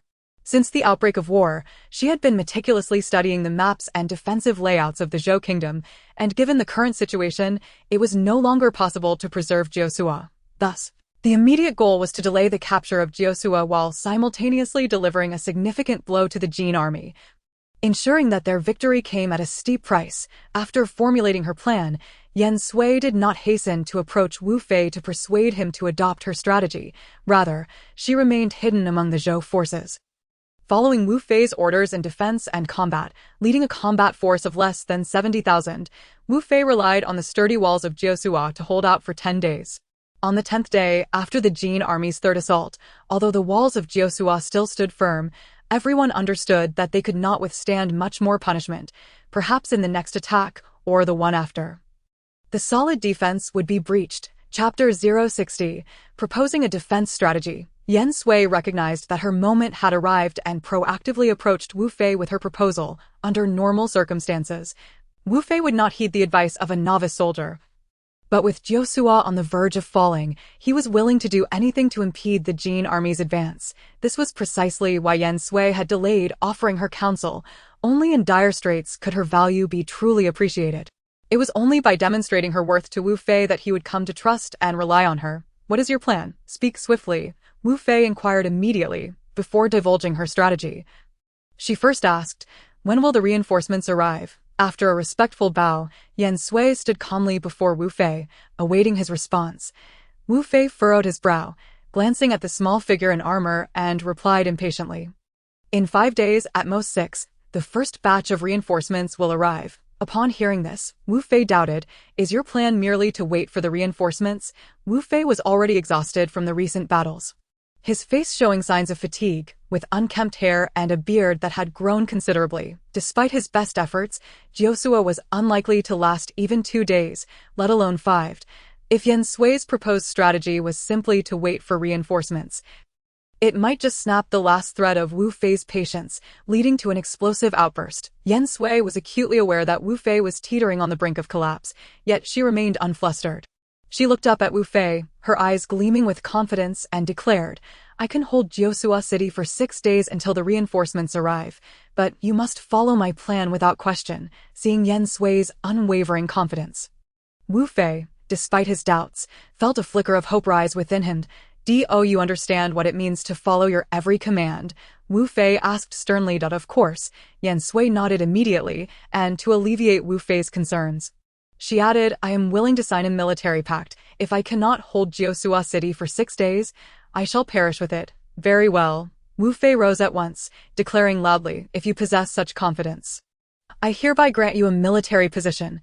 The troops stationed in Jiusua City are at your disposal. After receiving her orders, Yan Sui's first directive was, please, General, discreetly relocate the civilians and severely wounded soldiers within the city. Relocate the civilians. What purpose does that serve? Wu Fei asked, puzzled. The first explanation that came to mind was abandoning the city, yet upon glancing at Yan Sui, who had just recently sworn an oath, I felt this interpretation was utterly implausible. I hope the general can place his trust in me. Let everything proceed according to my counsel. I assure you, I will deliver a surprise, Yan Sui declared. Although Wu Fei was still unable to fully trust Yan Sui, he felt he had no choice but to follow her plan at this moment. By the way, I still do not know your name? Just as Yan Sui was about to depart, Wu Fei suddenly called out to her. Yan Sui turned around and replied, I am surnamed Sui, with the single character Yan. Sui Yan? Wu Fei repeated, nodding in approval, stating, it's quite a fine name. That evening, Wu Fei took inventory of the number of citizens and severely injured soldiers unfit for battle within the city. Subsequently, under the cover of darkness, he discreetly began transferring these individuals to Din County. which was connected to Jiuzhou City. Dane County is located to the northeast of Jiuzhou, separated from Juyang City by a mountain range. Wu Fei chose to relocate people to Dane County instead of Juyang, not only due to the distance, but also primarily to avoid the scouts of the Jin army. Meanwhile, Yan Sui instructed Wu Fei to borrow 3,000 soldiers from the defenders of Juyang, allowing them to perform but one task each day, to march grandly from Juyang to Jiuzhou during daylight, and to secretly return to Juwang at night, repeating this cycle. Yan Sui further urged an extensive proclamation that the first batch of reinforcements from the Zhou kingdom had arrived at Jiuzhou City overnight. Although the population of Jiuzhou City was limited, in order to maintain secrecy, they could not transfer too many people at once. Thus, after 2 nights, a portion of the citizens and injured soldiers still remained unrelocated. Meanwhile, the Jin army was already at the gates, preparing for a 4th assault. How shall we defend ourselves now? Wu Fei stood atop the city walls, anxiously inquiring of Yan Sui as he gazed at the encroaching Jin forces below. Open the city gates. Yan Sui cast a glance at the dense ranks of the Jin army below and spoke in a solemn tone. Wu Fei was immediately taken aback, thinking he must have misheard, and incredulously asked, "What did you say?" I said, "Open the city gates." Yan Sui's voice remained steady and resolute. Not only should the gates be opened, but all soldiers must be withdrawn, allowing the citizens yet to be relocated to emerge, ensuring a display of Jiuzhou City at its most harmonious. Sui Kenjun, what on earth do you intend to do? Wu Fei inquired, his brow furrowed and his expression graved. If you do not wish for the Jin army to breach Jiuzhou City at once, you must heed my words. Yan Sui's voice suddenly sharpened with authority, as though she were the true commander. Seeing Wu Fei fall silent, preparing to descend, Yan Sui added, "If there is a guqin within the city, bring it forth. If not, a shao or flute will suffice." Wu Fei was about to ask another question, but upon meeting Yan Sui's gaze, he swallowed his words. At that moment, even he did not understand what he feared. Although Wu Fei had his doubts about Yan Sui and could not agree with her plan, the efficiency of her actions was remarkable. In just a quarter of an hour, all soldiers within Jiuzhou City, including those on the walls, had retreated. During this time, the citizens who had been hiding in their homes cautiously emerged into the streets, trembling with fear. Finally, Wu Fei ascended the city walls, clutching a guqin. Yan Sui observed the situation within the city. Although it was not yet bustling, the citizens' efforts were commendable in the face of tens of thousands of enemy troops about to besiege them. Next, all you need to do is stand here. Yan Sui leaped up and perched herself on the edge of the city wall, sitting cross-legged with the guqin in her embrace. The Jin soldiers below, witnessing the sudden withdrawal of Zhou troops from the walls and the figure preparing to play a tune atop, were filled with astonishment. As the first note rang out, though not overly loud, it silenced the multitude of warriors, and as the initial sound resonated, the tightly shut gates of Jiuzhou City began to creak open. The Jin soldiers were left agape at the scene, and the commander could hardly believe his eyes. The gates, which had resisted their attempts thrice, were now opening of their own accord. Even more astonishing was the sight of no soldiers within the city. Instead, the streets were filled with ordinary citizens. At this moment, the music from the guqin reached a crescendo, evoking a vision of a peaceful world where everyone thrived, untroubled by war. "General, what is happening?" A soldier from the Jin army approached the commander, asking, "Should we advance or not?" The commander lifted his gaze to the figure on the wall, playing the guqin in the wind, then glanced at the composed Wu Fei standing nearby, before looking back at the serene scene within the city. He hesitated. As the soldiers behind him noted their leader's indecision, murmurs began to circulate regarding the peculiar situation in Jiuzhou City. Once a whisper was uttered, no matter how faint, it would inevitably grow louder, leading to disarray within the ranks and ultimately shaking their morale. "Commander, we should proceed with the assault." A voice urged beside the commander, insisting, "The gates stand wide open. This is an excellent opportunity to seize Jiuzhou." The commander shot a fierce glare at the speaker, suppressing his frustration, and retorted through gritted teeth, "What do you understand? Do those within appear to be fearful of us? What if this is a trap?" Since the commencement of hostilities with Zhou, the Jin army had yet to suffer a single defeat. If his first loss were to occur under his command, he would not only forfeit any hope of promotion, but might also face demotion and punishment. He had fought valiantly for many years to attain his current position. He could not afford to err even slightly. Moreover, reports from scouts over the past few days confirmed that troops continued to arrive at Jiusua City. As the commander wrestled with his thoughts, the music from Yen Sui's guqin gradually shifted. The melodious notes captivated the listeners, and many soldiers of the Jin army displayed uncharacteristic smiles. They reminisced about their loved ones back home. Observing such a harmonious and heartwarming scene, some Jin soldiers felt tears welling in their eyes, unable to grip their long spears and shields any longer. Withdraw. Ultimately, the commander of the Jin army ordered a retreat. Having entered middle age, he was no longer the reckless youth eager for accolades. He could not afford to take such risks. Though retreating would not earn him praise, it would spare him the wrath of his superiors. At least he would not be the one responsible for a defeat. Retreat. Commander, such a prime opportunity, if missed, may never return. Those near him disagreed with the commander's decision, openly stating, "The prince has ordered us to capture Jiusua City post-haste. Do you require me to instruct you on how to act? Would you prefer to occupy my position?" The commander's words dripped with disdain as he coldly replied, "I dare not, but the prince." The individual attempted to voice further objections, but was interrupted by the commander. "The prince will be informed by me. Withdraw the troops." The commander cast one last glance at the figure on the wall playing the guqin and Wu Fei. Then at the strangely peaceful scene within the city, before calmly issuing his command, the signal for retreat rang out, and the Jin soldiers began to withdraw in droves. The moment the call sounded, Wu Fei, who had been standing atop the city wall, was nearly moved to tears. No one knew how terrified he had been, fearing the Jin troops would recklessly storm in, though he felt nothing moments ago. Seeing the Jin army retreat now allowed him to relax slightly, only to realize that his inner garments were damp with sweat. Wu Fei turned to Yen Sui, observing her eyes still shut, her hands gracefully plucking at the strings of the guqin. This moment, the music had taken on an ethereal quality, as if it might vanish at any moment. After the Jin army withdrew from Jiusua City for 10 li, Yen Sui finally ceased playing and opened her eyes. Rising slowly, she stood facing the wind, gazing at the retreating Jin forces, feeling a sense of relief wash over her, though she had never displayed a hint of panic. No one could fathom how terrified she had been during that lengthy hour, fearing she might have overlooked something, terrified the Jin army would burst in and slaughter the citizens, destroying Jiusua City. "Sui Yen, you are truly remarkable." Confirming the Jin army's retreat, Wu Fei looked at Yen Sui and could not help but exclaim in admiration. Yen Sui observed the brilliance and hope reflected in Wu Fei's eyes at that moment, as if he were truly beholding a divine being. "Sui Yen, what secrets lie within this? How did you know that opening the gates would deter the Jin army from advancing?" Wu Fei could not restrain his curiosity. Yen Sui leaped down from the city wall, walking back into the city as she explained, "The commander of the Jin army is inherently suspicious and excessively cautious.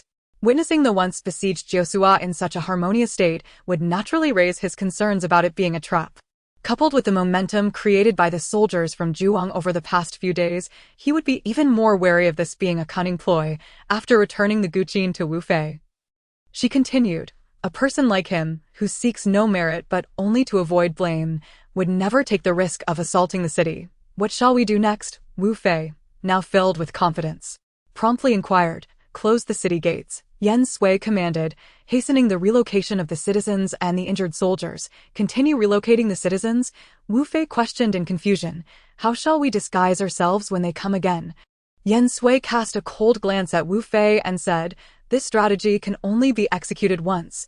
Once their scouts ascertain that our reinforcements have not arrived, the Jin army will immediately besiege the city. At that point, the fate of Jiusua City will truly hang in the balance. Therefore, we must promptly evacuate the civilians." With that, Yen Sui hurried towards the army's encampment, determined to ascertain the remaining fighting capability of Jiusua City as swiftly as possible. She understood that as long as Chu Ling Tian had not returned to the Jin army, her ruse could at least deceive them for a day or two. However, if Chu Ling Tian returned, she feared he would see through her deception. Although she had managed to lure him away from the camp, she could not afford to distract him for long. After taking stock, Yen Sui felt a profound sense of helplessness. The truly combat-capable soldiers in Jiusua City numbered fewer than 30,000, and most critically, the supply of food and resources within the city was alarmingly low. "General, please instruct the troops to scour the city for iron tools and to utilize every forge within the city day and night to smelt iron." Yen Sui ultimately decided to employ this final gambit. Iron water? What purpose does it serve? How much do we need? Wu Fei, no longer skeptical of Yen Sui's words, was now filled with curiosity and anticipation regarding her subsequent plans.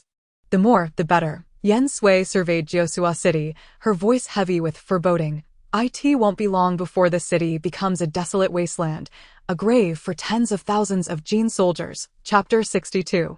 Iron water sealing the city. Wu Fei listened to Yen Sui. Momentarily stunned, his gaze fixed on her. He could not yet comprehend the implications of her words. 2 days later, the remaining civilians and the injured had been evacuated from the city, and most of the iron tools had been melted down into iron water. The Jin army once again besieged the city, this time with an even larger force than before. The commander leading the troops was still not Chu Lingtian, but neither was it the previous general.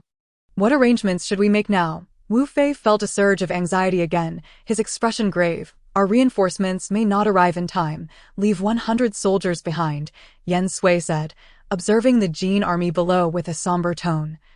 The rest must withdraw from Jiusua City immediately. What do you intend to do? Wu Fei asked, sensing the urgency of the situation in Yen Sui's serious demeanor. Seal the city with iron water. A flicker of helplessness crossed Yen Sui's eyes as she took this desperate step. What, you'd...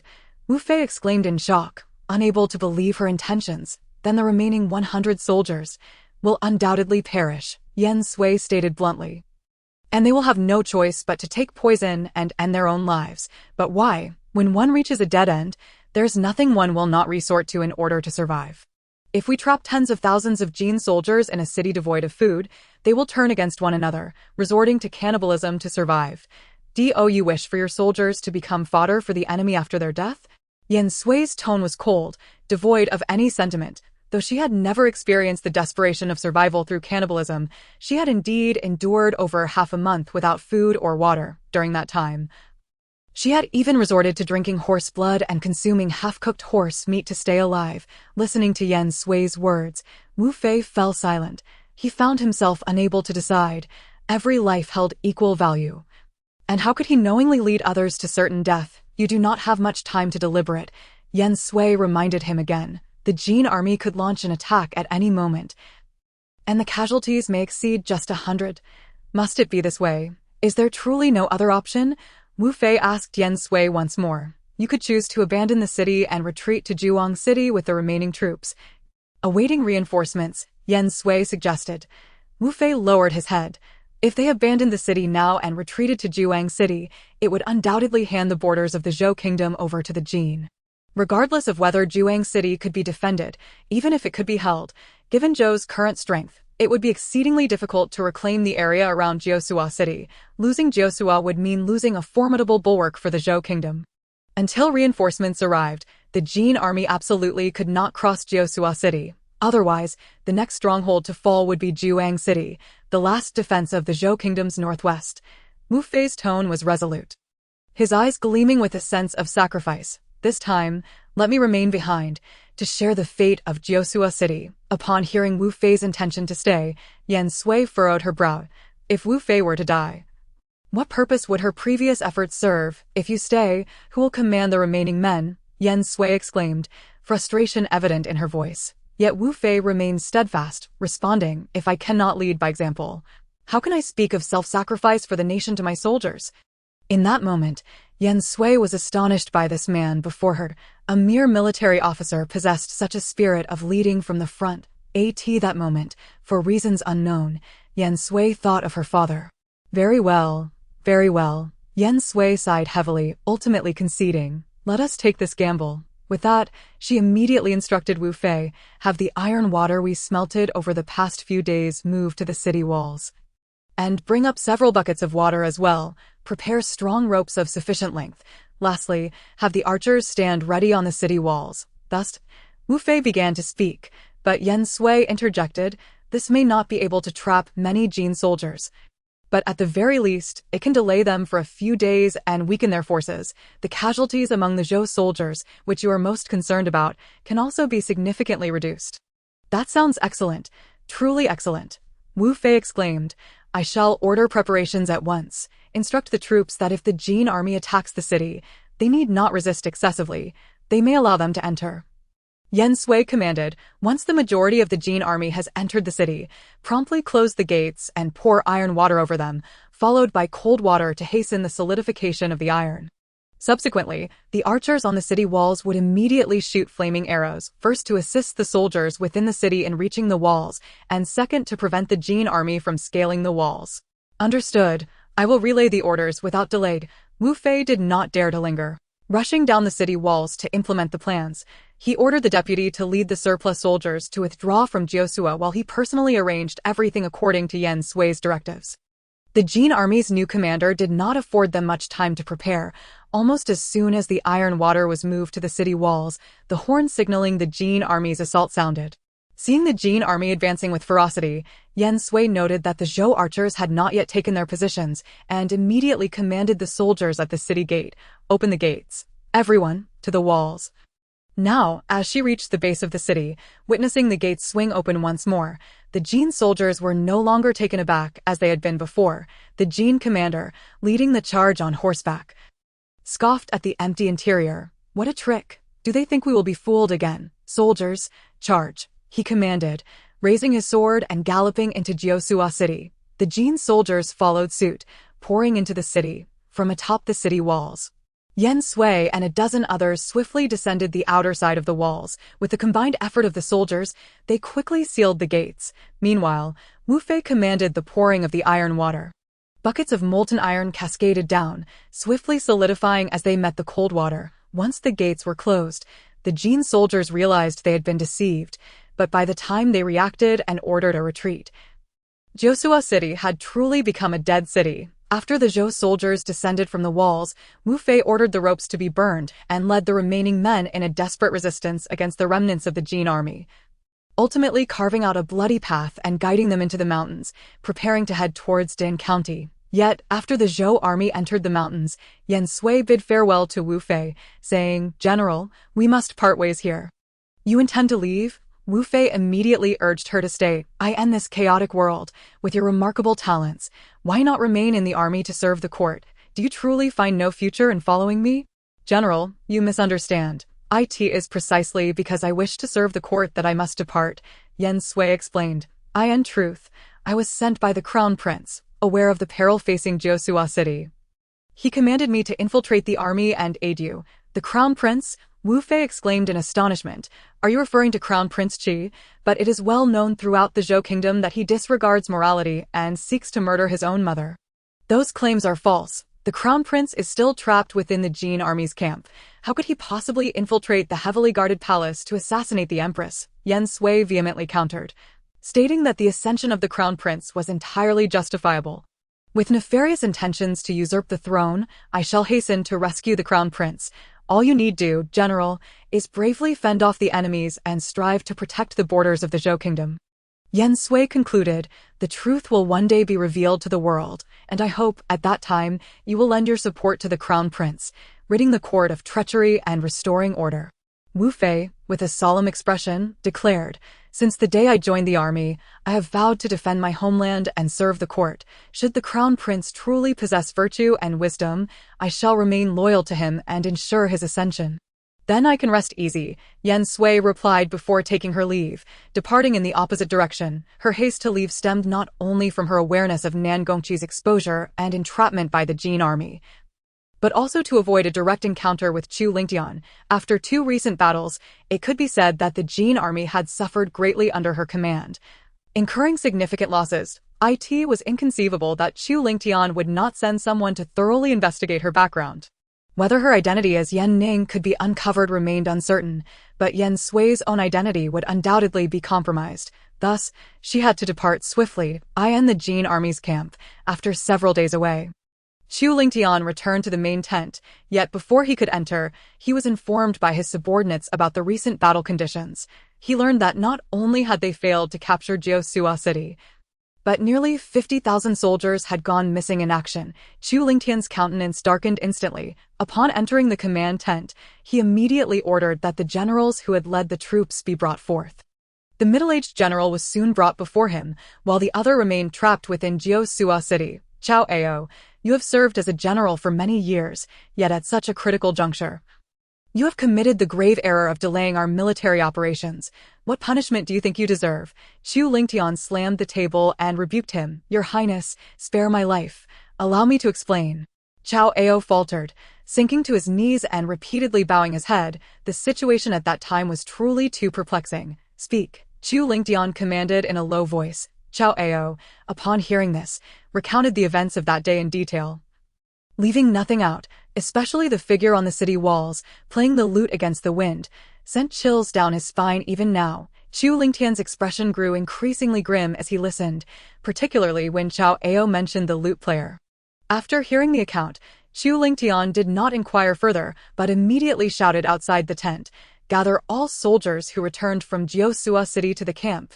Yes, the soldiers outside responded loudly. Xu Lingtian instructed Jin Yi beside him, "Go, ascertain the situation and report back at once." Jin Yi, having never seen the prince so anxious, did not dare to delay and promptly exited the command tent. Chao Ao, kneeling below, felt paralyzed by fear, not daring to move, his head bowed low, his body trembling slightly. After hearing Chao Ao's account, a certain figure involuntarily surfaced in Xu Lingtian's mind. However, he could not be entirely certain. So he sent Jin Yi to inquire about the latest battle developments. No1 knew the turmoil within Xu Lingtian's heart at that moment. He felt exhilarated and excited, as he faced an equally formidable opponent. Yet he was also filled with concern and doubt. Why had that person appeared in the Zhou Kingdom's military camp? For a fleeting moment, Xu Lingtian even hoped that the outcome would not align with his suspicions. Before long, Jin Yi returned, summarizing the soldiers' accounts for Xu Lingtian. After listening, Xu Lingtian immediately rose, looking at the still kneeling Chao Ao, and asked, "Have you investigated the lute player's identity?" Chao Ao, nearly numb from kneeling, was momentarily taken aback by the question. "Are you deaf? I'm asking you," Xu Lingtian barked. Only then did Chao Ao react, trembling as he replied, "Your Highness, we have discovered that the individual is named Sui Yan, originally a mere soldier in the Zhou army, who suddenly became a military advisor. Sui Yan, Yan Sui." Xu Lingtian murmured the name twice before realization dawned upon him. Indeed, it was she, Yan Sui. Only she could devise such a scheme and ensnare him so thoroughly. The previously stormy expression on Xu Lingtian's face gradually softened, replaced by a hint of sardonic amusement. The Yan family had long been renowned for their loyalty, steadfast in their allegiance to the Xia kingdom. Little did they expect that one day, a descendant of the Yan family would engage in bloodshed for another nation. In hindsight, the information he had previously received regarding Yan Ning must have been deliberately leaked by Yan Sui, intended to draw him away from the military camp. Very well, Yan Sui, a foe whose true visage I have yet to behold, has successfully outmaneuvered me twice. He ordered, "Dispatch troops to Jiusua City to rescue the trapped soldiers." Xu Lingtian resumed his seat and addressed the kneeling Chao Ao. "I shall grant you an opportunity for redemption. You will be responsible for the mission to rescue the soldiers at Jiusua City." Yes, I will not fail in my duty," Chao Ao replied, bowing repeatedly. The command tent was left with only Xu Lingtian and Jin Yi. Observing Xu Lingtian's silence, deep in thought, Jin Yi could not help but inquire, "My lord, what shall be our next step?" "Release Nan Gongqi." Xu Lingtian's fingers, which had been rhythmically tapping the table, suddenly halted, a glimmer of insight flashing in his eyes. "Release him? That may not sit well with the emperor." Jin Yi expressed his concerns. "Without sufficient bait, how can we catch a big fish?" Xu Lingtian smirked. "As for the emperor, he has always sought the throne of the Zhou kingdom. Nan Gongqi is of no consequence." After parting ways with Wu Fei and the others, Yan Sui remained vigilant, carefully concealing her whereabouts while devising a plan to aid Nan Gongqi's escape. However, just as Yan Sui was deep in her scheming, Nan Gongqi, who had been trapped in the Jin army's camp, suddenly appeared in Jiusua City to rescue the soldiers confined within. The gates of Jiusua City had been entirely demolished by the Jin army, making it a new stronghold for them. Yan Sui, concealed in the shadows, observed Xu Lingtian riding into Jiusua City. Yan Sui's brows instinctively knitted together. She sensed that ahead lay a potential trap. Having inflicted significant losses upon the Jin army at Jiusua City, was Xu Lingtian now preparing to retaliate against her? Acutely aware of the formidable opponent he was, Yan Sui refrained from making any rash moves. She secretly monitored Nangongji for 2 days, noting that although he could not leave the city, he appeared relatively free within its confines. This only heightened Yen Sui's suspicions that a trap lay ahead. Just as she hesitated, uncertain whether to take the risk, the long-absent Han Chi unexpectedly found her. "Young master, fortunate that you have not yet departed the vicinity of Jiusuo City. Otherwise, we might have missed each other once more." Han Chi exclaimed, a hint of excitement in his voice. Noticing that Han Chi wore a mask and his voice had taken on a rougher tone, Yen Sui felt a pang of doubt. Had he truly changed that much, or was it merely her imagination? "Why the mask? I recall you always disliked wearing it, finding it cumbersome," she inquired. After years of camaraderie, Yen Sui had come to know Han Chi's habits. If not completely, she recalled her early days on the battlefield when her father had insisted she wear a mask, and Han Chi had once borrowed hers, only to complain incessantly about how inconvenient it was. Han Chi chuckled with a hint of resignation, loosening the tie at the back of his head and removing the mask. Yen Sui was taken aback to see that beneath the mask lay a face marred by deep scars. "What has happened to you?" she gasped. "You seemed fine the last time we met. Has something transpired since our separation?" Han Chi replaced the mask, adopting a nonchalant tone. "The bounty on my head has never been lifted. I managed to evade detection while alone." But with a ning, he left his sentence unfinished. Yet Yen Sui understood entirely. She had not considered the difficulties Han Chi faced. Looking at him, she felt deeply moved by his devotion. She believed that this man would sacrifice everything for her sister. Sensing the guilt and remorse in Yen Sui's eyes, Han Chi sought to reassure her. "In truth, wearing the mask has its merits. You often wear one yourself, don't you? Furthermore, the scars on my face can be treated. They are not beyond remedy." Little did Yen Sui know the countless sleepless nights that lay behind Han Chi's seemingly carefree words. "How did you find me?" she asked, eager to shift away from the weighty topic. "Is there new information? You may not be aware, but news of your effortless retreat of thousands of Jin troops has spread widely. As soon as I heard, I suspected it was you, so I inquired a bit and made my way to Jiusuo City," Han Chi explained. Even with the mask, Yen Sui could discern the pride and excitement in his voice. Victories on the battlefield were eternally a source of pride for every member of the Yen family, regardless of who earned the honor. It belonged to them all. "Have you come to seek me because there are new developments in the Poison King's Valley?" Yen Sui inquired. Han Chi's demeanor shifted to one of gravity as he replied, "Since I infiltrated the Poison King Valley, I have discovered that the Poison King and the Zhou royal family have not maintained significant connections or interactions. However, just over half a month ago, the Poison King entered the palace twice under the cover of night. Entering the palace at such an hour, could it be that he seeks to avoid someone?" Yen Sui furrowed her brow. That does not seem likely. Although the Poison King entered the palace at night, his entourage was quite substantial, which does not suggest he was trying to evade anyone. Han Chi shared his puzzlement regarding this matter. Yen Sui fell silent. The Poison King Valley serves the Zhou royal family, and with the recent demise of the Zhou emperor, the only individuals he could possibly meet would be the empress and a few princes. Connecting this with the events from half a month ago, Yen Sui suddenly realized the Poison King's visit to the palace must pertain to matters of disguise. The disguise techniques employed by the Yulan Valley are certainly mastered by the Poison King Valley as well. They used a counterfeit Nangongji to confuse the situation, while the other party employed a false Nangongji to orchestrate an assassination attempt. Thus, all previous doubts were resolved. The attempt on the life of the Zhou Empress involving the counterfeit Nangongji was indeed orchestrated by the Poison King, which explains how the level of disguise could deceive the elder statesman of Zhou. But who exactly masterminded this entire affair? The Zhou Empress, the faction of the first prince, or even the sixth prince? All of these individuals are potential suspects. "Young master, are you preparing to rescue the deposed crown prince who is hiding near Jiusuo City?" Han Chi asked as he observed Nangongji appearing within Jiusuo City. Yen Sui nodded affirmatively, saying, "Indeed." Han Chi's brow furrowed in concern. "This is far too perilous. Given the current circumstances, anyone can see this is a trap." "True, it is a trap, but it also presents an exceptional opportunity." Yen Sui's gaze sharpened like that of a hawk, fixating on Nangongji within the city as she continued. "I was initially hesitant, but your arrival is quite timely." Yen Sui elaborated her plan to Han Chi, but he resolutely rejected her proposal, stating, "This is absolutely unacceptable. Young master, to act in such a manner would be to gamble your own safety for that of Nangongji, and that is utterly out of the question. I cannot comply with your plans." Han Chi's refusal was somewhat anticipated by Yen Sui. She then said, "Brother Han, although you refer to me as young master, we have never regarded each other as master and servant.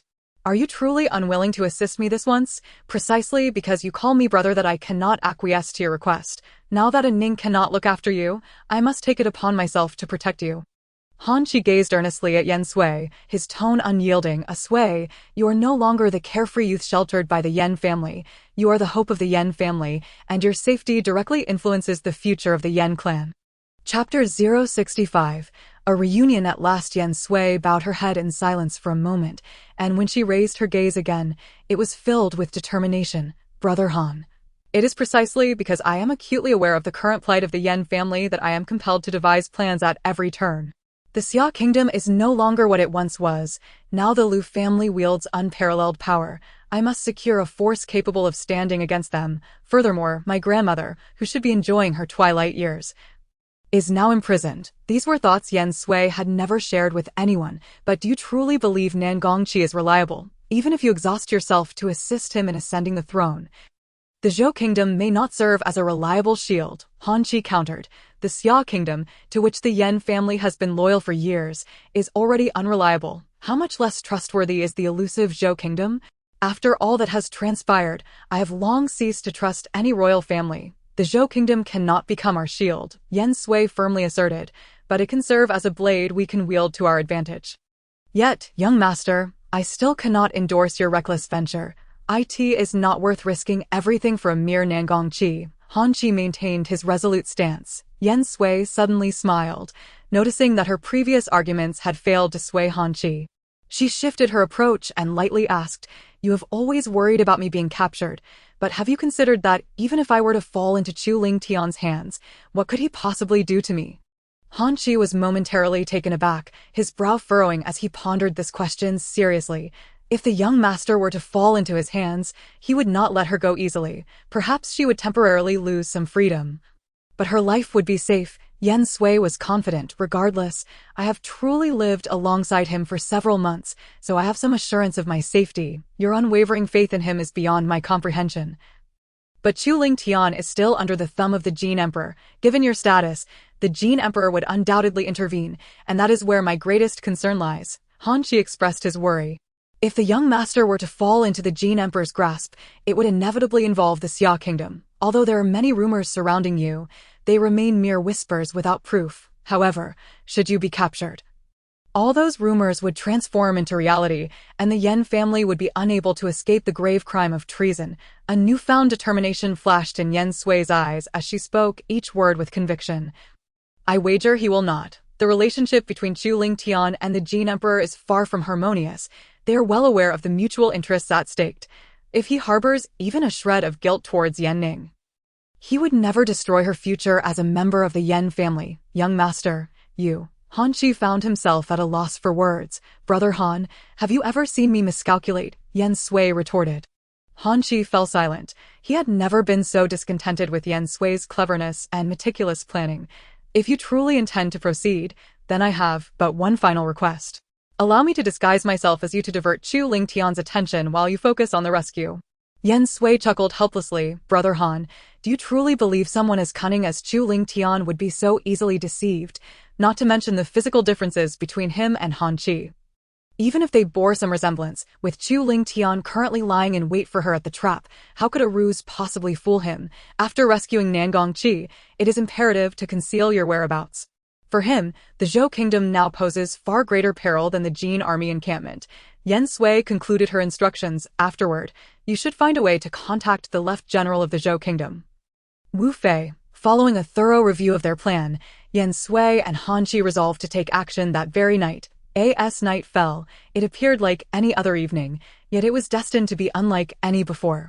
Clad in black, Yen Sui melded into the night, her face adorned with her signature silver mask. Skillfully wielding her nine-clawed hook, she gracefully scaled the walls of Jiusua City. Jiusua City, a place she had once defended with every ounce of her strength, had now transformed into an enemy stronghold. Yen Sui was intimately familiar with the streets and terrain of Jiusua City, having traversed every corner of the city with great care. By nightfall, Nangongqi's movements were confined within the county office of Jiusua City. Yen Sui silently evaded patrols and soldiers making their rounds, ultimately scaling the back wall of the county office to gain entry. The streets of Jiusua City were devoid of civilians. Although the Jin army had made camp, their main forces remained stationed outside the city. Through her observations over the past few days, she noted that the only individuals consistently entering and exiting the county office were Chu Lingtian and his black cavalry. As Yen Sui ventured deeper, she sought the room where Nangongqi was imprisoned. After searching diligently, she finally located him in a secluded courtyard within the office. Yet, upon finding him, Yen Sui did not rush inside. Instead, she circled the courtyard and couldn't help but chuckle in exasperation.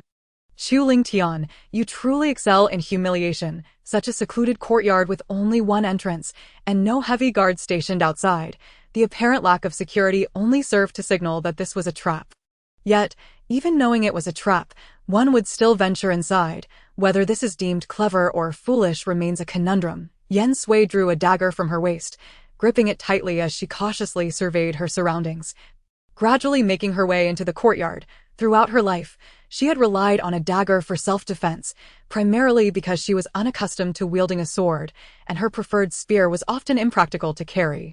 Thus, she had no choice but to resort to this short dagger. As she entered the courtyard, just as she approached the door, a large group of people suddenly emerged around her. However, Yen Sui noted that, even in the darkness, none of these individuals were holding torches, which further confirmed her suspicion that Chu Lingtian aimed to capture her without alarming others. Having witnessed the black cavalry encircle others, Yen Sui now experienced the palpable pressure and intimidation of being surrounded herself.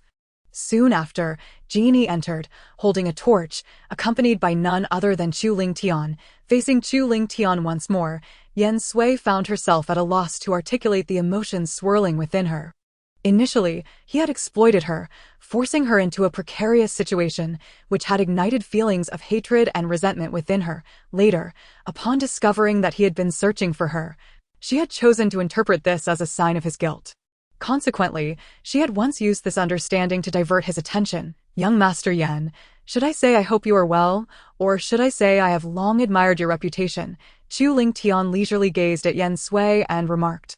In Chapter 066, Yen Sui was captured. Yen Sui, too, relaxed his guard and calmly returned Chu Lingtian's gaze. Since the young Master Yen had arrived, it was only fitting that he stayed for a cup of tea. A satisfied smile adorned Chu Lingtian's face. This adversary, who had plotted against him multiple times and nearly led to his demise in the river, was now finally in his grasp. Yen Sui remained silent.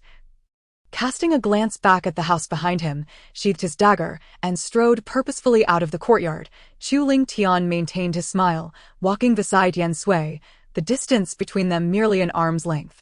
Genie signaled to the black cavalry, and in an instant, dozens of them vanished without a sound, returning the small courtyard to its previous tranquility. Just as Yen Sui was surrounded by the black cavalry, Han Chi had successfully found Nangongqi at the Jin army's camp outside the city and rescued him. Han Chi increasingly admired Yen Sui, for he had deduced from mere threads of evidence that Nangongqi was not trapped in the glaringly obvious Jiushi city he frequented during the day, but rather at the Jin army's camp outside the city. Nangongqi did not recognize Han Chi, but upon seeing the token from Yen Ning on him, he chose to trust him without hesitation. The first question he asked upon his release was, "Where is she?" Han Chi recalled Yen Sui's specific instruction that Nangongqi believed her to be Yen Ning and was unaware of her true identity. Therefore, to prevent any suspicion from Nangongqi, Han Chi simply replied, "I am merely fulfilling her request to rescue you and facilitate your contact with Generals Wu Fei. Beyond that, I am not privy to any further information." Nangongqi, clearly skeptical, insisted, "If you cannot conveniently tell me her whereabouts, can you at least confirm if she is well? Is she in danger? This is not a suitable place to linger. We should leave quickly." Han Chi did not respond to Nangongqi, turning to prepare for departure. He admitted to himself that he harbored a deep-seated dislike for Nangongqi. Because of him, the young master had risked himself, and the situation remained uncertain. Chu Lingtian, however, was indeed courteous, having someone serve the finest tea and genuinely inviting Yen Sui to savor it. Had it not been for the earlier encirclement by the black cavalry, one might have thought that Yen Sui was being treated as a guest. "The young master of the Yen family is a name that resonates with me," Chu Lingtian remarked, elaborating that he could be considered half a member of the Yen family himself. Is the young Master Yen not prepared to engage with sincerity? Yen Sui smiled before finally speaking. Prince Qin, it is perhaps better that there remains a distance between us, for your claim of being half a member of the Yen family. I must inquire, where is my elder sister now? The smile on Chu Lingtian's face abruptly faltered. The matter of Yen Ning had undeniably become an irrefutable mistake on his part. Observing Chu Lingtian's silence, Yen Sui felt a flicker of compassion. Just as Yen Sui believed their conversation would conclude, Chu Lingtian unexpectedly spoke with great seriousness. No matter where she is, I will eventually find her. At that moment, Yen Sui was taken aback. It was not the words themselves that struck her, but rather the fact that she distinctly heard him use I instead of this king. Why not simply let it go, since they were unrelated? Yen Sui's words were spoken softly, almost inadvertently. Though she had spoken so lightly, the night was exceedingly quiet, and Chu Lingtian's hearing was remarkably acute. Unrelated? Are they truly unrelated? Chu Lingtian gazed intently at Yen Sui, a hint of seriousness in his tone. As the young master of the Yen family, have you truly never heard of the ancient teachings regarding the daughters of the Yen family and the sons of the Chu family? Yen Sui looked at Chu Lingtian in astonishment, her expression one of confusion. Ancient teachings? The Yen family has long been a prestigious clan in the Xia kingdom, while your Chu family belongs to the royal lineage of the Jin kingdom.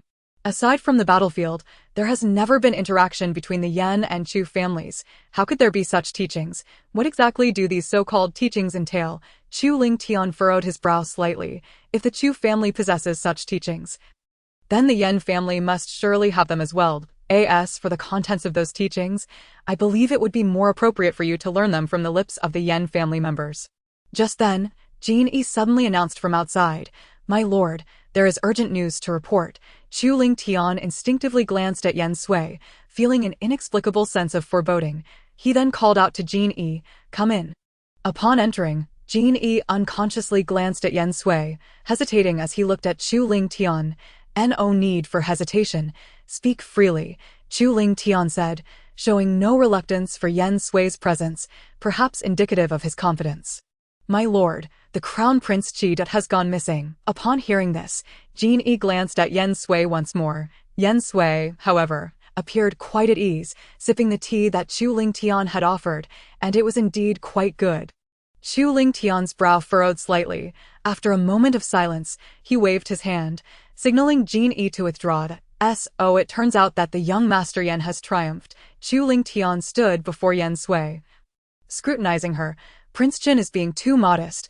Now that I am here enjoying tea, does that mean you have lost? Yen Sui replied with a self-deprecating smile. The young Master Yen is so tirelessly assisting Crown Prince Qi in his ascension.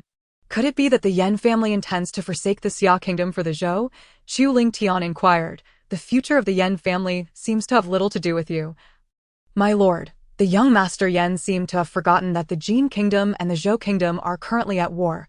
The circumstances of the enemy nation, whether it would provide assistance, are matters that I must always keep a close eye on. Since the lord has broached this topic, I shall be forthright with you. Yen Sui rose to stand facing Chu Lingtian. Nangongqi is destined to become the new emperor of the Zhou kingdom. Since their conversation that night, Chu Lingtian had been relaying the daily updates of the Zhou-Jin war to her each night. The continuous victories of the Jin army felt like Chu Lingtian was conveying to Yen Sui that the Zhou kingdom would eventually fall under his command, and that Nangongqi would likely have no chance of ascending the throne. This time, it seemed that Yen Sui would be the one to lose, although the current battlefield conditions were indeed extremely unfavorable for the Zhou kingdom. Yen Sui showed no signs of anxiety. The Zhou kingdom possessed too many unshakable powers. Without enduring a war, how could they be purged to clear a path for Nangongqi? Naturally, Chu Lingtian was also acutely aware of this situation. Despite boasting nightly about the Jin army's victories in front of Yen Sui, his heart was likely even more conflicted and anxious than hers, leading the charge against Zhou. He aimed to eradicate all the forces within the Zhou kingdom entirely while also preventing Yen Sui's schemes from turning months of hardship for the Jin army into a mere boon for Nangongqi, making them unwittingly the tailors of someone else's wedding gown. P.S. The story will soon be available for subscription, and I will do my utmost to complete the plot surrounding the Jin-Zhou conflict. So I hope everyone will support it. Chapter 067. Sudden turn of events in the battlefield. Although Yen Sui found herself confined within this small room, Thanks to Chu Lingtian, she was more informed about the external situation than ever. When feeling bored, she would quietly listen to the arrangements of the black cavalry outside, counting them one by one. She ultimately found the number so vast that she couldn't help but smile helplessly. Chu Lingtian truly held her in high regard, thinking she possessed the ability to fly. Here, Yen Sui had not even contemplated escaping, with such clarity in understanding the circumstances of the two armies' confrontation. She could think of no better place than this. However, with her mind empty, Yen Sui found herself pondering more than she intended. Whenever she saw Chu Lingtian, she was reminded of her days at the Qinwang mansion, which inevitably led her thoughts to Shui Shi and Hu Pa, who had gone to Tsang Shui. Coincidentally, just as dinner time approached, Chu Lingtian came to see her. She initially intended to inquire about Shui Shi and the others, but before she could even ask, Chu Lingtian had already begun speaking before entering the room. The flag of the Jin army now flies over Zhuyang City. From here, the Jin army can advance unimpeded, directly threatening the capital of the Zhou Kingdom, Tunghua City. Chu Lingtian was still clad in armor, evidently having come straight from the battlefield to see her. Yen Sui was slightly taken aback. She hadn't expected Chu Lingtian's actions to be so swift. Was it that the Jin kingdom was overwhelmingly powerful, or was the Zhou army simply unable to withstand a blow? Zhuyang City had fallen so quickly. She wondered if Nangongqi had managed to contact Wu Fei. Observing Yen Sui's surprise and silence, Chu Lingtian settled himself in the chair beside her with a satisfied demeanor. What's this? The young master Yen did not anticipate Zhuyang City would fall so easily. Yen Sui had no retort. Indeed, she had not calculated this outcome. Logically speaking, with the passage of so many days, the 15,000 reinforcements should have arrived by now. Zhuyang City should not have fallen so swiftly. Was it an unexpected twist, an unforeseen circumstance she had not accounted for? Yen Sui's mind raced, analyzing all the information she had gathered during this time, her gaze drawn to the large map of the Zhou Kingdom hanging nearby. This map was initially brought by Chu Lingtian for discussions on military strategy, but now it served a vital purpose. After a long while, Yen Sui's eyes finally landed on one particular area. It was the Lingfeng Kingdom. Yen Sui's gaze sharpened, her brow furrowing. Bam, bam, bam. Chu Lingtian immediately clapped his hands, involuntarily rising with a hint of admiration. The young master Yen is indeed formidable. Yet, this was not truly a testament to her prowess. On the map, the only thing separating the Lingfeng Kingdom from Tunghua City was a vast expanse of forest, with no other fortifications in between. If the Lingfeng Kingdom were to seize the opportunity amidst the turmoil faced by the Zhou state and launch a surprise attack while their defenses were lax, it would undoubtedly catch Zhou off guard. However, Yen Sui genuinely struggles to comprehend why Lingfeng would take such a perilous step. By making this move, Lingfeng risks losing any chance of ascending to great power. Yen Sui lamented, but could it be that Jin has incited Lingfeng to assault Zhou? Do my forces in Jin truly require Lingfeng as an external ally? Chu Lingtian toyed with the teacup in his hand, expressing a hint of disdain, asserting that Lingfeng, having been suppressed by the Yuan kingdom for many years, naturally seeks to seize a portion of Zhou's territory at this opportune moment to bolster itself. Furthermore, this military incursion would significantly curry favor with Jin. He had heard that Yun Fei's standing in the palace had surged, rivaling even that of the Empress Dowager. Yen Sui shook his head in response. It is still too hasty. What? Does young Master Yen hold such little faith in Lingfeng? With a subtle smile playing on his lips, Chu Lingtian regarded Yen Sui. The skeletal remains of a dead camel are still larger than a horse.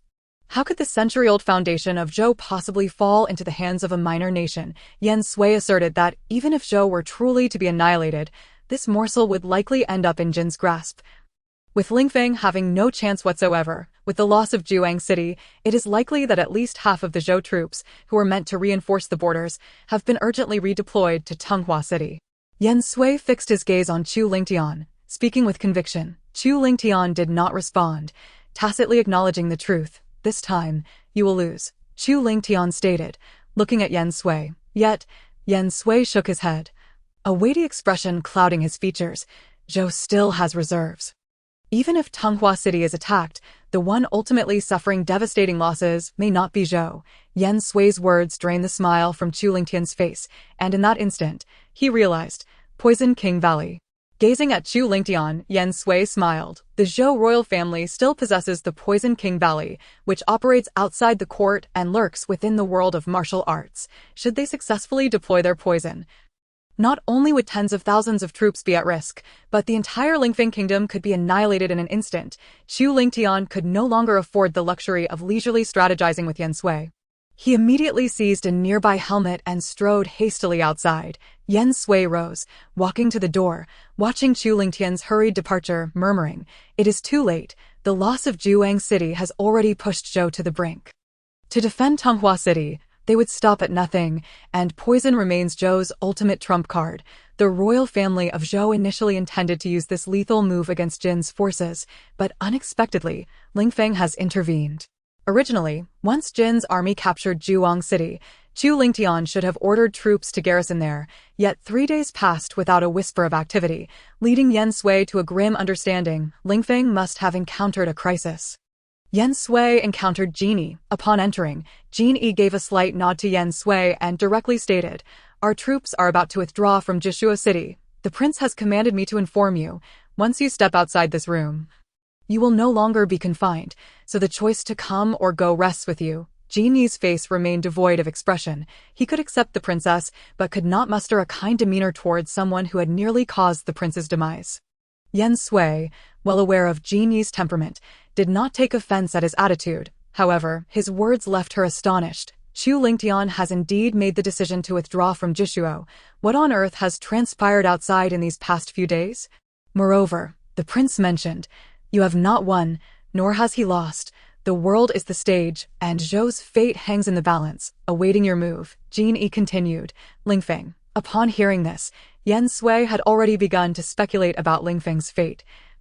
Muttering, after a brief silence, Jin Yi succinctly replied, "Lingfeng, the kingdom is shattered. The outcome has indeed remained unchanged," prompting Yen Sui to inquire, "Where's Chu Lingtian now?" Jin Yi furrowed his brow, clearly displeased with Yen Sui's casual reference to his prince, coldly replying, "No information to provide." Chapter 068, Rescue of Feng Mingwei. With a smirk, Yen Sui seemed to intentionally vex Jin Yi, coolly stating, "You may remain silent, yet I can still surmise a thing or two. He knows he can no longer confine me, yet he has not come in person. He is likely no longer within Zhou's borders, but has been urgently summoned back to Jin." Although Jin Yi maintained an impassive exterior, Yen Sui made her way toward Tonghua City. As she passed by Juang City, she caught sight of the Jin army's flag proudly flying atop the city walls. The city itself lay in ruins, with the surviving populace fleeing in droves. The once thriving Juang City had been reduced to ashes by the ravages of war. From Juang to Tonghua, Yen Sui encountered countless displaced citizens, and their struggle for survival. They forsook their homes, dragging their families along. As she approached Tonghua City, the number of fleeing citizens seemed to dwindle, leading Yen Sui to ponder if it was due to unrest in that area as well. Yet, upon reaching the outskirts of Tonghua City, she realized the reason for the absence of refugees. The city was now heavily guarded, making entry nearly impossible. Yen Sui lingered outside the city for several days, hoping to establish contact with Han Qi and the others. Presently, she dared not use carrier pigeons to send messages, opting instead to leave distinctive marks along her route in hopes that Han Qi would notice them. Tonghua City was difficult to penetrate, and the forest bordering Lingfeng had become a fortress. Yen Sui attempted several times to breach the perimeter, but was forced to retreat due to the vigilant guards. Just as she prepared to return, the number of guards in the forest increased, each wielding long spears, scanning the area near her. Noticing the peculiar situation, Yen Sui quickly concealed herself, intent on discovering what was amiss. The Zhou army's search radius was steadily shrinking, and Yen Sui's gaze followed suit, combing the area. The commotion stirred by Zhou's soldiers in this forest was likely prompted by Lingfeng's presence. Lingfeng had no ties to Xia. They were neither neighbors nor had any dealings, thus Yen Sui's only connection to Lingfeng was her acquaintance with Feng Mingwei and Jin. The Zhou army search perimeter continued to tighten, gradually forming an encirclement. At that moment, a figure darted swiftly between the trees, prompting the entire Zhou army to converge upon it. Seeing this, Yen Sui instinctively followed, unable to discern whether the figure was male or female in that fleeting moment. Utilizing her exceptional agility, Yen Sui navigated swiftly through the woods, seizing the opportunity to slip past the unobservant Zhou soldiers in pursuit of the figure ahead. She was drawing closer, the faint scent of blood wafting through the air. Yet, she suddenly lost sight of the individual. However, the lingering metallic tang assured Yen Sui that the person must be nearby. Seizing the moment before the Zhou soldiers caught up, she leapt down from the tree and meticulously searched for any clues. This area, dense with underbrush, indeed provided better concealment than previous locations. Regrettably, a trace of blood on the foliage revealed the individual's whereabouts. Following the blood trail, Yen Sui discovered a severely injured person hidden within a thicket. Though in a state of disarray, when Yen Sui parted the branches, the individual lunged at her with a knife, still gripping it fiercely. Yen Sui, ever cautious, deftly evaded the attack. Yet, this desperate strike seemed to have exhausted the person's remaining strength. Upon seeing the face, Yen Sui was taken aback. It was none other than Feng Mingwei. Yet, why was Feng Mingwei here, and how had she ended up in such a dire state? Sensing someone approaching, Yen Sui quickly scooped her up and leapt onto a nearby tree. Feng Mingwei was unconscious and utterly limp in her arms, making it difficult for Yen Sui to maintain her stance atop the tree for long. To avoid being implicated, she was compelled to devise a plan to divert the Zhou soldiers. Yet, given the urgency of the situation, Yen Sui reluctantly set Feng Mingwei down carefully, allowing her to lean against a branch. To prevent her from falling, Yen Sui swiftly secured her with a vine tied to the trunk. After completing these tasks, Yen Sui could clearly see the pursuing Zhou soldiers closing in, taking one last glance at Feng Mingwei. She murmured, "Whether you live or die, it now rests upon your luck." With that, Yen Sui leapt to another tree, deliberately revealing herself to lure the Zhou soldiers into a chase. She circled around.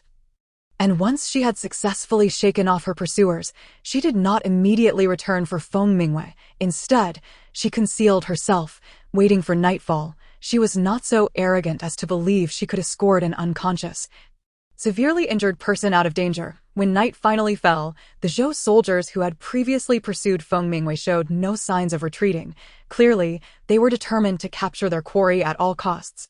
However, it is fortunate that they've changed their direction in the search. Under the cover of night, Yen Sui returned to the previous location, where Feng Mingwei still lay. After checking her pulse, Yen Sui discovered that it had grown increasingly faint. If left unaddressed, it seemed that Feng Mingwei would not survive the night. Yen Sui lifted Feng Mingwei onto her back, securing her with a vine that bound them together, while Zhou Jun was searching elsewhere. Yen Sui swiftly carried Feng Mingwei towards the edge of the forest. Fortunately, her horse remained outside the woods, making travel considerably easier. Once Yen Sui brought Feng Mingwei to her temporary refuge, she immediately tended to her wounds. Some of the blood had dried, causing the clothing to stick to the flesh, and despite Yen Sui's utmost care, she could still perceive the excruciating pain from Feng Mingwei's tightly furrowed brow and occasional moans. Yen Sui maintained a serious demeanor. Regardless of Feng Mingwei's unconscious reactions, she continued to address the injuries. After nearly an hour and a half, Yen Sui finally finished treating all of Feng Mingwei's wounds. For precaution, she also fed her a calming pill. That evening, Feng Mingwei developed a low fever. Despite Yen Sui stoking the fire to its fullest, Feng Mingwei, lying in bed, continued to shiver uncontrollably. In desperation, Yen Sui draped her own quilt over Feng Mingwei while she donned her clothes and sat by the fire for warmth. Given Feng Mingwei's unique status, Yen Sui could not take her to see a doctor. All she could do was what she had done, and whether Feng Mingwei would survive now depended on her own fortune. The following morning, Feng Mingwei remained unconscious, yet it appeared that her fever had subsided. While changing her dressings, Yen Sui noticed that Feng Mingwei had sweated profusely. So she prepared a basin of warm water to cleanse her body before replacing the bandages. Having spent years traveling, Yen Sui was accustomed to carrying some medicinal supplies for emergencies. Although she had brought a considerable amount, the sheer number of Feng Mingwei's injuries meant that they would soon run out. After some contemplation, Yen Sui resolved to venture to the nearby mountains to see if she could gather more medicinal herbs. The dwelling where Yen Sui had taken refuge was a small farmhouse situated adjacent to the mountains. When she first arrived, the interior was relatively clean, devoid of much dust, suggesting that the previous occupants had likely left to escape the war, much like many commoners, after setting out in the morning.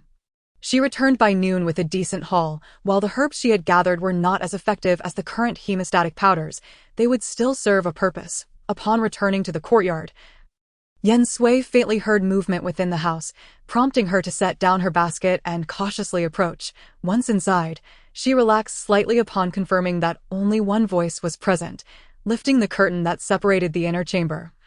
She indeed found Feng Mingwei awake, struggling to rise from the bed. Startled by Yen Sui's presence, Feng Mingwei instinctively recoiled, creating distance between them, her expression filled with wariness as she asked, "Where is this?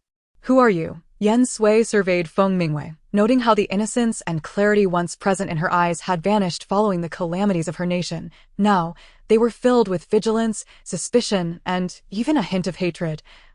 Albeit not directed at Yen Sui, this is a small farmhouse located about 100 miles outside of Tonghua City, less than 20 miles from the forest where you fell unconscious. I stand at the threshold.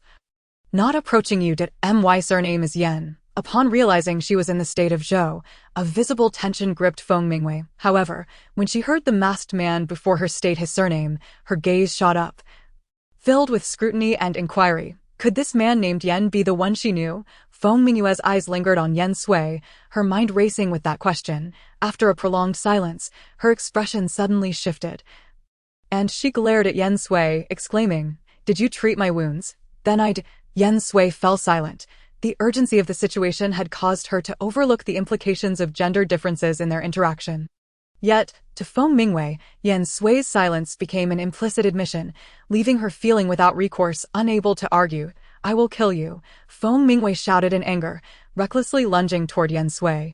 Though the women of Lingfeng Nation were somewhat liberated, they held their honor in the highest regard, particularly those of royal lineage. After all, the marriage of every royal woman served a vital role in maintaining political power, even amidst the current turmoil in Lingfeng Nation.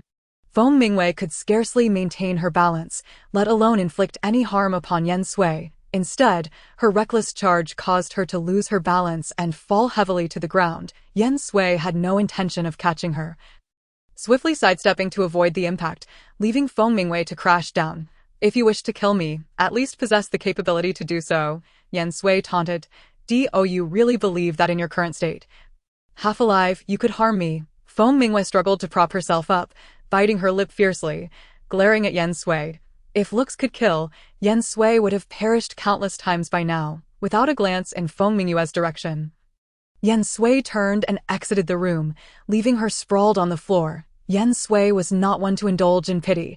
After her family's misfortune, she had grown even colder towards others. Her connection with Feng Mingwei was limited to mere acquaintance, and saving her life was the extent of her obligation, leaving no emotional investment to accommodate Feng Mingwei's feelings. Despite her struggles, Feng Mingwei was resolute, refusing to ask Yen Sui for assistance even as she battled to rise.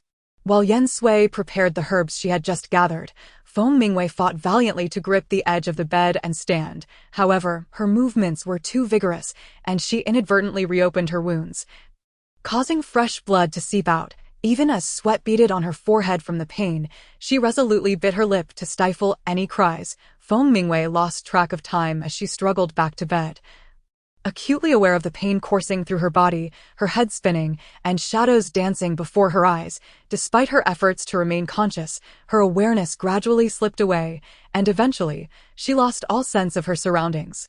Yen Sui returned with the prepared herbs, and upon seeing Feng Mingwei unconscious on the bed, she felt no surprise. She approached the bedside, added more charcoal to the fire, and deftly removed Feng Mingwei's undergarments before beginning to unwrap the bandages and change the dressings.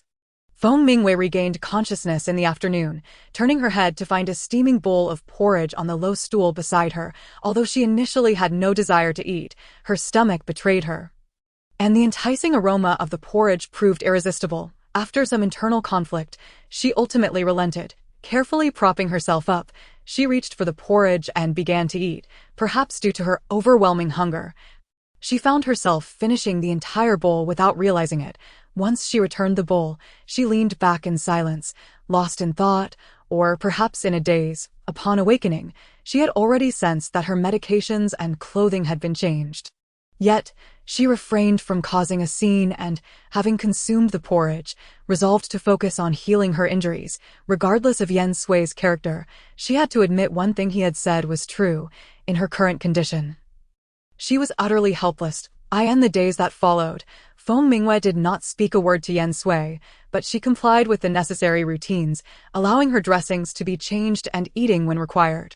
After regaining consciousness, she insisted on changing her own dressings. On the fourth day, Feng Mingwei was recovering well and had regained enough strength to rise from her bed and take a few steps. Having been deprived of sunlight for several days, she decided to venture outside to see the world beyond the confines of the farmhouse. However, as she reached the outer room, she spotted Yen Sui leading a horse and preparing to depart. Seeing her, Feng Mingwei quickly approached and could not help but inquire, "Where are you going?" Though her tone was marked by cold skepticism, it could not mask the underlying tension and concern in her eyes.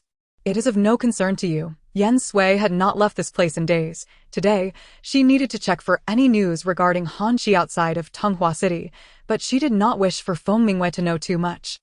Yet, Feng Mingwei, filled with suspicion, pressed, "Are you going to report on me for merit?" Deep down, Feng Mingwei understood that the person before her would not act so, but she could not fathom why such words escaped her lips without thought. Yen Sui frowned, casting a disapproving glance at Feng Mingwei before saying nothing further and mounting her horse, riding off. In her view, while one could harbor doubts, one must also possess a modicum of intelligence.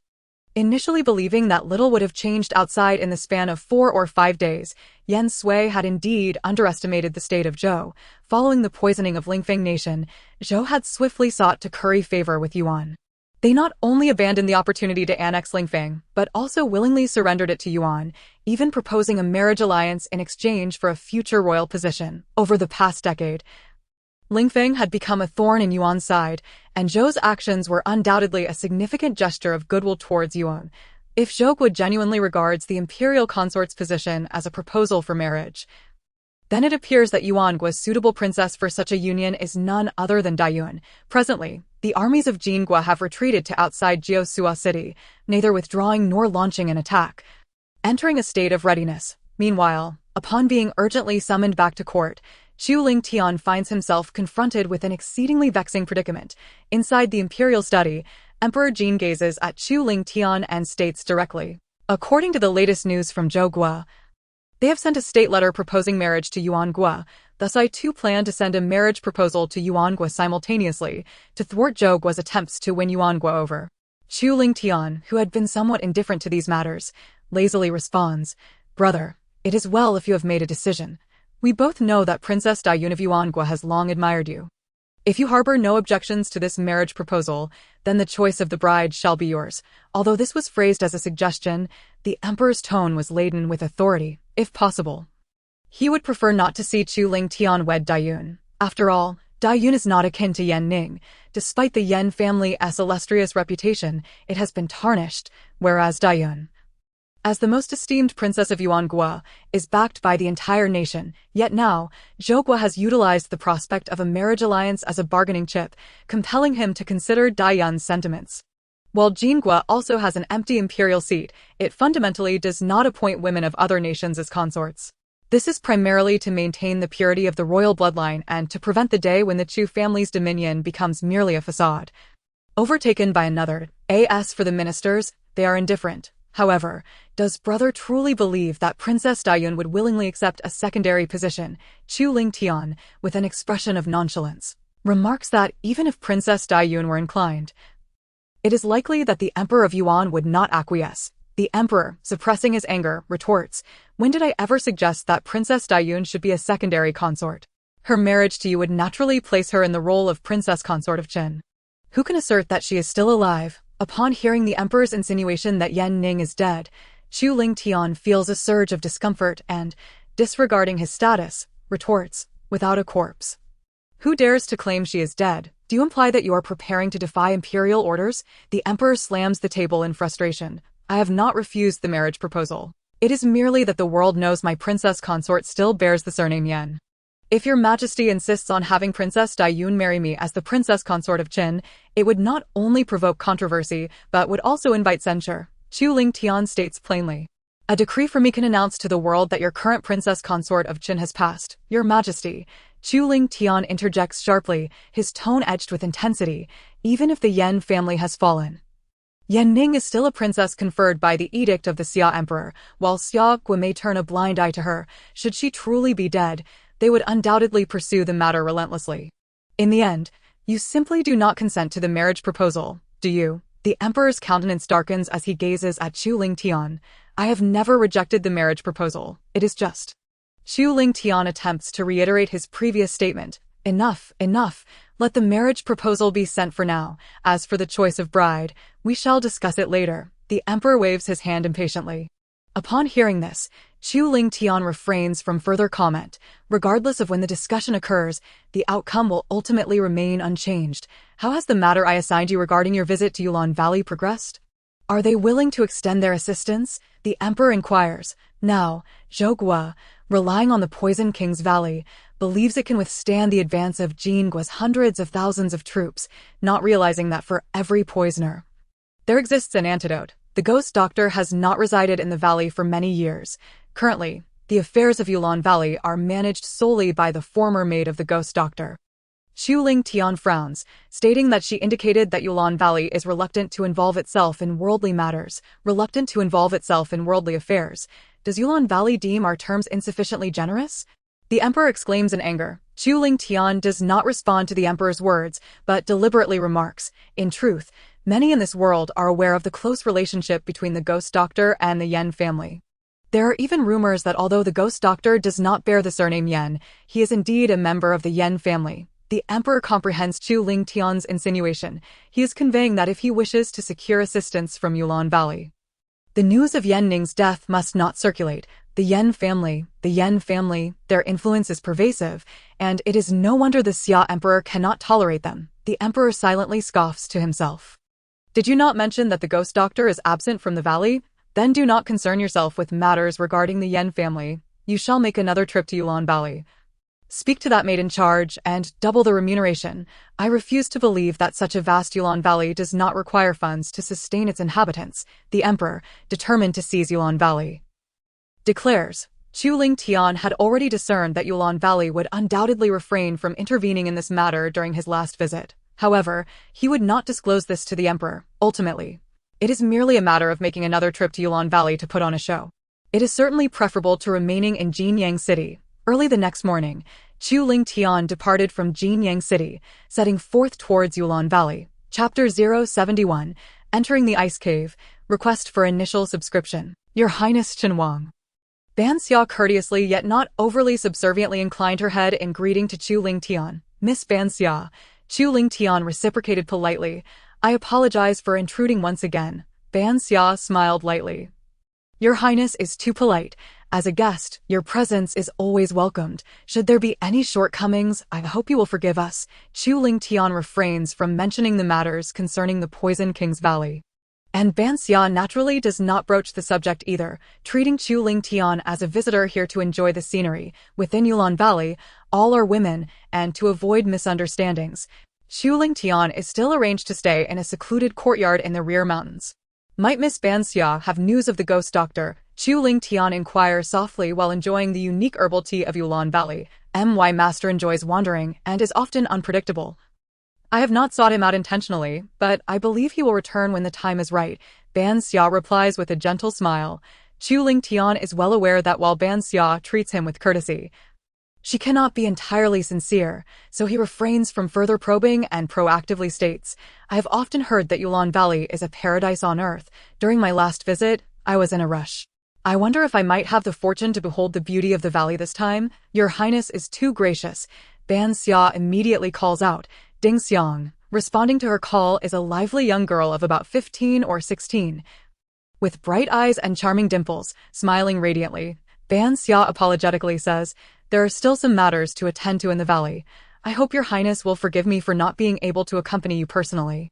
Ding Xiang, having grown up in the valley, is a clever child and will surely show His Highness the most beautiful sights. With that, Ban Xia departs, and Ding Xiang beams at Chu Ling Tian, performing a slight bow, saying, Greetings, your Highness Chen Wang. Observing this princely figure, Ding Xiang cannot help but think to herself, Such a handsome man exists in this world. Chu Lingtian had not originally come merely to admire the scenery, so he does not mind who guides him. It appears that this arrangement is more favorable. Perhaps he might glean some useful information from this young girl. Miss Banxia, you are too courteous.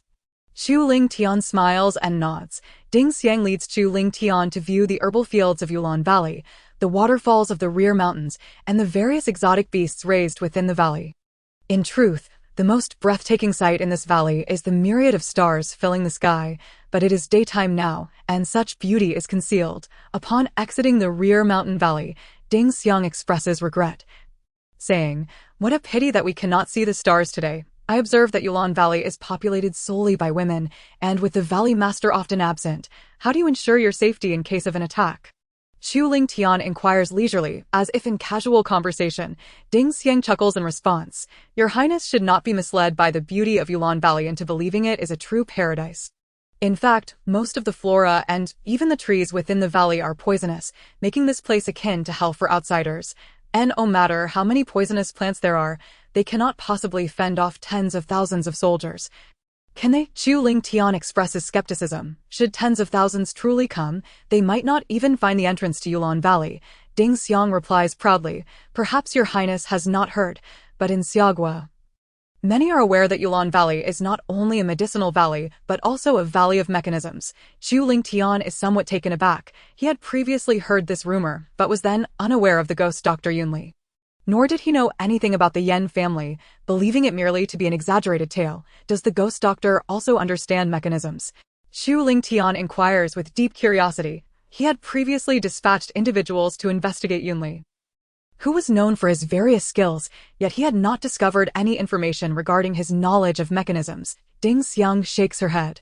"I once heard Sister Banxia mention that all the mechanisms in Yulon Valley were crafted by General Yen and a mysterious woman, rather than the Valley Master's design." A mysterious woman. Chu Lingtian frowns slightly, realizing he is still quite uninformed about Yulon Valley. Indeed, it is said that she was one of the founding figures of Yulon Valley. Unfortunately, this is merely hearsay. Ding Xiang sighs with a hint of regret. Unbeknownst to them, the two have emerged from the rear mountain and reached the vicinity of the ice cave. Why does it seem much colder here than elsewhere? Chu Lingtian surveys his surroundings with a hint of confusion. Upon hearing this, Ding Xiang finally lifted her gaze to survey her surroundings, astonished at how she had inadvertently led someone to this place. Before her lay the ice cave, within which rested a millennium-old block of ice. Striving to maintain a calm tone, Ding Xiang promptly altered her course and addressed Chu Lingtian, saying, "Ahead lies the place where I refine medicine in Yulon Valley. Would the prince be interested in taking a look?" Chu Lingtian, being a perceptive individual, naturally noticed the fleeting glimmer of regret and anxiety in Ding Xiang's eyes, suggesting that there were profound secrets concealed within this cave. However, he was in no rush. After all, he was presently in Yulon Valley. Surely he would find an opportunity in due time. He chose not to cast another glance at the ice cave, instead smiling lightly as he followed Ding Xiang in another direction.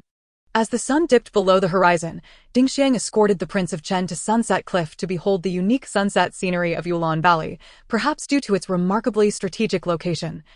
When viewed from Sunset Cliff, the entire valley was enveloped in a mesmerizing crimson glow. Upon returning, Ding Xiang pondered for a long while and ultimately decided to mention the ice cave incident to her senior sister, Banxia, lest trouble should arise. Upon hearing Ding Xiang's account, Banxia immediately sprang to her feet in shock, her brow furrowing as she exclaimed, "You mean to say that you passed by the ice cave during the day?"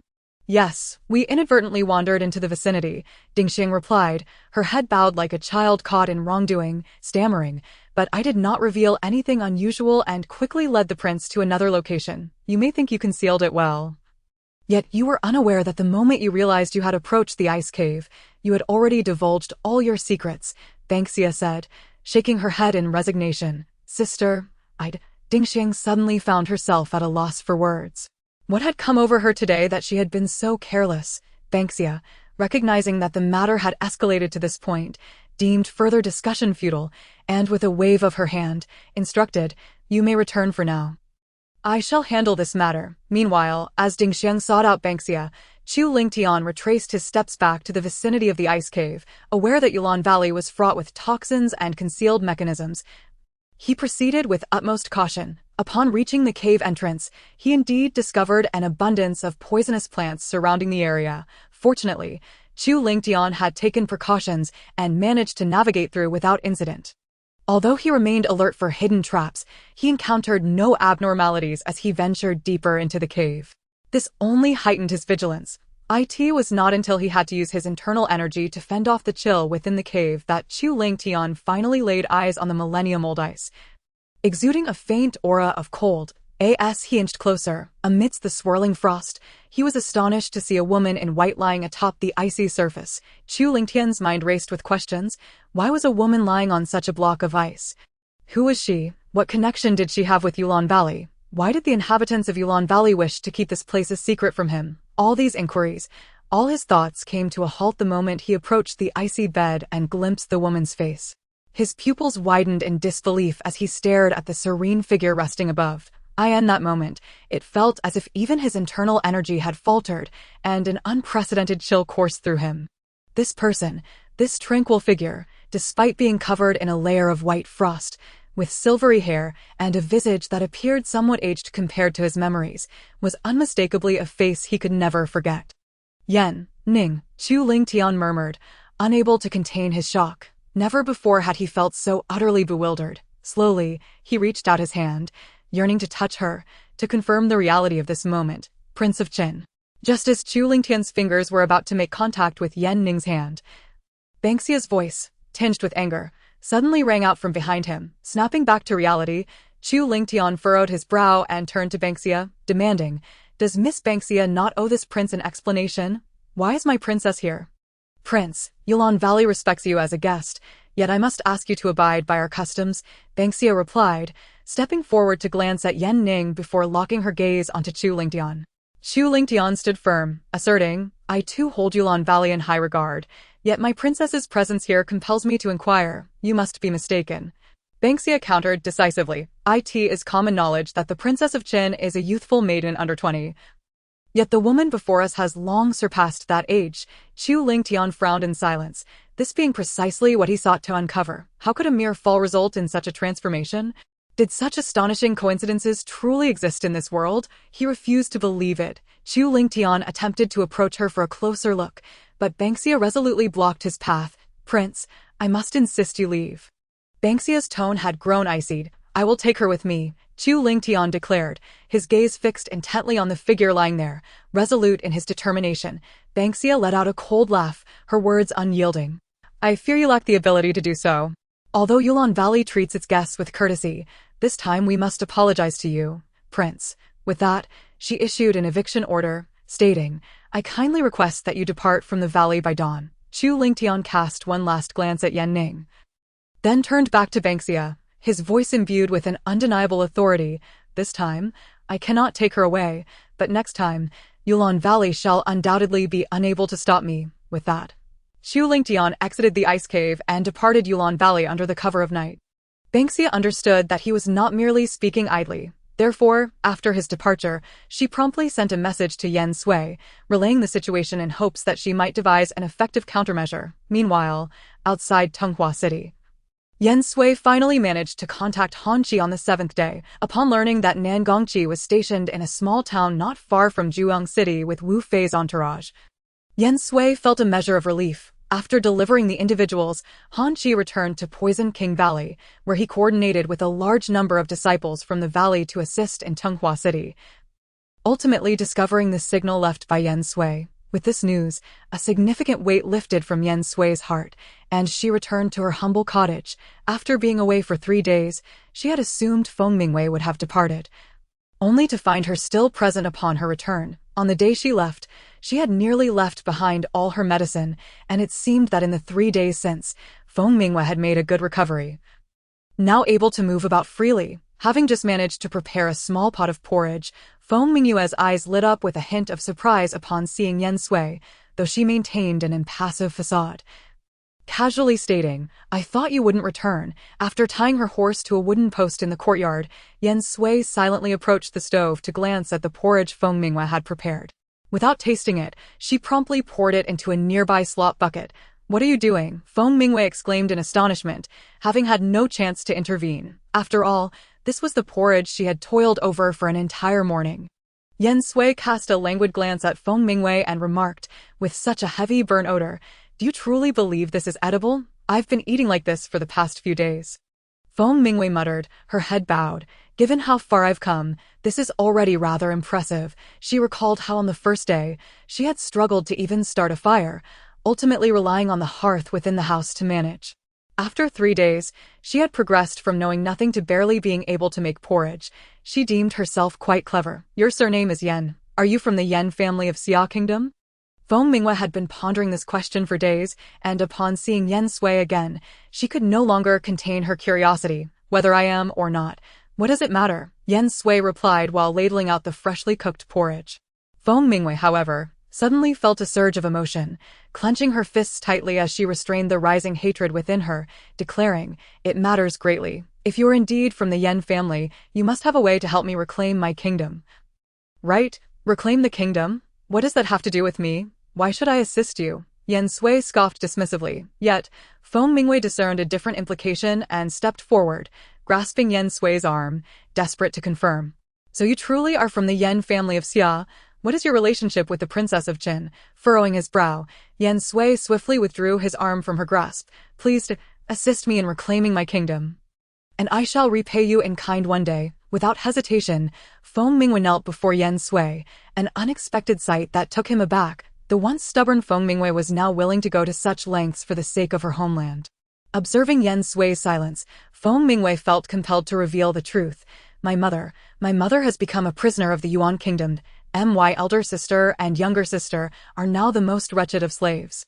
My people of Lingfeng continue to suffer from the poisons that plague them, living in agony." To be continued. Chapter 073, Returning to Tianqing City. "Then why were you present in that forest?" Pursued with such fervor by the Zhou army, Yen Sui did not assist Feng Mingwei in getting up. Instead, she quietly carried the porridge towards a nearby wooden table. Observing this, Feng Mingwei naturally rose and followed closely behind, explaining, "Before the forces of the Yuan Kingdom invaded the imperial palace, my mother, the Empress, dispatched a team of assassins to escort me away in order to preserve the royal bloodline." The scenes from that time remain vivid in my memory. The Yuan Kingdom nearly sealed off all routes along the Lingfeng border, leaving only the forest adjoining the Zhou Kingdom unoccupied by their troops. I had hoped that heaven would show us some mercy. But little did I expect that shortly after entering the forest, we were discovered by the Zhou army. After a fierce battle, all the assassins by my side perished, and I was gravely injured. Tears glistened in Feng Mingyue's eyes as she gazed at Yen Sui, saying, "As a member of the Yen family, you too have endured the agony of losing your home, and should understand my current feelings. Do not compare me to yourself." Yen Sui's expression suddenly sharpened, fixing her gaze upon Feng Mingwei, and replied, "The Yen family was destroyed by treacherous ministers and foolish monarchs, and the current plight of Lingfeng Kingdom is entirely the result of your mother the Empress's ambition." Upon hearing this, Feng Mingwei immediately retorted in disagreement. "As a sovereign, my mother seeks to provide a better life for the people. What is wrong with that? If there is a fault, it lies in Lingfeng Kingdom's ignorance of poison. Do not use the common people as an excuse for your ambitions." Yen Sui felt a strong aversion to Feng Mingyue's rebuttal. Realizing her own state of mind, Feng Mingwei looked at Yen Sui and said, "After all this, you simply refuse to lend me your aid, do you not?" "Wrong. It is not a matter of unwillingness, but rather one of unworthiness." Yen Sui was unperturbed, expressing her sentiments with chilling clarity. Feng Mingwei stood silently, neither speaking nor sitting, fixated on Yen Sui. Yet Yen Sui remained indifferent, continuing to sip her porridge. After finishing a bowl, as she stood to return indoors, Yen Sui finally remarked casually, "Does Lingfeng Kingdom not still have a princess betrothed to the Jin Kingdom? In such dire times, why not seek the Jin Emperor's assistance?" "The Jin Emperor, humph." Feng Mingwei scoffed inwardly. Can the Jin Kingdom claim no responsibility for the current plight of Lingfeng Kingdom and her third sister? Upon learning of Lingfeng's troubles, was most concerned about whether she would lose favor in the Jin harem. Seeing Feng Mingyue's silence, Yen Sui paid her no mind as she stepped over the threshold. When suddenly a cry from a hawk echoed through the sky, instinctively, Yen Sui looked up and, upon recognizing it as a spirit creature raised in the Yulan Valley, swiftly stepped outside, extending her right arm to facilitate its descent. Banksia had indeed employed the hawk for urgent news, and Yensue's first thought was of her sister. The hawk, having circled above, descended gracefully onto Yensue's outstretched arm, after removing the scroll from its talon and placing it on her shoulder. She quickly unfurled the message. A mere glance caused her brow to furrow deeply, her expression darkening considerably. Feng Mingwei remained unmoving, standing in place. Though she could not see Yensue's expression, she sensed that something grave had transpired. After using her internal energy to destroy the paper, Yensui did not spare a glance at Feng Mingwei and immediately mounted her horse, seizing the reins and galloping away. Feng Mingwei pursued a few steps before ultimately halting. Watching Yensue's receding figure, a resolute light began to kindle in her eyes. One day, she would compel that person to assist her. Upon receiving Banksia's message, Yensui rode tirelessly, day and night, towards Yulan Valley. The thought that Chu Lingtian had encountered her sister filled her with a sense of foreboding. For this situation had greatly exceeded her expectations. Upon arriving at Yulan Valley, Yensui sought out Banksia and inquired, "What did your letter imply?" Recognizing Yensue's weary appearance, Banksia hurriedly recounted the entire sequence of events, concluding with an expression of deep regret. "Young mistress, Banksia has failed in her entrusted duty. Now is not the time to assign blame. Our immediate concern is to swiftly transfer my sister." Banksia's face was clouded with worry. "It is impossible. The eldest young lady cannot leave the ice bed at all. It seems I cannot wait for Nangong Qi to fully seize control of the Zhou royal family."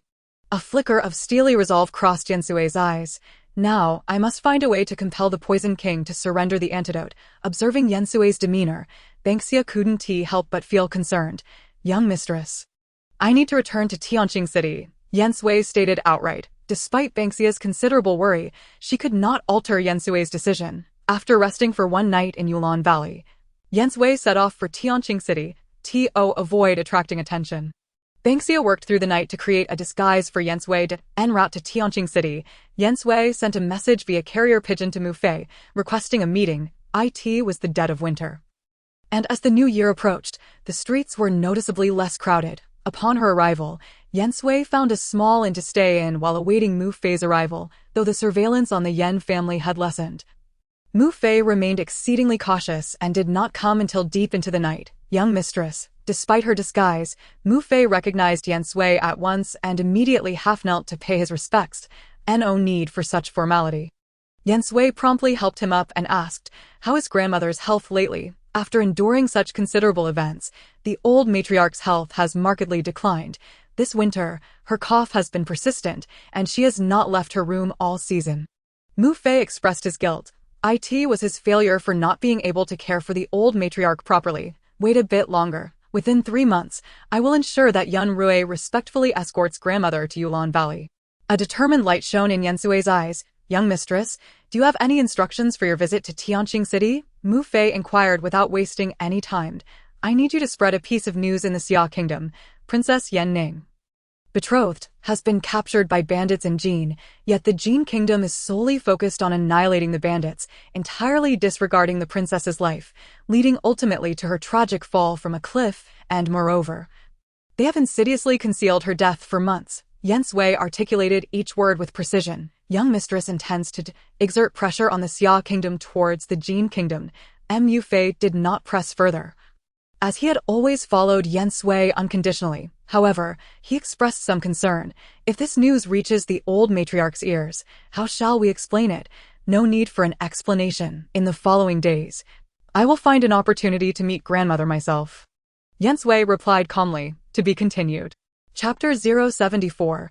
Return to Yen Manor. The Yen Manor remained unchanged, yet the Yen family was no longer what it once was. Yensui quietly entered the old matriarch's chamber. The room was warm, yet the prolonged lack of ventilation rendered it somewhat stuffy. This courtyard, this room, was so familiar to her. She had once spent carefree childhood days here, but now she could only return in this manner.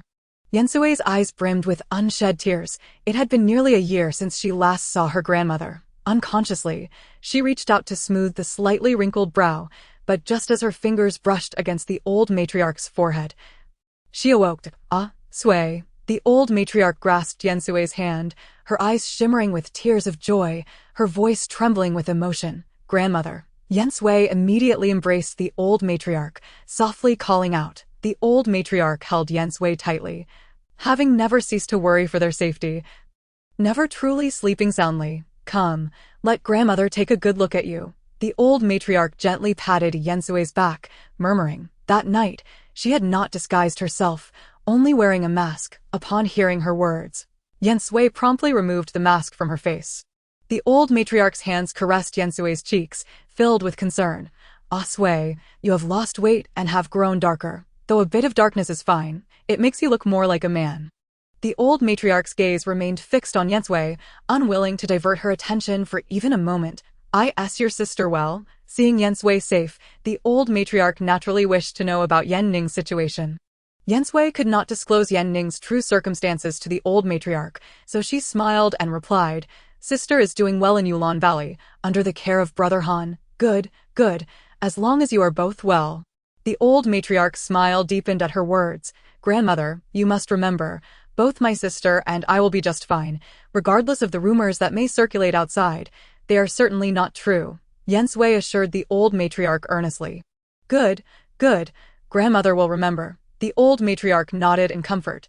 Suddenly recalling something, Yen Sui took out a handkerchief from her pocket and presented it to the old matriarch, inquiring, Grandmother, what was your intent in having Empress Yang give me this handkerchief?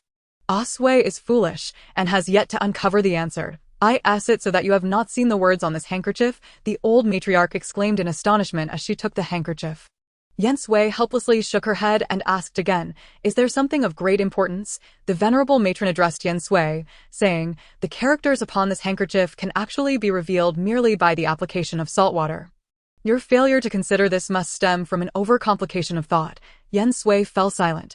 She had tried clear water, hot water, and even tea, yet had completely overlooked the use of salt water. Since you were not privy to this at the time, allow me to elucidate now. The matron tucked away the handkerchief and, with an unexpected gravity, declared, From this day forth, for whatever reason, you must never present yourself in feminine attire.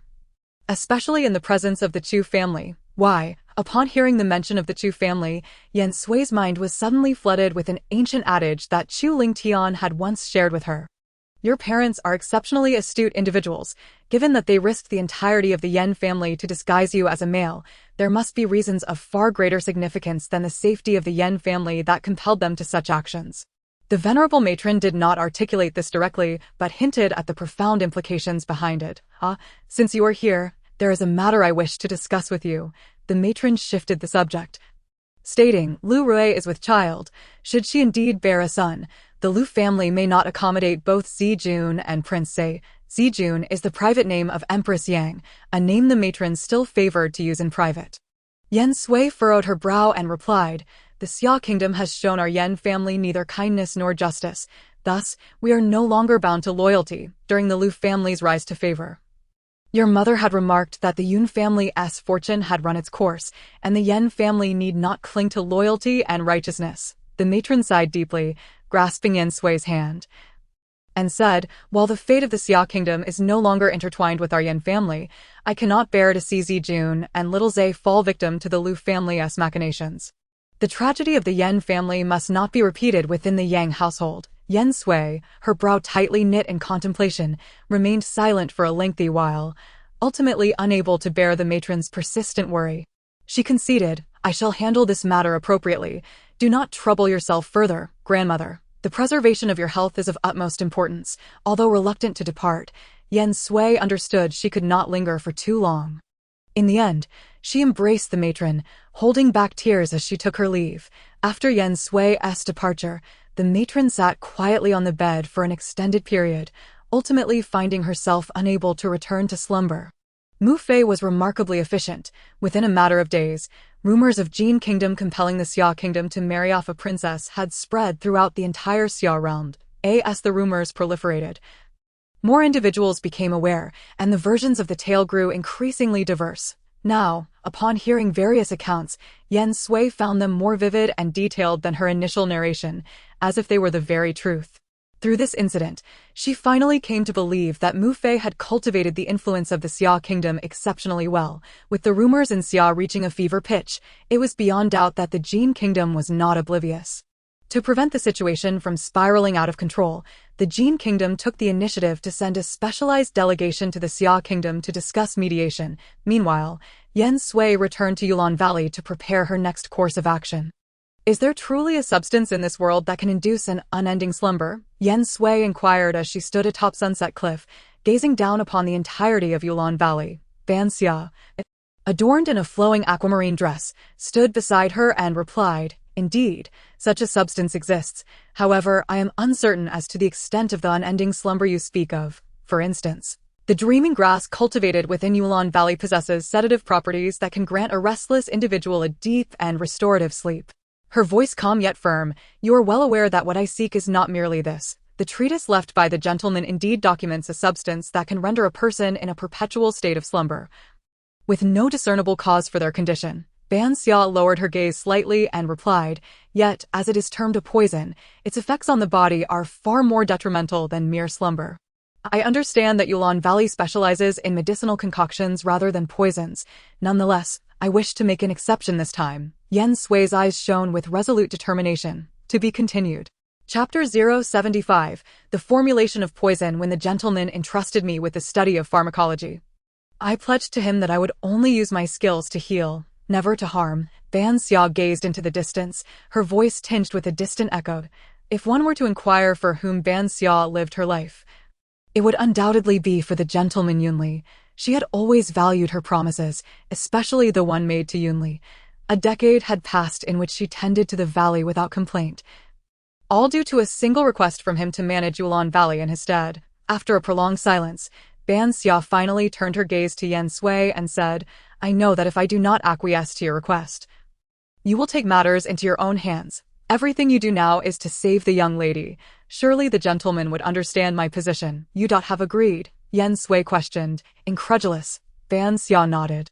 The young master was aware of the likelihood of her refusal, yet still broached the subject, indicating the great significance of the matter. Should a single misstep in this endeavor lead to the failure of the young master's plans, she would be unable to justify it to the gentleman.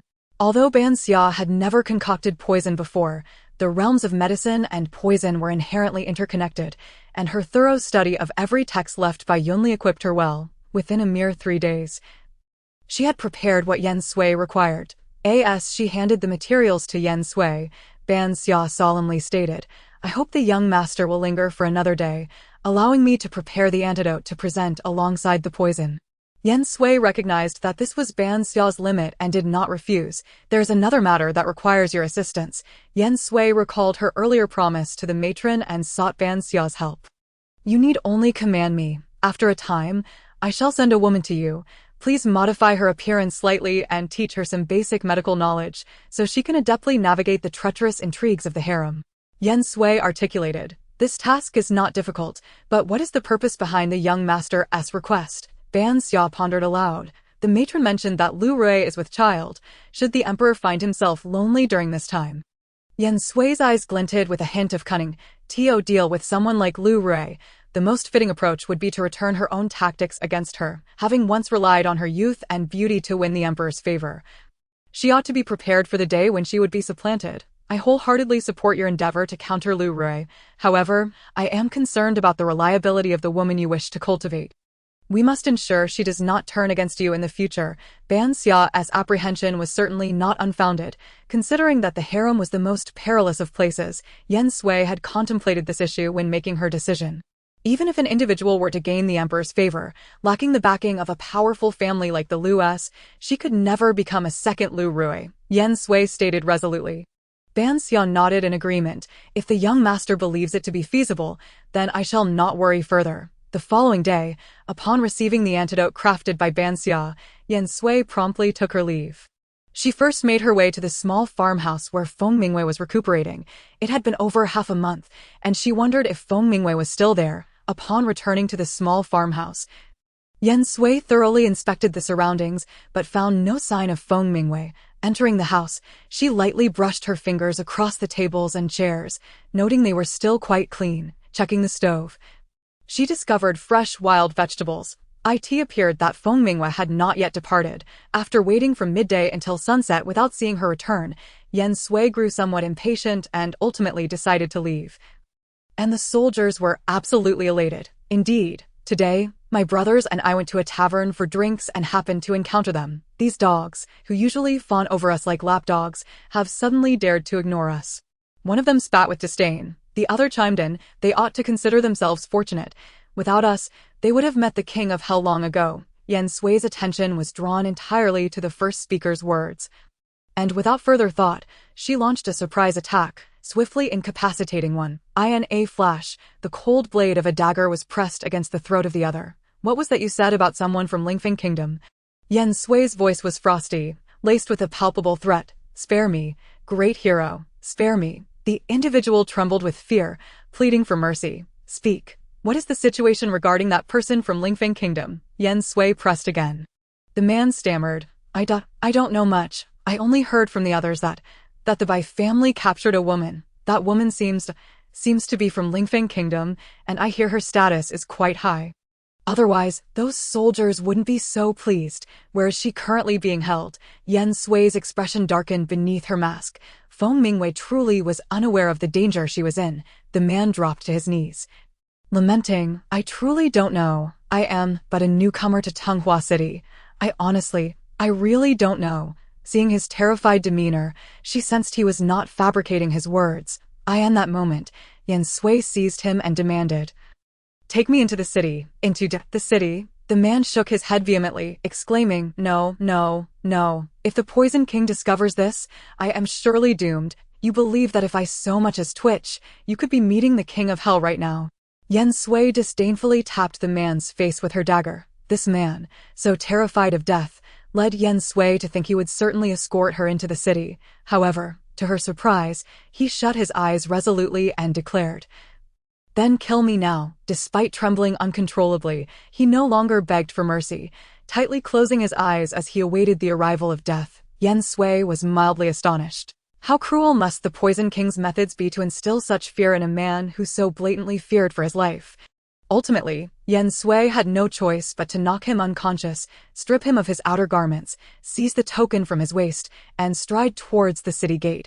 Upon reaching the gate, she was intercepted by the city guards. Remembering the conversation between the two disciples of the Poison King Valley, Yen Sui surmised that the people from the Poison King Valley must wield considerable authority within the city. Do you wish to live?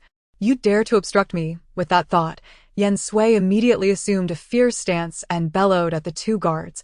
Although she felt a twinge of concern, seeing the guards take a slight step back eased her mind entirely. She then furiously commanded, Step aside. Chapter 076, Rescuing from the Sky Prison this young lord. The scrutiny from above is quite stringent, and I truly have no way. One of the guards said helplessly. Upon hearing this, Yen Sui impatiently snatched the token from her waist and tossed it to the guard, saying, Look closely, take a good look. The guard examined the token twice before immediately raising it with both hands and courteously presenting it to Yen Sui. Young lord, please keep it safe. I apologize for the earlier offense. With that, he promptly allowed her passage. Before departing, Yen Sui coldly huffed, signaling her dissatisfaction. After walking about 10 steps away, she faintly heard one of the guards spit and mutter. Humph, a dog relying on its master truly thinks highly of itself. Yen Sui couldn't help but scoff inwardly. It seemed that the guards of Tonghua City and the people from the Poison King Valley held mutual disdain for one another. The atmosphere inside the city starkly contrasted with that outside, where heavy guards stood on high alert, while within, peace and merriment flourished. Upon entering the city, she encountered a considerable number of disciples from the Poison King Valley. It appeared that this area had now become the domain of the Poison King Valley. A newcomer. I haven't seen you before. A drunken disciple from the Poison King Valley staggered into Yen Sui's path. Although he appeared inebriated, Yen Sui remained cautious and hurriedly replied, Yes, I just arrived not long ago. I knew it. With your handsome looks, how could I not remember you? You must be a newcomer. The man beamed at her words. He stepped closer, attempting to drape an arm over Yen Sui's shoulder, shouting, Come on, brother, let us go drink and enjoy ourselves. Yen Sui deftly evaded him, responding, I'm afraid I can't today. I've just been sent to check on that Lingfeng woman captured today. How could we from the Poison King Valley be allowed in? Realizing the man had grown suspicious, Yen Sui quickly glanced around and spotted a small alley. It's precisely because we can't get in that I was sent to gather information. Yen Sui feigned an air of mystery, explaining while leading him towards the alley. Once they reached a deserted spot, she swiftly struck him down with a blow, rendering him unconscious. Without lingering, she exited the alley and made her way towards the Sky Prison. Given the man's drunken state, anyone who might see him would surely assume he was simply inebriated and unresponsive.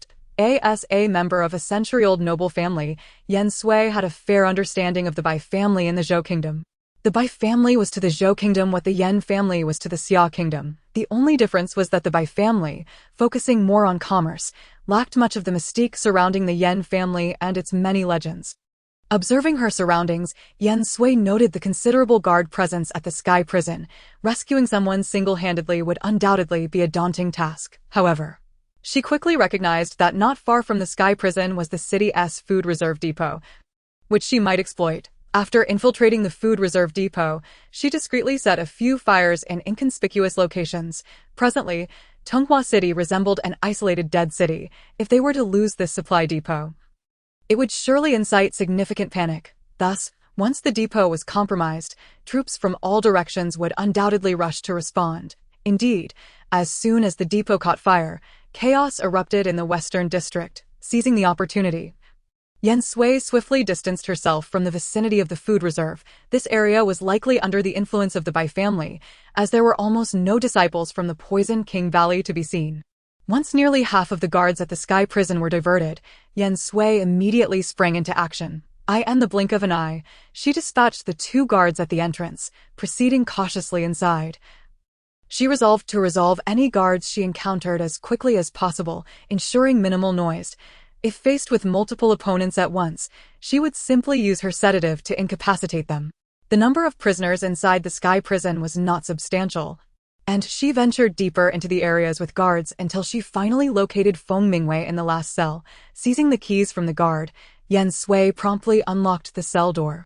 Upon seeing someone enter, Feng Mingwei instinctively took a few steps back. "Hurry!" Yen Sui glanced at her and urged. Though only 2 words were spoken, Feng Mingwei instantly recognized the voice. Without hesitation, she sprinted a few steps to closely follow Yen Sui.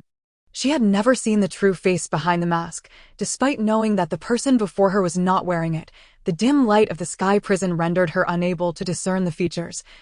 Only catching a glimpse of a silhouette, as they dashed out of the cell, Feng Mingwei gazed at the guards sprawled on the ground and felt an unprecedented sense of safety in Yen Sui's presence. However, just as they exited the Sky Prison, they found themselves surrounded by numerous soldiers. A middle-aged general clad in brown armor, wielding a sword, stepped forward and disdainfully regarded Yen Sui. "A supply depot, perfectly intact, suddenly catches fire. There's clearly something amiss. I anticipated that you were aiming for the Sky Prison." Observing the throngs of guards surrounding them, Feng Mingwei instinctively moved closer to Yen Sui, as if this proximity could soothe her currently racing heart. Yen Sui scrutinized the speaker, appraising him from head to toe, yet remained silent. She positioned her dagger defensively before her, prepared for battle at any moment. "Come on, capture them alive," the general barked, and immediately all the soldiers surged towards Yen Sui and Feng Mingwei. Yen Sui grasped a spear thrust towards her, pushing off the ground to leap into the air, delivering a kick that sent one soldier flying. Following that, she executed a swift somersault, her dagger swiftly slicing through the throats of 2 more soldiers.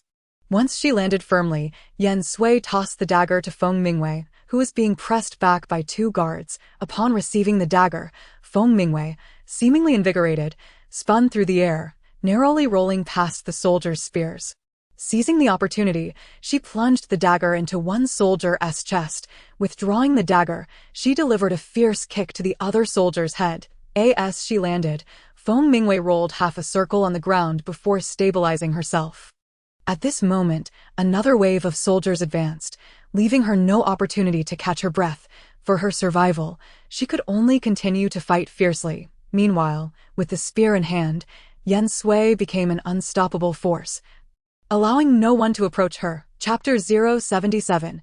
Taking shelter in the green building surrounded by over 10 men, Yen Sui displayed no signs of panic. Her spear danced gracefully through the air, akin to the fluttering of pear blossoms, cutting through the guards with lethal precision. In an instant, An invisible barrier formed around her, deterring anyone from daring to approach, observing the unfolding battle.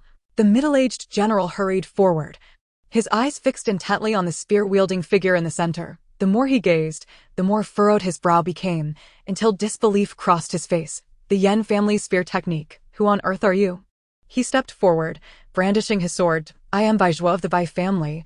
I request your guidance. It turned out that this man was Baizhua, the foremost figure of the Bai family, commanding the military of the Zhou kingdom. The Yen family was renowned for their spear techniques on the battlefield, while the Bai family was celebrated for their swordsmanship across the land. Yet, in a century, the two families had never truly clashed. Although Yen Sui anticipated this confrontation, the present moment was not opportune. She slowly retreated a few steps, positioning herself back-to-back with Feng Mingwei. Prepare yourself, Yen Sui whispered gently in Feng Mingyue's ear. Feng Mingwei cast a surprised glance at Yen Sui. While she did not comprehend the meaning, her focus was entirely on Yen Sui at that moment. Baizhua observed Yen Sui for some time. He subtly sensed something amiss, and his expression immediately shifted to one of alarm. Quick. Stop them. Simultaneously, Yen Sui calmly uttered. Threed. Instantly, several thunderous projectiles detonated around Yen Sui and Feng Mingwei, engulfing the area in a thick haze. Once visibility returned, Baizhua rushed forward. But the figures of Yen Sui and the others had vanished without a trace. Pursue them, immediately seal off the entire city. We must capture them. Baizhua commanded his troops at this moment. His mind was consumed by the recollection of Yen Sui's final smile, which he had failed to comprehend earlier, but now recognized as mockery. A derisive sneer. Having lived nearly 40 years, he had never endured such humiliation. How dare a mere boy mock him? He could not let this go unpunished. Yes, General. Although Yen Sui and Feng Mingwei had momentarily escaped the confines of the heavenly prison thanks to the thunderous explosions, they were still unable to exit the city gates. What should we do next? Feng Mingwei inquired, closely trailing Yen Sui. When she finally discerned the features of the person before her, she was taken aback. Nearly speechless as she pointed at Yen Sui, You're faced. How can it be It was a visage strikingly similar to that of the Princess of Qin, leaving her questioning her own eyesight. Let us first head to the Eastern District. Yen Sui, unfazed by Feng Mingyue's astonishment, replied succinctly. The Eastern District was now under the dominion of the Poison King Valley. Perhaps it could provide them temporary refuge. As they approached the Eastern District, Yen Sui sought out two isolated disciples of the Poison King Valley, incapacitating them before stripping them of their garments. He tossed one set to Feng Mingwei, instructing, change into this immediately. Feng Mingwei understood that this was not the time for inquiries and set aside her myriad questions, hastily removing her outer clothing to don the attire Yen Sui had thrown her. The garments reeked of strong liquor and sweat, nearly making her gag. It seems we will not be leaving the city tonight. We must find a place to hide. Once she had changed, Yen Sui stated. All right, Feng Mingwei acquiesced, yet soon grew troubled. But where should we go? The Bai family will surely search the entire city. Yen Sui's gaze fell upon a brightly lit, bustling area not far away, and a faint smile graced his lips. Isn't that the perfect hiding place? Feng Mingwei followed his gaze, her face filled with astonishment. The drunken spring fragrance. The brothel. Is there a problem? Yen Sui inquired, his expression unchanging. There are many disciples of the Poison King Valley within the drunken spring fragrance. Even Baizhua could not conduct a thorough search in a short time. Yet, it is a brothel. Feng Mingwei grappled with the notion, struggling to reconcile her noble status with entering such a sordid establishment. Yen Sui, however, dismissed her concerns with a cold remark. If you wish to be captured, by all means, cling to your royal dignity. Feng Mingwei fell silent, wrestling with her inner turmoil, torn between her noble identity and the harsh reality before her. If she could not accept this small matter, how could she ever aspire to restore her country? Yen Sui's disdainful words struck a chord within her, prompting a fierce determination to rise to, No, I am worthy, she declared, her resolve solidified as she strode towards the drunken spring fragrance. From this moment forth, she would no longer be the pampered princess of Lingfeng. She was Feng Mingwei, a scion of the Lingfeng royal lineage. Bearing the weight of her nation's restoration, regardless of the reasons, she finally recognized her current situation, much to Yen Sui's satisfaction. Upon reaching the entrance of the drunken spring fragrance, they were greeted by a pair of vibrantly dressed and alluring maidens. Oh, This young sir must be here for the first time.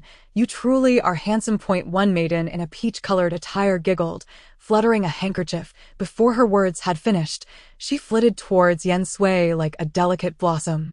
Sensing her advance, Yen Sui sidestepped, causing her to stumble and fall into Feng Mingyue's arms. Instinctively, she pushed the girl away, as though she had touched something repugnant. "Oh dear," the maiden exclaimed, glancing at Feng Mingyue with a teasing smile. Could this young sir truly be a novice, perhaps still untouched? Her voice was loud and playful, drawing the attention of several onlookers who chuckled at the scene. Feng Mingyue's face flushed crimson as she stood there, utterly flustered, almost ready to flee. Observing this, Yen Sui stepped forward, pulling her closer and addressing the maiden with a grin. "Do not tease my little brother too much. He might not handle your jesting well." Though Yen Sui's words carried a hint of jest, they effectively shielded Feng Mingyue from the humiliation of leaving in a huff. Feng Mingyue glanced at the hand Yen Sui held firmly, realizing this was their first genuine moment of intimacy. Once inside, Yen Sui readily handed a silver ingot to the matron, requesting a room and 2 maidens. Throughout the journey, Feng Mingyue remained silent until they entered the room and closed the door. At which point she questioned, "Why did you request 2 maidens? Do you truly intend to indulge in frivolities, to come to a brothel without engaging with the maidens? Do you wish to broadcast our predicament?" To be continued. Chapter 078. Inquiring about the flower queen. Yen Sui's remark left Feng Mingyue momentarily speechless. "You seem quite familiar with these establishments. You must frequent them often," she murmured after a prolonged silence, her tone laced with an unexpected jealousy. "Sometimes, do not underestimate others. Often, they possess qualities you cannot attain." Yen Sui, catching her murmured words, replied nonchalantly, "What could they possibly possess? Merely their allure. They can read the hearts of men like an open book." "Can you?" he continued, listing the skills of these worldly women. "They can charm men to the point of confusion, bending them to their will. Can you?" His litany of their abilities highlighted their keen understanding of human nature, surpassing even that of court officials. "Can you?" Feng Mingyue listened, feeling a mix of indignation and reluctance to refute his claims. At that moment, the matron knocked and entered with the 2 maidens. Yen Sui assessed the newcomers, noting their youth and modest beauty, an air of demure charm about them. Observing that they did not approach with the typical seductive demeanor, he inquired, "Are you new here?" The matron replied, "This young sir has a keen eye. These 2, Lonner and Jewel, have only been here for a month and have yet to entertain many customers." "Thank you, matron," Yen Sui said, tossing another silver ingot her way. "Please have someone prepare a few dishes and warm a jug of wine." "Certainly," the matron beamed, delighted by the silver. Feng Mingyue scrutinized the 2 maidens, seemingly intent on gleaning something from them. Meanwhile, Lonner and Jewel appeared increasingly nervous under her gaze, their heads bowed lower. "You need not be anxious. Raise your heads," Yen Sui encouraged them. "Do you play any musical instruments, or sing any tunes?" "I can play a few pieces on the pipa," one of them timidly responded. "I can sing some minor songs." The other added, "Good, then tonight, you need only play the pipa and sing a few melodies," Yen Sui instructed. Upon hearing this, the 2 maidens raised their heads in disbelief, asking, "Do you truly only require us to play the pipa and sing?"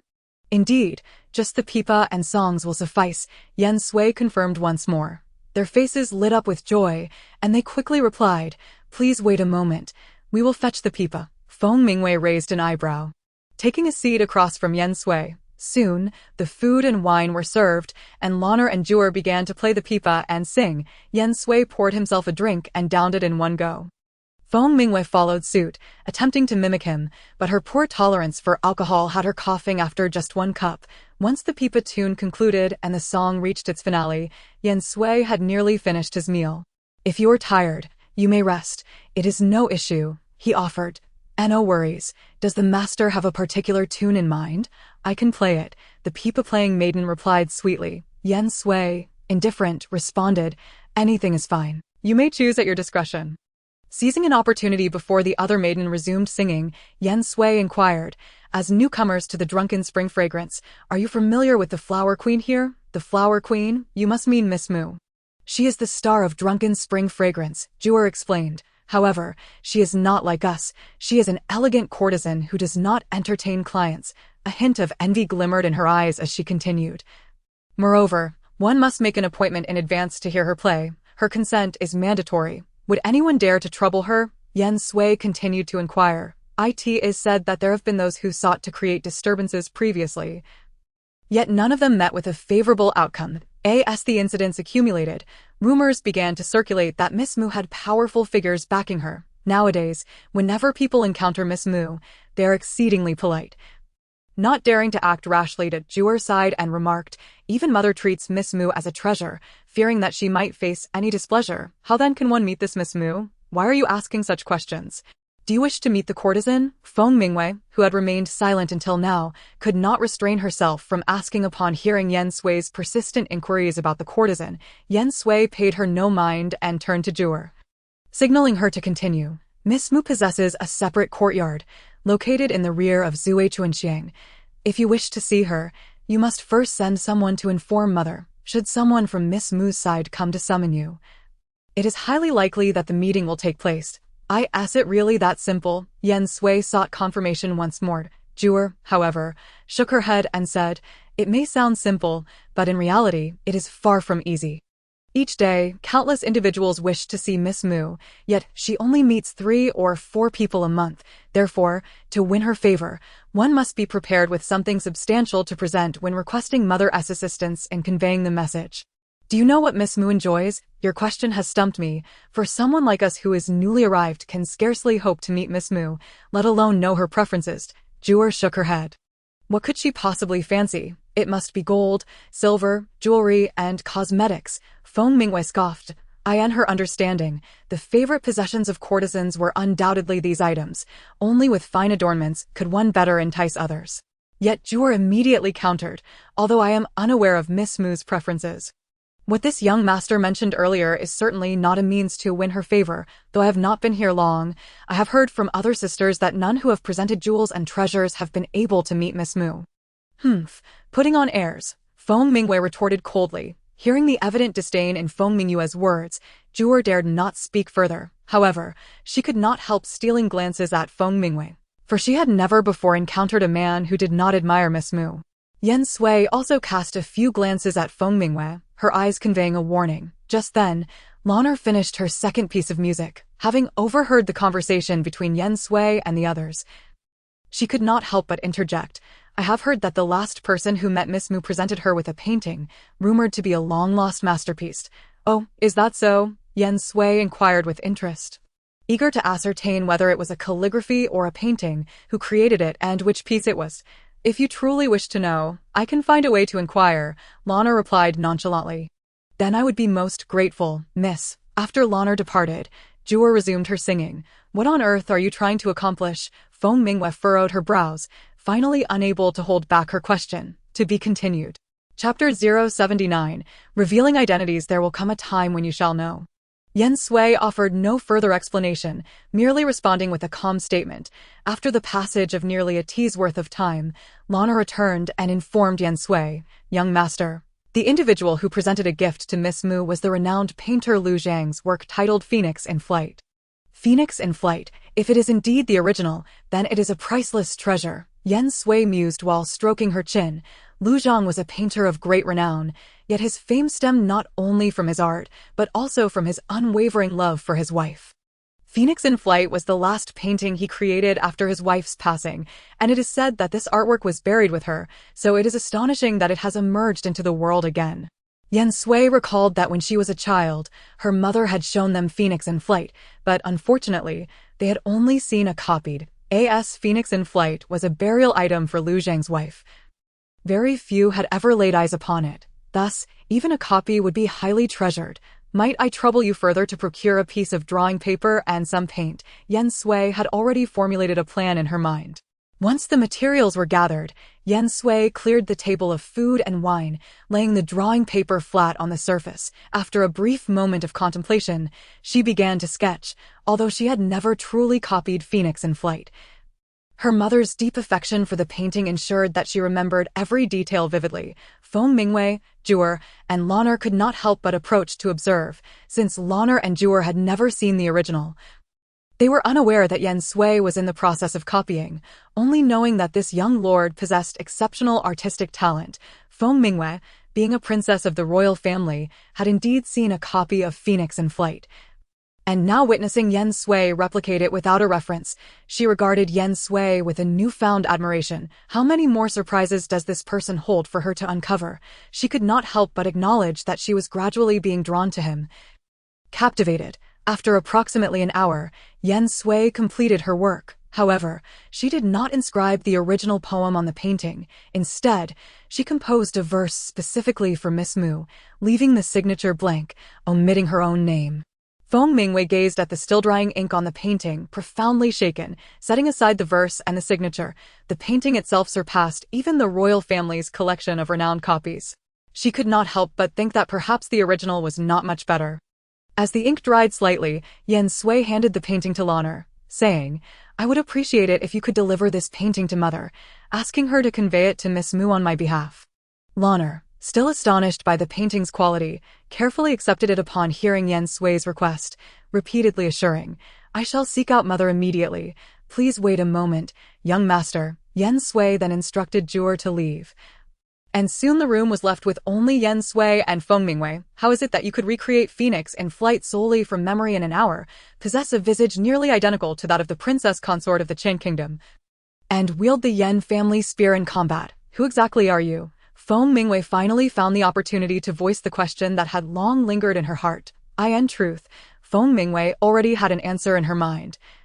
For it was nearly impossible to find another person who met all those criteria, yet she still yearned to hear Yen Sui confirm it herself. "I am Yen Sui." Just 4 words, requiring no further elaboration.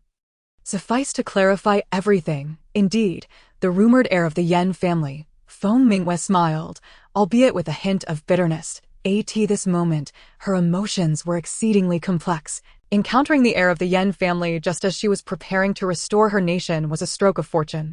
Yet such a figure appeared in her life during her most desolate times, rather than in her moments of glory. After gathering her thoughts, Feng Mingwei looked up at Yen Sui and asked, "Are you willing to assist me now? Tell me, why did you infiltrate Tunghua City?" Yen Sui did not respond, but turned the question back at her. Upon hearing this, Feng Mingwei's brow furrowed, and she spoke heavily. "The citizens of Lingfeng Kingdom are still afflicted by poison, and I wish to find an antidote for them. Should I call you naive or foolish?" Yen Sui retorted with derision. "How do you believe you can slip past such heavy guards to reach the Poison King? And how do you think you can find the antidote and escape unscathed?"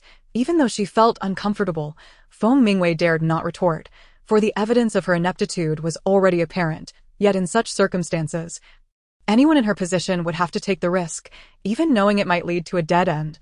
"I cannot promise to help you restore your nation, but I can propose a trade." After a prolonged silence, Yen Sui finally spoke to Feng Mingwei. "I will help you regain a position of power, enabling you to seek the assistance needed for your restoration, and in exchange, you must ensure the safety of 2 individuals. Feng Mingwei furrowed her brow, her mind racing as she looked at Yen Sui and asked, "What precisely do you mean by assistance? And who are these 2 individuals?" "The Kingdom of Xia." Yen Sui calmly uttered 2 words. "The Kingdom of Xia." Feng Mingwei gazed at Yen Sui in confusion. Yen Sui continued, "I will place you within the harem of the Kingdom of Xia, aiding you in your ascent to power. Ultimately, whether you can secure the great ally of the Xia Emperor will depend on your own abilities. Once you enter the harem, I will arrange for people to assist you from the shadows. But you must do everything in your power to protect Empress Yang and the Crown Prince Zhe. Entering the harem of the Kingdom of Xia, then will I no longer have the opportunity to seek my own happiness?" The latter part of her thought remained unspoken, for she understood that, at this moment, she seemingly lacked the power to choose. "Although the Xia Emperor does not know me, he has seen me during the hunting expedition in Jin Kingdom. If he were to discover my identity, he likely would not accept me." Feng Mingwei expressed her concerns. "These matters I will address. All you need to do is follow my arrangements," Yen Sui replied. Feng Mingwei had intended to ask further questions, but Yen Sui suddenly interrupted her, saying, "Someone is coming." Upon hearing this, Feng Mingwei had no choice but to cease her inquiries, swallowing her words back down. Indeed, a sudden knock echoed through the air, accompanied by the voice of Lanner. "Esteemed sir, your belongings have been sent by Mother. Would Miss Mu be inclined to meet? I kindly request that you wait a moment." "Very well, I understand. I appreciate your efforts, young lady, Yen Sui replied from behind the door. What is your true intention in seeking an audience with the courtesan here? Feng Mingwei could not help but inquire for the second time. I require you to remain by her side for a month, to learn how to fathom a man's heart, to master the art of reading his expressions, and above all, to discover the ways to please a man. Yen Sui did not conceal his motives from Feng Mingwei this time. To be continued. Chapter 080. A long-awaited encounter. Upon hearing this, Feng Mingwei was taken aback, rising abruptly, her eyes wide with disbelief as she looked at Yen Sui. You want me to stay in a brothel for an entire month? To learn from these courtesans how to charm men? This is utterly insane. Otherwise, tell me, what gives you the right to secure a place in the imperial harem? Is it merely beauty or talent? Such attributes are abundant among the women of the court, Yen Sui countered mercilessly. Do not be foolish. Your role is to be a favored consort, not merely a woman who captures the emperor's fleeting fancy. Feng Mingwei fell into silence, pondering that their lineage, the Lingfeng, had always seen women ascend to the throne, making their court unique compared to others. Just then, the matron, with a flurry of laughter, ushered in a graceful young woman. Upon entering, the woman offered a gentle smile to Yen Sui and Feng Mingwei, curtsying elegantly as she spoke in a melodious voice. I am Xuelon, one of Miss Mu's attendants. May I inquire which esteemed guest gifted Our Lady with a painting earlier? The typically loquacious matron remained unusually respectful, standing aside and refraining from interrupting, a testament to Miss Mu's esteemed position. It was I, Yen Sui replied, rising slightly and nodding towards Xuelon. At this. Xuelon scrutinized Yen Sui for a moment longer. Seemingly pleased, her smile widening, she then bowed again, respectfully stating, Our Lady invites you, young sir, to join her for a drink at Muliju. Thank you for the kind invitation extended by Miss Mu. But might I bring along my little brother? Yen Sui gestured toward Feng Mingwei, inquiring of Xuelon. Our Lady initially intended to invite only one gentleman, so it is generally inappropriate to bring others. However, Xuelon glanced at Feng Mingwei, covering her sleeve with a smile. If it is this esteemed guest, Our Lady would surely not mind. Feng Mingwei felt a wave of discomfort wash over her, her brows furrowing slightly at Xuelon's words. Yen Sui, however, discerned the underlying meaning and returned a knowing smile, replying, I appreciate your understanding, Xuelon. Once Xuelon exited, the matron leaned closer to Yen Sui and remarked, You truly are remarkable. Sir, in all my years at Zui Chunxiang, I have never seen our Miss Mu so eager to meet a man. Madam, you exaggerate. I was merely fortunate that my gift caught Miss Mu's eye, Yen Sui replied. The matron, hearing this, muttered softly to herself. It's obvious that all gifts are quite similar. Why has she never been this eager to meet a previous benefactor? Alas, the lady's thoughts grow ever more inscrutable. Upon reaching the rear courtyard, the matron paused, addressing Xuelon. Xuelon, I shall not proceed further. I must attend to matters ahead. Very well, madam. Take care. Xuelon nodded. This way, please, young sir. Leading the way, Xuelon guided them through a small garden. Suddenly, a soft and melodious sound of the guqin wafted through the air. Is Miss Mu playing the guqin? Yen Sui inquired. With a gentle smile, Xuelon replied, Our Lady plays to welcome you, young sir. Feng Mingwei silently followed, her mind racing with thoughts of how this woman could so effortlessly captivate men. She was determined to uncover what talents this lady possessed that would compel men to lavish riches upon her. As they passed through a small archway, the music grew clearer, revealing a quaint dwelling enveloped by flowers and trees. The so-called Muliju was, in fact, a separate residence, often mistaken for the back courtyard of Zui Chunxiang due to its secluded nature. Even in winter, the night breeze carried the fragrance of blossoms, and the sight before Yen Sui brought him immense joy, suggesting that Miss Mu's spirit transcended the mundane. The entire abode revealed a half-open pavilion, while the rest had been transformed into exquisite scenery. This unique design allowed one to feel as if living in a paradise amidst the bustling city, truly a sanctuary of tranquility. Yen Sui had once thought that Yulon Valley was a rare celestial realm. Yet compared to this, it seemed to lack some luster. One side of the pavilion was entirely devoid of doors or windows, merely draped with sheer curtains. Through the fluttering fabric, Yen Sui caught a glimpse of the woman playing the guqin. Upon entering this courtyard, Feng Mingwei became increasingly silent, acknowledging the deep allure of the space. My lady, the guests have arrived, Xuelon announced respectfully. The music did not cease, nor did the player speak, through the delicate veil. Yen Sui discerned a simple arrangement, a guqin table, an ancient guqin, and an incense burner. Yet, this simplicity, coupled with the presence of the musician, created the most beautiful tableau in the world. As he gazed at the guqin player, Yen Sui perceived a shadow of his mother within her. He had once thought no woman could ever possess the grace and poise of his mother. Standing behind Yen Sui, Feng Mingwei was utterly astonished. Merely this fleeting glimpse was enough for her to concede defeat. Unable to contain herself, Feng Mingwei chuckled, albeit with a tinge of bitterness. How ironic that she, a dignified princess, should fall short of a courtesan. Was it her own blind arrogance that had led her to this point? At last, the final note of the guqin resonated, and Miss Mu gracefully rose, elegantly approaching, her delicate hand lifting the veil as she spoke. In this world, only Lu Zhang can compose Phoenix in Flight, and among the myriad imitations, the only one that can rival the original is the work of the Yen family matron, as I have witnessed in my lifetime.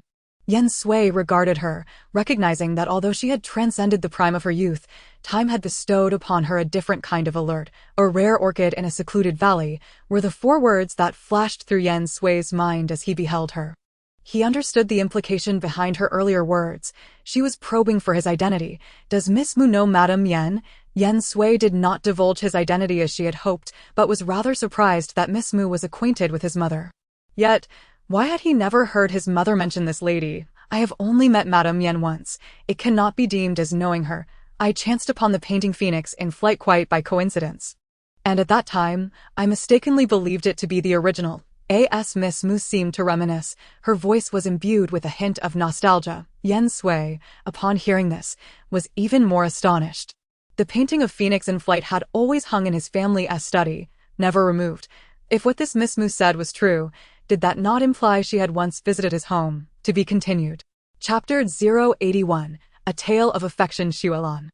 Please invite this young sir and the lady inside to sit, Miss Mu remarked, glancing at Feng Mingwei with a gentle smile. Hearing this, Xuelan courteously led the way. Feng Mingwei felt her face flush, realizing they had discerned her true identity as a woman.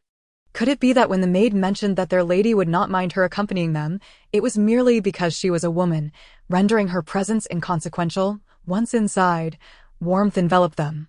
And Xuelan promptly served 2 steaming cups of tea. Miss Mu then produced 2 paintings, and Yen Sui immediately recognized one as the one he had gifted, while the other, exquisitely framed, was undoubtedly the authentic Phoenix in Flight. Miss Mu first handed the original to Xuelan, and then laid out Yen Sui's painting on the table before him. The ink on the painting you created is still wet, and the paper is the one used by Zui Chunxiang. I presume it was crafted on the spot, she remarked. I hope the painting does not offend you. Yen Sui replied modestly. If your work could be deemed crude, then surely no one would dare claim to be an artist. Miss Mu responded with a subtle smile, generously praising Yen Sui's skill. Yen Sui returned her smile, and they both fell into a comfortable silence. From the moment Miss Mu spoke of painting, Yen Sui knew she had uncovered the truth. His artistic talent was imparted by his mother. And naturally, it mirrored her style. Since Miss Mu had seen his mother's work, she could discern the connection. Young sir, you do not appear to be from Poison King's Valley. What is the reason for your current attire? Miss Mu observed their clothing with a hint of curiosity. Yen Sui chose not to conceal the truth, directly stating, indeed, we have encountered some trouble. General Baizhu is currently leading a citywide manhunt for us. Baizhu? Miss Mu replied casually, as if pondering something. May I inquire as to the reason? After a brief pause, she inquired further. Feng Mingwei glanced at Yen Sui, and upon his nod, she lowered her head slightly. Confessing, I am from Lingfeng.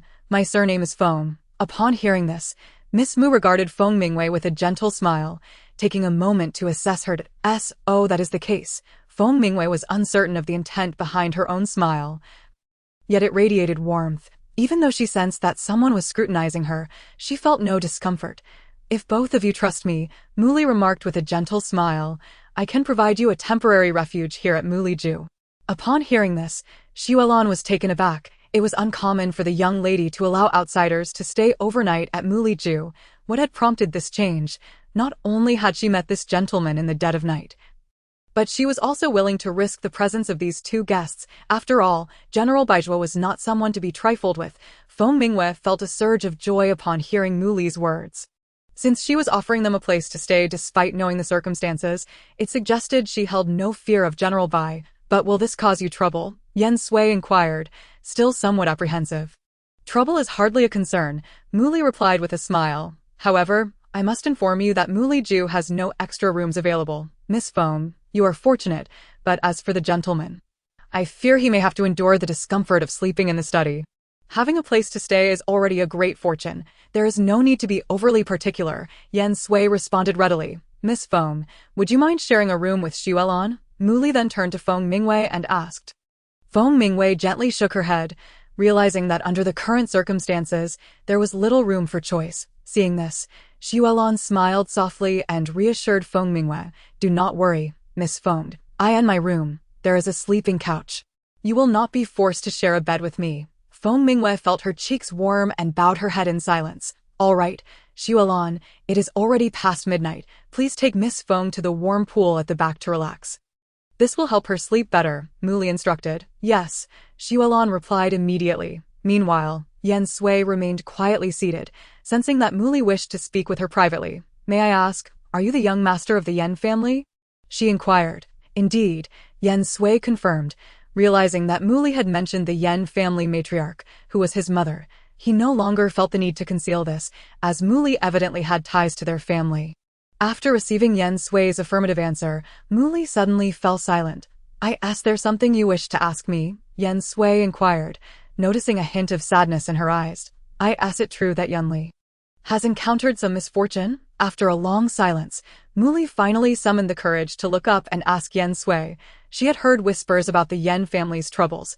Both General Yen and his wife had passed away, and such significant events would surely disrupt the peace of Xia country if he were still around. Yen Sui was taken aback, realizing that the person Mu Li referred to as his master.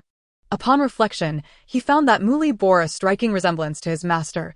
Mu Li Ju was evidently a sanctuary belonging to both Mu Li and his master, explaining its peculiar charm. To his master, this place might be akin to a serene valley amidst a bustling city. Yet, why had his master never mentioned this woman? He had remained in seclusion for over 7 years. He has indeed disappeared from your sight for over 7 years, Yen Sui replied candidly. Mu Li's expression turned one of disbelief as she murmured, how could this be? If I may be so bold. What is your relationship with my master, Yun Li? Yen Sui asked, already having an inkling, but seeking confirmation. If I were to say that we once loved each other, would you believe me? Mu Li suddenly smiled. A hint of melancholy in her tone. I believe you, Yen Sui replied earnestly, gazing into Mu Li's eyes, for you have almost become a reflection of him. Previously, she had thought that Mu Li resembled her mother. But it appeared she was mistaken. Mu Li possessed a soul deeply embedded with Yun Li's essence. Upon hearing Yen Sui's words, Mu Li's heart jolted, and she murmured to herself, it seems that time has not taught me to let go. Rather, it has allowed him to seep into my very marrow. If they were truly in love, how had they arrived at this juncture? Her master remained unmarried, and so did she. What had prevented them from coming together? Yen Sui was bewildered, for she believed her master, given his character, would not easily relinquish love if he had truly fallen for someone. Moreover, Mu Li still harbored deep feelings for her master. What, then, stood in the way of these two souls? Mu Li offered no explanation, merely stating, I once thought love was a matter between two people, but later discovered it is not so simple. Upon hearing this, Yen Sui immediately wondered, could it be that a third party had intervened? Yet, as Mu Li chose not to elaborate, Yen Sui felt it would be impolite to pry further. Since you have made the effort to see me, it cannot be merely for a song and a cup of tea. Mu Li said, shifting the conversation with a smile. Yen Sui, seeing her take the initiative to inquire, responded in kind, I had intended to request your personal assistance, but it seems I may now need to ask you to recommend someone more suitable. What do you require? Please feel free to speak plainly, Mu Li replied with a gentle smile. The young lady accompanying me, her identity is likely known to you. Yen Sui stated, I wish to ask if you could find someone within a month to teach her how to discern a man's thoughts and how to win his favor. If I may inquire, which man does the young master wish for Miss Feng to please? Mu Li asked without hesitation. The ruler of a nation, Yen Sui replied. It is often said that a king's heart is inscrutable, and the thoughts of an emperor are not easily fathomed. Muli remarked with a faint smile. He is merely a man, is he not? Yen Sui countered, provoking a laugh from Muli, who replied, Indeed, as long as he is a man, he cannot escape the allure of tenderness. I shall accept this task. Then I am deeply grateful, Muli, Yen Sui said, rising and bowing in appreciation. Muli also stood, saying, The stillness of Muli Ju is perhaps too quiet. It would benefit from a bit more liveliness. Just as their discussion reached its conclusion, Xuelon returned. As Yen Sui prepared to follow Xuelon to rest. The old hostess, who had been attending to guests, rushed over to Muli, saying, Miss, General Baizhua has brought a large contingent of soldiers and is checking each room, from the looks of it. He may disturb you. You should leave for now. If General Bai truly wishes to inspect Muli Ju, inform him that the flowers and plants here cannot bear the scent of battlefield blood. Muli's expression remained unchanged as she spoke with a serene voice. The old hostess, however, appeared somewhat apprehensive, saying, Miss, regardless, he is now a powerful general, and to offend him may not be wise. Upon hearing the old hostess's words, Muli replied with a cold snort, What of it? The throne of Zhou belongs to the Nangong family, not the Bai family. Yen Sui, concerned, asked Muli, Are you certain you will not encounter any trouble? Do not worry about me, young master. Baizhua would not dare to bring his troops here, Muli assured him. Seeing her confidence and composure, Yen Sui nodded and decided to take his leave.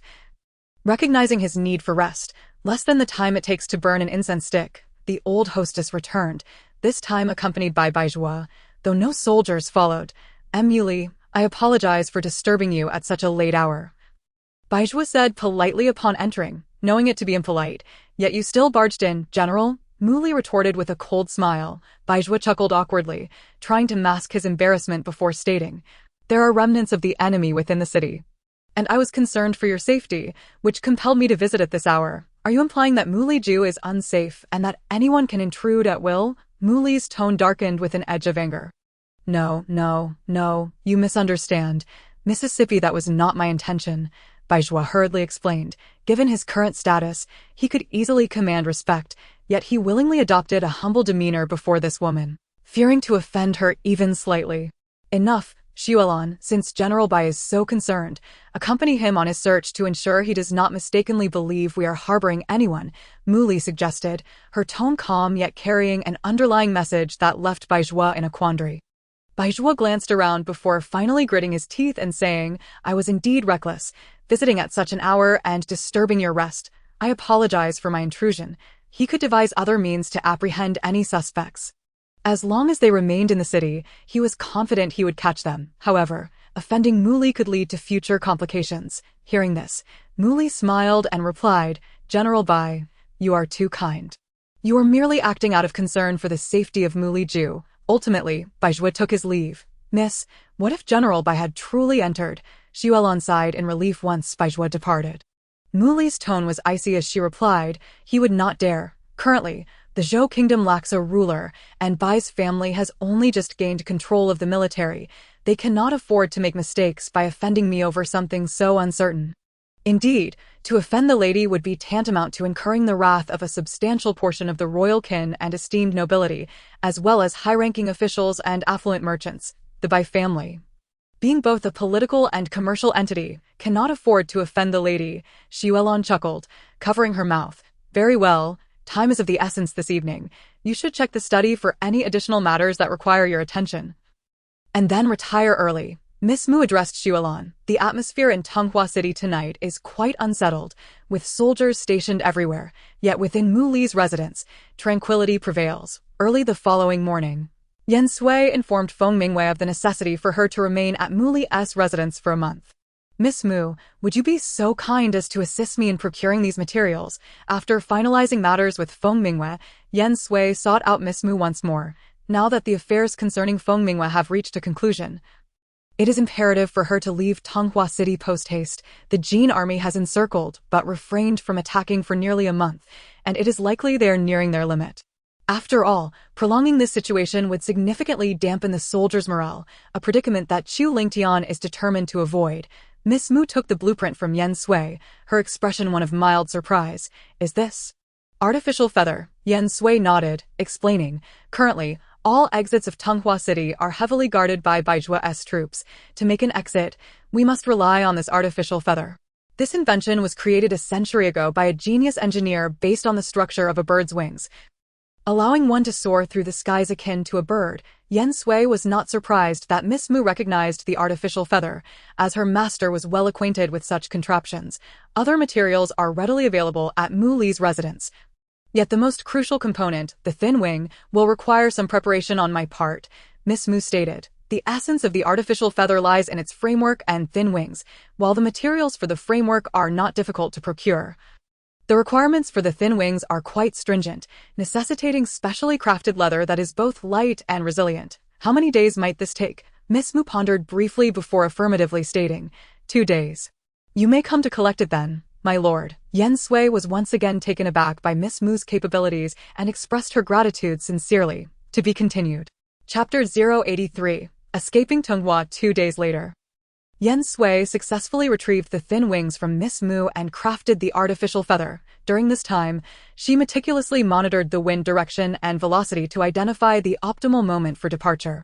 Tonight's wind direction appears most favorable. However, the wind strength remains uncertain, Miss Mu noted as she approached Yen Sui, who was observing the conditions in the garden. The wind tonight is unlikely to be too strong. Yet we must leave without delay, Yen Sui replied, her brow slightly furrowed.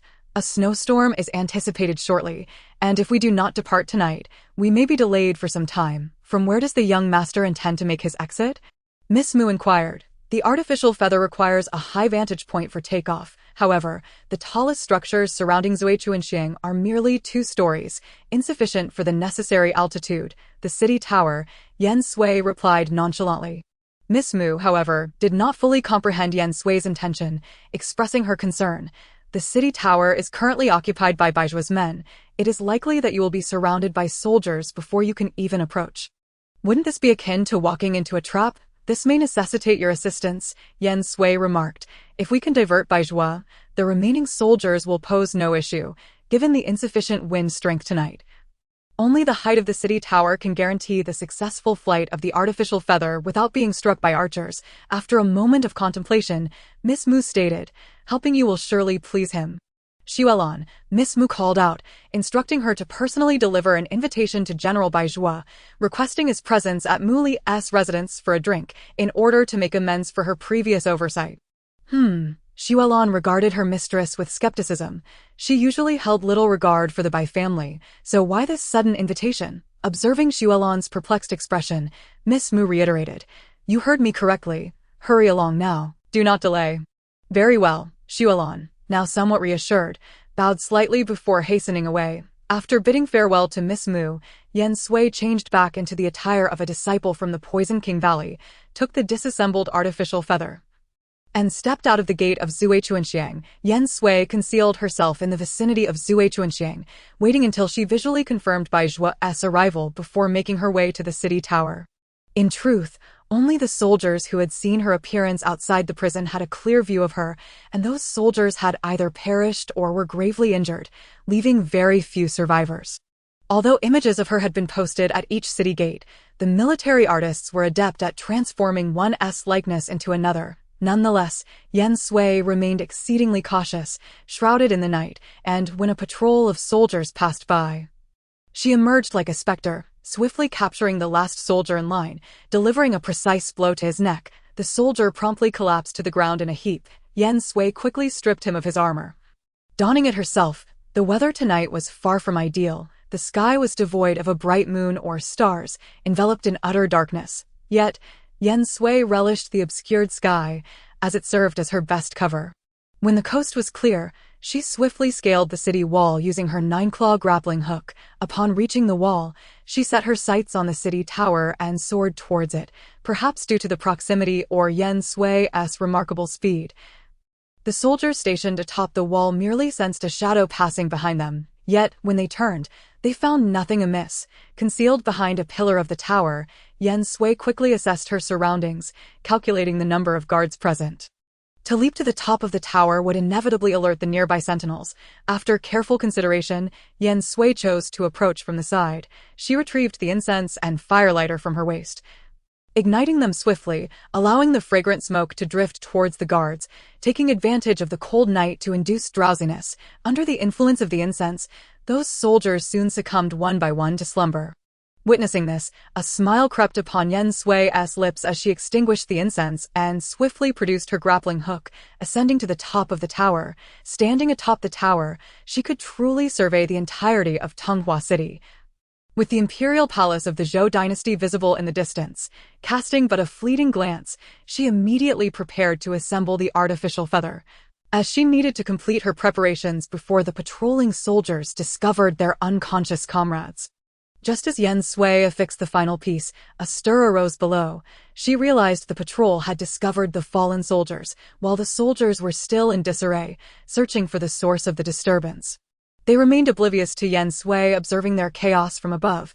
Now, she merely awaited the wind to reach its peak strength, at which point she could soar from the tower and escape Tonghua City. The tumult at the tower lasted only for a brief moment before Baizhua galloped in on horseback. Upon spotting someone atop the city wall from a distance, he was immediately taken aback.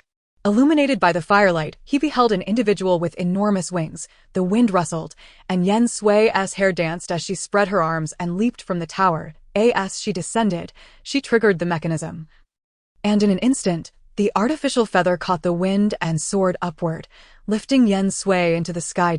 At that moment, a soldier suddenly shouted, "Look, up in the sky." Everyone raised their eyes, gazing at the figure soaring above.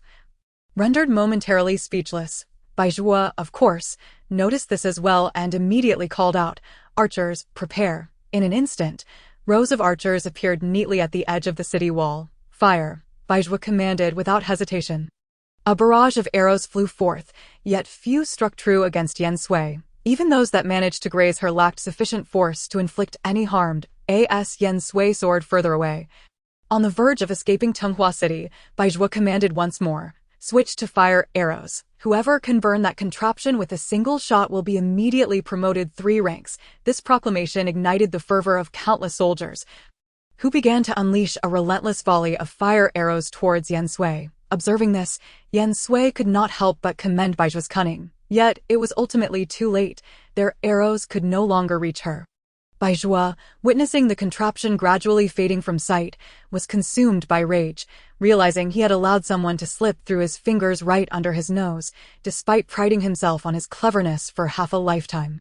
Yen Sui finally landed approximately 50 miles outside Tonghua City, attended to the artificial feather, and then proceeded with light-footed agility, arriving at the next relay station just as dawn broke. After purchasing a horse, she set off at a swift pace towards the state of Jin, to be continued.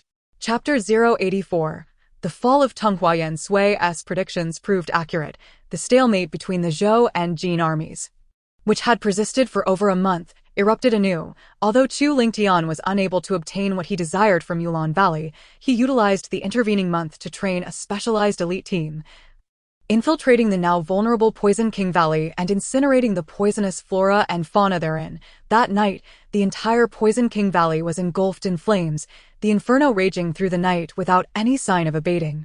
For the next 5 years, this land would be incapable of yielding any crops. The Poison King had nearly lost his stronghold, and naturally, Tonghua City could no longer sustain itself, deprived of the protective talisman that was Poison King Valley.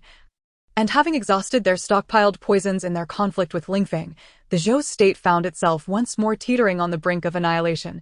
The matter of the Poison King Valley has been resolved, and the morale of the Jin army surged dramatically. This time, Chu Lingtian personally led an army of 200,000, returning with great fervor. They advanced relentlessly from their encampment to Zhuyang City, and upon capturing it, they pressed on towards Tonghua City without delay. In a mere 10 days, Chu Lingtian's forces had arrived at the gates of Tonghua City. Baizhua commanded the 10,000 troops within the city to resist fiercely.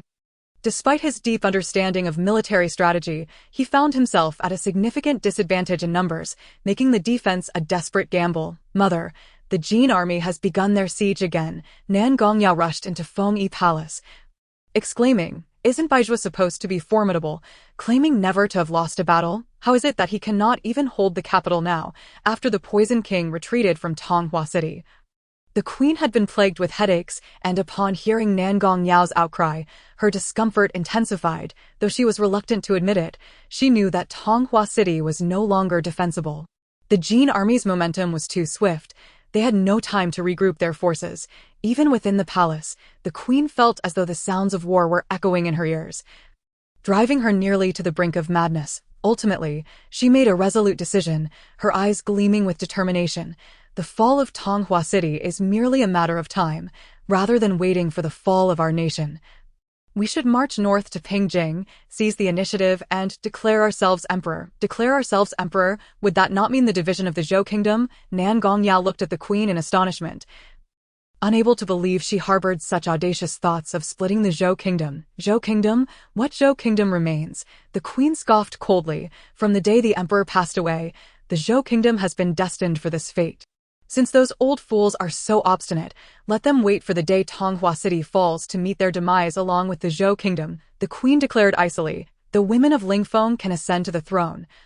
So why not the Zhou kingdom? She believed herself equal to any man, yet those old men continually deflected her with ancestral rules, claiming there was no precedent. Very well, if the ancestral rules do not permit it, she would yield, but those old men still failed to grasp the situation. If so, why should she cling to Tonghua City? Pingjing had once been the capital of two dynasties, and the northern part of the Zhou kingdom was not impoverished. Why not abandon this shattered south and establish a new regime in the north? Yet the Bai family would not allow us to leave easily. Nan Gongyao was fearful for his life.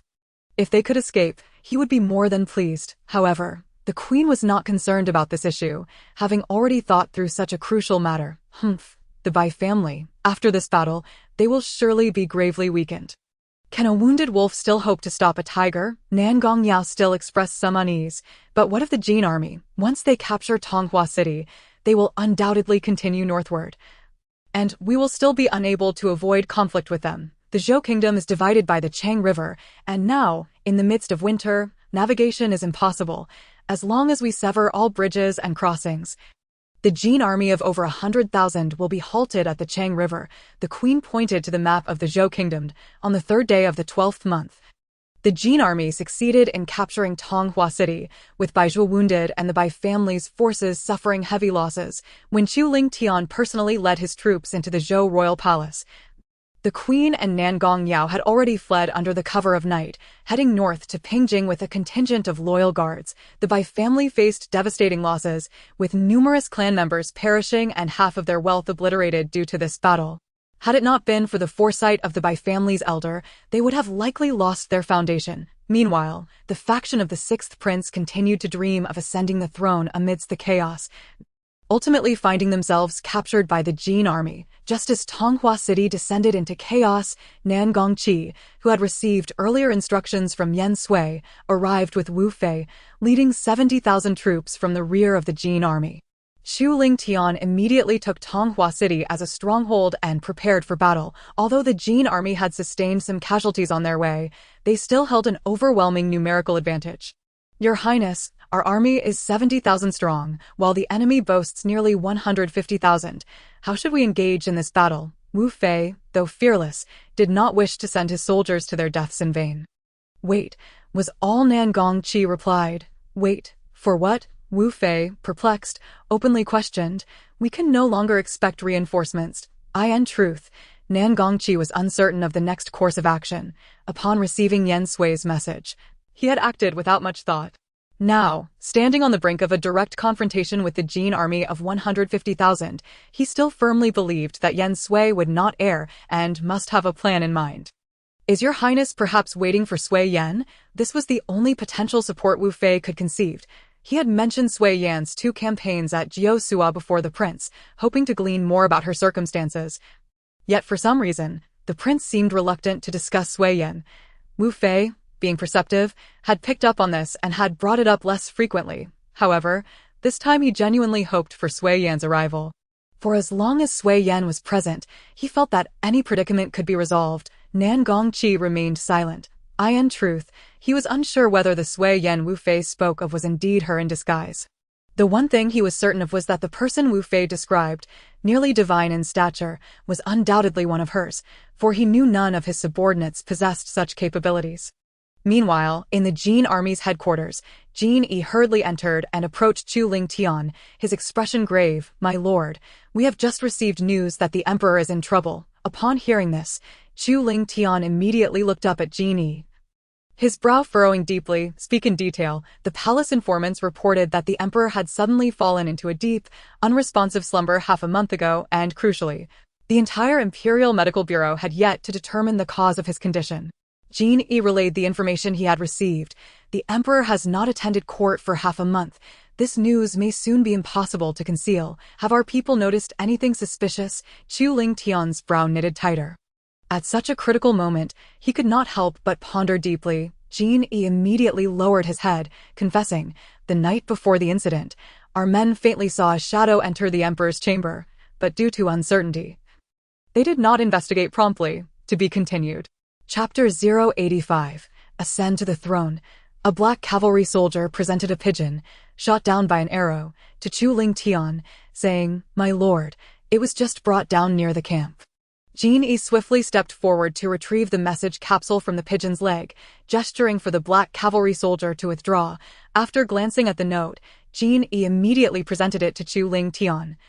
"My lord, the situation seems to be escalating." Upon receiving the note, Chu Ling Tian read, "Withdraw troops and return to the court. Ensure the safety of the Jin Emperor." The signature was simply a single character, Yen.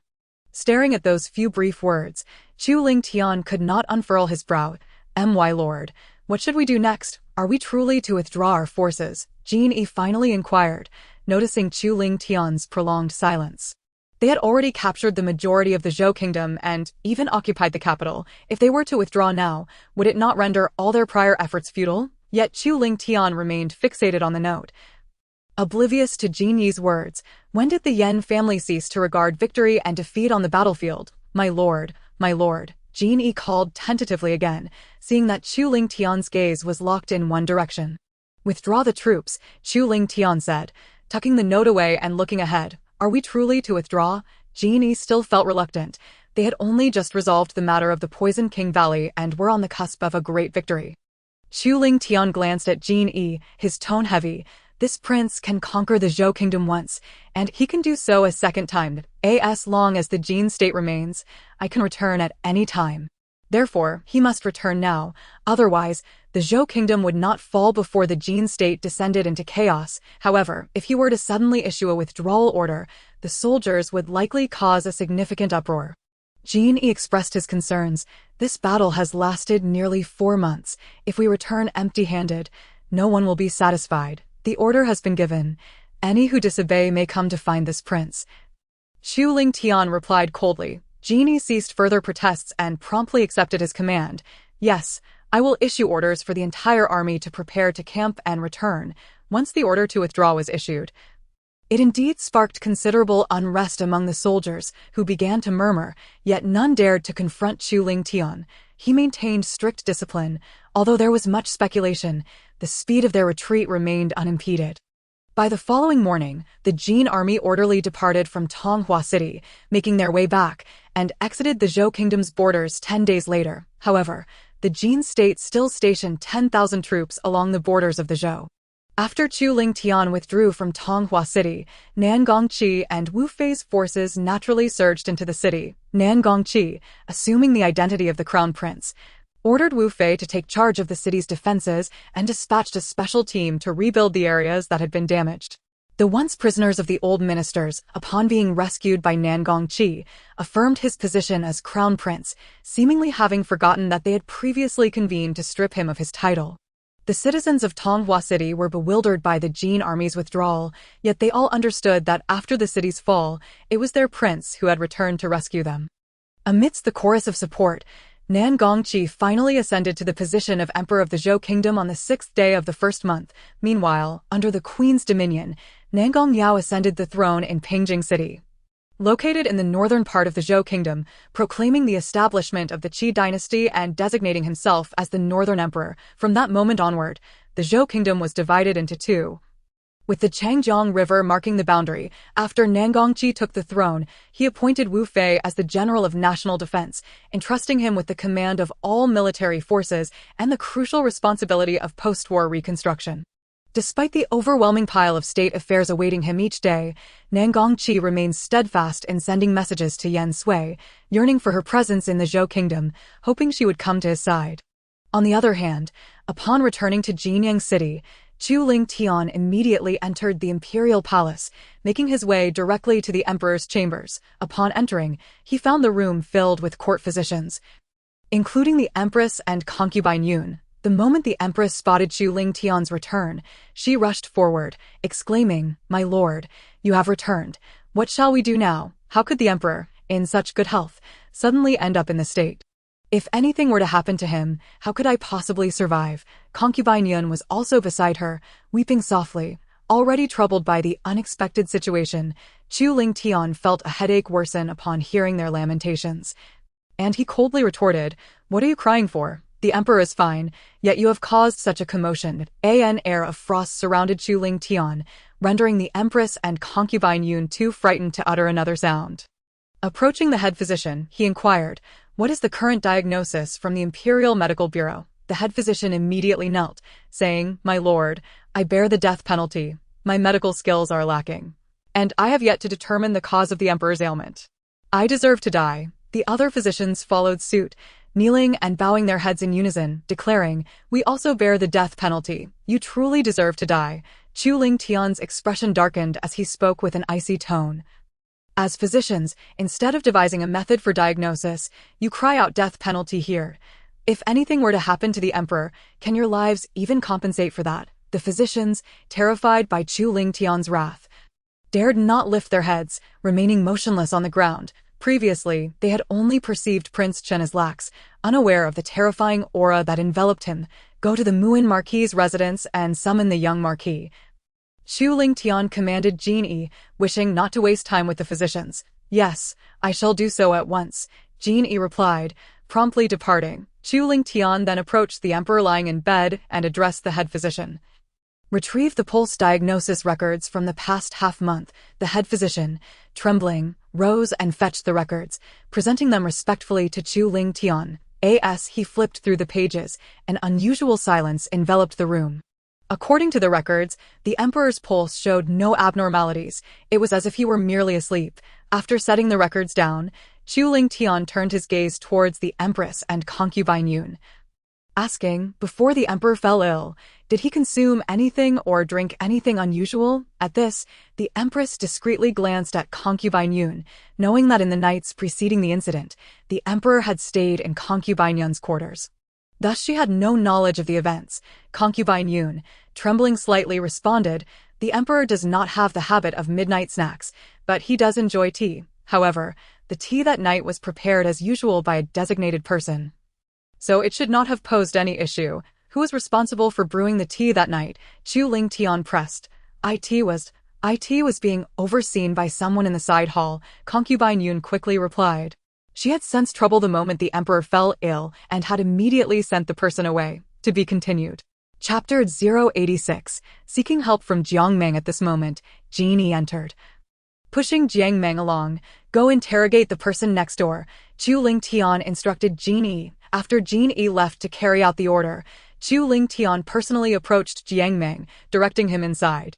"All of you, step outside the hall. Without my command, anyone who enters without permission shall be executed," Chu Lingtian declared coldly. Upon hearing this, the empress felt a tinge of unease, having served at the emperor's side for many years.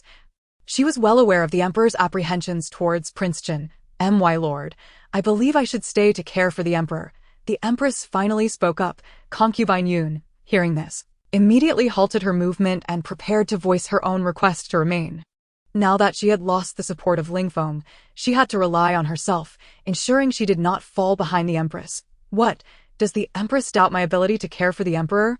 Before concubine Yun could respond, Chu Lingtian shot a cold glance at both women, his eyes brimming with anger. Concubine Yun promptly lowered her head, silenced. The empress, somewhat intimidated, murmured, "I do not dare. I shall take my leave."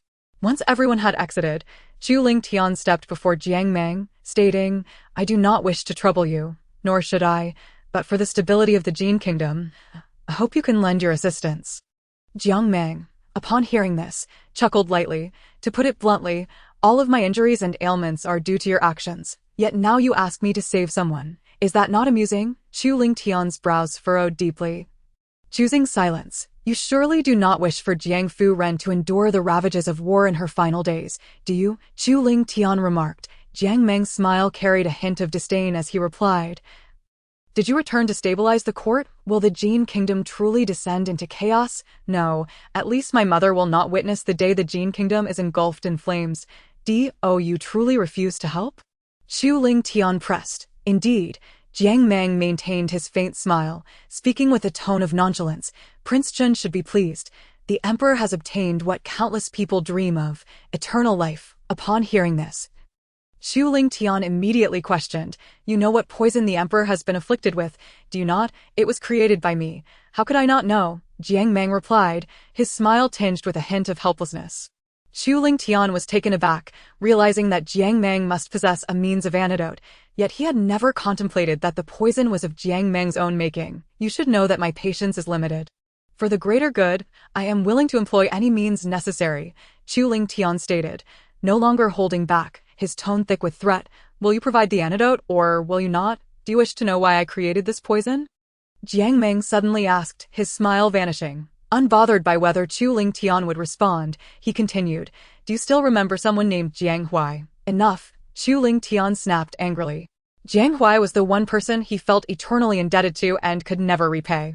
Observing Chu Lingtian's reaction, Jiang Mang burst into laughter, saying, "If my brother knew that he has made the prince remember him forever, he would surely be delighted. The massacre he endured in the past left him alive, but shattered the Jiang brothers.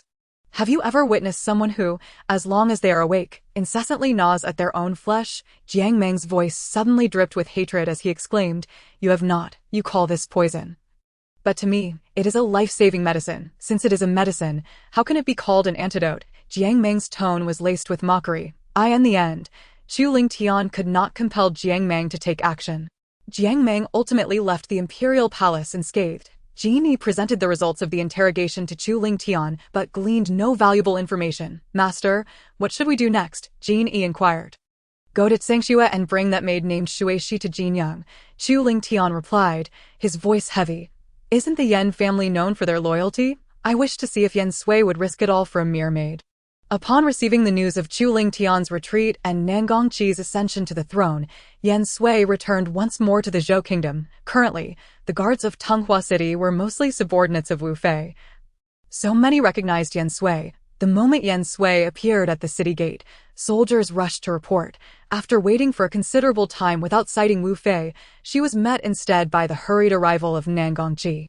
Observing the figure standing resolutely against the wind, Nangongqi felt a sense of familiarity yet profound strangeness. For a moment, he hesitated to approach. However, Yan Sui, hearing footsteps behind her, turned first, after a brief pause. She bowed slightly to Nangongqi, saying, "Zhou Huang, you are." The voice was reminiscent yet distinct from her own. "Sui Yan." At that moment, Wu Fei's delighted exclamation rang out from behind. Wu Fei rushed forward and saw Nangongqi trailing behind. He immediately paid his respects to Nangongqi, stating, "Your Majesty, Sui Yan." Nangongqi murmured, gazing at Yan Sui, "I am known by the name Yan Sui. I initially called myself Sui Yan out of necessity." Yan Sui confessed, nodding slightly to Nangongqi and Wu Fei as a gesture of apology. Yan Sui, could it be that you are from the Yan family of the Xia kingdom?" Wu Fei initially struggled to comprehend. But once he did, astonishment filled his expression as he looked at Yan Sui. Yan Sui nodded, acknowledging the truth. "You, the divine strategist in warfare. I should have realized it sooner," Wu Fei lamented. However, Nangongqi's focus was entirely on Yan Sui as he inquired, "What of her?" Yan Sui understood that the her Nangongqi referred to was none other than Yan Ning. Although Nangongqi had known Yan Ning only through her guise, Yan Sui nonetheless replied, "Yan Ning is my elder sister. Where is she now? I have ascended to the throne.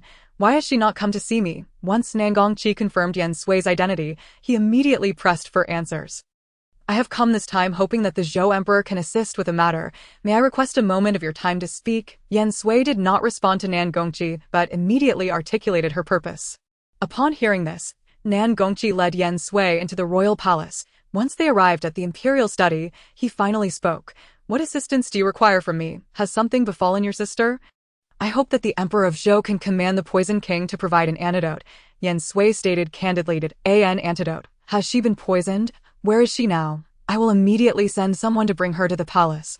And I shall summon the Poison King at once, Nan Gongqi said, suddenly rising to his feet.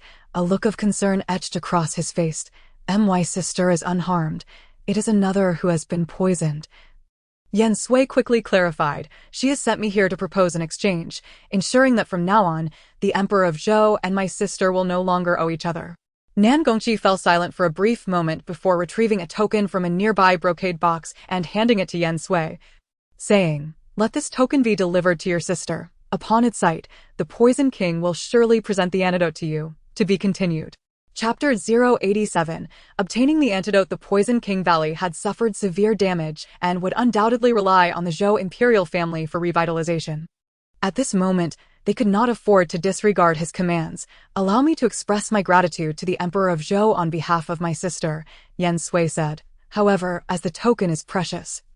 Once the antidote is obtained, please have my sister personally return it to the Emperor. Nan Gongqi had long wished to see Yan Ning, and Yan Sui's words naturally brought him great joy. To save a life is to extinguish a fire. I must take my leave for now. Once the matter is resolved, I will ensure to express my gratitude to the Emperor of Zhou properly. With that, Yan Sui took her leave. After departing the palace, Yan Sui also made a visit to Zui Chun Xiang, or more accurately, to Mu Ju. Upon seeing Yan Sui, Feng Mingwei was naturally overjoyed. After a month apart, Feng Mingwei indeed exuded a newfound charm, no longer resembling the capricious girl she once was. Though Tonghua City had faced a crisis of destruction, Mu Ju appeared to have remained unaffected.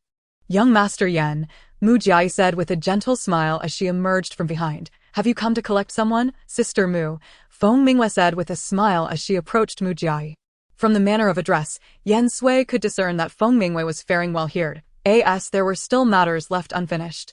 It seemed she would need to trouble Sister Mu for a while longer. Yan Sui expressed her slight regret to Mu Jiai. It is no trouble at all. Yan Sui did not linger long in Mu Ju. Upon leaving Tonghua City, she hastened to the Poison King Valley to meet with Han Qi. In truth, she owed thanks to Chu Lingtian's fire. Without it, breaching the Poison King Valley would have been far more challenging. The esteemed young master of the Yan family graces us with his presence. How rare. Yan Sui nearly fought her way through, naturally alerting the Poison King. Should I feel honored to have garnered the Poison King's recognition? Yan Sui replied with a cold smile. The Poison King, clad in red, wore a half-mask, yet her exposed features revealed a striking beauty. The Poison King, aware that Yan Sui's visit was not one of goodwill, did not mince words. Speak. What business do you have in my Poison King Valley? Did the Poison King genuinely not understand, or was she merely feigning ignorance? Although Yan Sui smiled, her expression was laced with frost. Poison King Valley has never engaged in benevolent deeds, yet has committed every conceivable evil. If I were to remember every transgression, would I not be akin to a deity? The Poison King chuckled. Is it possible that one of my unseeing subordinates has offended young Master Yan? About a year ago, did the Poison King sell a poison that causes rapid aging to anyone? Oh, young Master Yan's inquiry pertains to which fair companion by your side has fallen victim to such a toxin? The Poison King betrayed no hint of anxiety, rather exhibiting a sense of pride. This poison is known as 7-star flower, one of my most favored concoctions. Since you acknowledge it, then hand over the antidote. Yan Sui stated decisively, your words seem rather presumptuous, young Master Yan. While I hold you in esteem, I am not afraid of you. If anyone were to demand the antidote, I would oblige. But what need would there be for my Poison King Valley to exist in the realm? The Poison King waved her sleeve, laughing. Yan Sui knew the Poison King would not easily surrender the antidote. She promptly produced the token given to her by Nan Gongqi and said, what if I present this? Upon seeing the token, the Poison King's expression immediately turned serious as she seized it, coldly demanding, how did you come to possess a token from the Zhou imperial family? The Poison King needed only to ascertain the token's authenticity. If it were genuine, she would immediately surrender the antidote. Yen Sui's tone grew frigid. The Poison King furrowed her brow. She was intimately familiar with this token and could discern its authenticity at a glance without further inspection. After scrutinizing Yen Sui for a considerable time, she ultimately summoned a disciple and whispered a few instructions. Before long, the disciple returned with a box. The Poison King handed the box and the token to Yen Sui, coldly stating, "You have received your items. Now leave my Poison King Valley at once." "That may not suffice," Yen Sui replied, pocketing the token and passing the box to Han Qi. "The antidote must be verified. If it is indeed effective, I shall inform you of the results." The Poison King, incensed, snapped, "What more do you want? Do you truly believe my Poison King Valley is so weakened? The antidote must indeed be capable of counteracting the poison to be considered valid."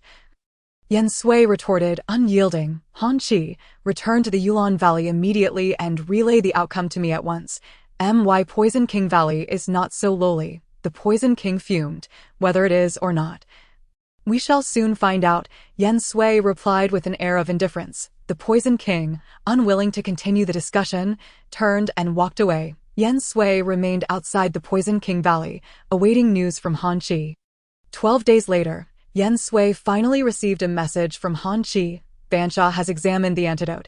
It is sound, yet it has failed to alleviate the poison, awaiting further instructions." Upon reading this, Yen Sui's brow furrowed deeply, and she once again stormed into the Poison King Valley. Upon receiving the message, the Poison King appeared confident, declaring, "This is impossible. The antidote for the 7-star flower is precisely what I provided you. There can be no fault." Suddenly recalling something, the Poison King furrowed her brow and said, "Unless, of course, the victim has been afflicted by more than just the 7-star flower, or perhaps the previous medications have interacted adversely. Then, I must request that the Poison King accompany me," Yen Sui stated. Though she used the word request, her tone was laden with coercion, relying on the Zhou imperial family. The Poison King knew she could not act against Yen Sui and reluctantly agreed to follow her. Despite being compelled by Yen Sui, the Poison King maintained an air of grandeur. Upon arriving at the Yulan Valley, it was much as it had been years before, a soft sedan chair concealed by a red gauze canopy. With 8 black-clad bearers descending from the heavens, Bansha had been waiting outside the valley for quite some time. Upon seeing Yen Sui, she nodded slightly and then led the Poison King inside. However, the Poison King, having cast a glance at Bansha, coldly remarked, "It seems those who favor Yunli are all of a kind." The Poison King's voice was not low, and upon hearing it, Bansha stiffened momentarily but endeavored to maintain her composure. Previously, Yen Sui may not have comprehended the Poison King's statement, but after meeting Mu Jiai, she understood a bit more. Bansha would certainly not allow the disciples of the Poison King Valley to enter the Yulan Valley.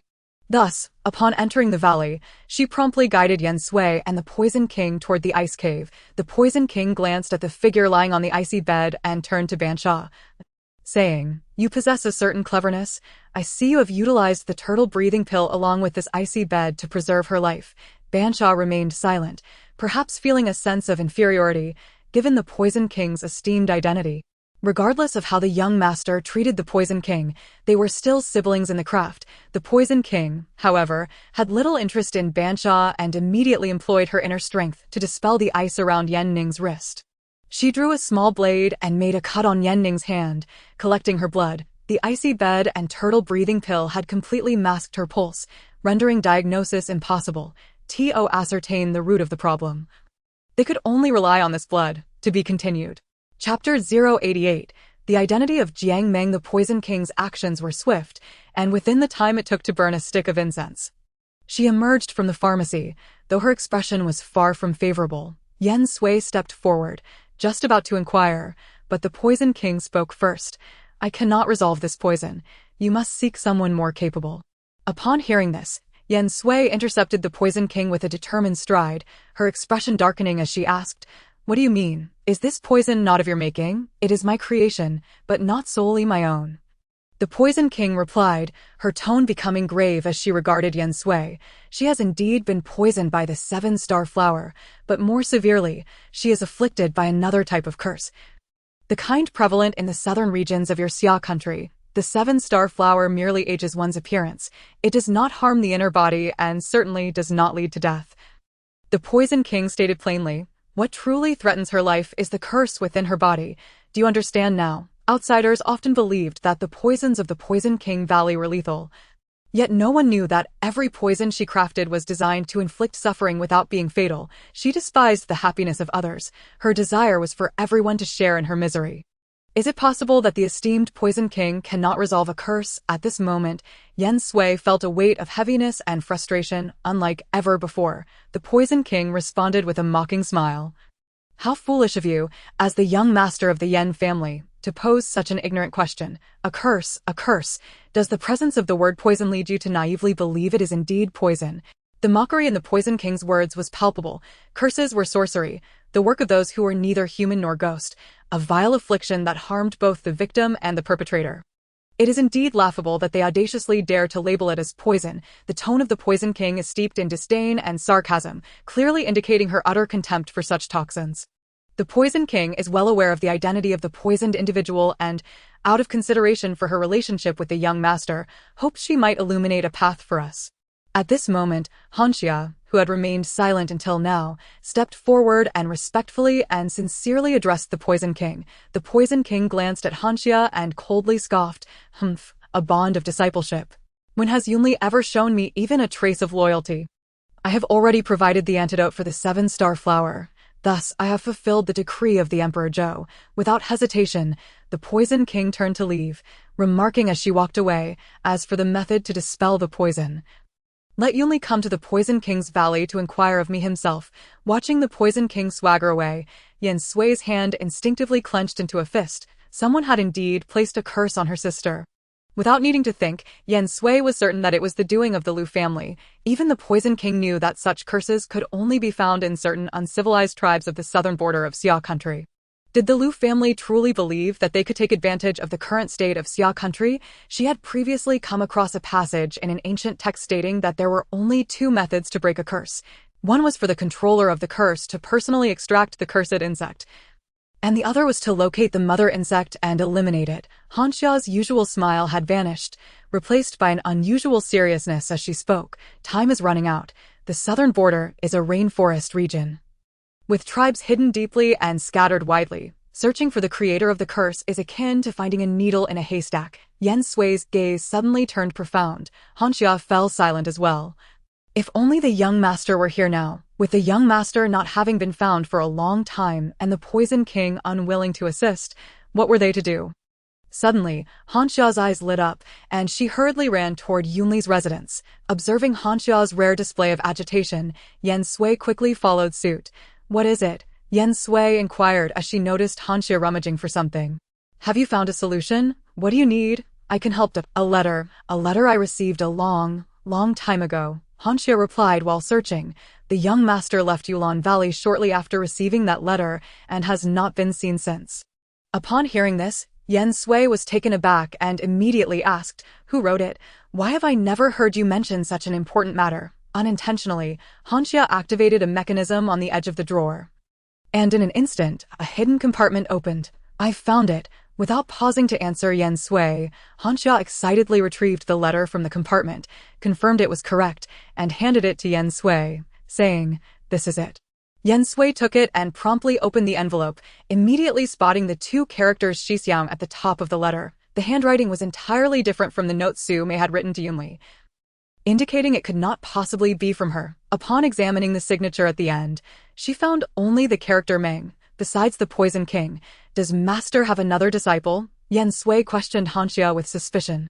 When Master had left the Yen family to seek a teacher, she had been too young to remember anything. Moreover, since Master never mentioned it, she had never asked. Hanxia shook her head, uncertainly replying, "During those 5 years, the young master did not keep me by his side, but I once saw a painting he created, which depicted 4 individuals, 2 men and 2 women, among whom were the young master and the Poison King." Yen Sui's attention returned to the letter, which contained a simple message. "My brother has been placed atop the snow-capped mountains. I have done all I can to dispel the poison and hope for my brother's assistance." "Snow-capped mountains," Yen Sui murmured, studying the 4 characters in the letter. "Neither Xia nor Zhou has snow-capped mountains, and Yuan is entirely flat with few high peaks. The only place on this continent with year-round snow-capped mountains is Jin." specifically in the territory of Chu Lingtian, Tsangxue, Jin, Tsangxue, Chu Lingtian, Meng. This information flashed through Yan Sui's mind, and suddenly her eyes brightened with certainty as she exclaimed, Jiang Meng, Jiang Meng. Han Xia looked at Yan Sui, asking, could it be that the young master knows this letter's author? Yan Sui nodded, affirming, it must be him. I will head to Jin immediately. You and Han Qi take care of my sister, Yan Sui declared resolutely.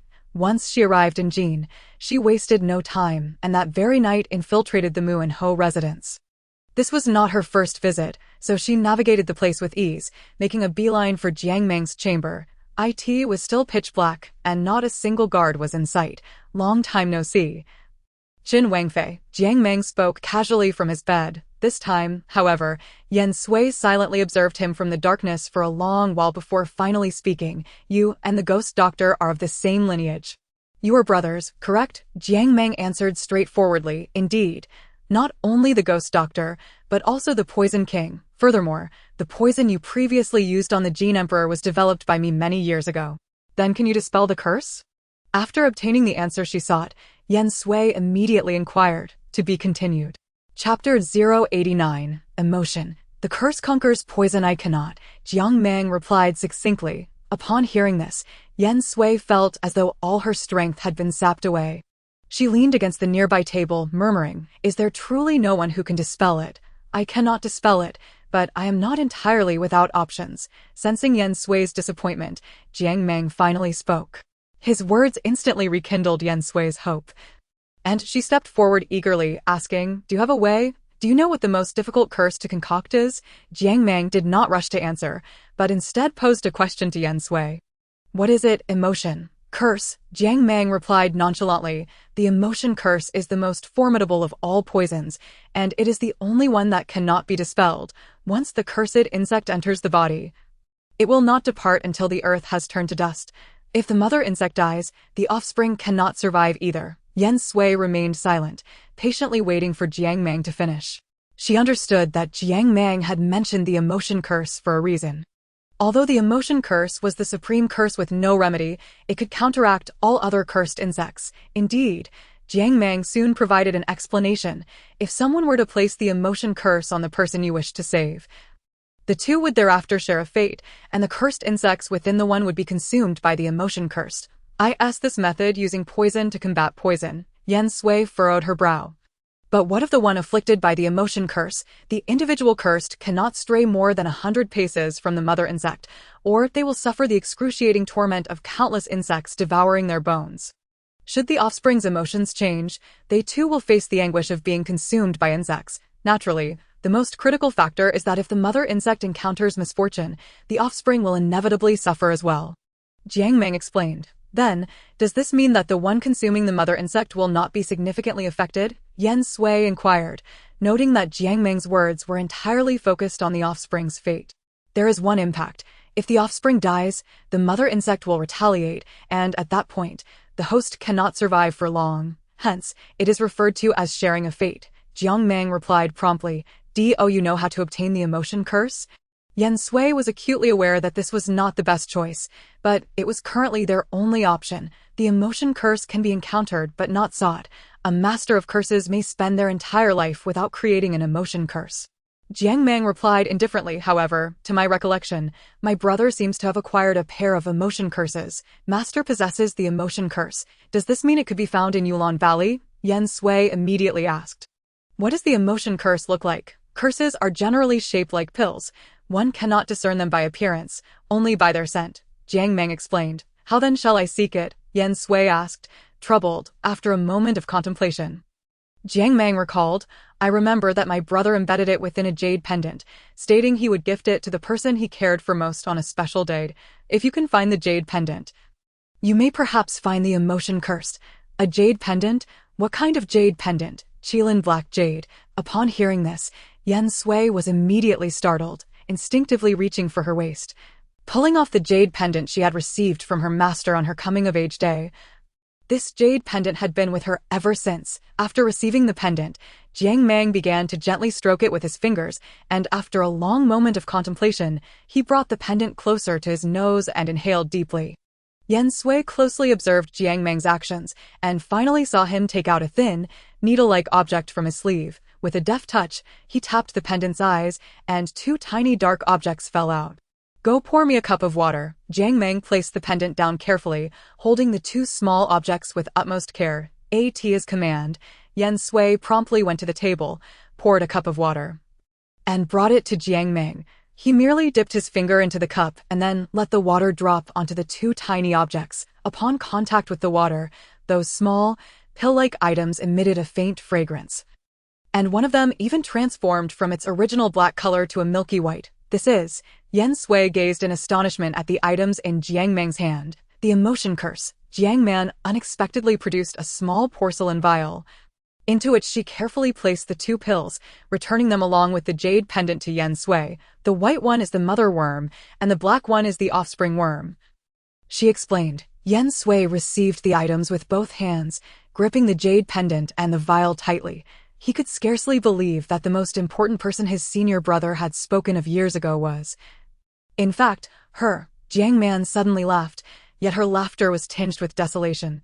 If Sister Su were to discover this, would she regret the path she had taken over the past decade?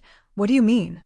Yen Sui asked, somewhat perplexed by Jiang Meng's words. You should leave quickly. The emotion worm has encountered water.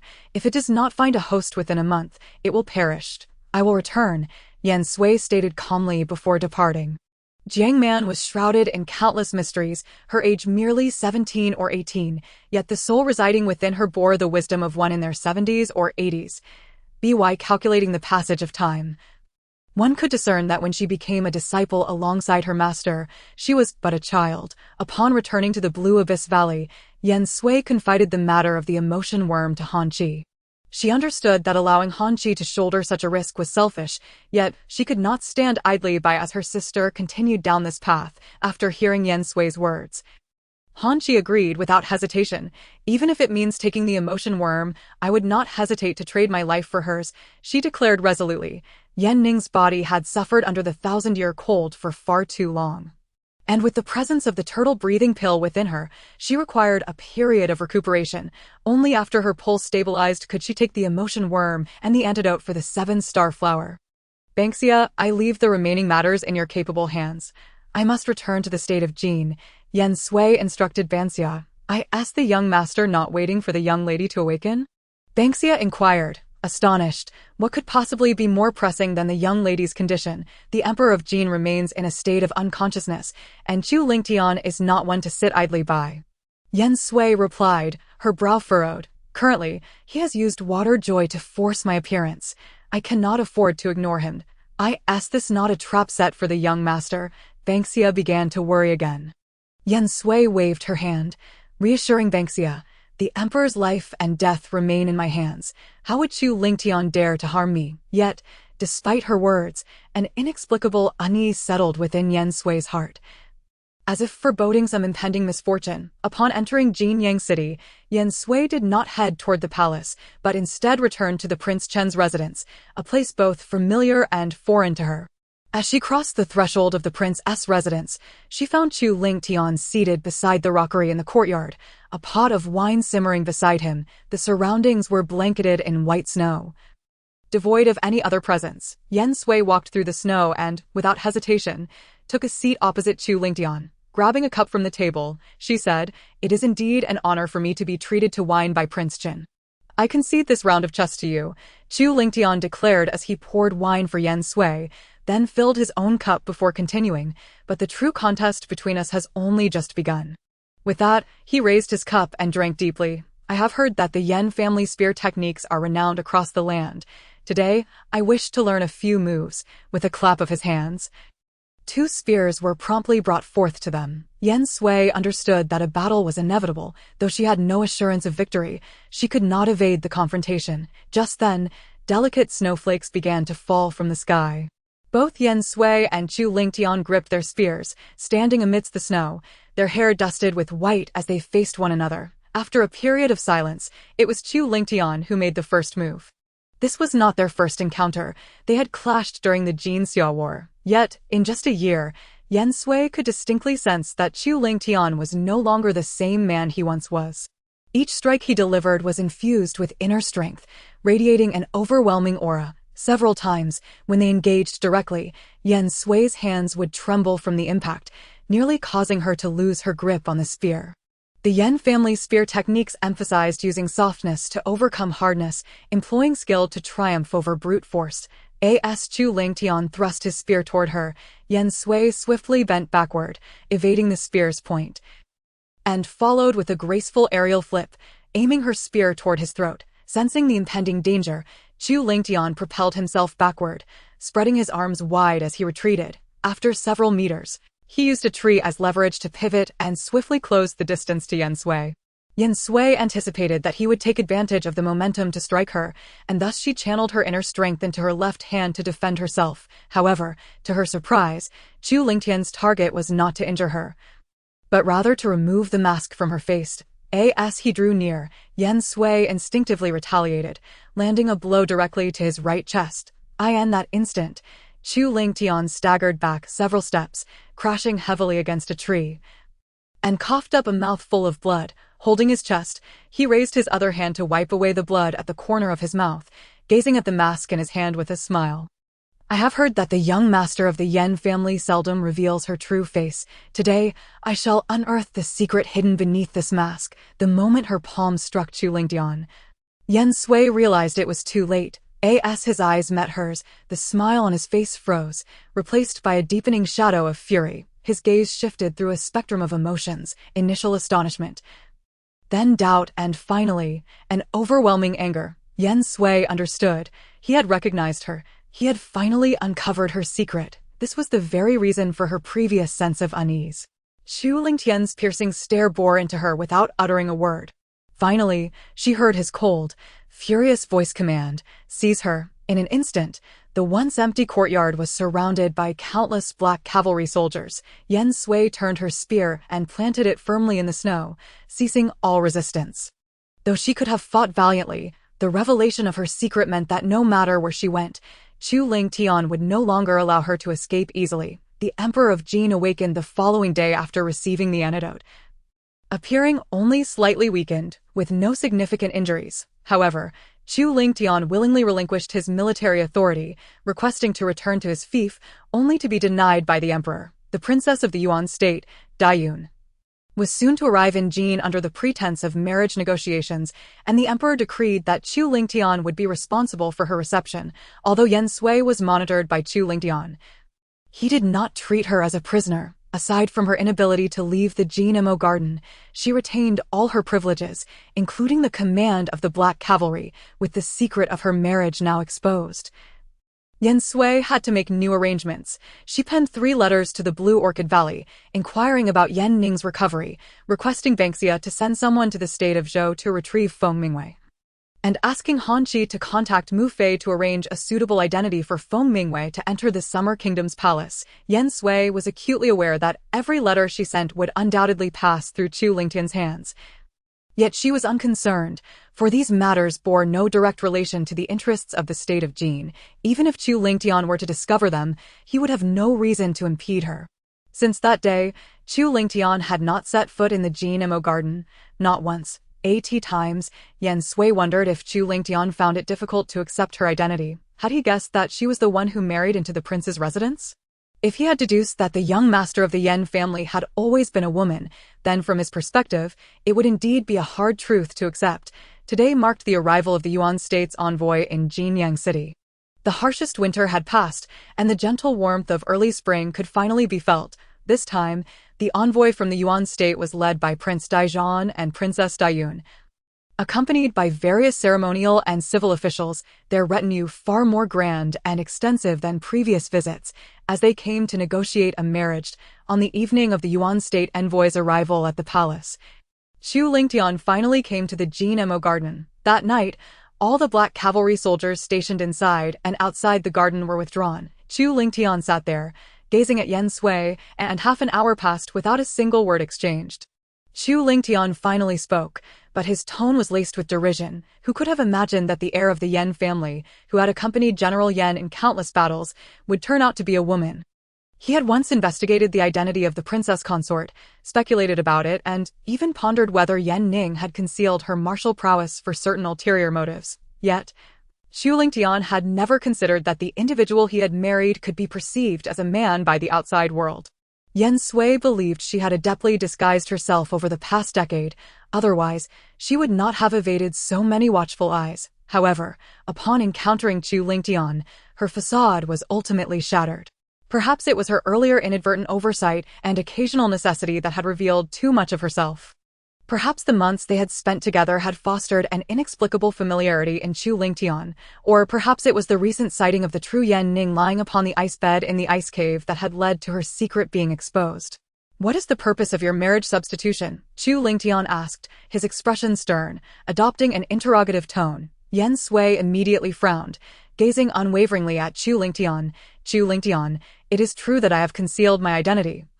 But I owe you nothing, nor am I a criminal under your interrogation. Marriage substitution is akin to deceiving the sovereign," Xu Lingtian retorted coldly. Yan Sui met his gaze, a flicker of anger igniting within her heart as she boldly replied, "You claim I am a substitute bride, so where's your evidence? Without proof, even if I were to admit it, I could just as easily retract my statement." Before Xu Lingtian could respond, Yan Sui continued. "Furthermore, it is now widely known that the princess of the Xia kingdom, the princess consort of Jin, Yan Ning, has passed away. If you insist on labeling me as the princess consort, would that not be an utter farce? I have stated before, our contest has only just begun," Xu Lingtian retorted, seemingly unfazed by Yan Sui's words. He continued, "From now on, the fate of the Yan family will be at stake, wagering on the position of the princess consort. If the marriage alliance with the Yuan kingdom is settled and the princess consort still bears the surname Yan, I shall assist your family in completely severing ties with the Xia kingdom. Otherwise, I shall not hesitate to ruin the Yan family myself." His expression remained devoid of emotion as he ignored Yan Sui entirely. "Humph, the crown prince truly plays a clever game," Yan Sui scoffed icily. "This is a battle between you and the Jin emperor, yet you drag me into it, using me as your shield. Should not the princess consort ensure the stability of her own position?" Xu Lingtian suddenly turned his gaze to Yan Sui. Before she could respond, Jin Yi's voice echoed from outside, "My lord, Princess Daiyun has come to visit." Without uttering a word, Xu Lingtian strode out. Jin Yi, however, lingered for a moment, staring at Yan Sui for a long while. He truly could not accept that the person before him was the same as the former princess consort, although her appearance was identical. Jin Yi could find no trace of familiarity in her demeanor. Yan Sui was aware that Jin Yi was observing her, yet she chose not to meet his gaze. Daiyun knew she should not have come. But there were matters she needed to clarify with Xu Lingtian. If she delayed any longer, she feared she might miss her chance. Upon seeing Xu Lingtian emerge, Daiyun immediately stood, instinctively adjusting her clothes and putting on a charming smile. "My lord," she said, slightly bashfully, bowing her head. Xu Lingtian merely acknowledged her with a brief response before bypassing her to take a seat at the head of the table. Daiyun felt a wave of embarrassment wash over her. But remembering the purpose of her visit, she set aside her discomfort. Before Xu Lingtian could speak, she boldly declared, "I wish to discuss some matters privately with you, my lord. Would it be convenient for you? There are no outsiders in the crown prince's residence. Feel free to speak candidly, princess," Xu Lingtian replied, taking a sip of tea from a nearby cup. His words held truth, apart from Shueshi and Jin Mo garden. There were no servants present. The only ones visible were the Black Cavalry, personally trained by Xu Lingtian, who were his most trusted subordinates. "I hope you will consent to the marriage alliance," Daiyun stated, hesitating for quite some time before summoning her courage to speak plainly. Upon hearing this, Xu Lingtian merely smiled faintly. "Has the princess received consent from your elder brother or the officials of the Yuan kingdom to come here today? If they knew, they certainly would not have allowed you to come." Daiyun was not foolish and immediately grasped the implication in Xu Lingtian's words. However, having already spoken, she felt emboldened and continued, "Since you are willing to forsake the princess consort for military power, why not choose to ally with me instead? In that case, whatever you desire, the Yuan kingdom will fully support." The events of that day had indeed been peculiar. Especially the inexplicable arrows that were shot. Xu Lingtian had already sent Jin Yi to investigate thoroughly. Not only was he aware of what Daiyun had revealed about her presence that day, But he also knew far more than she had disclosed. The reason he had refrained from taking action against her was due to her status as a princess of the Yuan kingdom. Yet, he never anticipated that she would attempt to use this matter to threaten him. "Please leave, princess. Today, I shall treat it as if you never came." Chu Lingtian rose, issuing an unequivocal dismissal. That moment, Dayun could no longer maintain her composure, her face flushing crimson as she glared at Chu Lingtian in indignation. "The way you treat me today will surely lead to your regret." Once outside the crown prince's residence, Dayun's anger intensified. As a legitimate princess, she had hinted at her intentions multiple times, yet he had shown her no respect, repeatedly putting her in an embarrassing position. Truly despicable. The formal welcome banquet was to be held in 3 days at the palace. The delay was to ensure that the marriage alliance was confirmed, allowing for a public announcement at the feast. Naturally, Chu Lingtian was an indispensable figure in this event. Following the previous council meetings, nearly all the ministers were aware that the emperor favored the crown prince as the chosen one for the marriage alliance. Some senior officials even sensed that the emperor intended to use this alliance to strip the crown prince of his power, relegating him to a mere idle lord upon entering the palace.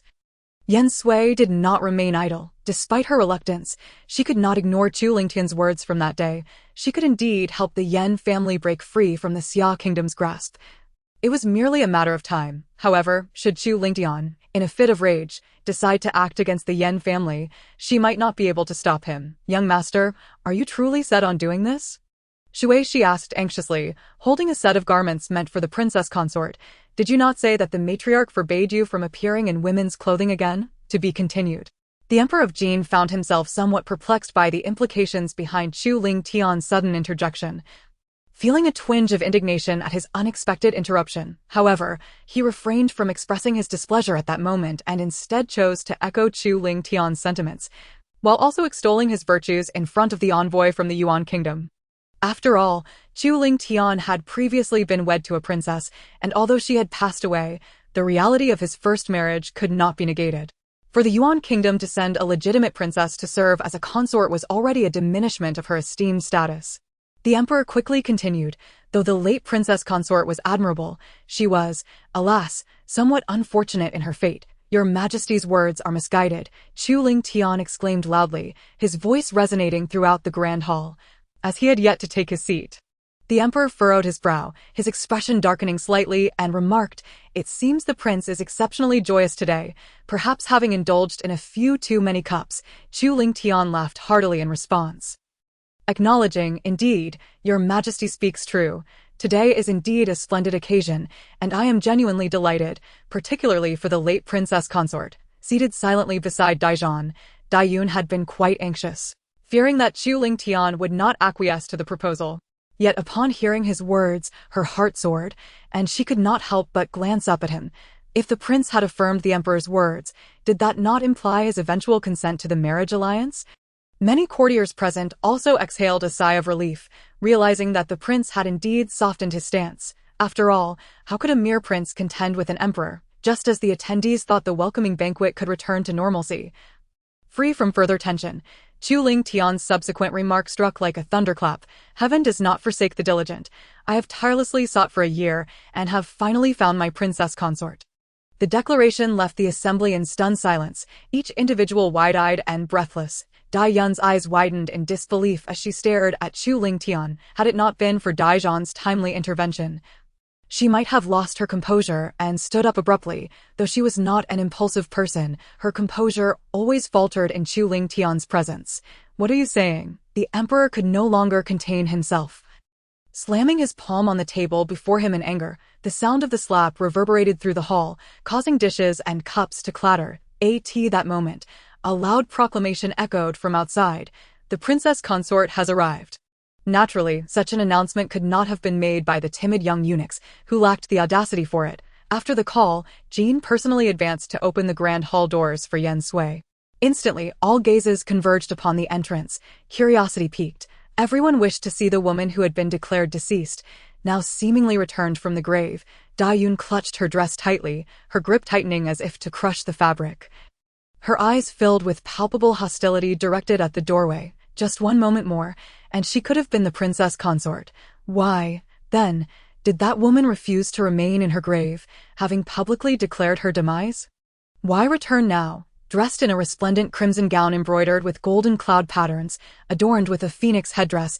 Yen Sui entered with an air of regal authority, her appearance the most extravagant display she had ever made. The emperor's gaze fixated on the approaching figure, his breath momentarily caught in his throat.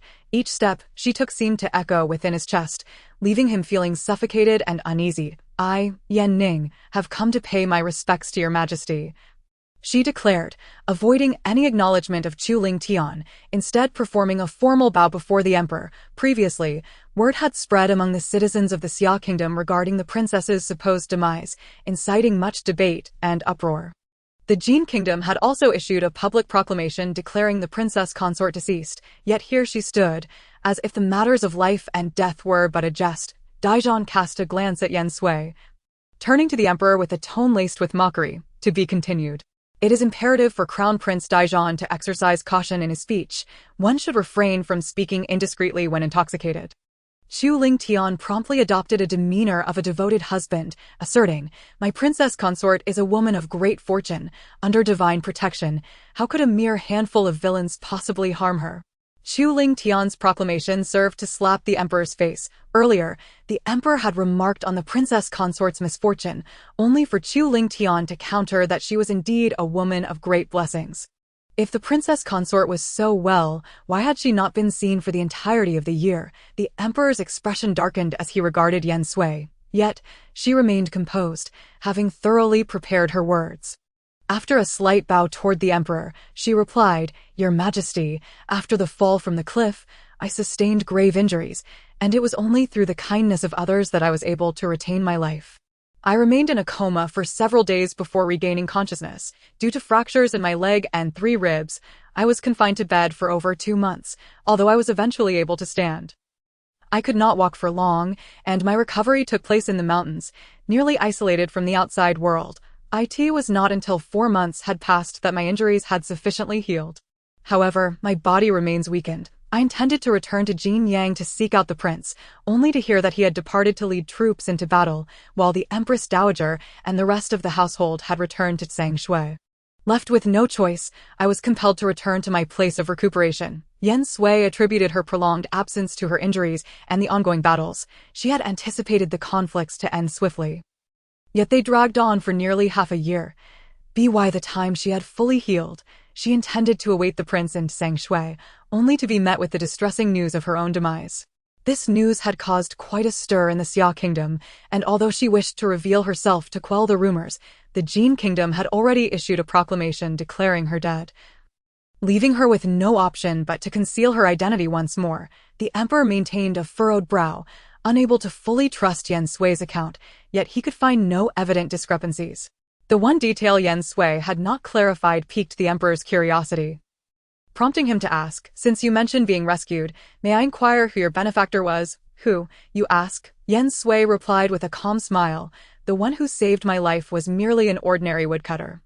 And the one who treated my grave injuries was a woman clad in blue." Yen Sui refrained from directly naming Jiang Man, as her absence from the gathering rendered it pointless. Furthermore, revealing such a significant secret could be deemed a capital offense, and Yen Sui was uncertain whether Jiang Man could bear the burden. A woman in blue. The emperor regarded Yen Sui with skepticism. Surely, the princess consort does not claim to be unaware of her savior's identity? "Your Majesty, it is not a matter of ignorance, but rather one of discretion," Yen Sui replied boldly. "In the world of martial arts, there exist individuals who prefer to remain unrecognized by society, Your Majesty. Our Yuan kingdom has sent an envoy to Jin to forge a bond between our nations, not to squander time on these trivial tales."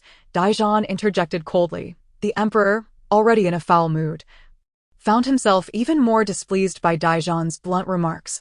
Nevertheless, he maintained a composed facade, turning to the Yuan envoy and stating, "It seems I have not managed this affair appropriately. Allow me to raise a toast. In honor of Crown Prince Daizhan, the princess consort had been missing for over a year. Did they truly think a few vague statements could sweep everything under the rug? Dai Yun could no longer contain herself. Taking advantage of the moment when Daizhan and the emperor were engaged in conversation to stand and confront Yen Sui met Dai Yun's gaze with calm confidence. "What, then, does Princess Dayun believe I should do? Naturally, you should provide proof of your identity and furnish evidence to substantiate your claims, Dayun replied. How does one prove their innocence after a year spent away? Dayun intended for Yen Sui's reputation to be utterly ruined, leaving her no face to maintain in the prince's presence. Proof of identity? A sardonic smile crossed Yen Sui's lips as she surveyed the room, ultimately fixing her gaze on Dayun, declaring with authority. I was personally fetched by the prince. What need have I for proof? Do you truly believe the prince could mistake his own wife?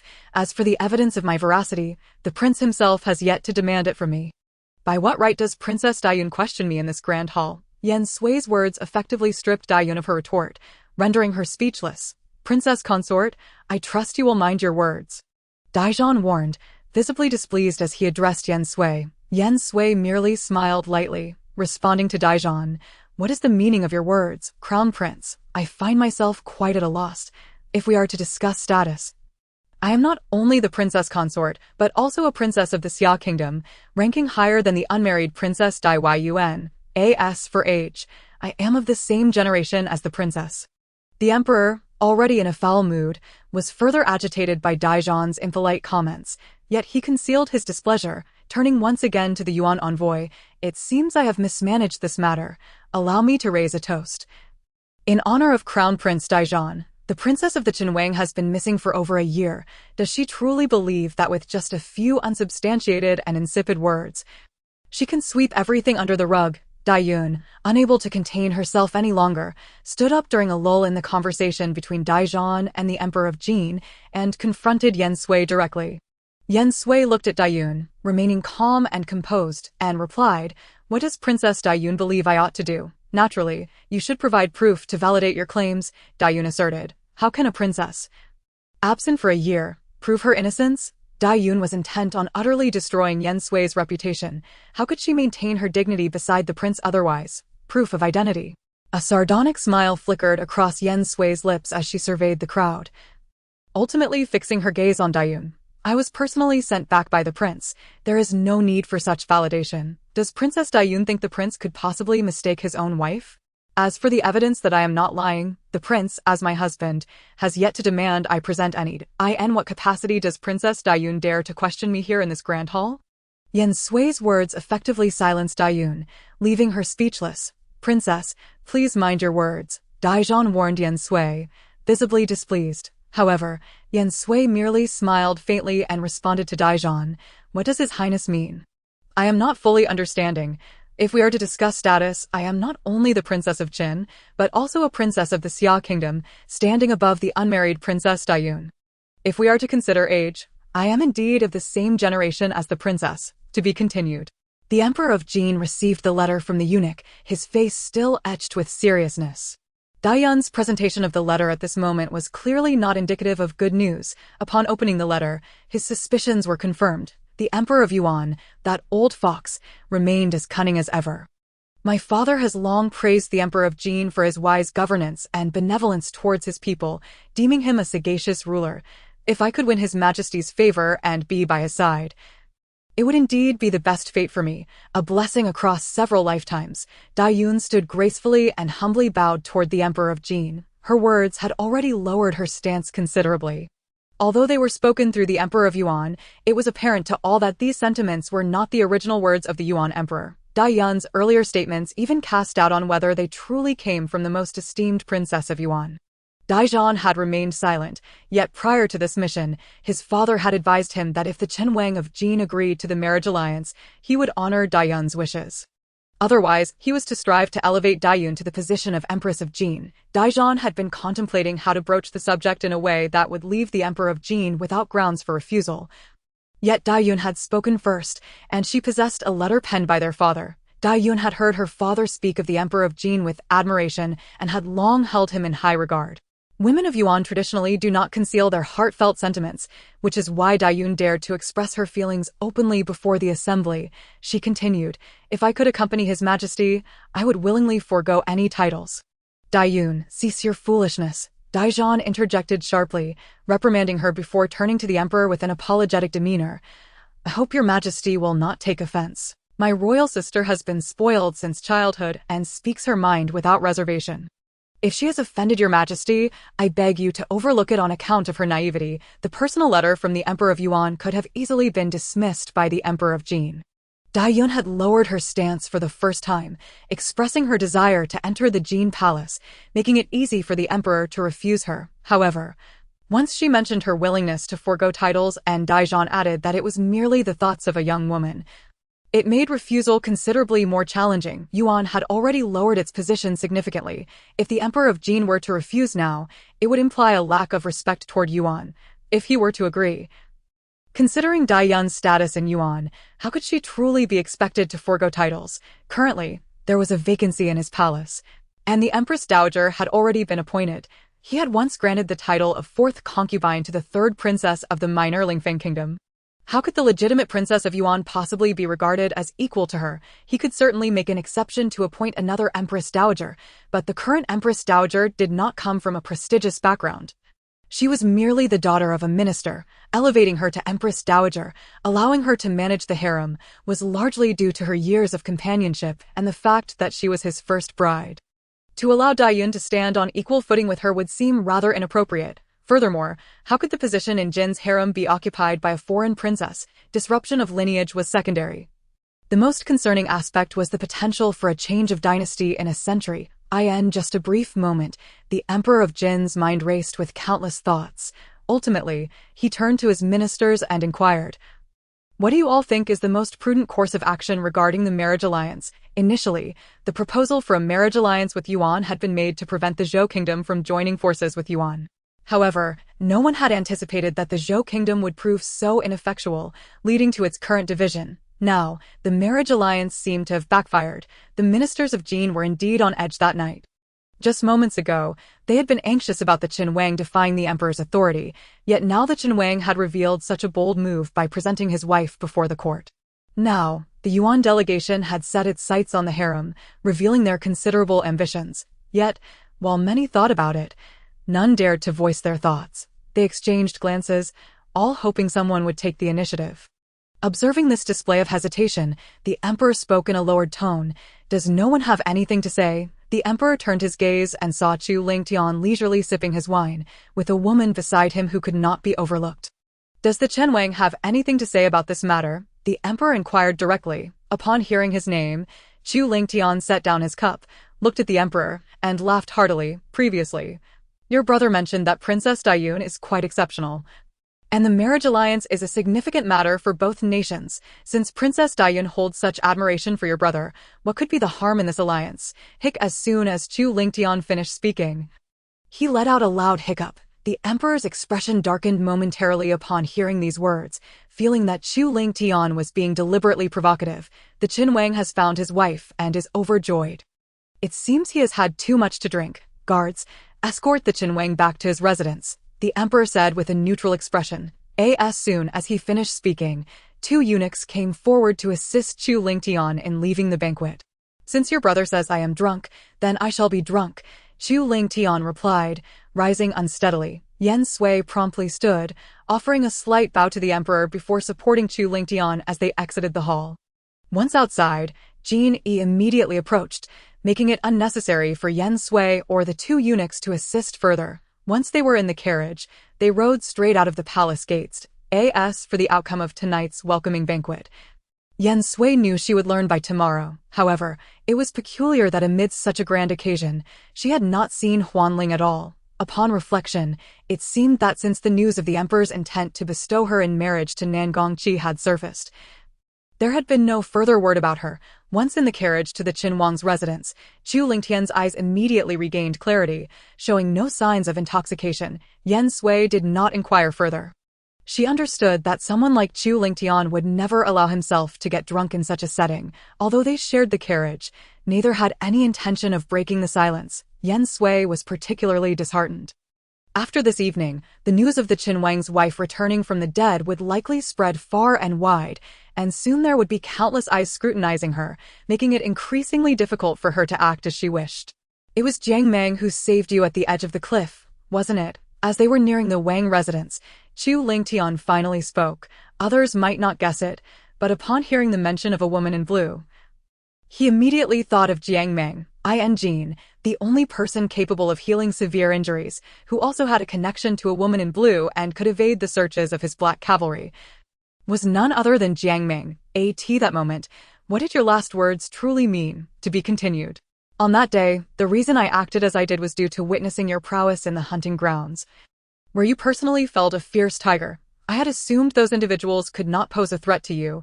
Chu Lingtian had not intended to provide an explanation, yet for some inexplicable reason, the words seemed to spring forth from him. Yen Sui cast a glance at Chu Lingtian, perhaps surprised that he was explaining something that had transpired over a year ago. However, regarding that incident, Yen Sui had no intention of forgiving Chu Lingtian. You thought? That mere assumption of yours nearly cost me my life, Yen Sui retorted bluntly. At this moment, the carriage had arrived at the gates of the royal residence, and Jeannie had been listening to the conversation within, thus refraining from interrupting, patiently waiting outside. Faced with Yen Sui's sudden cold demeanor, Chu Lingtian ultimately chose silence. He acknowledged that he had indeed erred in that matter. As the heir of the Yen family, what compelled one to suddenly engage in a marriage alliance? After a prolonged silence, Chu Lingtian shifted the topic and inquired once more. Yen Sui understood that he truly wished to ask why. After masquerading as a man for over a decade, she had reverted to female attire, and for the purpose of a marriage alliance no less. Yen Sui regarded Chu Lingtian and replied, "Does His Highness not recall the letter I sent from Yulon Valley? Since you have visited the ice cave, you should understand my reasons for this marriage. I know, it was on the night the relay station was attacked, when the room was suddenly engulfed in flames. The black cavalry was also present at the scene." Chu Lingtian lowered his head slightly, his voice heavy as he spoke. Upon hearing this, Yen Sui was taken aback, her eyes instantly filled with rage, almost grinding her teeth as she asked, "Did Prince Chen also partake in this?" A fragile woman resorting to invoking the black cavalry to resolve matters. That night, it seemed as if all factions had conspired together. Had it not been for the simultaneous actions of various forces, how could she have allowed her sister to come to harm? Chu Lingtian did not rush to explain, for his deployment of the black cavalry at that time was indeed motivated by ulterior motives. Even though they ultimately did not engage in combat, he had never intended to harm Yen Ning's life. He merely wished to temporarily confine her, putting the marriage alliance on hold. So, did you come to the royal residence for the sake of revenge? On the night he learned of Yen Sui's identity, Chu Lingtian had not slept a wink. He dispatched others to investigate what truly transpired on the night the marriage party encountered misfortune. He began to ponder various questions, including Yen Sui's purpose in marrying into the royal residence. Indeed, those who cause harm must pay tenfold, Yen Sui decisively affirmed, without a hint of concealment. Thus, does this include this prince? It depends on what the prince has done, Yen Sui stated plainly. Yen Sui knew they had arrived, for the carriage had remained still for quite some time. She did not wish to continue conversing with Chu Lingtian. Upon lifting the curtain of the carriage, she alighted. Shueshi had long been waiting for her at the gate, having seen the carriage arrive, but no one disembark. Shueshi had been quite worried.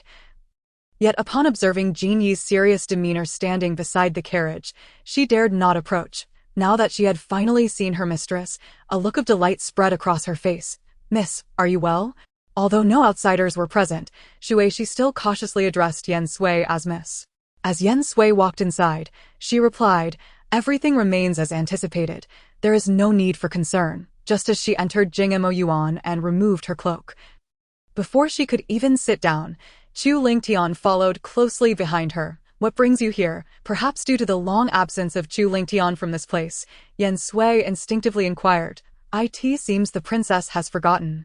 "This is Jingmo Yuan, my quarters," Chu Lingtian said as he casually removed his outer cloak and reclined on a chair within the room. "Please brew some sobering tea," he instructed Shueshi, who, after a moment of surprise, complied with a quick affirmation and hurried away. Given that there were few servants in the residence, any tasks were managed by the Black Cavalry, leaving her solely responsible for her mistress's well-being. Just moments ago, upon hearing the prince speaking, she thought he was giving orders to the Black Cavalry, but after a prolonged silence without their appearance, she realized the prince was addressing her, which startled her. "Are you planning to stay in the residence tonight, to remain in Jingmo Yuan?" After Shueshi exited, Yen Sui directed her question towards the reclining Chu Lingtian. Chu Lingtian opened his eyes slightly. "Regarding Yen Sui, is there an issue?" Jing Mo Yuan belongs to the prince. If the prince wishes to stay, there is naturally no problem. With that, Yen Sui turned to leave. Where are you going? This is the prince's quarters. I am returning to my original room. Yen Sui continued walking without pausing, but just as she finished speaking, she suddenly felt a gust of wind pass by her. Almost instinctively lifting her hand to block it, in an instant, she found herself in a standoff with Chu Lingtian, the moment frozen in time. What does the prince intend to do? Yen Sui furrowed her brows slightly as she inquired. Chu Lingtian also frowned, expressing mild dissatisfaction. I still believe that the concealed capabilities of yours are preferable. Chu Lingtian had originally intended to carry Yen Sui back into the room, yet as soon as he touched her garment, she had swiftly retaliated. Hearing Chu Lingtian's words, Yen Sui's frown deepened. Today, I have only just reclaimed the princess. It is indeed a time of joy, and if we were to sleep apart, would it not lead others to believe there is something amiss with me? Chu Lingtian fixed his gaze on Yen Sui, openly stating, Does that mean your highness intends for us to share the same chamber tonight? Yen Sui's tone carried a hint of something unusual. Does the princess find this problematic? Chu Lingtian countered. Yen Sui released her grip on Chu Lingtian's wrist, calmly stating, There is no issue. It is merely sharing a bed. After all, when accompanying my father in military campaigns, I had similarly shared a tent with others. With Yen Sui's release, Chu Lingtian too let go of her. That moment, she returned with the brewed sobering tea, observing Chu Lingtian still reclining in the chair with his eyes closed. She found herself at a loss for what to do, turning instead to Yen Sui. Yen Sui waved her hand, signaling she to set down the tea and take her leave. Yen Sui placed the sobering tea before Chu Lingtian, remarking, Since it is ready, you should drink some. After a brief pause, she added, Furthermore, the bed in the chamber shall be left for you. After all, Jing Mo Yuan is ultimately Chu Lingtian's quarters.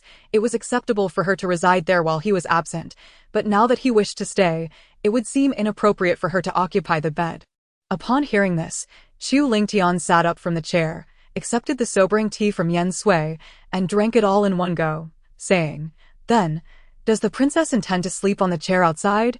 Yen Sui took the empty bowl from Chu Lingtian's hand without responding. Chu Lingtian swiftly stood up, grasped Yen Sui's wrist, and led her into the inner room. This time, he had learned his lesson.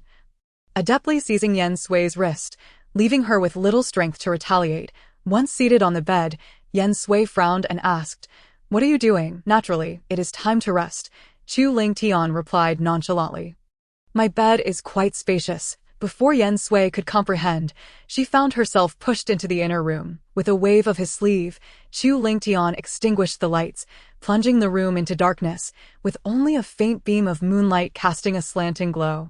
Yen Sui remained seated, watching as Chu Lingtian lay down to rest, leaving her feeling somewhat at a loss. During arduous military campaigns, she had shared rest with soldiers, yet then she had been in the guise of a man.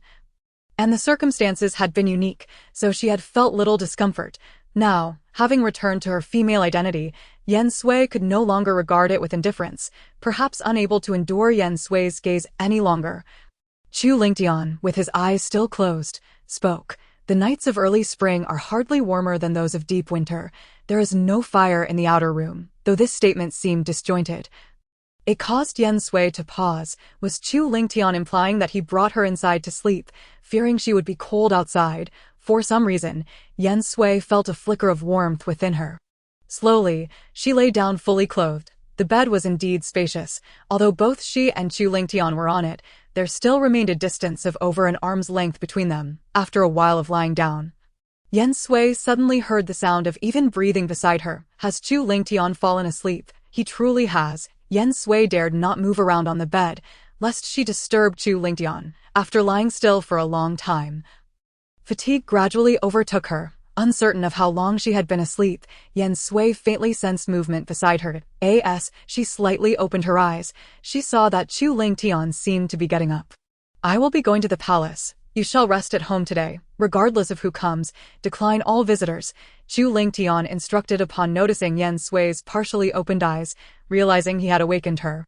Hearing Chu Lingtian's words, Yen Sui instinctively sat up, her mind jolted awake. Last night, she had indeed shared the same bed with Chu Lingtian for an entire night. After Chu Lingtian left, she entered. Looking at Yen Sui, Shueisha found herself at a loss for words. After all, it was merely two individuals lying in the same bed for the night, and nothing else had transpired. There was no need for overthinking. Yet, Yen Sui could see right through Shueisha's thoughts and directly stated, she was not genuinely curious about what transpired between the prince and the young master last night. Rather, she was simply a bit concerned for the young master. By the way, young master, this morning, I overheard two members of the Black Cavalry discussing that Prince Chen might soon return to Sangxue. Shueisha promptly relayed the information she had just heard to Yen Sui. Sangxue, you say? Upon hearing this, Yen Sui began to ponder certain past events. In Jiangman's letter to his master, he mentioned the summit of the snow-capped mountains, as well as the individual Jiangman referred to as his brother. Where exactly is the summit of the snow-capped mountains located in Sangxue? How far is it from the prince's residence? Yen Sui inquired of Shueisha. Without much thought, Shueisha replied, not far. It would take approximately half an hour by carriage to reach it. In fact, one can see that towering snow-capped mountain from the prince's residence, having lived in the warm climate of the Summer Kingdom. Shueisha was initially unaccustomed to the frigid weather of Sangxue. However, she quickly found herself captivated by the breathtaking snowy landscapes. Why did the young master suddenly inquire about the summit of the snow-capped mountains? Shueisha asked with a hint of curiosity. Have you heard anything about what lies on the summit while you were in Sangxue? Yen Sui continued to question. Shueisha thought for a moment and shook her head. Previously, I accompanied those from the royal residence to the foot of the snow-capped mountain, but ordinary people cannot ascend to the summit. There are legends that claim a mysterious ice palace resides atop it, inhabited by the snow god. Upon hearing this, Yen Sui chose not to press further. It seemed necessary to see it for oneself. By the way, I still haven't found an opportunity to inquire about the well-being of Luli and Hupa. How are they faring? Hupa has been residing in the same quarters as me. Although the young master is no longer here, the people in the royal residence have not treated us poorly. We engage in simple tasks daily and are not overly fatigued. As Shueisha spoke of Hupa, a clear smile graced her face, indicating that their relationship had grown closer. However, her expression quickly shifted as she continued. As for Luli, she has ingratiated herself with the esteemed Taifei and now resides within the Taifei's courtyard. One might mistakenly believe she is part of the Taifei's entourage. Shueisha had always disapproved of Luli, who, despite being a mere servant, constantly aspired to become a mistress. Her ability to secure the Taifei's favor is, indeed, a testament to her skill. Yen Sui, however, paid little heed to such matters, knowing that both of them were well. She felt reassured. Approaching midday, news indeed emerged. Dai Yun had ultimately become the Empress of Jin. The officials from the Ministry of Rites began discussions with the ceremonial officials from the Yuan Kingdom regarding the timing and various arrangements for the wedding ceremony. My lady, the Crown Prince of Yuan has come to pay his respects, reported a member of the Black Cavalry. Daijan? What brings him here? Is he alone, or are there others? Is the princess from Yuan present? Yen Sui questioned, feeling that there was little to discuss with Daijan. Aside from the Crown Prince of Yuan, he is accompanied only by a single attendant. The Black Cavalry replied, Miss, they surely harbor ill intentions. Perhaps we should refrain from meeting them. Shueisha expressed her disapproval of the Yuan people. To be continued. Important notice. The free chapter 097, the marriage of Emperor and Empress. If the lady does not wish to meet, I shall convey this message, the Black Cavalry said earnestly. The prince had instructed before his departure that today the door should be closed to guests. Had it not been for the arrival of the Crown Prince of Yuan, he might not have sought to consult the lady and would have simply turned them away. No need. Take him to the front hall. Yen Sui decided after a moment of contemplation. She was curious to see what Daijan sought from her. Surely, it could not be related to his sister's unfulfilled wish to marry Chu Lingtian. After tidying herself slightly, she proceeded to the front hall. What business does the crown prince have with this princess? Yen Sui inquired, approaching with measured steps. How did the princess know that I have come to seek her and not Prince Jin? Daijan placed the tea he was holding upon a nearby table, smiling as he regarded Yen Sui. Yen Sui wore a faint smile as well, yet her heart brimmed with scorn. If the crown prince truly wished to find Prince Jin, he would not have come to the royal residence at this hour. The marriage negotiations had only been concluded last night. Daijan was undoubtedly heading to the palace today to discuss the matter in detail. Chu Lingtian had also entered the palace early, and Yen Sui could not believe that the two would not cross paths there. Daizhan had deliberately chosen a time when Chu Lingtian was absent to seek her out. "You are a perceptive person, my lady, so I shall not beat around the bush." Daizhan's smile faded slightly, and he straightened himself, gazing earnestly at Yen Sui. "I represent the Yuan kingdom in extending a sincere invitation to your brother. The young master of the Yen family. The Yuan kingdom is willing to grant him the title of general, hoping he will pledge allegiance to our cause. Naturally, should he accept the position of general, the Yuan kingdom will spare no effort in ensuring the reunion of the Yen family." Hearing Daizhan's words, Yen Sui was genuinely taken aback. So, the Yuan kingdom aims to recruit her into their service. Historically, when a rabbit dies, the hound is cooked. Having served the Summer Kingdom loyally for many years, why should we trust the Yuan kingdom? Yen Sui's tone dripped with sarcasm. The Yuan kingdom has always treated its meritorious subjects with great respect. You may reflect upon whether my father has ever mistreated or executed any loyal officials out of fear of their power since ascending the throne, Daizhan asserted, his face displaying unmistakable pride. The absence of such actions in the past does not guarantee they will not occur in the future. Before my family, did the Summer Emperor ever treat or execute loyal subjects poorly? Yen Sui countered bluntly. Upon hearing this, Daizhan's brow furrowed in displeasure. He had come with sincerity, yet this princess was decidedly unappreciative of his efforts. "These are merely your opinions, not those of the young master of the Yen family. Might I inquire about his whereabouts?" Daizhan's patience was evidently waning. However, given that this matter had been entrusted to him by his father, he felt compelled to endure. Yen Sui, of course, perceived Daizhan's impatience. Yet unbeknownst to him, the young master of the Yen family stood right before him. The Yen family has always been united in purpose. What I say now can be taken as the sentiments of my brother. We, the Yen family, shall no longer pledge allegiance to any kingdom or sovereign. I ask the princess, truly so resolute in her rejection. Is there not a shred of consideration for the Yuan kingdom? Daizhan's demeanor grew stern, and his voice carried an undercurrent of threat. "I suggest you take your leave, for I believe the prince will return shortly," Yen Sui stated, now issuing an unmistakable dismissal. "I hope the princess will not regret today's decision in the future," Daizhan coldly retorted before sweeping out. Not long after Daizhan's departure, indeed, Chu Lingtian returned. As he entered Jinmo Garden, he immediately inquired, "What did Daizhan want with you?" Yen Sui was aware that the Black Cavalry had undoubtedly reported every detail of the day's events the moment Chu Lingtian returned. Such a significant occurrence as Daizhan's visit could not possibly be concealed. "He came to extend an invitation for me to join the Yuan kingdom as a general," Yen Sui replied languidly, reclining in a chair while perusing a geographical treatise. The Yuan kingdom certainly has a well-calculated scheme," Chu Lingtian remarked coldly. If Yen Sui were to accept the Yuan kingdom's offer, they would not only gain a military genius, but would effectively infiltrate the royal family of Jin. With an empress and a princess consort in their ranks, could they not be considered members of the Yuan kingdom? Chu Lingtian hardly needed to ask. He knew Yen Sui's response. The Yuan kingdom's ambitions were as clear as day. Should the Yen family become their weapon, it would signify their ultimate demise. "I have heard you plan to return to Tsangxue, is that correct?" In front of Chu Lingtian, Yen Sui was no longer the cautious princess consort of the past. She stood as the young master of the Yen family, equal in status to him. Naturally, she felt free to voice her inquiries directly. After a brief silence, Chu Lingtian acknowledged with a simple yes and added, "Tsangxue is a place you must visit." Why? Yen Sui felt a sudden sense of foreboding upon hearing Chu Lingtian's assertive tone. He remained silent for a moment before responding. "You will understand in due course." 5 days later, the news of the Yuan Princess Daiyun's marriage to the Emperor of Jin was proclaimed to the world. A month later, as the chill of winter receded and the warmth of spring approached, the wedding ceremony between the Emperor of Jin and Princess Daiyun was grandly celebrated across the nation. Despite the joyous occasion, the newlyweds felt no semblance of happiness as they gazed upon Chu Lingtian and Yen Sui standing together.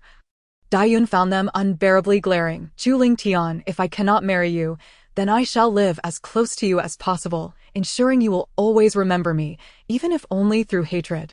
On this day, perhaps the most heartbroken individual was the Empress Dowager. After many years of serving the emperor without bearing a son, now that the empress had been established, the number of women in the harem only increased, leaving her with even fewer opportunities ahead. Yet, the one harboring the deepest resentment was none other than concubine Yun. The Yuan kingdom had just vanquished their Lingfeng kingdom, causing her status in the Jin harem to plummet. Now, the Yuan princess had become the empress of Jin. Surely, her future days would be even more difficult. Following the wedding, Chu Lingtian once again requested to return to his fief. This time, the emperor of Jin had no grounds to obstruct him. Meanwhile, Yen Sui took advantage of the previous period to finalize the necessary arrangements. Now, Feng Mingwei has adopted the name Yuan and entered the harem of the Xia kingdom under the identity of the granddaughter of the Grand Tutor. Meanwhile, Yen Sui has also received a letter from Yulan Valley, stating that her sister has awakened, and the poison and curse afflicting her have been resolved. Currently, Bangxia is nurturing her sister back to health. The carriage has been traveling for over half a month and has finally entered the territory of Tsangxue, to be continued. The official mobile site latest chapter 098, Arrival in Tsangxue in March. The cold of Tsangxue persists like the depths of winter. Yen Sui has donned a thick cloak, yet she remains unaccustomed to the chill. Just one more day, they will reach the residence of the crown prince. And it should be somewhat more bearable then. Perhaps noticing Yen Sui's discomfort with the cold, Xu Lingtian's hand gently rested on her back, channeling his inner strength to ward off the chill. Yen Sui felt that warm energy gradually merging with her meridians and was momentarily taken aback as she glanced at Xu Lingtian. He must be aware that she, too, could harness her inner strength to fend off the cold. Why then did he feel the need to do this? Is he truly concerned for her? Yet, Yen Sui continued to observe Chu Lingtian without posing the question. Chu Lingtian remained composed under her gaze. His hands still resting there, the warmth began to spread incrementally from her back, leading Yen Sui to genuinely feel that Tsangxue was not as frigid as she had thought. In Tsangxue, there are no taboos and far fewer regulations. There is only one rule. You are not yet permitted to ascend the summit of the snow-capped mountains. Chu Lingtian cautioned Yen Sui. She looked at him, her brows unconsciously knitting together as she pondered. How could he know that she wished to venture to the mountain's peak? I will personally take you there one day, but it is not yet time, Chu Lingtian added. What secrets lie at the summit? After a moment of silence, Yen Sui inquired. Unknown. After a prolonged pause, Chu Lingtian merely uttered those two words. As night fell, the carriage finally arrived. The residence of the crown prince in Tsangxue is somewhat larger than that in Jinyang City, and they are entirely different in appearance. The royal residence in Jinyang City is likely a gift from the emperor.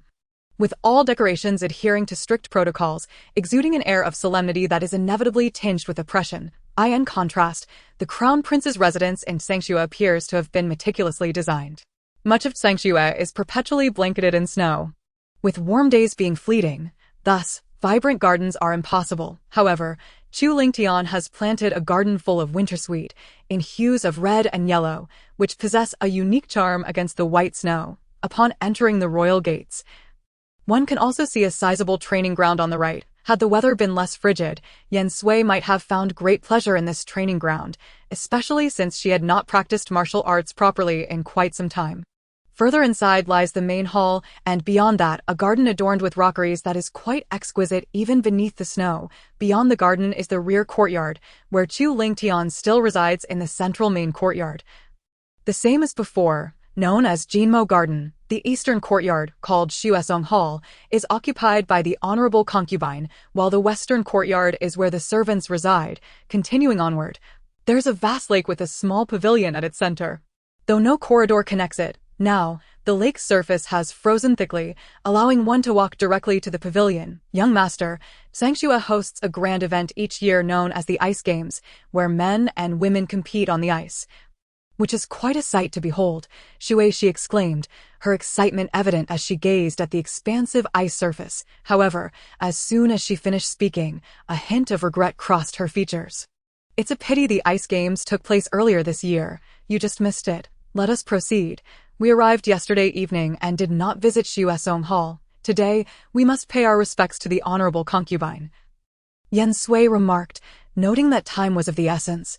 Trongshue's coldness leads people to rise later than usual. Yen Sui, accustomed to early mornings, took this opportunity to stroll around the royal residence, akin to a morning walk.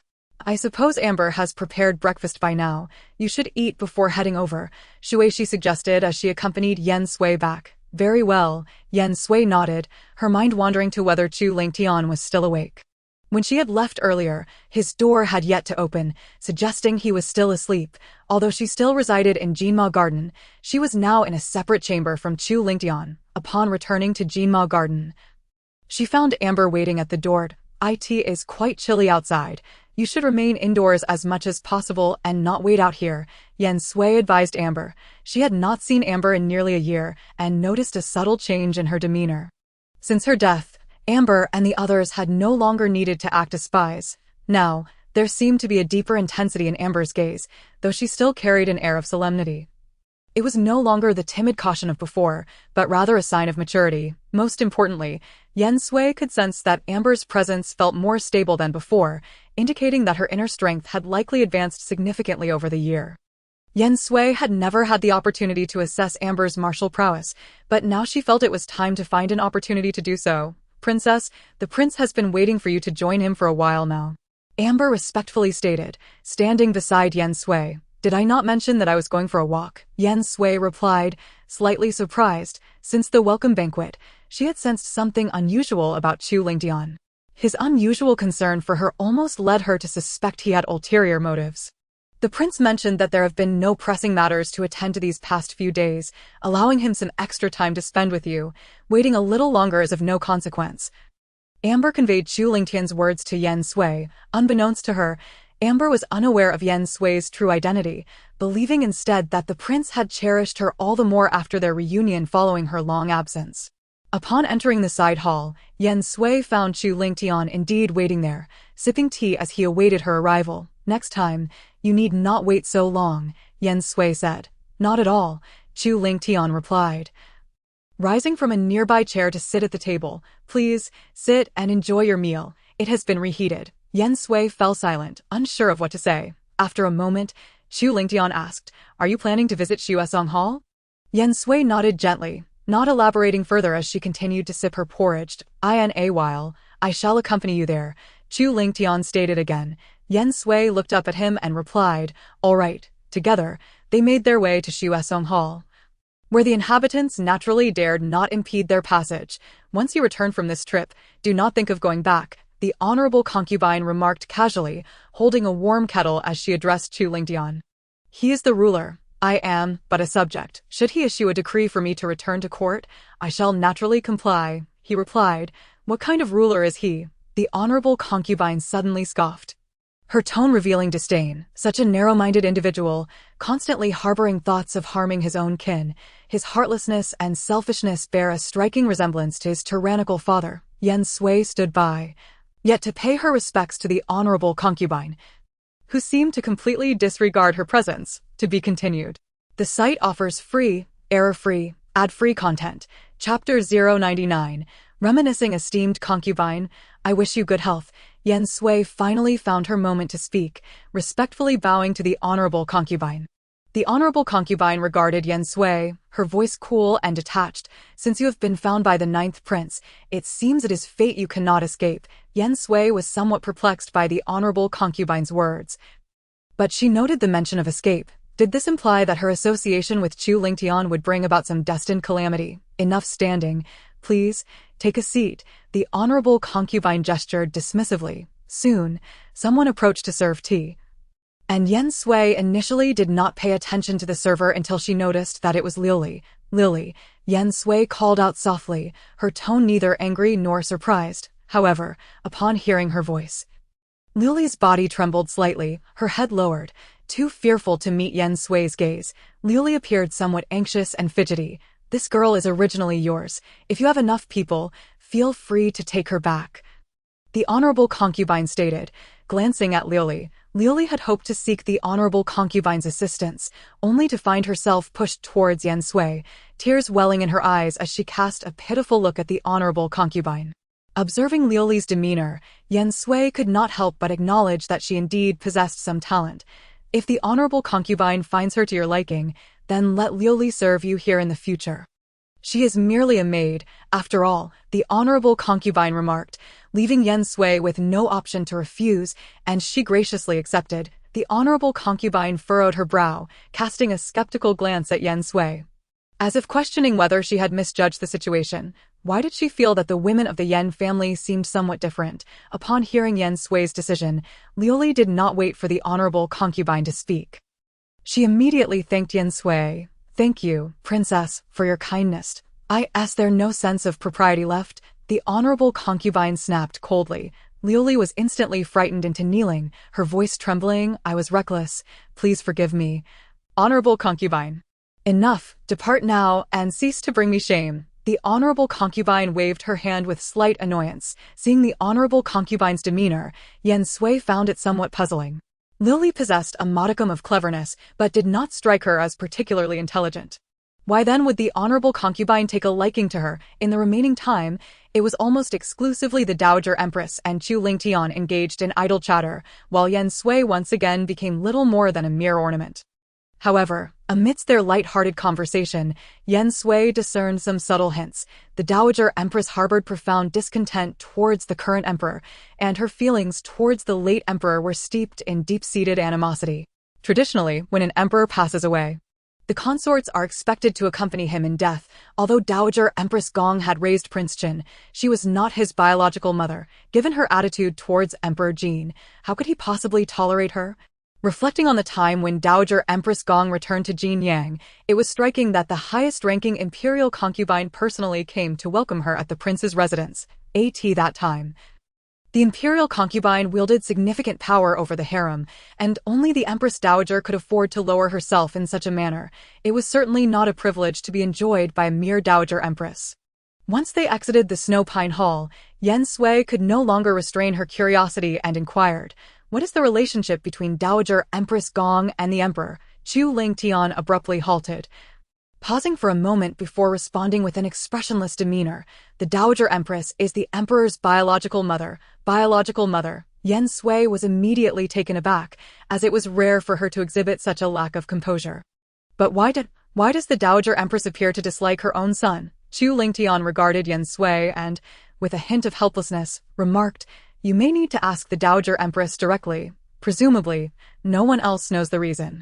At times, Chu Lingtian felt a twinge of sympathy for Emperor Jin. It was one thing for his own mother to care more for another's child, but to regard her own flesh and blood as inconsequential was quite another.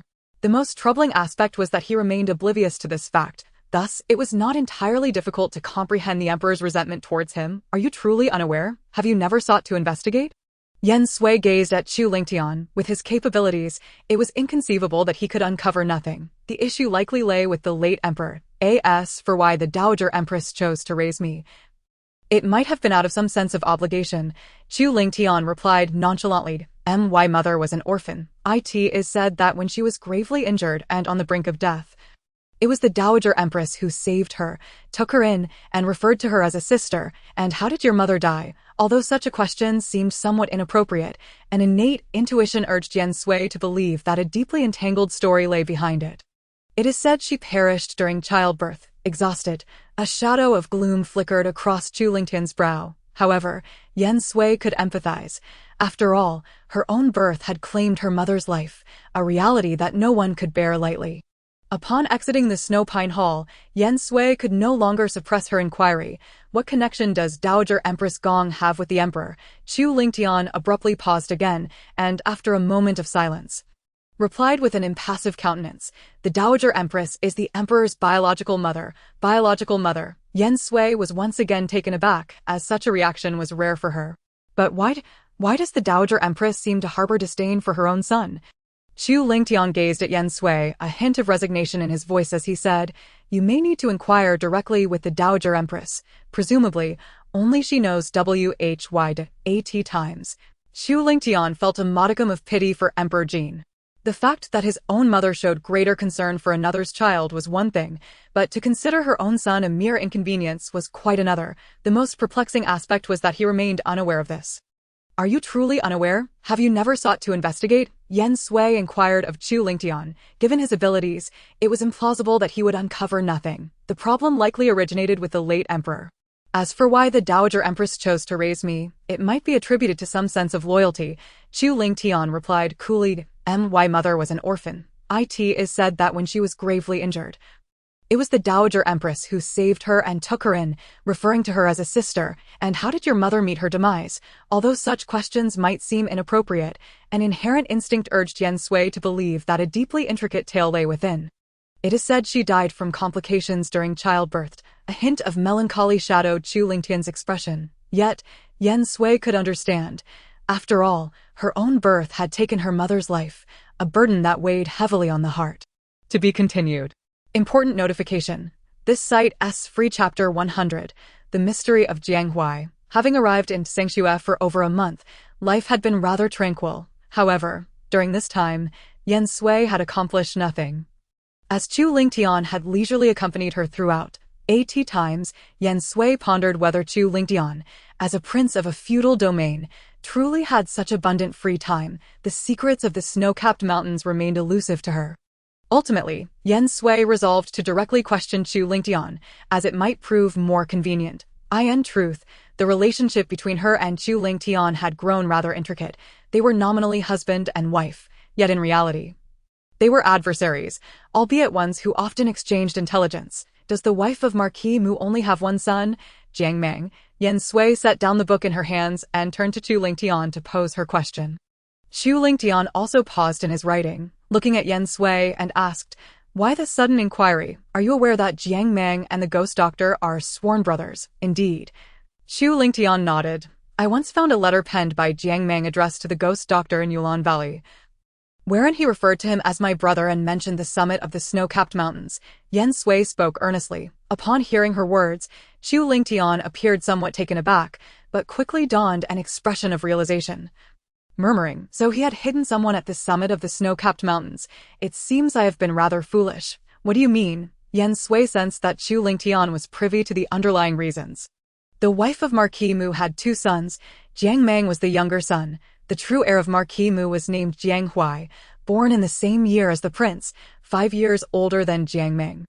Yen Sui discerned a tinge of sorrow and guilt in Chu Lingtian's tone, which was quite unlike him. "Jiang Hui, even Jiang Meng, do they not have any relation to you?" Previously, Yen Sui had posed this question to Jiang Meng, but he had not provided a clear answer. Now, she sought the truth from Chu Lingtian. Although she had not been particularly concerned, she recalled that Mu Xia had mentioned her master had disappeared shortly after receiving a letter from Jiang Meng, prompting her desire to uncover what had transpired with Jiang Hui, hoping to trace her master through this lead. If it had not been for Jiang Meng, the one lying at the summit of the snow-capped mountains might very well have been the prince. Or perhaps he would have long since perished. Chu Lingtian fell silent for a moment, lowering his head. He acknowledged that, at this moment, he did not wish for Yen Sui to perceive the turmoil within him. For he felt vulnerable. Years ago, when the late emperor passed away, a power struggle ensued. At that time, Dowager Empress Gong was still consort She did not wish for the current emperor to ascend the throne, thus exerting her utmost to assist Prince Qin in his ascent. However, the late emperor's secret edict ultimately sent all princes with aspirations for the throne to the executioner's block. Although there was no direct evidence implicating Prince Qin in the plot, Consort Shi's intentions were glaringly apparent. Under the late emperor's machinations, not only did the current emperor secure his throne, but he also effectively eliminated all opposition. Upon the new emperor's ascension, he did not issue orders for Consort Shi's punishment. In fact, he contemplated using the title of Empress Dowager to gain the affection his mother had withheld from him for years. However, what the emperor did not anticipate was that Consort Shi would rather face death than accept the title of Empress Dowager. In a fit of rage, the emperor ultimately ordered her investigation, yet when the charges were brought forth, he found himself regretting, or perhaps unwilling to relinquish his grievances. Hence, he merely imprisoned Consort Shi without immediate action. This provided Consort Shi an opportunity. Her maternal family nearly exhausted their resources to aid her escape. Per the late emperor's wishes, Prince Qin had already been granted the fief of Tsangxue. Consort Shi quickly devised a plan to retreat to Tsangxue and make further arrangements.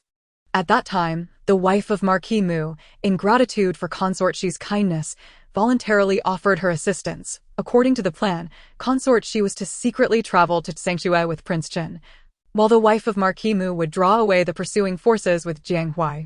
Originally, it was anticipated that the wife of Marquis Mu might be captured. However, Given her unique position and the new emperor's reliance on the old ministers, along with the fact that the Marquis Mu's household possessed a pardon, it should not have been overly difficult for her to preserve her life, yet no one could have foreseen that the enraged emperor would issue a decree offering a substantial bounty for their capture, prompting a nationwide manhunt. Lured by the reward, numerous bounty hunters and cult assassins began pursuing the wife of Marquis Mu and Jiang Huai, who were disguised as Consort Shi and Prince Chen. Under such relentless pursuit, it was nearly impossible for the wife of Marquis Mu and her son to escape. In a bid to protect Jiang Huai, she even contemplated surrendering herself at the government office. However, to her shock, on their way to the office, they were ambushed by a group of cult followers. The wife of Marquis Mu sustained severe injuries while protecting Jiang Huai, her internal organs grievously damaged. Had it not been for the precious medicinal herbs she had consumed over the years, she might have already succumbed. In a bid to extract more from the emperor, the then 15-year-old Jiang Huai was administered a strange poison. As long as he retained consciousness, he would lose his humanity, behaving like a beast, sometimes even resorting to devouring himself. Although the cultists were later eradicated by imperial troops, no antidote was ever discovered.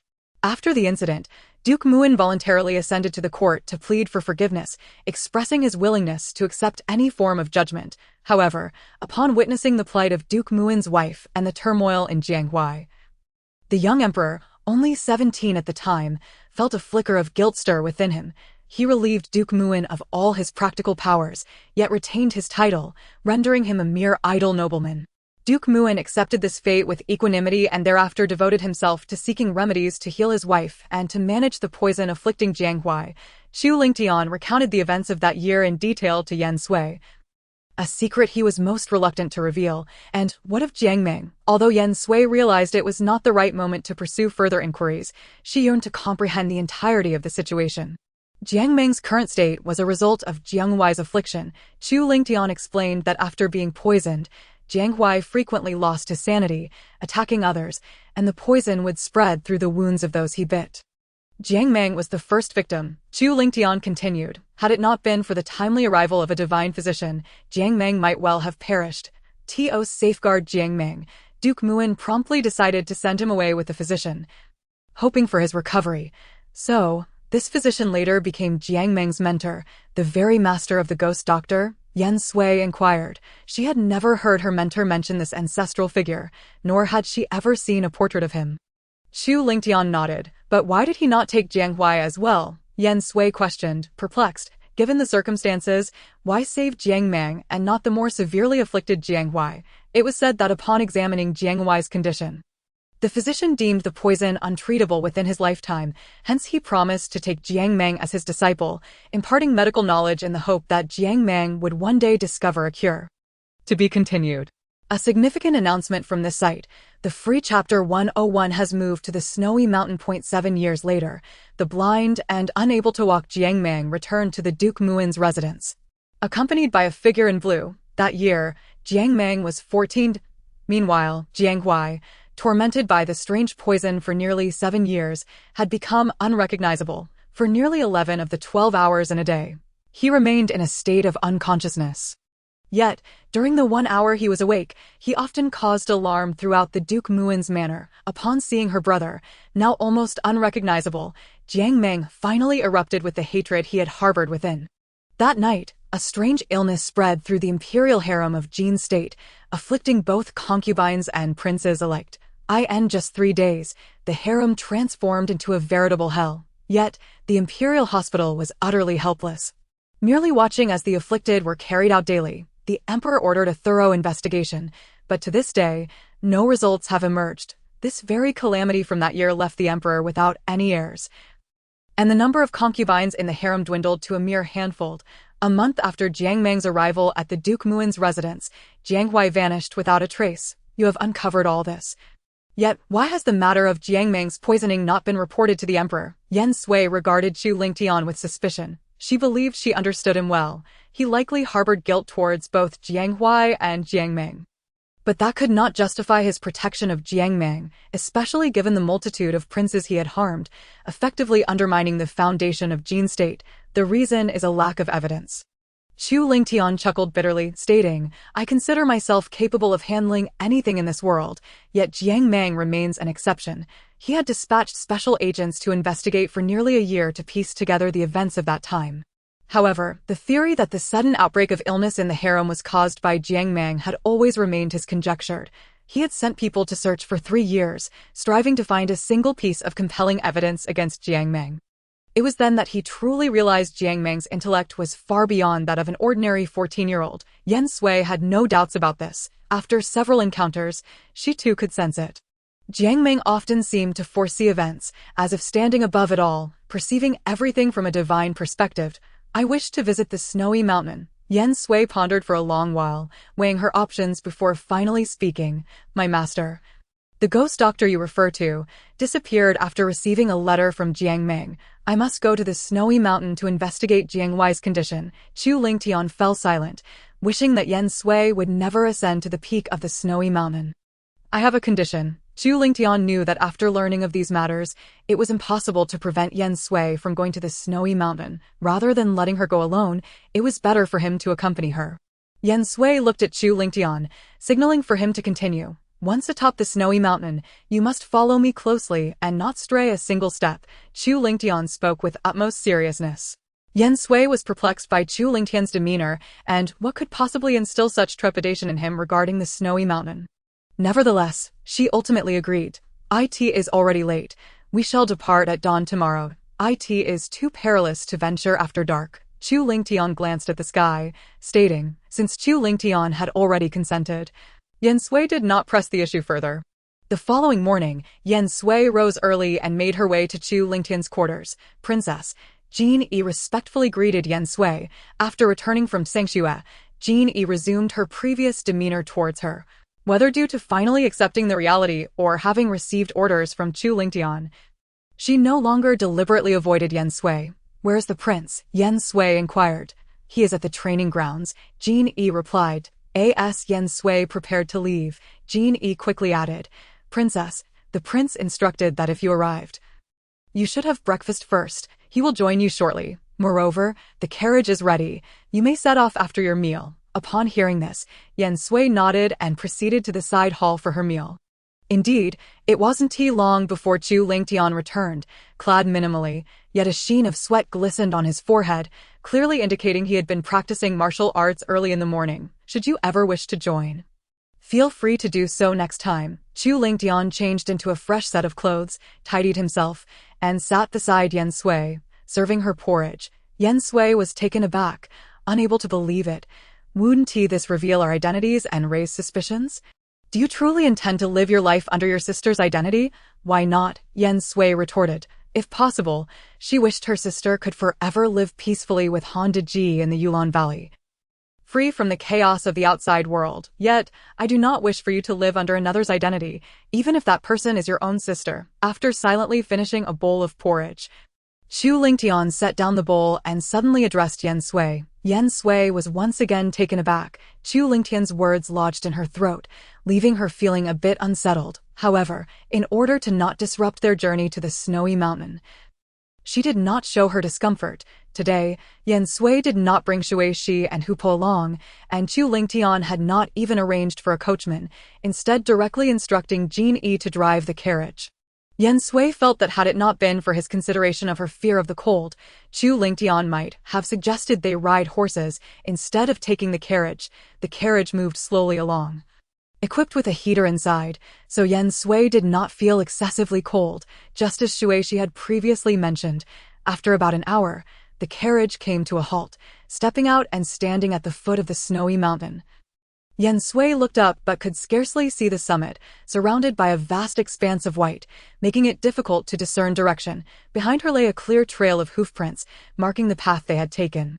Chu Lingtian handed her a black yet translucent scarf, advising, do not strain your eyes to observe the surroundings, and it is best not to look directly.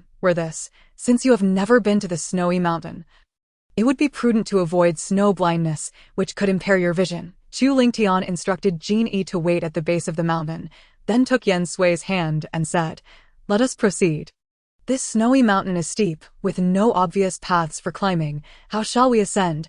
Yen Sui gazed at Chu Lingtian's hand holding hers, murmuring her question. That moment, Chu Lingtian halted, sweeping away some snow to reveal a thick iron nail.